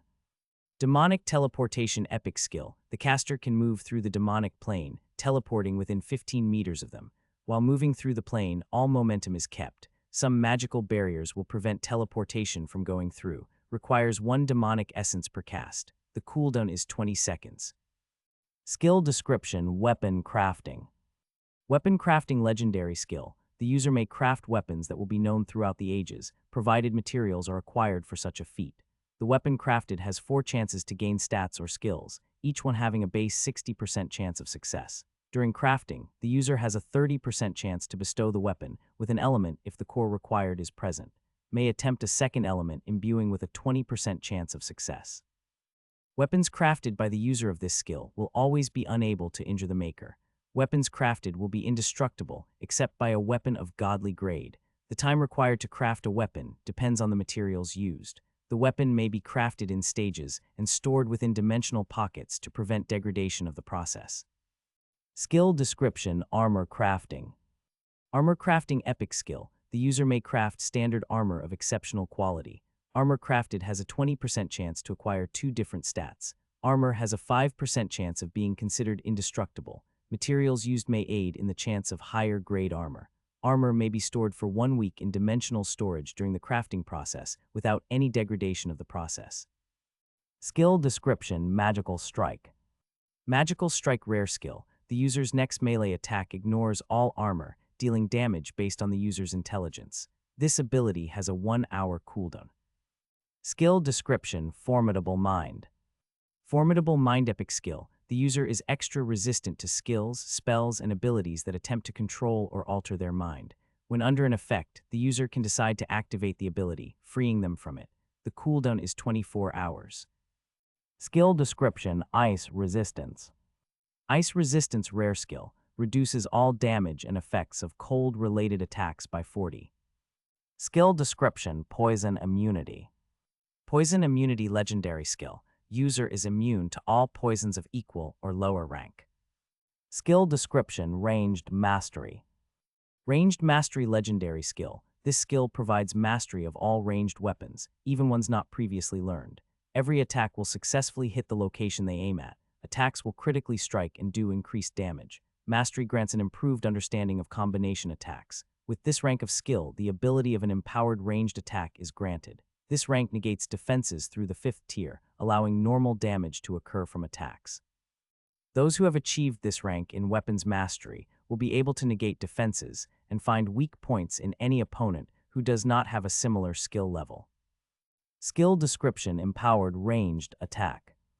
Empowered Ranged Attack Epic provides 2x normal damage for 1 ranged attack, 30-minute cooldown. Skill description: Engineering Tinkering Mastery. Engineering Tinkering Mastery epic skill. This skill provides mastery of all crafting related to automaton, power core weapon creation, as well as robotics. The crafter will be able to make all components required to build and give life to creations when possible. Advanced materials will result in higher quality creations. When crafting Tier A objects, there is a 5 chance for a bonus trait or skill to be granted. When crafting power core weapons, there is a 35% chance that bonus stats may be granted to the weapon. Weapons may have up to 2 power cores. Skill description: Power Core Crafting. Power Core Crafting epic skill. The user may craft power cores from power crystals. These fusions will enable automatons, robotic creations, and power core charged weapons to function. The quality of the power core will determine possible power output. Advanced materials impact the creation rarity. There is a 10 chance to increase the power output of core by 50. Skill description: Negate Death Blow. Negate Death Blow legendary skill. The user will automatically resist all damage done if it would kill them. This ability may not be activated by the user. It will only activate when the system detects a blow that will kill the holder of the skill. If the damage is continuous, it will continue to negate the damage until it stops. Damage prevented may be the last strike when critically injured or a single blow while at full health. There is no limit to the damage prevented. All potential injuries from that single attack will also be negated. Has a cooldown of once every 30 days. Skill description: Alchemy. Alchemy epic skill. The user may craft standard potions of epic quality. Potions crafted have a 20% chance to be twice as strong as the standard version. Potions have a 5% chance of being considered 3 times stronger. Materials used may aid in the chance of higher grade potions. Potions may be stored for 1 week in dimensional storage during the crafting process without any degradation of the process. Skill also grants the ability to understand the properties of all potions equal to skill rank. Potions above the skill rank may be partially identified. Skill description: Magical and Power Core Infused Weapon Creation Crafting. Magical and Power Core Infused Weapon Creation Crafting epic skill. The user is able to mesh both magical, elemental cores and power cores when crafting weapons. There is a 5 chance of the attempt critically failing during the process and ruining all materials. Skill description: Protect Ally. Protect Ally rare skill. The user is able to relocate themselves with a thought up to 25 yards away, putting themselves in the path of an attack meant for their ally. This action is instant. Cooldown is 4 hours. Skill description: Fire Familiar. Fire Familiar epic skill. The user can summon a Fire Familiar, which will increase the damage of all fire spells by 25. Has a 30-minute cooldown between dismissing and resummoning. Skill description, quick attack. Quick attack epic skill. The user's next attack will strike with 3 times the normal speed. No bonus to damage is granted. Cooldown is 8 hours. Skill description, acid resistance. Acid resistance rare skill reduces all damage and effects of acid-related attacks by 40. Skill description, sand mastery. Sand mastery epic skill. The user has the ability to control sand. They may change its structure or keep its original form. Once modified beyond its original design, it may not be changed back. There is no limit to the size or shape of what one may design. As long as sand is available and the user has mana, they can construct walls and even buildings. Weapons may also be created and controlled. Skill description, elemental mana control. Elemental mana control rare skill. The user has the ability and fundamental knowledge of how to control their mana while crafting. This does not convey the ability to always successfully infuse anything they create with elemental magic, but helps improve their chances to do so. The materials used during the crafting process may limit or aid in the use of this ability. Skill description, stone mastery. Stone mastery epic skill. The user has the ability to control a variety of stone. Use may change its structure or keep its original form. There is no limit to the size or shape of what one may design. As long as stone is available and the user has mana, they can construct walls and even buildings. Weapons may also be created and controlled. Skill description, ghost strike. Ghost strike rare skill. The user's next attack will appear to be in a different location than where it really is. A ghost image of the attack will hide its true path. Some opponents may have skills or abilities which will nullify the visual affect. Skill description, wood mastery. Wood mastery rare skill. The user has the ability to control a variety of wood. Use may change its structure or keep its original form. There is no limit to the size or shape of what one may design. As long as wood is available and the user has mana, they can construct walls and even buildings. Weapons may also be created and controlled. Skill description, hardened body. Hardened body epic skill. The user's body takes on a toughness equal to twice their constitution bonus. Any physical or magical resistance is doubled. Lasts 10 seconds. Cooldown is 24 hours. Skill description, ultimate form. Ultimate form rare skill. The user's body will evolve into a state of enhanced physical development. Their physical size and strength will be doubled. Upon activating this ability, the user will heal most injuries except for fatal ones to the brain and heart. This state will last for 2 minutes. Cooldown is 7 days.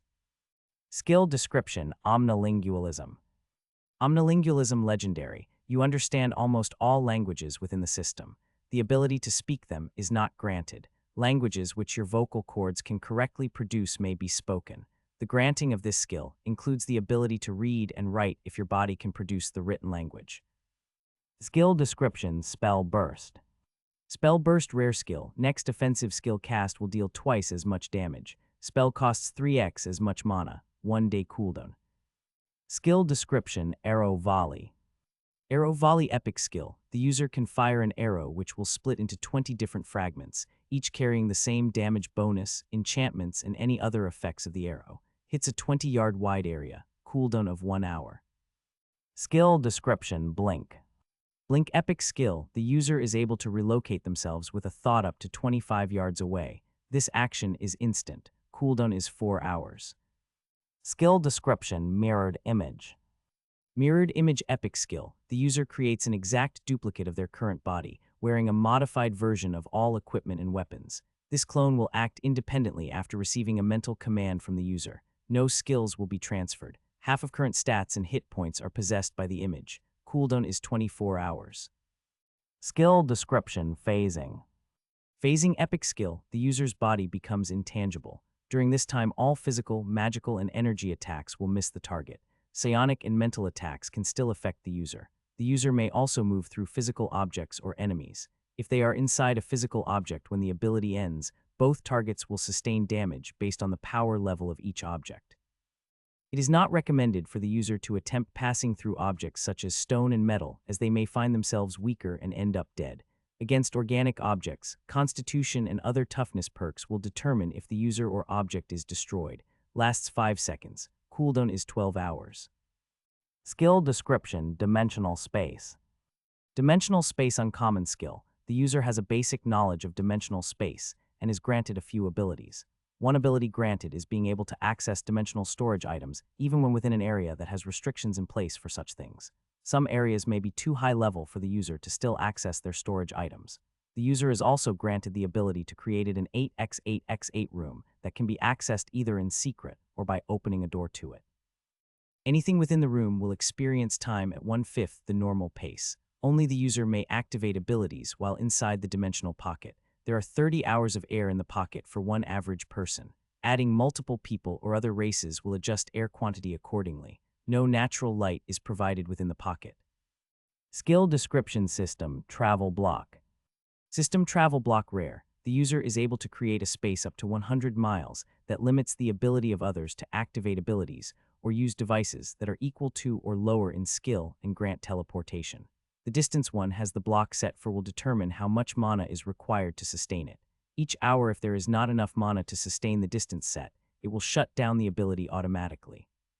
Skill Description Dispel Magic. Dispel Magic Rare. The user is able to activate this ability to negate all magical enchantments or to cancel out abilities that are currently in use within a 10-yard range. The user is able to select those they wish to affect. Any ability or spell that is within range and one tier higher may be cancelled. The intelligence stat plays a role in determining the potential success when affecting higher ranked skills, abilities, or magical enchantments. Permanent enchantments may not be cancelled. 8-hour cooldown. Skill Description System Travel Planetary. System Travel Planetary Common. The user is able to travel between planets they have visit once a month. Travel is instantaneous. Anyone or anything they are touching may be transported with them, provided they have the strength to carry the object. In order to add other locations to travel to, the user must find another means of arriving on the planet. One location may be set for arrival on the planet. Location may be changed once a month. Unable to use this skill to travel to the arrival point on the current planet. Some abilities and locations will prohibit travel to planets. Skill Description Planetary Travel Waypoints. Planetary travel waypoints uncommon. The user creates 4 waypoints on any planet they have visited. While on that planet, they may move between those waypoints. Travel is instantaneous. Anyone or anything they're touching may be transported with them, provided they have the strength to carry the object. Waypoints may be changed but require 2 weeks to be reset. No waypoint may be within 10 miles of another. Each waypoint may only be visited twice per 24 hours. Some abilities and locations will prohibit travel to waypoints.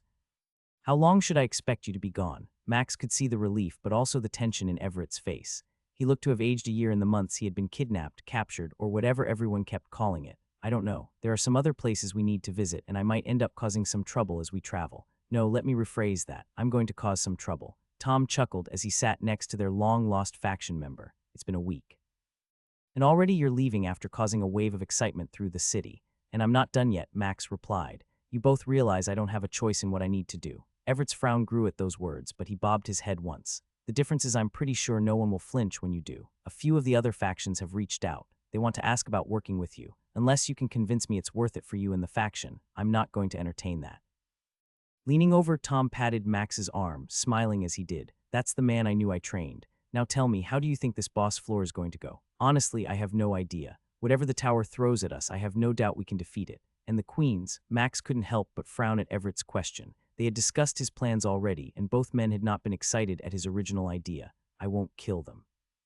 The chaos that action would create isn't worth it, but I'm going to make sure they understand that if I ever find out they are behind another action aimed at me, my family, or my faction, I won't hesitate to return. Both men grimaced, but neither said another word. With silence hanging for a moment, Max stood and motioned to the door. It's time. We'll come back and say goodbye before we go. Each started to rise, but Max just motioned for them to stay put. Moving toward the door, he forced himself to smile. Outside were his friends and Tanilla, and he needed to ensure they didn't see the darkness inside. It's an honor, please you 5, go ahead. Max smiled and held out his hand, shaking the dwarven warrior's hand as they moved past all the other tower climbers that were in line. He could hear their words, all the whispers to each other about what he had done. At one point I would have been flattered, now I just need to finish this. Sir Pendle, you and your team are good to go. It's Max Host. Sorry, I've decided to go by my real name from now on. The male guard nodded, jotting down a note on the tablet he carried. Forgive me, Sir Host. Please proceed and good luck in the tower. A few chuckles came from the adventurers behind them and Max just smiled, moving to the portal. You want to go first? Fowl asked. After all, you're a warrior, I guess. I kinda hoped it would be you and an ice floor. The 3 women chuckled and Fowl shook his head. Nope, it has been a while. You get this honor. Without waiting any longer, Max touched the portal, feeling the energy as it ran through his hand. When the window appeared and the option for the 49th floor came, he selected it.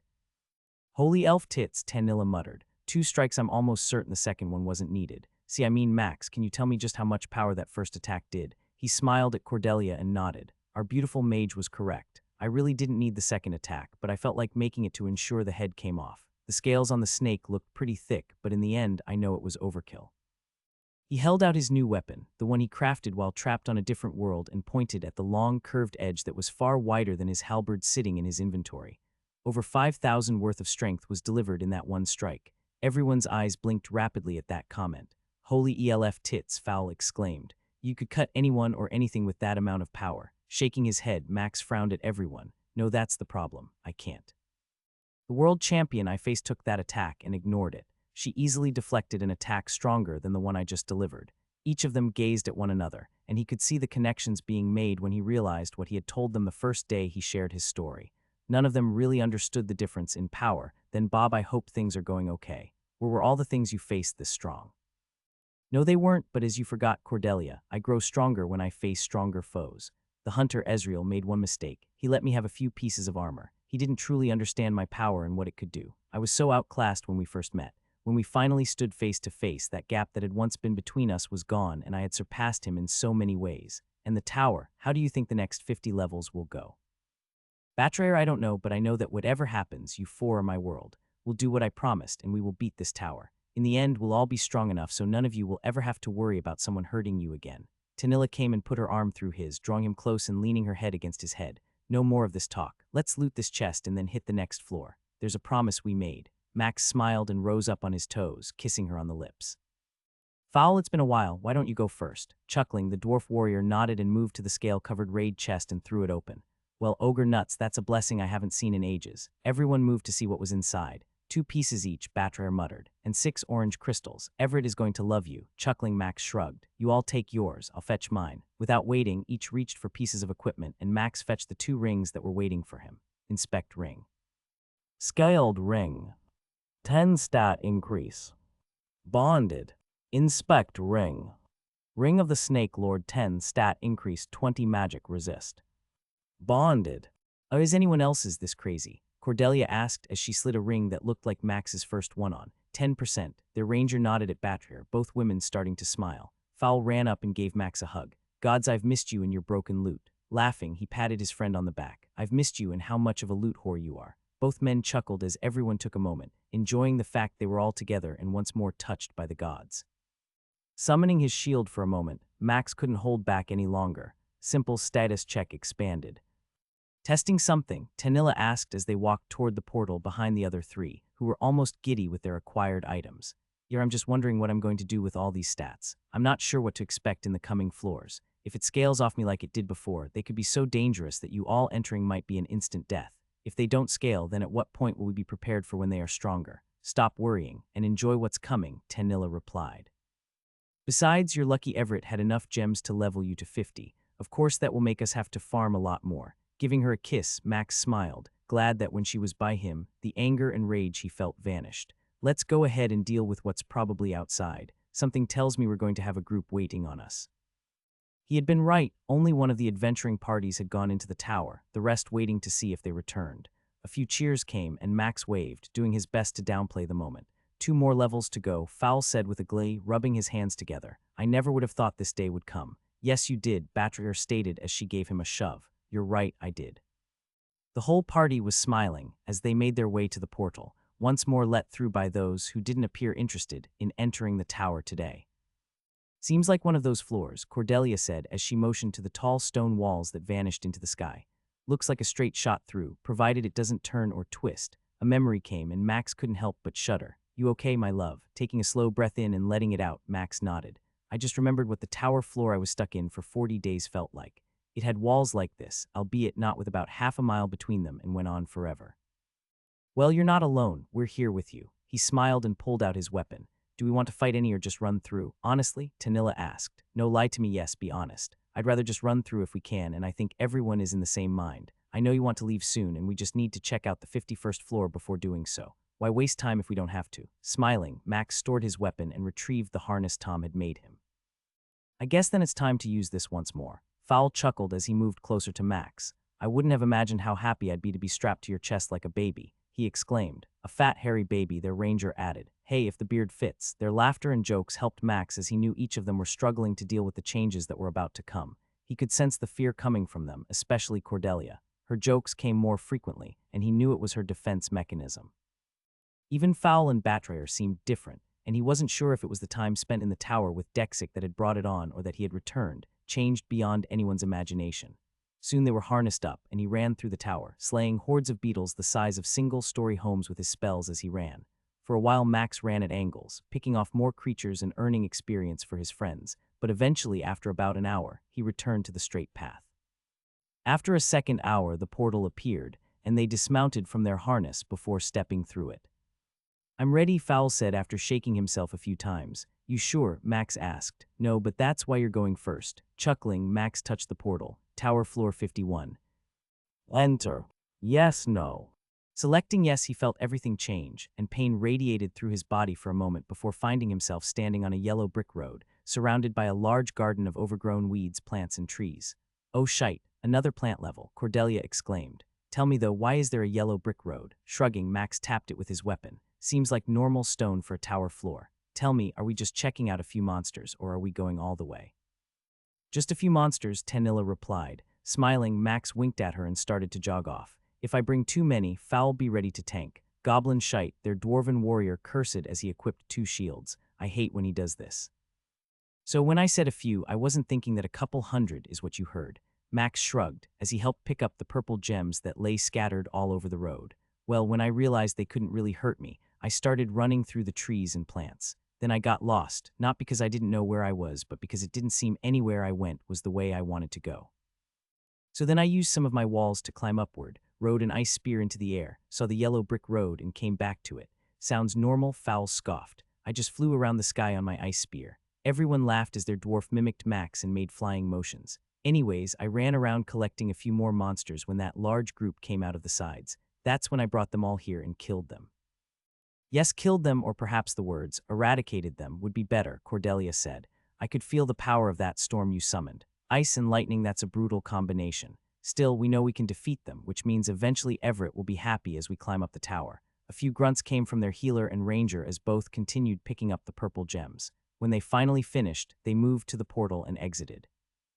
I'm sorry, sir, but the queens are not seeing anyone without an appointment.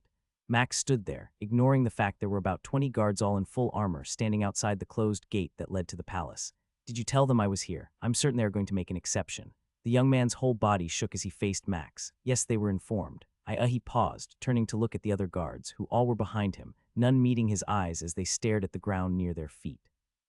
They sent word they were busy. Sighing, Max crossed his arms slowly, doing what he could to not frighten those tasked with a job it appeared none wished to have right now. Listen. Keaton, sir, Keaton, I'm going to go in there and talk with them. I promise you that unless they attempt to attack me, I won't attack them. That said, I would rather not have to fight anyone today. I've done enough killing these last few months to make me not want to kill anyone. Do you understand? The man nodded, swallowing the lump in his throat, both of his brown eyes somehow able to see as he blinked every second or two. I understand, sir, it's just we have orders and... Do you think you could stop me? The young guard shook his head. Will you try to stop me? Keaton glanced at the others behind him and saw that none of them were moving. Perhaps you could find another way in, one that doesn't require me to see you go in. Unable to help it, Max roared with laughter, watching the young man force a smile as he did. You deserve a promotion. Very well, I shall leave for now. You men be safe. With that, Max turned and moved away from the palace, hearing the breaths leave the lungs of all the men who had been holding it in for so long. How did you get in here? Max watched as the 2 queens rose from their thrones, each of them trembling as one shouted at him. Queen Molly, right, yes, still how did you get past our guards? Surely you must know. Max covered the 20 yards that had been between him and the pair in a second, watching as twins both fell back into their thrones, the dresses that were made of fine fabric smashed under their bodies. We can play this game, but trust me, Max growled as he pointed a finger at each of them. You do not want to do that. I came here in good faith to tell you what I have learned, where I have been, and what is going to change. You have resisted in effect. He could sense the power coming from Molly, and he turned on her. Stone from the floor began to rise up, shaping themselves into blades. Do not try that again, or I will make you suffer for it. Do you understand? Her head bobbed and her eyes lost the glow they had. "You two are fools," Max said as he took a step back, ignoring the guards who were unable to move, their feet bound in the stone of the floor. "Tell me, when did you order the hunter Ezreal to kill me? And do not lie." "I have a talent for sniffing that out." Both women glanced at the other, and for the first time Max saw they now knew who he really was. Macy's shoulders tightened, and it appeared she couldn't speak as her body drew into itself. Her head immediately began to sweat. Molly was blinking rapidly, and her lips and chin trembled for a moment. "You the black skill." "Is that a question or a statement?" Macy nodded. We didn't know that was you. We hired Ezreal after word reached us of a black skill holder Phaeus came wanted to ensure." "Phaeus himself came and told you to kill me." Macy glanced at her sister, who was still trembling, not having said anything. "I assumed he would want me captured but dead. Did he know how I got the skill?" "We're not sure. That is beyond what he shares," Macy replied. "Rarely does he come. When he does it is not pleasant." Strumming his lip with a finger, Max tried to work through what he was learning. "So you ordered my death before the incident with the elves." Both women seemed able to work their neck muscles as their heads bobbed up and down. A lot of the rage he had felt left him knowing. Neither had done this out of anything but fear of the god that ruled this world. It's hard to blame them if they were forced to act, but still. Then another question he had wondered came. "What do you do with the boys and girls you label as unskilled?" I'm sorry, what?" Molly said with a stutter. "When the crystal during choosing day is red, clear, or black, what do you do with the boys and girls?" She grimaced, pulling her lips inside her mouth as she began to chew on them, ruining the red makeup with each bite. They are transferred or removed." "Transferred? How? Why?" Neither spoke, and Max grew impatient as the two sat there, their lips not working at all. "Are you bound by an oath to not talk about this?" Both nodded, groaning from some pain it appeared as they did. "I don't suppose you can tell me by who." Neither said a word or moved beyond the same lip-chewing motion as before. "Well, ogre nuts, that isn't what I want to find out." Max began to move from the pair, retreating a few feet and paced the floor of the room. After a minute he paused and looked at them. "The noble I killed in the arena, Alfred, was he born with the skill he had?" Macy's whole body trembled, but she attempted to talk. "Nuuwo." It sounded like a pained howl, but he heard the word as clear as day. "Someone gave him that skill. Please don't ask these questions, we cannot."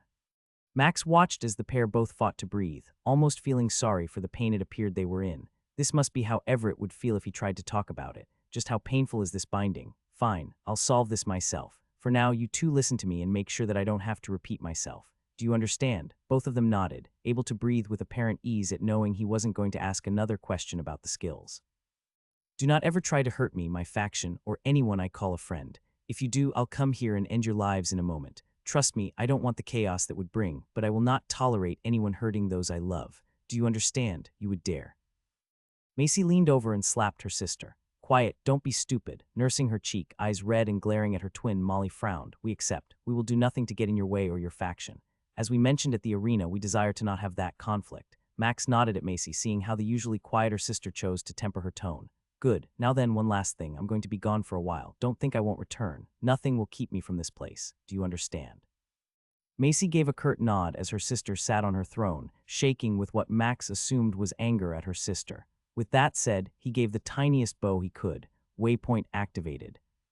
Max smiled as one moment he was standing before the twins, and the next he was looking out at the courtyard, watching a half-dozen faction members practicing. "I wish you were here for that, Bob. Hurry up and evolve already." "I'm going to miss you and your never-ending surprises," Elfreda said as she gave Max a hug. "Now tell me, what do you have for me?" Chuckling, Max motioned to Fowl, who unloaded a few drops that came from the hundreds of plants and creatures he had killed on the 51st floor. A squeal of delight escaped the older woman's lips as she moved to the stone table, picking up the items and inspecting them. "These are some nice new additions, though I'm not sure why we had to use this room." Max grinned, and Tanilla couldn't hold the groan inside any longer. Everett, Tom, and Elfreda turned to see Max wink at them before moving to the far end of the room. "Stay over there. This might take a while, but I'm certain you'll be excited." As he prepared to pull out the first item, Max paused and then shook his head. "Wait a moment. Fowl, get the three of them a chair first, please." "I'll be fine," their trainer stated. No, you won't," Max replied. Seeing the look on his face, all three took the chair offered to them. "Is this one of the missing dining room chairs?" Everett asked as he studied it. Without waiting any longer, Max began to pull dragon scale after dragon scale from his storage. It had been so full, and while everyone in his party knew he had collected a bunch, he hadn't shared exactly what that number was. Soon 2/3 of the room was stacked with scales, silver, and gold, and over 40 teeth were lying on the floor in piles.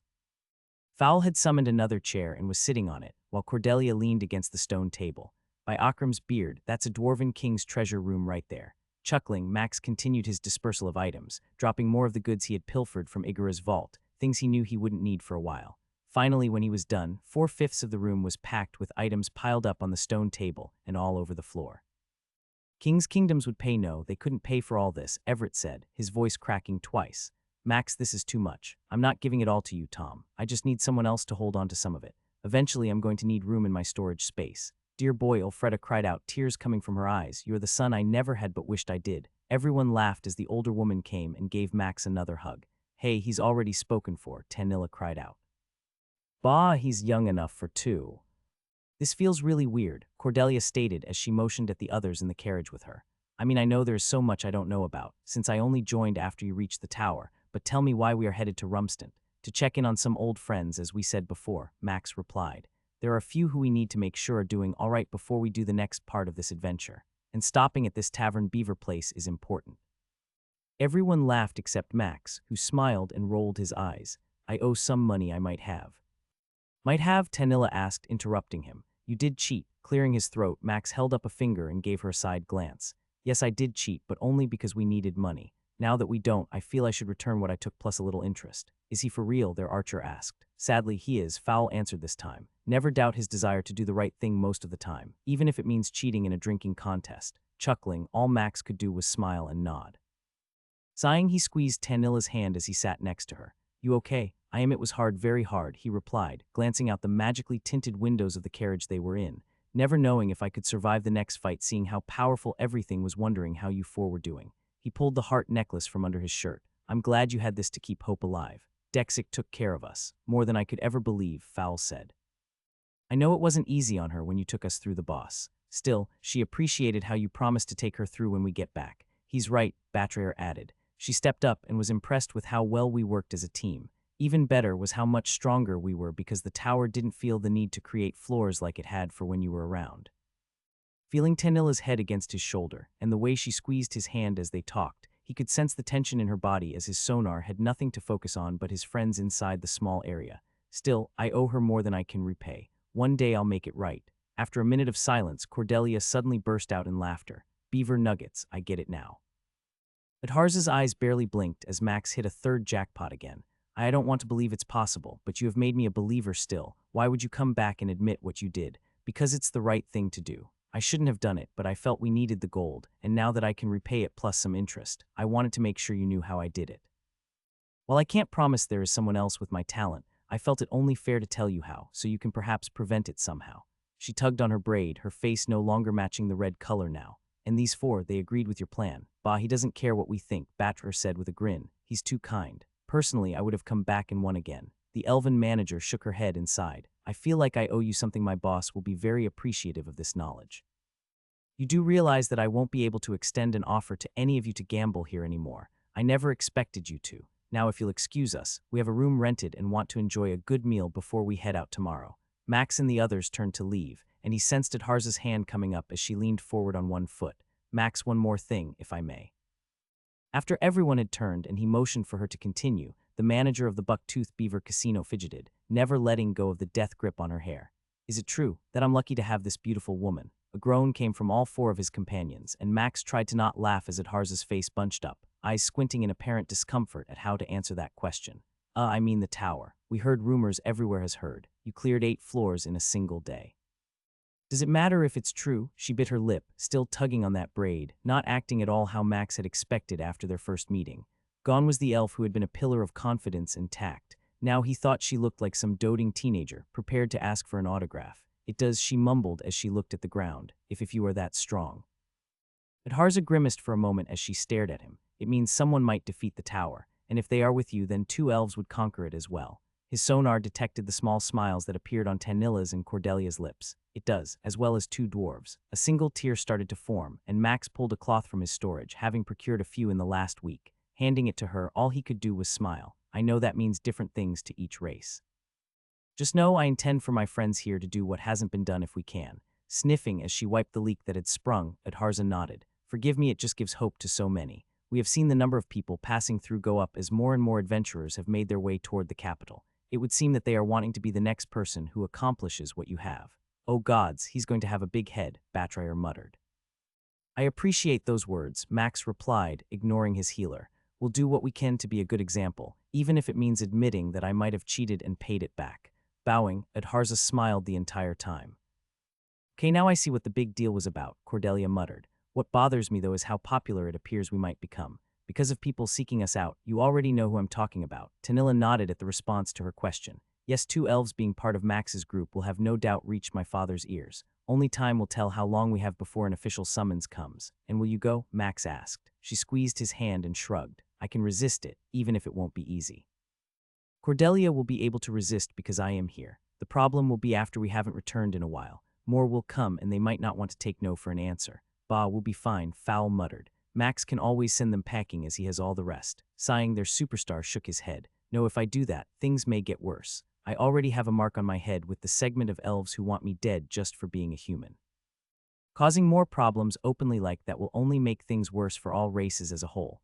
War, nodding at their healer, Max shrugged. On the planet I was on all this time, I learned a few things. One is that changing the status quo isn't easy and removing a leader will have a major impact on everyone. Those who feel they can perhaps gain power will attempt it. Some do it through deception or trickery. Others attempt to use strength. It is hard to keep them all from succeeding, but one thing works well. Being stronger, no, that helps, but it's fear, Max informed their archer. Everyone knows someone is strong, but if someone is powerful and kind or considered as one who won't ask, then they will push boundaries and see how far they can go. If, however, someone is known for having no tolerance for any attempts that go against what they said, it makes most consider their actions beforehand. If you know getting caught stealing means you will always lose a hand that can't be replaced, will you risk it? On the flip side, if you know getting caught stealing might mean nothing, then where is the risk? I guess the latter would make me more likely to steal, which is why fear has a place in all the kingdoms for the most part, except the dwarves, Fowl exclaimed. I mean, we fear the king, but we don't fear him like you humans or the elves do. But we do fear the rules, Batrayer said. We don't break laws because of the penalties, but we also don't break them because of how it impacts our families. That is a distinct and rare thing, Max stated. Most kingdoms aren't set up like that. The dwarven culture as a whole is different because the king doesn't have to punish people independently.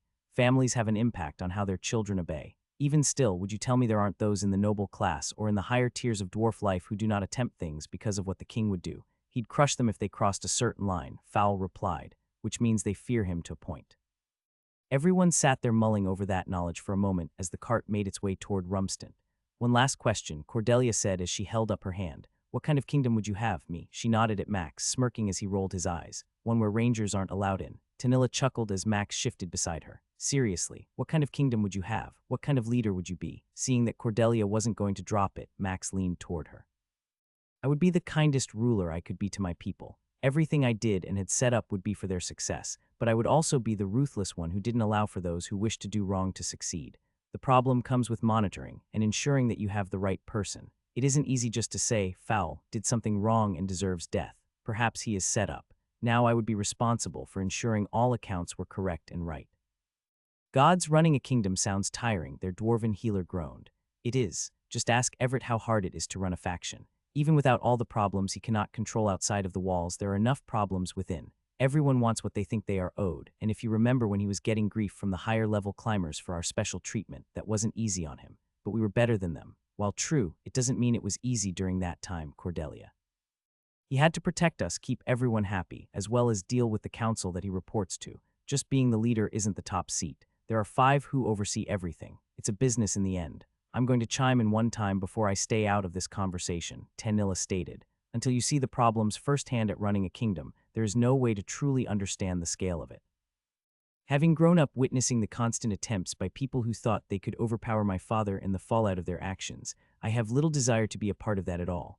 Max smiled as Cordelia flopped against the cushion behind her and frowned. Not everyone wants power to rule. Some, like myself, desire it only to keep people safe. Seth, the squeal that came from the purple-haired girl as she raced around the counter and flung her arms around him, filled the bakery.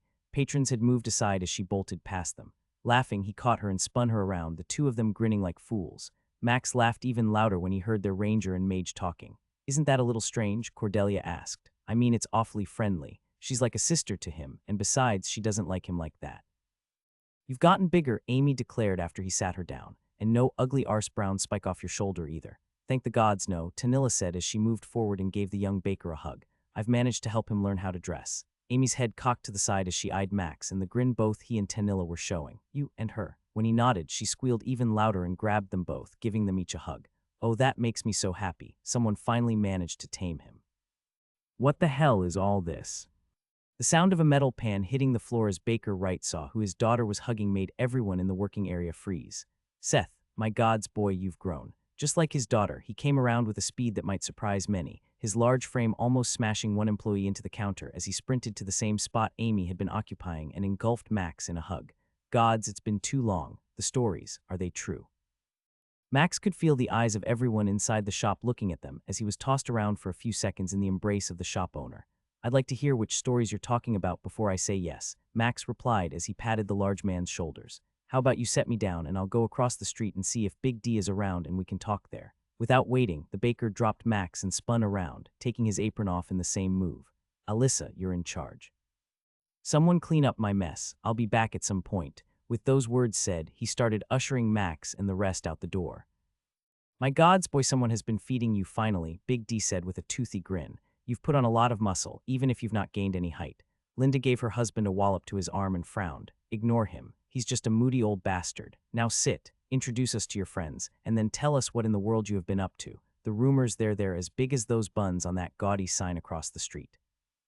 At some point word had quickly spread through the town that the famed Seth Pendle was in town and staying at the Two-Headed Ogre. Most of the tavern was filled until Linda had closed the door to anyone else. None had spoken outside of a few cheers and applause as Max and the others shared what they had been doing and the success they had experienced since last they had been there. After they admitted to having reached the 51st floor in the tower and successfully killing a few mobs, the inn burst into cheers and applause. You've gone and gotten all famous, Amy said as she leaned up against her dad's chest. I'm surprised you returned and came to see us. Please, I needed to make sure my favorite baker was doing okay. Aw. And that his daughter wasn't too much of a pain.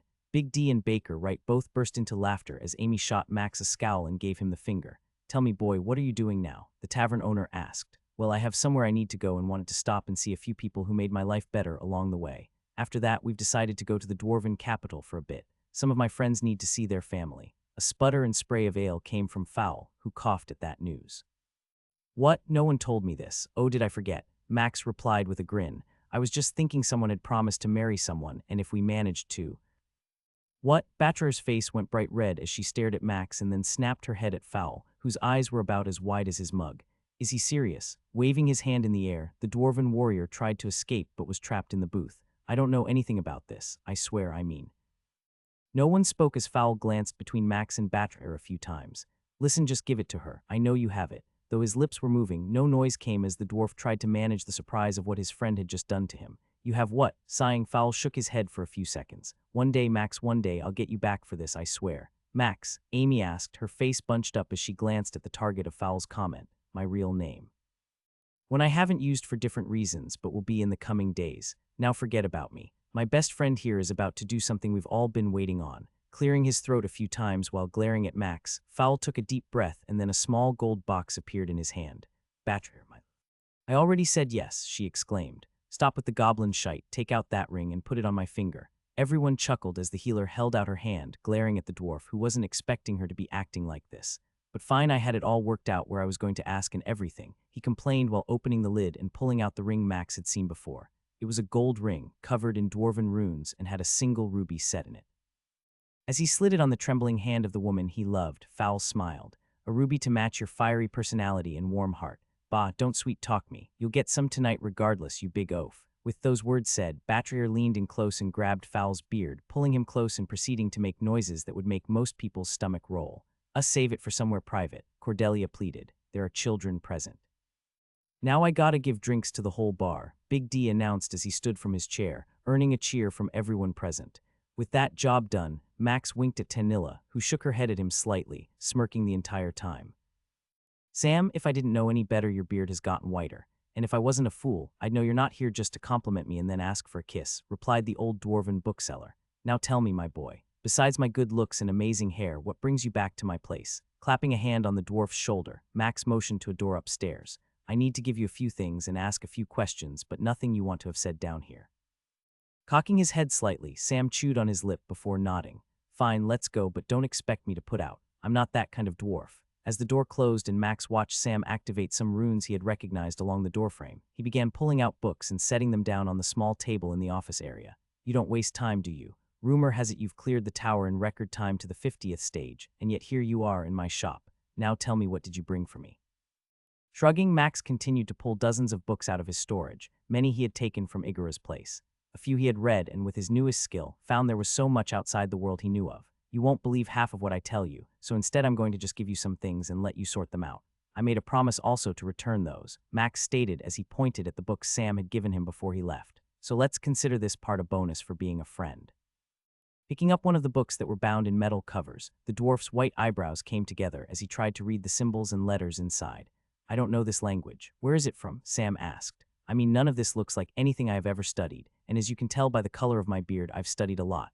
A different world. The dwarf's eyes left the pages he had been turning and focused on Max, who was grinning, pulling out more books and increasing the stack on the wooden table. You're telling the truth. I can sense it, but how? Secrets, Sam. Some things aren't worth sharing, and you don't want to be privy to that knowledge yet. Maybe in time when I'm stronger. Chuckling, the bookseller put the metal-bound tome on the table and picked up another. Weak, says the boy who somehow finished 8 levels in a single day. Still grinning, Max waited for the dwarf to inspect a dozen more before a new journal appeared in his hand. This, my friend, is a gift.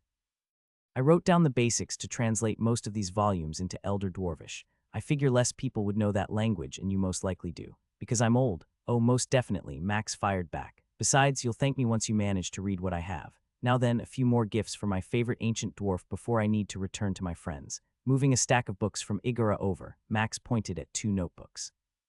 These are copies of the current abilities, stats, and some other useful knowledge about creatures I've faced in the tower up to the 40th floor. Picking up one, he flipped through it till he found the page he was looking for. Here is some stuff about the Gorgon I faced with my friends.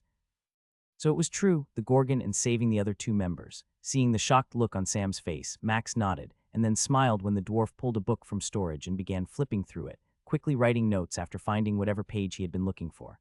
As I was saying, I've tried to list what skills I think they have as well as potential levels they should appear in the tower. Glancing up from his book, Sam saw that Max's finger pointed to the number 45. But you faced it before I thought. We did. Now that leads me to the real reason I'm here, besides gifting you with immeasurable wealth and knowledge. Closing his book and setting it down, Max's face changed from the jovial mood to a frown. I need to know why the tower might make what I face harder than others, and why the loot we get is more powerful as well. Sam's eyes widened at that question and comment. You're saying the items you get are better than most. How do you know that? It's no secret the stats one typically gains based on the tower level. Ours are often 2 to 4 times that. Pounding his chest a few times, Sam coughed as he seemed to have choked on something. 2 or 4 times that's pausing. His eyes began to scan open space, and then a worn-out book with barely any leather left on it for a cover appeared in his hand. I think there might be something in here, but if what you're saying is true, then we are dealing with something not known about in thousands of years. Then perhaps we should start reading, Max replied. I, for one, need to figure out how and why this is happening. Seth Pendle, Max couldn't help but grin as he saw Barjanak shuffling toward him, the inside of the alchemist's shop now looking like it had been spruced up. Giving a small wave, the 5 of them stood there amidst the rest of the people who were waiting in line to speak with one of the 3 workers at the stone counter. You've gotten bigger, and your eye, it's healed. It has, and it appears you're doing really well for yourself, Max exclaimed. Even better, you have a beard again. Every one of the dwarf's teeth showed as he began to stroke the braided blonde beard. Yes, not only that, but I've found a way to help keep it shiny and soft. Shiny and soft, Fowl asked, moving past Max to get closer to their alchemist friend. Yes, normally I charge for those first few bottles, but you 4 have earned them, and Barjanak paused, looking at Cordelia, a single bushy eyebrow raising as he did. New member. Yes, this is our ranger, Cordelia. Pleasure to meet you. She came forward and shook the alchemist's hand before stepping back with the others. Now then, do you have more items for me? Have you come to collect the money you've earned? A little bit of both, Max answered with a small wink. Do you got somewhere a little more private? Grinning, he led them to a back room, informing his workers he would return soon. After the door was shut and the dwarf ran his hand along some runes that glowed, he turned and motioned to a stone counter in the middle of the 10 by 10 room. Sorry it's a bit cramped, but I don't usually have more than 1 or 2 people in here with me at a time.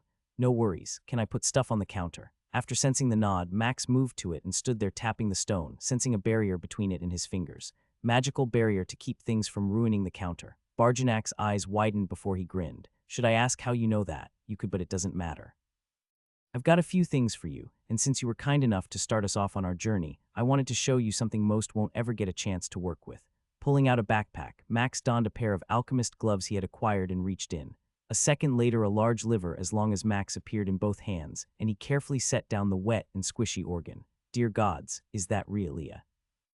Dragon's liver, yes. Barjanak's hand trembled as he reached for it before stopping a few inches away.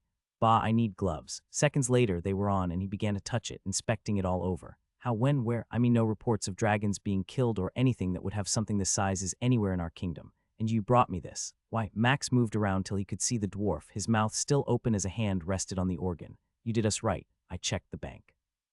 All the gold has been put in every month, and based on the amount in the account, you have done well for both of us. Snorting, Barjanak shook his head. I gave you my word. What kind of dwarf would I be if I broke it? An oath breaker, Fowl chimed in. Exactly. I wouldn't want my family name to carry that tarnish. But still you could sell this for. Max couldn't help but grin as the dwarf's mouth began to lower, and his eyes widened even more, the skin on his face bunching up and creating waves of wrinkles near his hair. Seth Pendle, the tower climber, the one who defeated 4 elves all by himself in the arena. Just 3, he corrected the stuttering alchemist. That's you. I mean, the name seemed foolish, and I often wondered how many of you damn humans were running around with that name. You are the one they are talking about. Nodding slowly, Max ignored the groans and eye rolls he felt coming from his allies. Please, for the love of Akram, don't help his head get any bigger, Batrayer pleaded. We can barely get his helmet on as it is. Laughter echoed in the stone room, and Barjanak took a few moments to compose himself, smacking his mouth as he stared at the group. But you have a faction. Surely they could use this. They have one, Max informed him. Besides, I wanted you to have this. We all talked about it, and they agreed if you had kept your word, we wanted to give you this and a few other items to help you out. More, take a look. Barjanak moved with a speed that seemed unnatural for a dwarf of his size, and was at the backpack, peering inside. Holy elf tits. A cultured dwarf, Fowl exclaimed before breaking out in a grin. You can't be serious, the alchemist stuttered. I mean the... It's yours, Barjanak. I only have one request. Swallowing and turning to see Max, the dwarf nodded. Anything. Sighing, Max shook his head. I'd prefer you not to agree until you hear what I say. Regardless, I want you to send healing potions to a dwarf in Windsor Wheel. His name is Pete, and he runs the Stuffed Goblin Inn. I'll tell him to expect some, and they don't have to be major ones, just minor ones to help new adventurers have a better chance at surviving. Just healing potions. Barjanak asked as he turned his head sideways, eyes flickering between everyone in the group. Not gold, not something better. I don't have that request, but you can do more if you want. I'm a fan of paying it forward. Yes, absolutely. And I'll find other things that might help. Nodding, Max moved to where his dwarven alchemist was and extended his gloved hand. Then consider this deal done. Clasping Max's hand with both of his, the dwarf shook it with every ounce of strength he had, smiling the entire time. Do you all need anything else? I'm not certain what I have would be worth it since you 5 are all above tower floor 50. Well then, one last thing at least. His gloves vanished and Barjanak moved to where Fowl was and suddenly had 2 orange glass bottles appear. These are for your beards, the top one. Use it every 3 days after a good washing, and it will have a shine like mine. Taking the gifts, Fowl quickly pocketed one before handing the other to Batrayer. Oh, I can't wait to try this, their healer exclaimed. When are you going to come back? Max frowned and then shrugged. Honestly, I don't know, but if I can, I will. Just know I appreciate you helping us out when we were young in our adventuring careers. You say that like it's been a decade. It's barely been close to a year. That is correct. Now, if you don't mind, I know you have business to attend to, and we have a few other stops. As Max turned toward the door, he felt the dwarf's hand coming for his arm.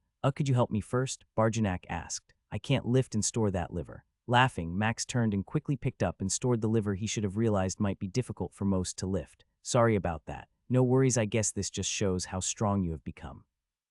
I swear if we stay here much longer, I'm going to turn into someone like Seth, Cordelia groaned. I mean, I'm giving archery lessons to new heroes. Join the club, Tanilla fired back. I've been helping the mages learn to practice, and Batrier has been teaching better healing rotations.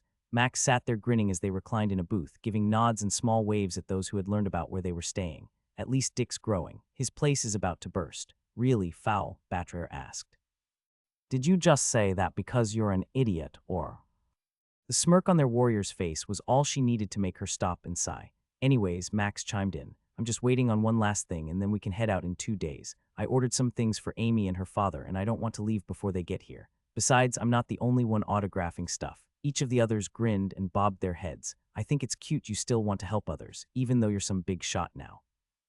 I'm pretty sure that's not why you think he's cute, Fowl stated as Tanilla turned a little crimson in her cheeks. So 2 more days of showing off and signing my name to everything, their ranger said. I guess I can live with that. any longer, and I'm going to be fat from all these treats that Baker and his daughter keep giving us." After having spoken, a carrot cupcake appeared in Cordelia's hand, and she sighed before using a finger to dig into the frosting and depositing it on her lip.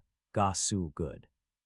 "I can't take this," Baker Wright repeated again. "It's too much." "Well, I'm not going to take them back, and they'll just stay here on your counter or until someone else walks off with them," Max replied. Sighing, the larger man grinned and his head slowly shook as he took in the ingredients lying on his counter. Shaking the extended hand, Max winked at Amy, who was grinning from ear to ear. "These ingredients should help you earn a few extra experience points as well as cementing your status as the premier baker in town." Snorting, Baker Wright rolled his eyes and then cleared his throat. "I'm fairly certain your reputation and the fact you come here almost every day has done that. I can't keep up with the orders for my treats, and even when I raised the prices, people still wanted to pay for them. Success comes to those who are kind. You, sir, are one of them." "Bah, he's not kind. He's a heartless taskmaster who works us to the bone now," Amy teased. "Do you not see the bags under my eyes from having to get up earlier just so he can sell more goods?" Groaning, the baker couldn't hide the smile that was on all three of their faces. "The things I have to do to teach her about running a business. Being a taskmaster is one of them.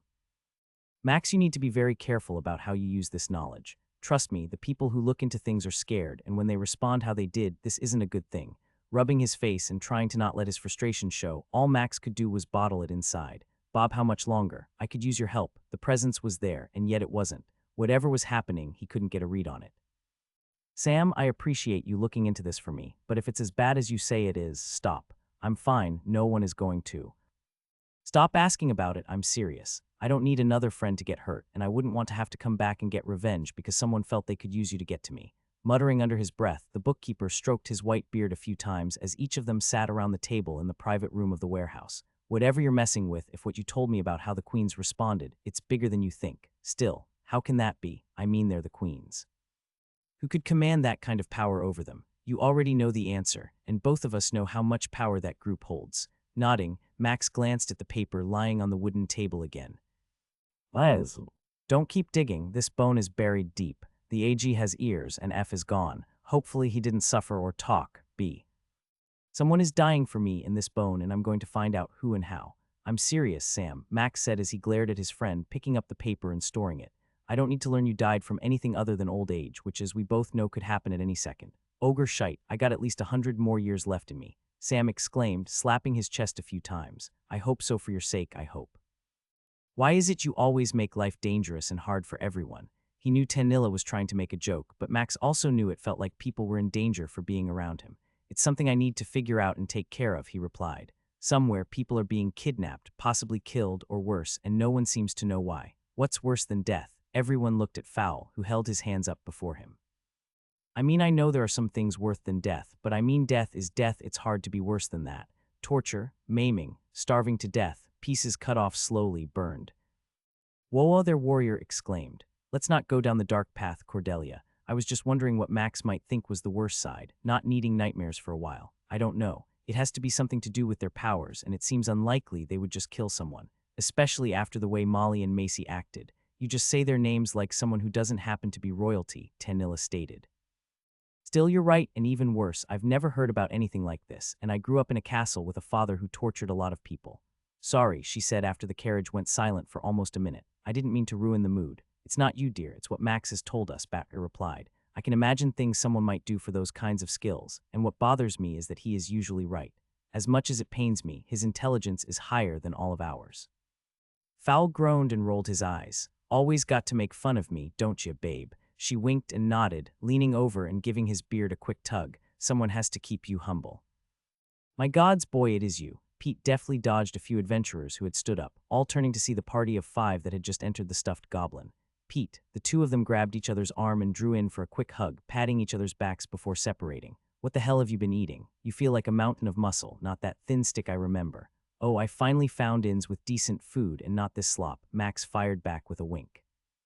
"Bah, don't speak bad about my food or you'll find a foot up your arse." Both of them chuckled, and the sound of a throat being cleared behind him reminded Max that he wasn't alone. "Pete, I'd like you to meet my party. Cordelia is the greatest ranger in the tower. Fowl, the shield we all hide behind. Batrier, our healer who has managed to keep us all alive." He paused and held out his hand, bringing Tanilla to his side. "And this is our mage and my special friend, Tanilla." "Damn, it seems you gave her the worst introduction of all," Pete declared as he bowed and winked at them all. Welcome to my inn. Come let me get you a booth and get all these people sorted out. Oh, Seth Pendle, how I've missed you. Once Pete had said that name out loud, the sounds of chairs moving and scraping across the floor filled the room. Then whispers began to drift across the eating area, and Fowl let out a groan that opened the floodgate. Goblin shite, is that him? They're the ones that beat the 50th tower floor. Impossible. Why would they be here? Wincing, Pete saw the commotion and then shook his head. Forgive me, that was not a smart move on my part. Perhaps you can join me in the room we used before. Chuckling, Max nodded, and the five of them moved through the dining area, every eye fixed on them as mouths hung open. A few tankards that had been knocked over drained off the table and onto the floor. Oh, part of me wants to be mean, Fowl whispered as they followed Pete. Don't do it, Batrier warned, scowling at him. Pete sat on the edge of his desk, Max finally realizing it was slightly smaller than most, custom made for the dwarf's height.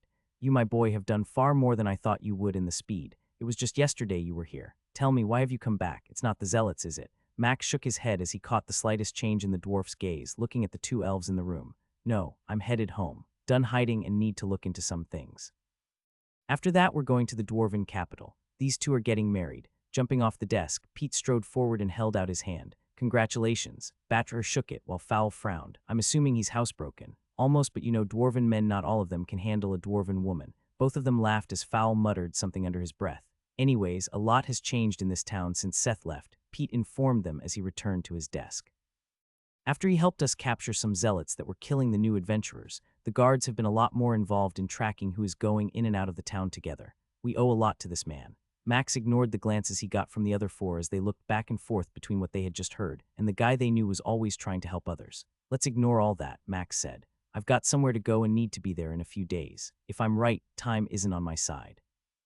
We would like to make a quick exit and escape some of the attention that you have just drawn upon us by saying my name. Me, howled Pete. Boy, you draw attention wherever you go if I am right. Dear gods, yes he does, Cordelia exclaimed. Everywhere. She's right, Tanilla added. So you don't need a room? I wish, but there is still light in the day, and I want to be on our way as soon as possible. I just needed to stop by and see a few people real quick. Cocking his head, Pete's face contorted as he was in obvious thought. While I know I was special, I can't think of anyone else. It's better that way. Trust me. As you know, I always seem to cause problems wherever I go. Bobbing his head, Pete moved forward and extended his hand. As they shook, Max felt Tanilla poke him in the back. Turning, he saw her make a motion of pulling a cork from an invisible bottle and drinking it. Oh, that's right, I almost forgot. A box appeared in his hand, and Max held it out toward the inn owner. These are for you, and you'll be getting monthly deliveries of these and possibly other potions in the foreseeable future. Pete took the box from Max's hand, both eyebrows becoming one, and set it on the desk, opening it slowly. Akram's beard, you're certain? He is. By the gods, he is, Fowl muttered. Why? The dwarf asked as he turned around. Why do this? Because you have a heart almost as big as mine, maybe even bigger, and want to help people like I do. So I figured, why not give the dwarf who helped me when I was starting out an endless supply of healing potions to give to adventurers? If you notice the bottles, you'll see something. Quickly turning around, Pete pulled one of the light green potions from the padded section and looked at the etching on the glass. Stuffed goblin potion. Try not to die. Tell Pete if you paid for this. Oh my gosh, you thought of everything. I figured if you're giving them away, better to make sure they know where they are coming from and that it's not to be paid for. Besides, I'm certain you'll make a fine coin with all the adventurers fighting over getting to stay at your inn. Pete sniffed as he put the potion up and turned around, a few tears running down his weathered face. Boy, he paused, taking a deep breath. I'd say you were half dwarf if you had any hair on your chin at all. Batrier and Fowl started to howl with laughter as Max just shrugged, massaging his bald chin. The dwarf nodded, clearing his throat as Max patted him on the shoulder. Be safe, Seth. You going to go in? Fowl asked. Max blew a raspberry as the others stood by him, ignoring the traffic of people nearby.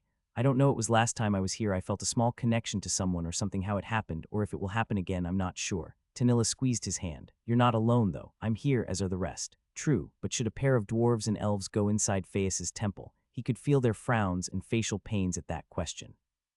His sonar picked up the faster pace of their hearts the longer they tried to decide. Giving Tanilla's hand a squeeze, he let go and took a step forward. No, I need to do this. I'll be right back. Moving up the stairs and into the temple, Max took a deep breath and let it out. There was the same statue that he remembered from the first time. An overly muscular carving of a god he wanted to crush still stood in the middle of the temple. Near it was the coin box he remembered had changed everything. Come to pray, the priest's approach hadn't surprised him as Max felt the robed figure moving toward him, the two of them the only ones in there. I am good. Go and give your gift and then lift your prayer to Phaeus. He is a god who hears the prayers of his followers. Hesitating, it took him a moment to cross the floor, ignoring the scent of incense. Standing at the base of the statue, Max closed his eyes, pulled a gold coin from his storage, and flicked it into the same box as before. His heart raced as he waited, a prayer in his mind. The temple started to shake, and Max heard a shout coming from inside and outside the temple, his eyes scanning the room. Cracks began to form in the statue, and he heard Tanilla calling out his name. The robed attendant was pressed against the wall, and a look of terror held both of his eyes wide, as dust and stone fell from the ceiling. Running out, Max saw the other four, all anxiously standing at the bottom, mouths open and their eyes looking left and right at the building. People were shouting, calamity taking place, as Max noticed it wasn't just the temple that was shaking but Windsor Wheel itself. A loud sound of thunder echoed off in the distance, and Max knew what had just happened. Stay here, do not follow. He was gone before any of them could protest, running in the direction the sound had come from. The townspeople didn't even appear to be moving as he streaked past them, a blur most of them wouldn't have noticed on a normal day, now invisible in the midst of the confusion by all of them. In a moment, Max was outside the town, spotting a shape that was hurtling in the same direction he had just come from. Both of them slowed down, as Max's armor replaced the clothes he had been wearing. Bob, if you're there now, would be a good time to talk. So you're him? Max's hand tightened around the shaft of his halberd. The way Phaeus casually spoke when they had gotten within 10 yards of each other caused a rage like nothing he had ever felt before to bubble up. Every part of him wanted to attack, but he could feel the power coming from the god. Energy seemed to radiate from the god's body, crossing the distance between them, pushing against the effect of his sonar. It's like some sort of aura around him. What kind of power does he possess? God damn it, Bob, I could really use you. Resisting the temptation and anger that had initially overwhelmed him, Max took a breath. And you're the arsehole god that ordered my death. He could feel his blood rising, the top of his head becoming warm, forcing his hand to loosen up around his weapon. Every muscle in his body was tight as Max fought to hold back the rage he felt inside. A slight frown appeared on the deity standing before him.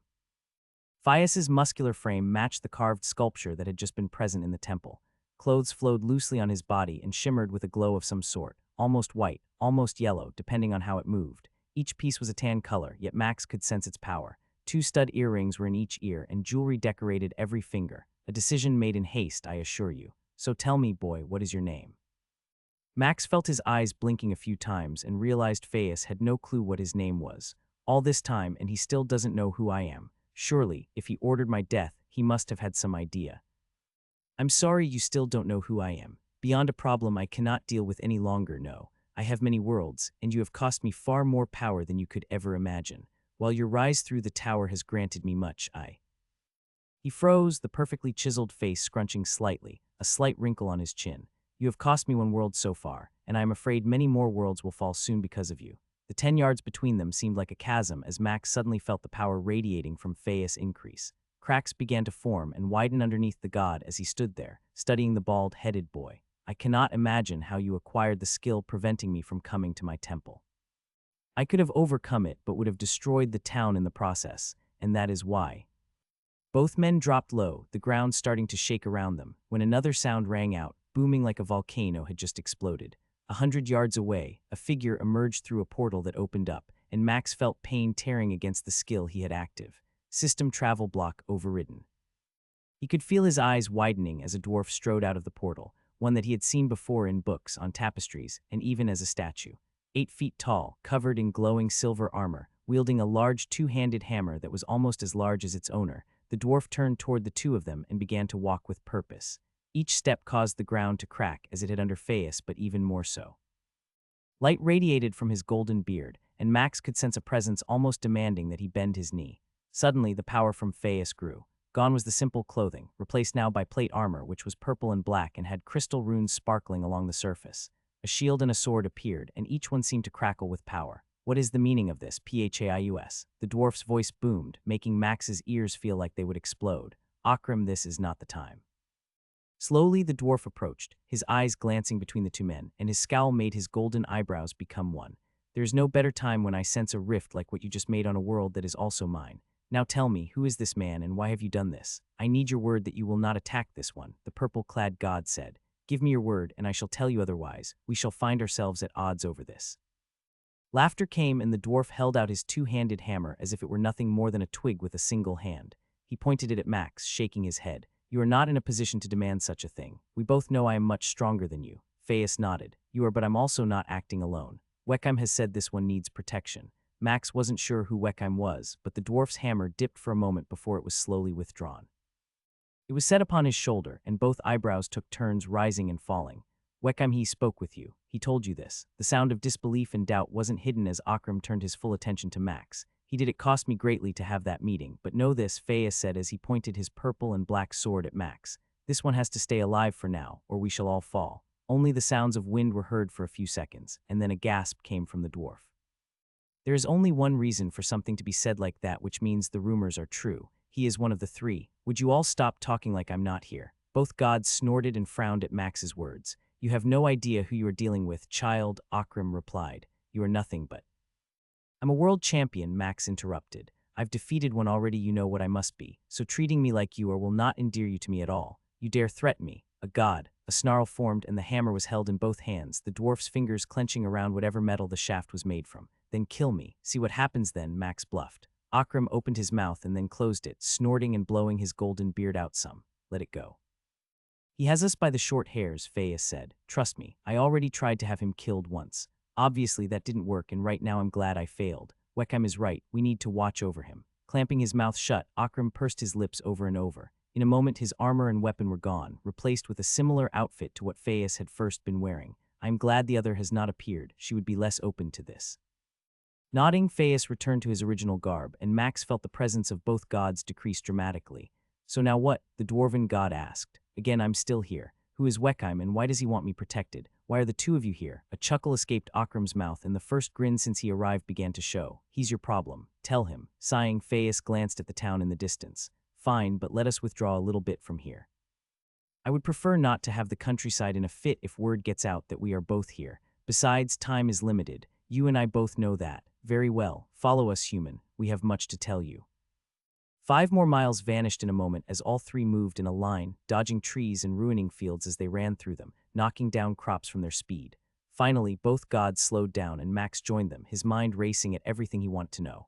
Bob, like if you could now would be the time to appear. What is your name? Turning his attention to Fayez, Max smiled. Do you want the name I've hidden under or my real name? We do not have time for games, Akram growled. Every minute costs us dearly to be here and draws the attention of one we do not want. Now speak. Fine, Max replied. Max Host, though I hid under the name Seth Pendle. Both gods glanced at each other before breaking out in laughter, each of them holding their stomachs as they roared and howled. Seth Pendle, Akram said between breaths. What are the odds? That man was a thorn in our sides. Fayez managed to get out. What are the odds indeed? I'm missing something, Max complained. For two gods pressed for time, you've spent a good half-minute laughing at something I have no idea about. Now tell me, why must I be alive, and who is this Wekheim? Wiping a wet spot under his eye, Fayez nodded, his mood changing in a moment. Yes, time is important. Wekheim is one of the old gods, far stronger than most, limited in ways even we do not know of, but if one was to ever go against him, they would hope the other gods of the system would kill them first. For Wekheim to find you and to capture you. Both Akram and Fayez shuddered. He would make you wish for death long before it ever came, if it ever came, the dwarf stated. You know what you are, a bearer of a black skill. Do you know how many there are? 3, Max answered, watching as Fayez nodded. Correct. You have to have either consume or devour. I'm assuming it's consume, as I have not received any notifications of you attempting to affect me yet. Consume, tell me, boy, how many have you killed? Sighing, Max looked at Akram and saw a frown as he asked that question. Only those elves foolish enough to try and kill me because I'm a human, or the ones in the arena who didn't surrender. Bah, you don't have to lie to me, boy. We know how the skill works. Even now, I'm surprised you haven't. I'm not a killer, Max growled. I'm not like whatever you think I should be. I didn't ask for this skill and I didn't want it, but it doesn't control me. He studied both gods who were watching him, eyes flickering between each other, a conversation seeming to take place though no words were spoken. I have only defended myself and those that I love and call family. Anyone foolish enough to attempt to attack us, like Fayez and the Queens, is on my radar. That's impossible, the dwarf stated again. No one controls the skill. It does exactly what its name is. It consumes them, turning them into rampaging murderers, seeking power through the death and destruction of anyone and everything that gets in their way. The last time. I'm different, Max said again. Fayez stood there, his arms crossed, slowly bobbing his head. He is look at him. Even now he's not reacting. And seeing him like this, having the skill he has, making the claim that he did, we can't kill him now, boy, for the love of the gods. Groaning at the words he had just spoken, he ignored both gods, who chuckled slightly. I am not he or him or boy, I'm someone who was given this skill for whatever reason, and I have not lost myself to its hunger. And trust me, I felt the hunger. "I am sorry, Max," Fayus said slowly. "Forgive us. In all our time, none have resisted the skills. Each time when a skill is unleashed, it is hunted down, hoping to cut it off before it grows too strong, because of what it can become. Not just that," he continued, "but because if it is allowed to reach a certain strength, another one is unleashed. After that, all three are loosed upon all the worlds. If he is this strong, Fayus, then surely that must mean the other two are also growing. We'll need to inform the others." Both gods scowled at something Max could only guess at, something neither wanted to do. "Why, what is so bad about this, about the three skills?" Max asked. "The end of everything if one skill is left unchecked." He felt his eyes twitch at how casually Fayus had said those words. "Has this happened before, I mean?" "There is no more time," Akram said. "We need to go. Any longer and she will come, and things will become far worse." "Who is she?" he asked. "The goddess of the elves. I prefer not to say her name lest she be listening right now. No doubt she will have sensed us both coming to this world at the same time. Forgive us, Max. I am sorry for the game you have been ensnared in. Worlds are at war, gods seek vengeance, and someone has used you as a pawn to fight me, endangering every other world and god in the process."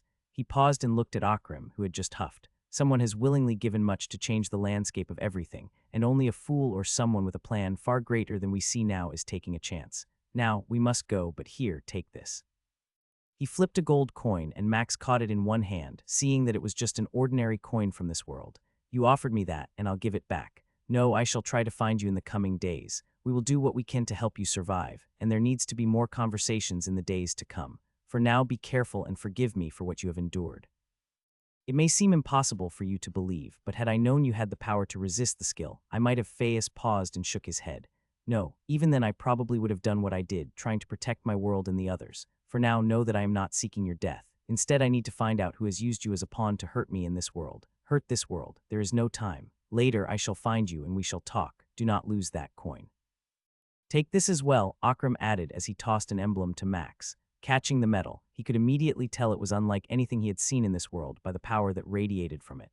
His skill in weapon crafting told him it was far stronger than any substance he had ever seen. "If you need help find the one who is king of my people here, show them that. It will grant you an audience and assistance, just know no human has ever possessed one." Opening his mouth to speak, a boom sounded, and the dwarven god vanished, leaving just Max and Fayus in the middle of a field.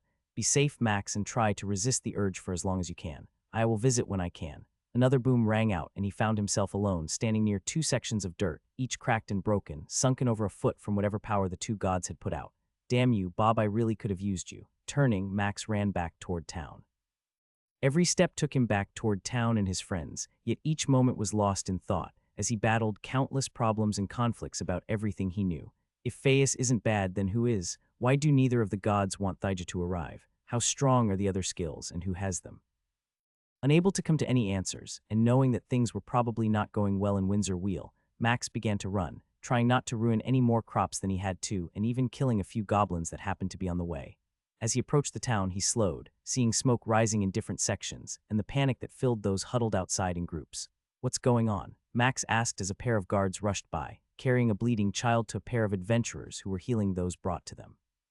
"Some buildings collapsed, sir, and—" The older guard, his salt and pepper hair now messy from the exertion he was putting out, looked up, seeing Max and how he appeared. "You're Seth Pendle." His voice sounded like a question, but that statement brought the eyes of everyone who had heard, a few gasps and repeating of his name.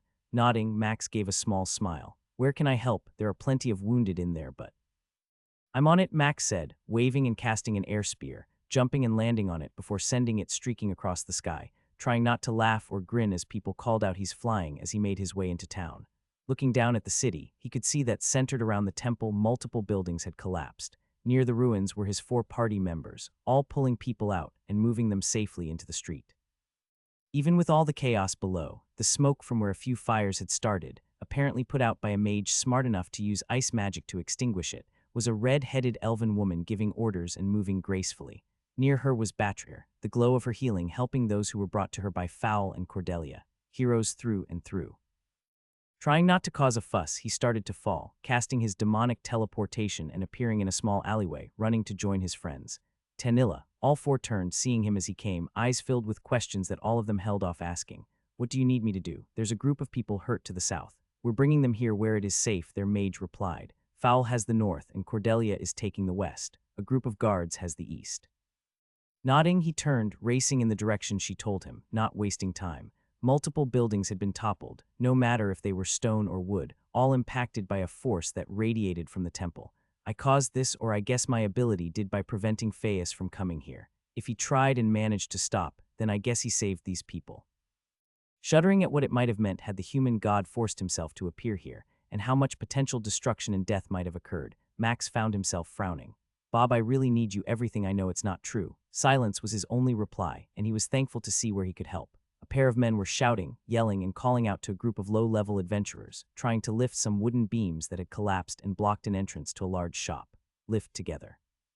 We can do it. Unable to hide the grin that appeared, Max recognized the overweight barber who had given him his first haircut, calling for the 5 adventurers to help. No matter how hard they all worked together, the beam wasn't moving, and Max's sonar could see that another beam was blocking it. Let me help, Max said as he slowed down, seeing the group of 5 and the barber turn as he spoke. Theodore the barber scrunched his eyebrows as he saw the bald-headed adventurer approach. Stuck, the dwarven warrior called out. We can't budget. I know, just give me a second, I'll take care of it.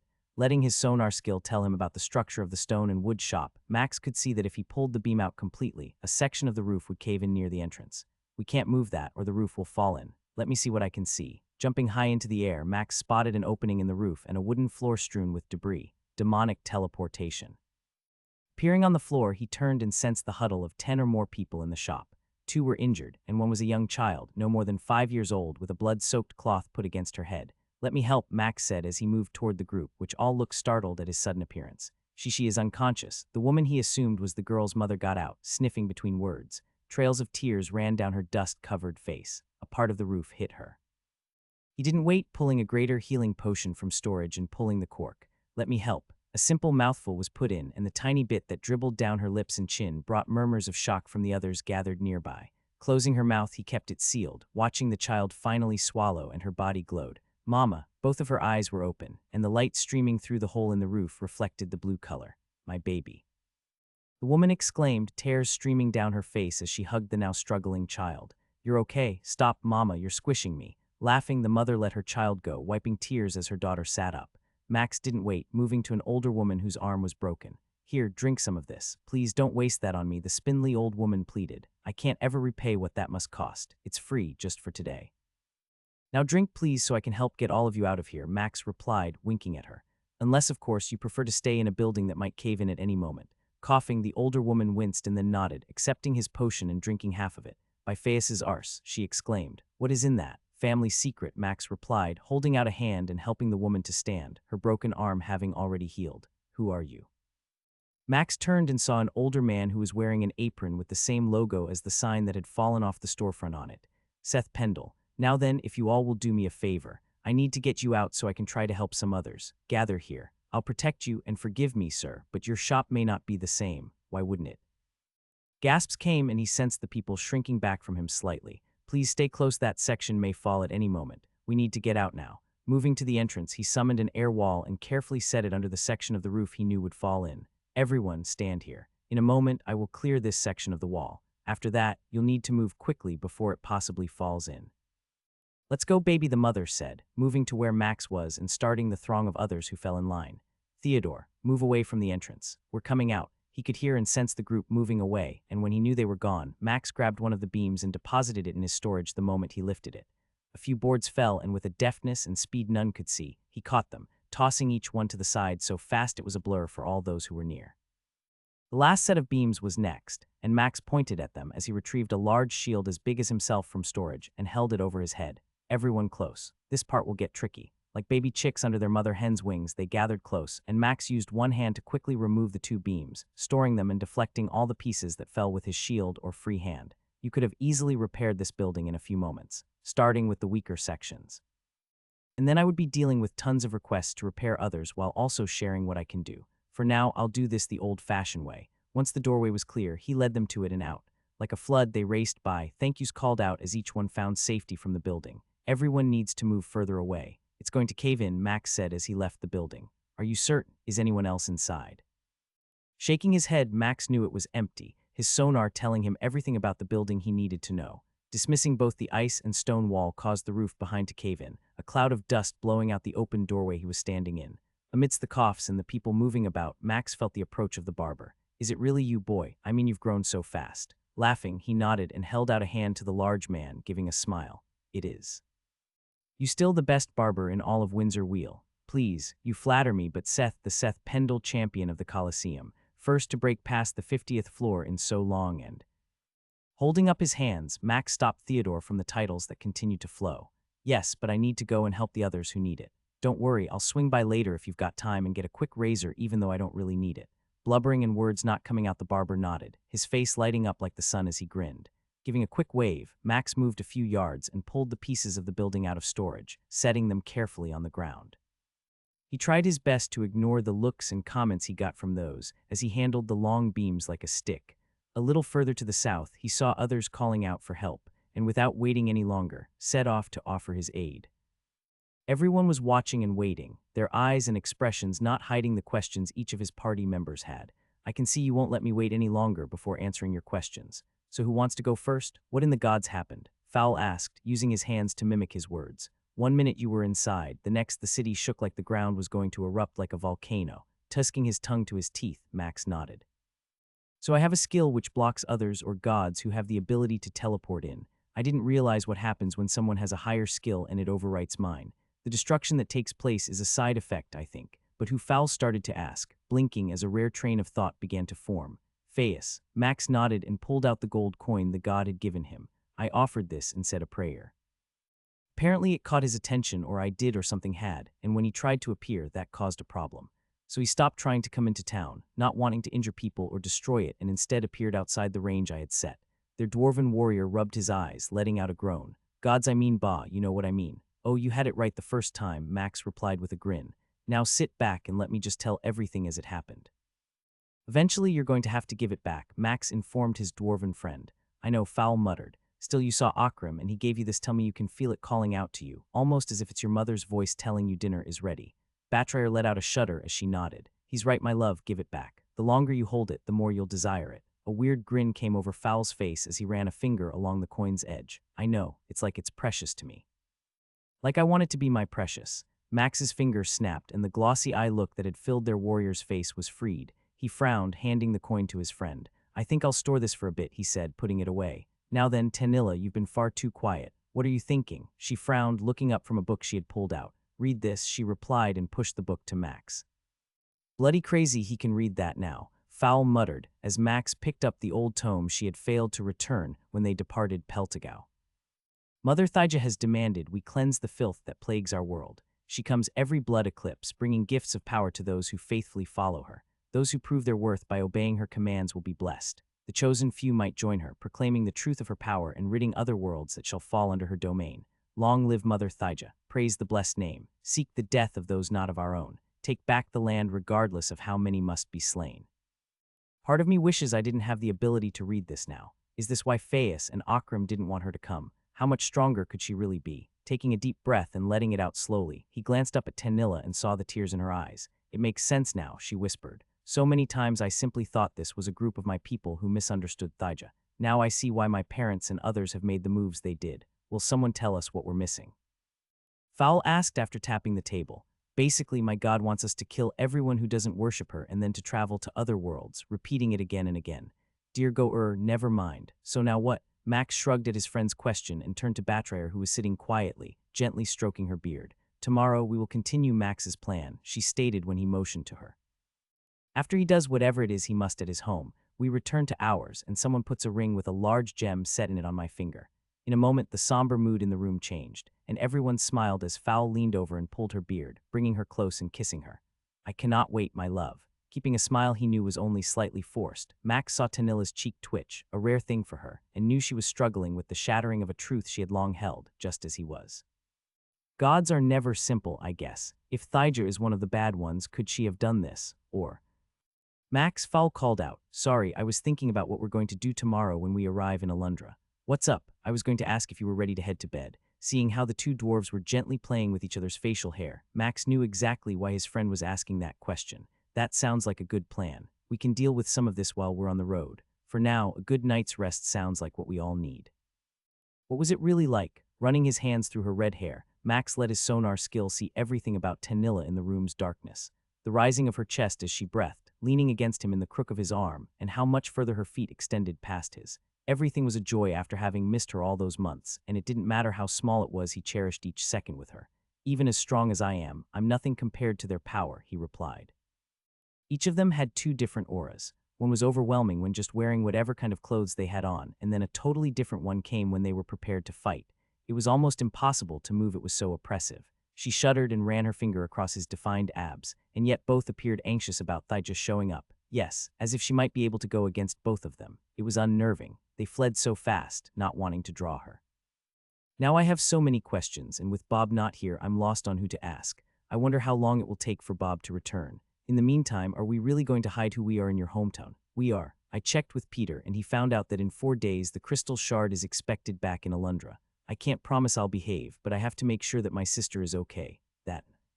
Words stopped coming as a lump formed in his chest. The idea of returning home and seeing how his parents were doing hurt more than he could admit. It's okay. I'm here, Tanilla said as she wrapped her arm around him, pulling closer to his side. Last I heard, it wasn't good. It hurts, and I'm angry, and they won't like it when I'm angry. A snort came, and Max felt some of the tightness in his chest dissipate as Tanilla sat up and kissed his cheek. Trust me, they will like me even less if they get me upset. Now let's sleep. Tomorrow is going to be a hard day. Max, we need to talk. Blinking, he found himself sitting in a room unlike any he could ever remember. Across from the stone chair he was in was an altar image of himself in a matching seat. It had hair, fine dark hair, red eyes, and a familiar aura that radiated from it. Clothes that looked finer than any he owned adorned the being. A smile he knew all too well was upon his lips as the image tapped its fingers together. Bob, I hate that name, but yes. Forgive me, it has been longer than I anticipated, but I have returned, and there is much we need to discuss. Faius and Akram, I know everything you know, I know, and if there were a way for me to do the opposite, I would allow you to see and understand everything I do. However, it appears I am unable to do so yet. Regardless, it would shatter your mind. Much of what I have not been able to recall has returned, and there is still much that is locked behind the final wall, waiting for my final evolution. Shaking his head, Max studied the skill he now talked with and had come to learn to work with. Gone was the raging hunger that had always attempted to control him. Instead, it was something different. You've changed. What happened? We do not have time if you plan on waking up as expected. There will be other nights for us to talk and for me to share more, but some things need to be discussed first. Bob snapped his fingers, and a map appeared in the air off to his side, the location of where they were, and it quickly began to zoom out. Soon it was like the map on Everett's wall, showing most of the kingdom and then the 3 kingdoms. Eventually it zoomed out more, showing the very world they were living on, spinning slowly, showing all the different land and water masses. Yes, this is our world, and as you can see, there is much you have not even explored yet. Perhaps you will get a chance in time, but that is not the most important thing right now. You need to give up this foolish quest and get stronger faster. Akram and Faius are right. The other 2 skills are out there in different worlds, and they are growing. It is a good thing I came first, because with how slow you have grown, they would have outpaced us. Our trip to the other world provided us with a small lead again, I believe, but there will be a time when that shall vanish if we do not increase our pace. You're saying I can't go and protect my sister. Bob sighed and shook his head slowly. It is not wise, but I also know that you will not change your mind. Whatever you hope to learn there isn't worth the time it might take to see that path to its end. And this nonsense about a wedding, it is. Not going to change my mind, and you know it, Max interrupted. Tell me what is useful and stop with the nonsense if you know me so well. What has happened to you? Why did it take so long to return? What is different? A grimace came over Bob and he rubbed his eyes for a moment. You never change, and while there was a slim chance I might be able to convince you otherwise, it appears you are as stubborn as a mule. Folding his hands together, his skill leaned back against the stone chair and motioned to the world still spinning near him. I will answer a few questions and then tell you what I must. We can talk more during the day on occasion, but I am still weak. You have not been hunting as I had hoped, and there is a pool of power that is dry, as vast as all the water of your world that needs to be filled before I can reach the next stage of my growth. Unable to help himself, Max let out a whistle. That is a lot. Is that even possible? Perhaps. The tower is aware of you, and so are other worlds. Whatever comes next, know there are conversations about you taking place. While I was gone, my power to interact with the system was there for just a moment. I'm not certain if the ones who sit at the center of it all know this or do not care, yet I could catch whispers of your name and my siblings, moves being made across all the worlds as they prepare for what may come, like Akram talked about. Bob's head moved up and down, and he frowned. Those 2 are old enough to have seen a few variations of our summoning. They know the dangers of not stamping out the first one that is let loose. Neither of them appear foolish enough or strong enough to spend the kind of power required to bring about our rebirth. To do so is beyond their means. Thija, perhaps. I'm not aware of how strong she is, but based on what you know and the little I can recall, She is older and stronger than them both, yet she is not one I would consider foolish enough to risk such a thing on her own world. Perhaps she hoped I would be an elf or that she could make me an offer to partner with her. Either of those is risky and dangerous, as I am different than I can remember being in so long, not a murder hobo who wants to kill everything and everyone to get stronger. Max couldn't help but smile as the room echoed with laughter. Bob took a moment, lost in time, a few tears trickling down his cheeks as he roared with a release that Max had never witnessed before. You Max Host have allowed me to be something I remember only a little bit. It has been so long, but there was a time when I wasn't completely overwhelmed by the power that I am, a time when I was simply just a god. A god as in like Phaeus and Akram. Shaking his head, Bob chuckled and frowned. I was never like them. Wekheim, that is a name I know. There are others like him, old ones, ancient ones who came after me and my siblings. A time before something I cannot remember. So much is missing, and yet I can recall a few threads. His fingers snapped, and the boom that came from them would have deafened someone had it been real. Gone was the world that had been spinning instead. The entire place they had been reclining in was replaced with countless galaxies and systems, spinning around them in the darkness of space. There was a time that these places were mine. Somewhere out there is a world I call home or I called home. If it still stands, I do not know, but what I can tell you is that perhaps if we can overcome the other two skills, I can search for it and see what remains. Max's eyes moved constantly, trying to take in everywhere around him, turning on his seat and looking over his shoulder and behind. How many, I mean how strong or... Not questions for now, but know there was a time when only two others were equal in power, and now the three of us are bound by a single thread, destined to fight for some reason over and over. Why? I have no idea. That is what bothers me the most. Bob's fingers snapped again, and the room returned to an empty room of only their two chairs. I know you will do what you want, but trust me when I say, I am here to help. You have somehow broken something I cannot recall ever being broken. Perhaps there was another like you, not overcome with the desire to make themselves stronger. You have allowed me to evolve from the murder hobo, as you call it, to something with a mind that sees the value in what you do. So go protect your family. If everything goes as you hope, enjoy a few days with them. Take those two dwarves and let them get married, but then return to the tower. You cannot stay out of it too long. There is too much to do, and you need strength. Your friends need to get stronger if they are going to survive what is coming for you. A frown appeared on Max's face, and Bob shook his head, waving his hands at that expression. What do you mean, what is coming for me? Yawning, his skill shrugged and motioned to the ceiling. The stone bricks disappeared, and sunlight started streaming through the open space, washing them in the light. Many are looking for you, all for different reasons. That dragon was wise to mark you and form the pact. Others will want to control you, some foolish enough to threaten you or your allies. Bob held up his hand and stopped Max, who was about to reply. As I mentioned, fools. Still, some will offer the carrot, as you call it, seeking to make you an ally through gifts. When they come, we will discuss those options and try to find the best path for you and your friends. Just know, from here on out, no more pacts unless we both agree on it. The potential for limiting yourself and what you can do is great. A mistake can be costly, especially if the system deems you to break such a thing. That is why the Gold Dragon was very careful about the wording of the pact. Both of you can go against the other if either of you or your children and loved ones are in danger. How that is interpreted, well, that is the tricky part. Wincing, Max rubbed his temple. Bob's head cocked sideways for a moment, and then his reflection began to slowly nod. Max Host, if I am honest, a part of me missed you. I believe what you are implying is a friend something more than an ally, and I cannot remember having a friend. There was a time I am certain I must have had one. Well, you have one now, Max replied, standing up from his chair and moving toward Bob with his hand out. Together, we'll keep my family safe, and I'll do what I can to help you figure out what happened to you. A grin appeared upon his skill's face, one that didn't convey any evil or a hint of malice as some had, but instead joy. There in a small stone room, the two shook hands, smiling at each other. Wake up, Max. Tanilla is waiting on you. It's time, Max, get up. Groaning, he blinked, seeing Tanilla sitting on his chest, her red hair spilling out over her chest as she shook his head slightly. Well, that's one way to get me up, Max replied, reaching up and pulling her clothes. After he released her from the kiss, she smiled and studied him. You look different, almost as if Bob is back. Laughing, he nodded and saw the look on her face. It's okay. He's not some bloodthirsty murder hobo anymore. He said that because of me, he doesn't have the same hunger he once had. You're calling your skill a person. Is that what you think it is? Shrugging, Max started to sit up, easily lifting her as he scooted up on the bed. I do. Just know he will help me protect you all. But unless you want to lie naked in bed all day with me, we need to get dressed and prepare to leave. Something tells me that we need to head out, and I have just a few last stops before I do. Rolling her eyes, Tanilla poked him in the chest before sliding off his legs. For someone who said he had no friends, you sure have a lot of people to check in with at every town we visit. What can I say? I'm a likable guy. Last stop, I promise, Max said as they approached the enchanting shop. He promised, foul joked. For a moment, I wondered if he was checking in on all the women in a harem. Batcher laughed, and Tanilla let out another groan like she had the last time their warrior had joked about it. He's right, Cordelia said. That poor dwarf girl was almost in tears when she saw you hanging on his arm. I'm still not certain Max understands how much that adventurer woman must have liked him. What was her name? Greta, Tanilla said loudly, smiling when Max sighed. Yes, Greta. And what about that blacksmith the arms on her? Their ranger continued, changing her voice to mimic their resident bald womanizer. I've come to give you a load of ore for all your help back then. Hopefully you'll be able to use all of this. Fowl began to cough, nodding. That girl, she almost fainted. I mean, a dwarf would have fainted. Most dwarven fathers would have made him marry their daughter for giving them a load that big.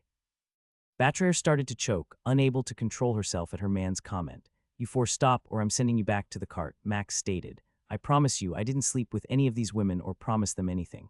I'm just repaying a few small debts like I did to Gerald, the armor merchant. He was a guy. I'm not saying anything about who you sleep with, guy or girl, Cordelia replied. I'm just saying I'd bet a gold coin that whoever we're about to see is probably some attractive woman he made a promise to. Max's foot missed the step up the stairs, and it took every bit of his agility to keep from falling on his face. She's right, Fowl howled, starting to laugh. A woman's in there. Max, do you need to tell me something? Tanilla asked with a wink. Is this woman going to swoon over you like the others did? His whole head was red, and the group of four all burst out in laughter, each seeing how embarrassed he really was. Listen, she inspected my weapon. It was too late. His words had already hit home, and Fowl was starting to cough, tears running like rivers as the dwarf turned beet red. Next to him, their ranger was gasping for air, holding her sides and obviously having caught the unintended wordplay. Your spear, huh? Holding both hands out, Max waved off Tanilla, who was playing it up, glaring at him and causing Batcher to wipe her cheeks from the wetness that covered them. Is everything all right? Max winced, knowing who was standing behind him at the shop's entrance. He sensed her approach and how she was dressed. Each of his party members went deathly silent, their howls of laughter cut off as they gazed upon the woman who owned the shop. He had forgotten that even though the woman was old enough to be his mother, she was attractive. Her hair was done up, and now his sonar skill left no doubt about the figure that her dress displayed. Each of the four glanced once more at the woman and then at Max, and all four of them gave in, laughing again, not concerned about how the people on the street or the enchantress were staring at them. Forgive them, please, Winifred. I've come to keep my promise. When Max turned and smiled at her, the woman's green eyes went wide, and her mouth opened up slightly. Her dress was almost the same shade of green as the first one he saw her in, and with a slight bow he moved up the last few steps. Seth, the same Seth I helped flee our town, the Seth who helped our town yesterday, the Seth. I'm that guy, he replied, cutting off her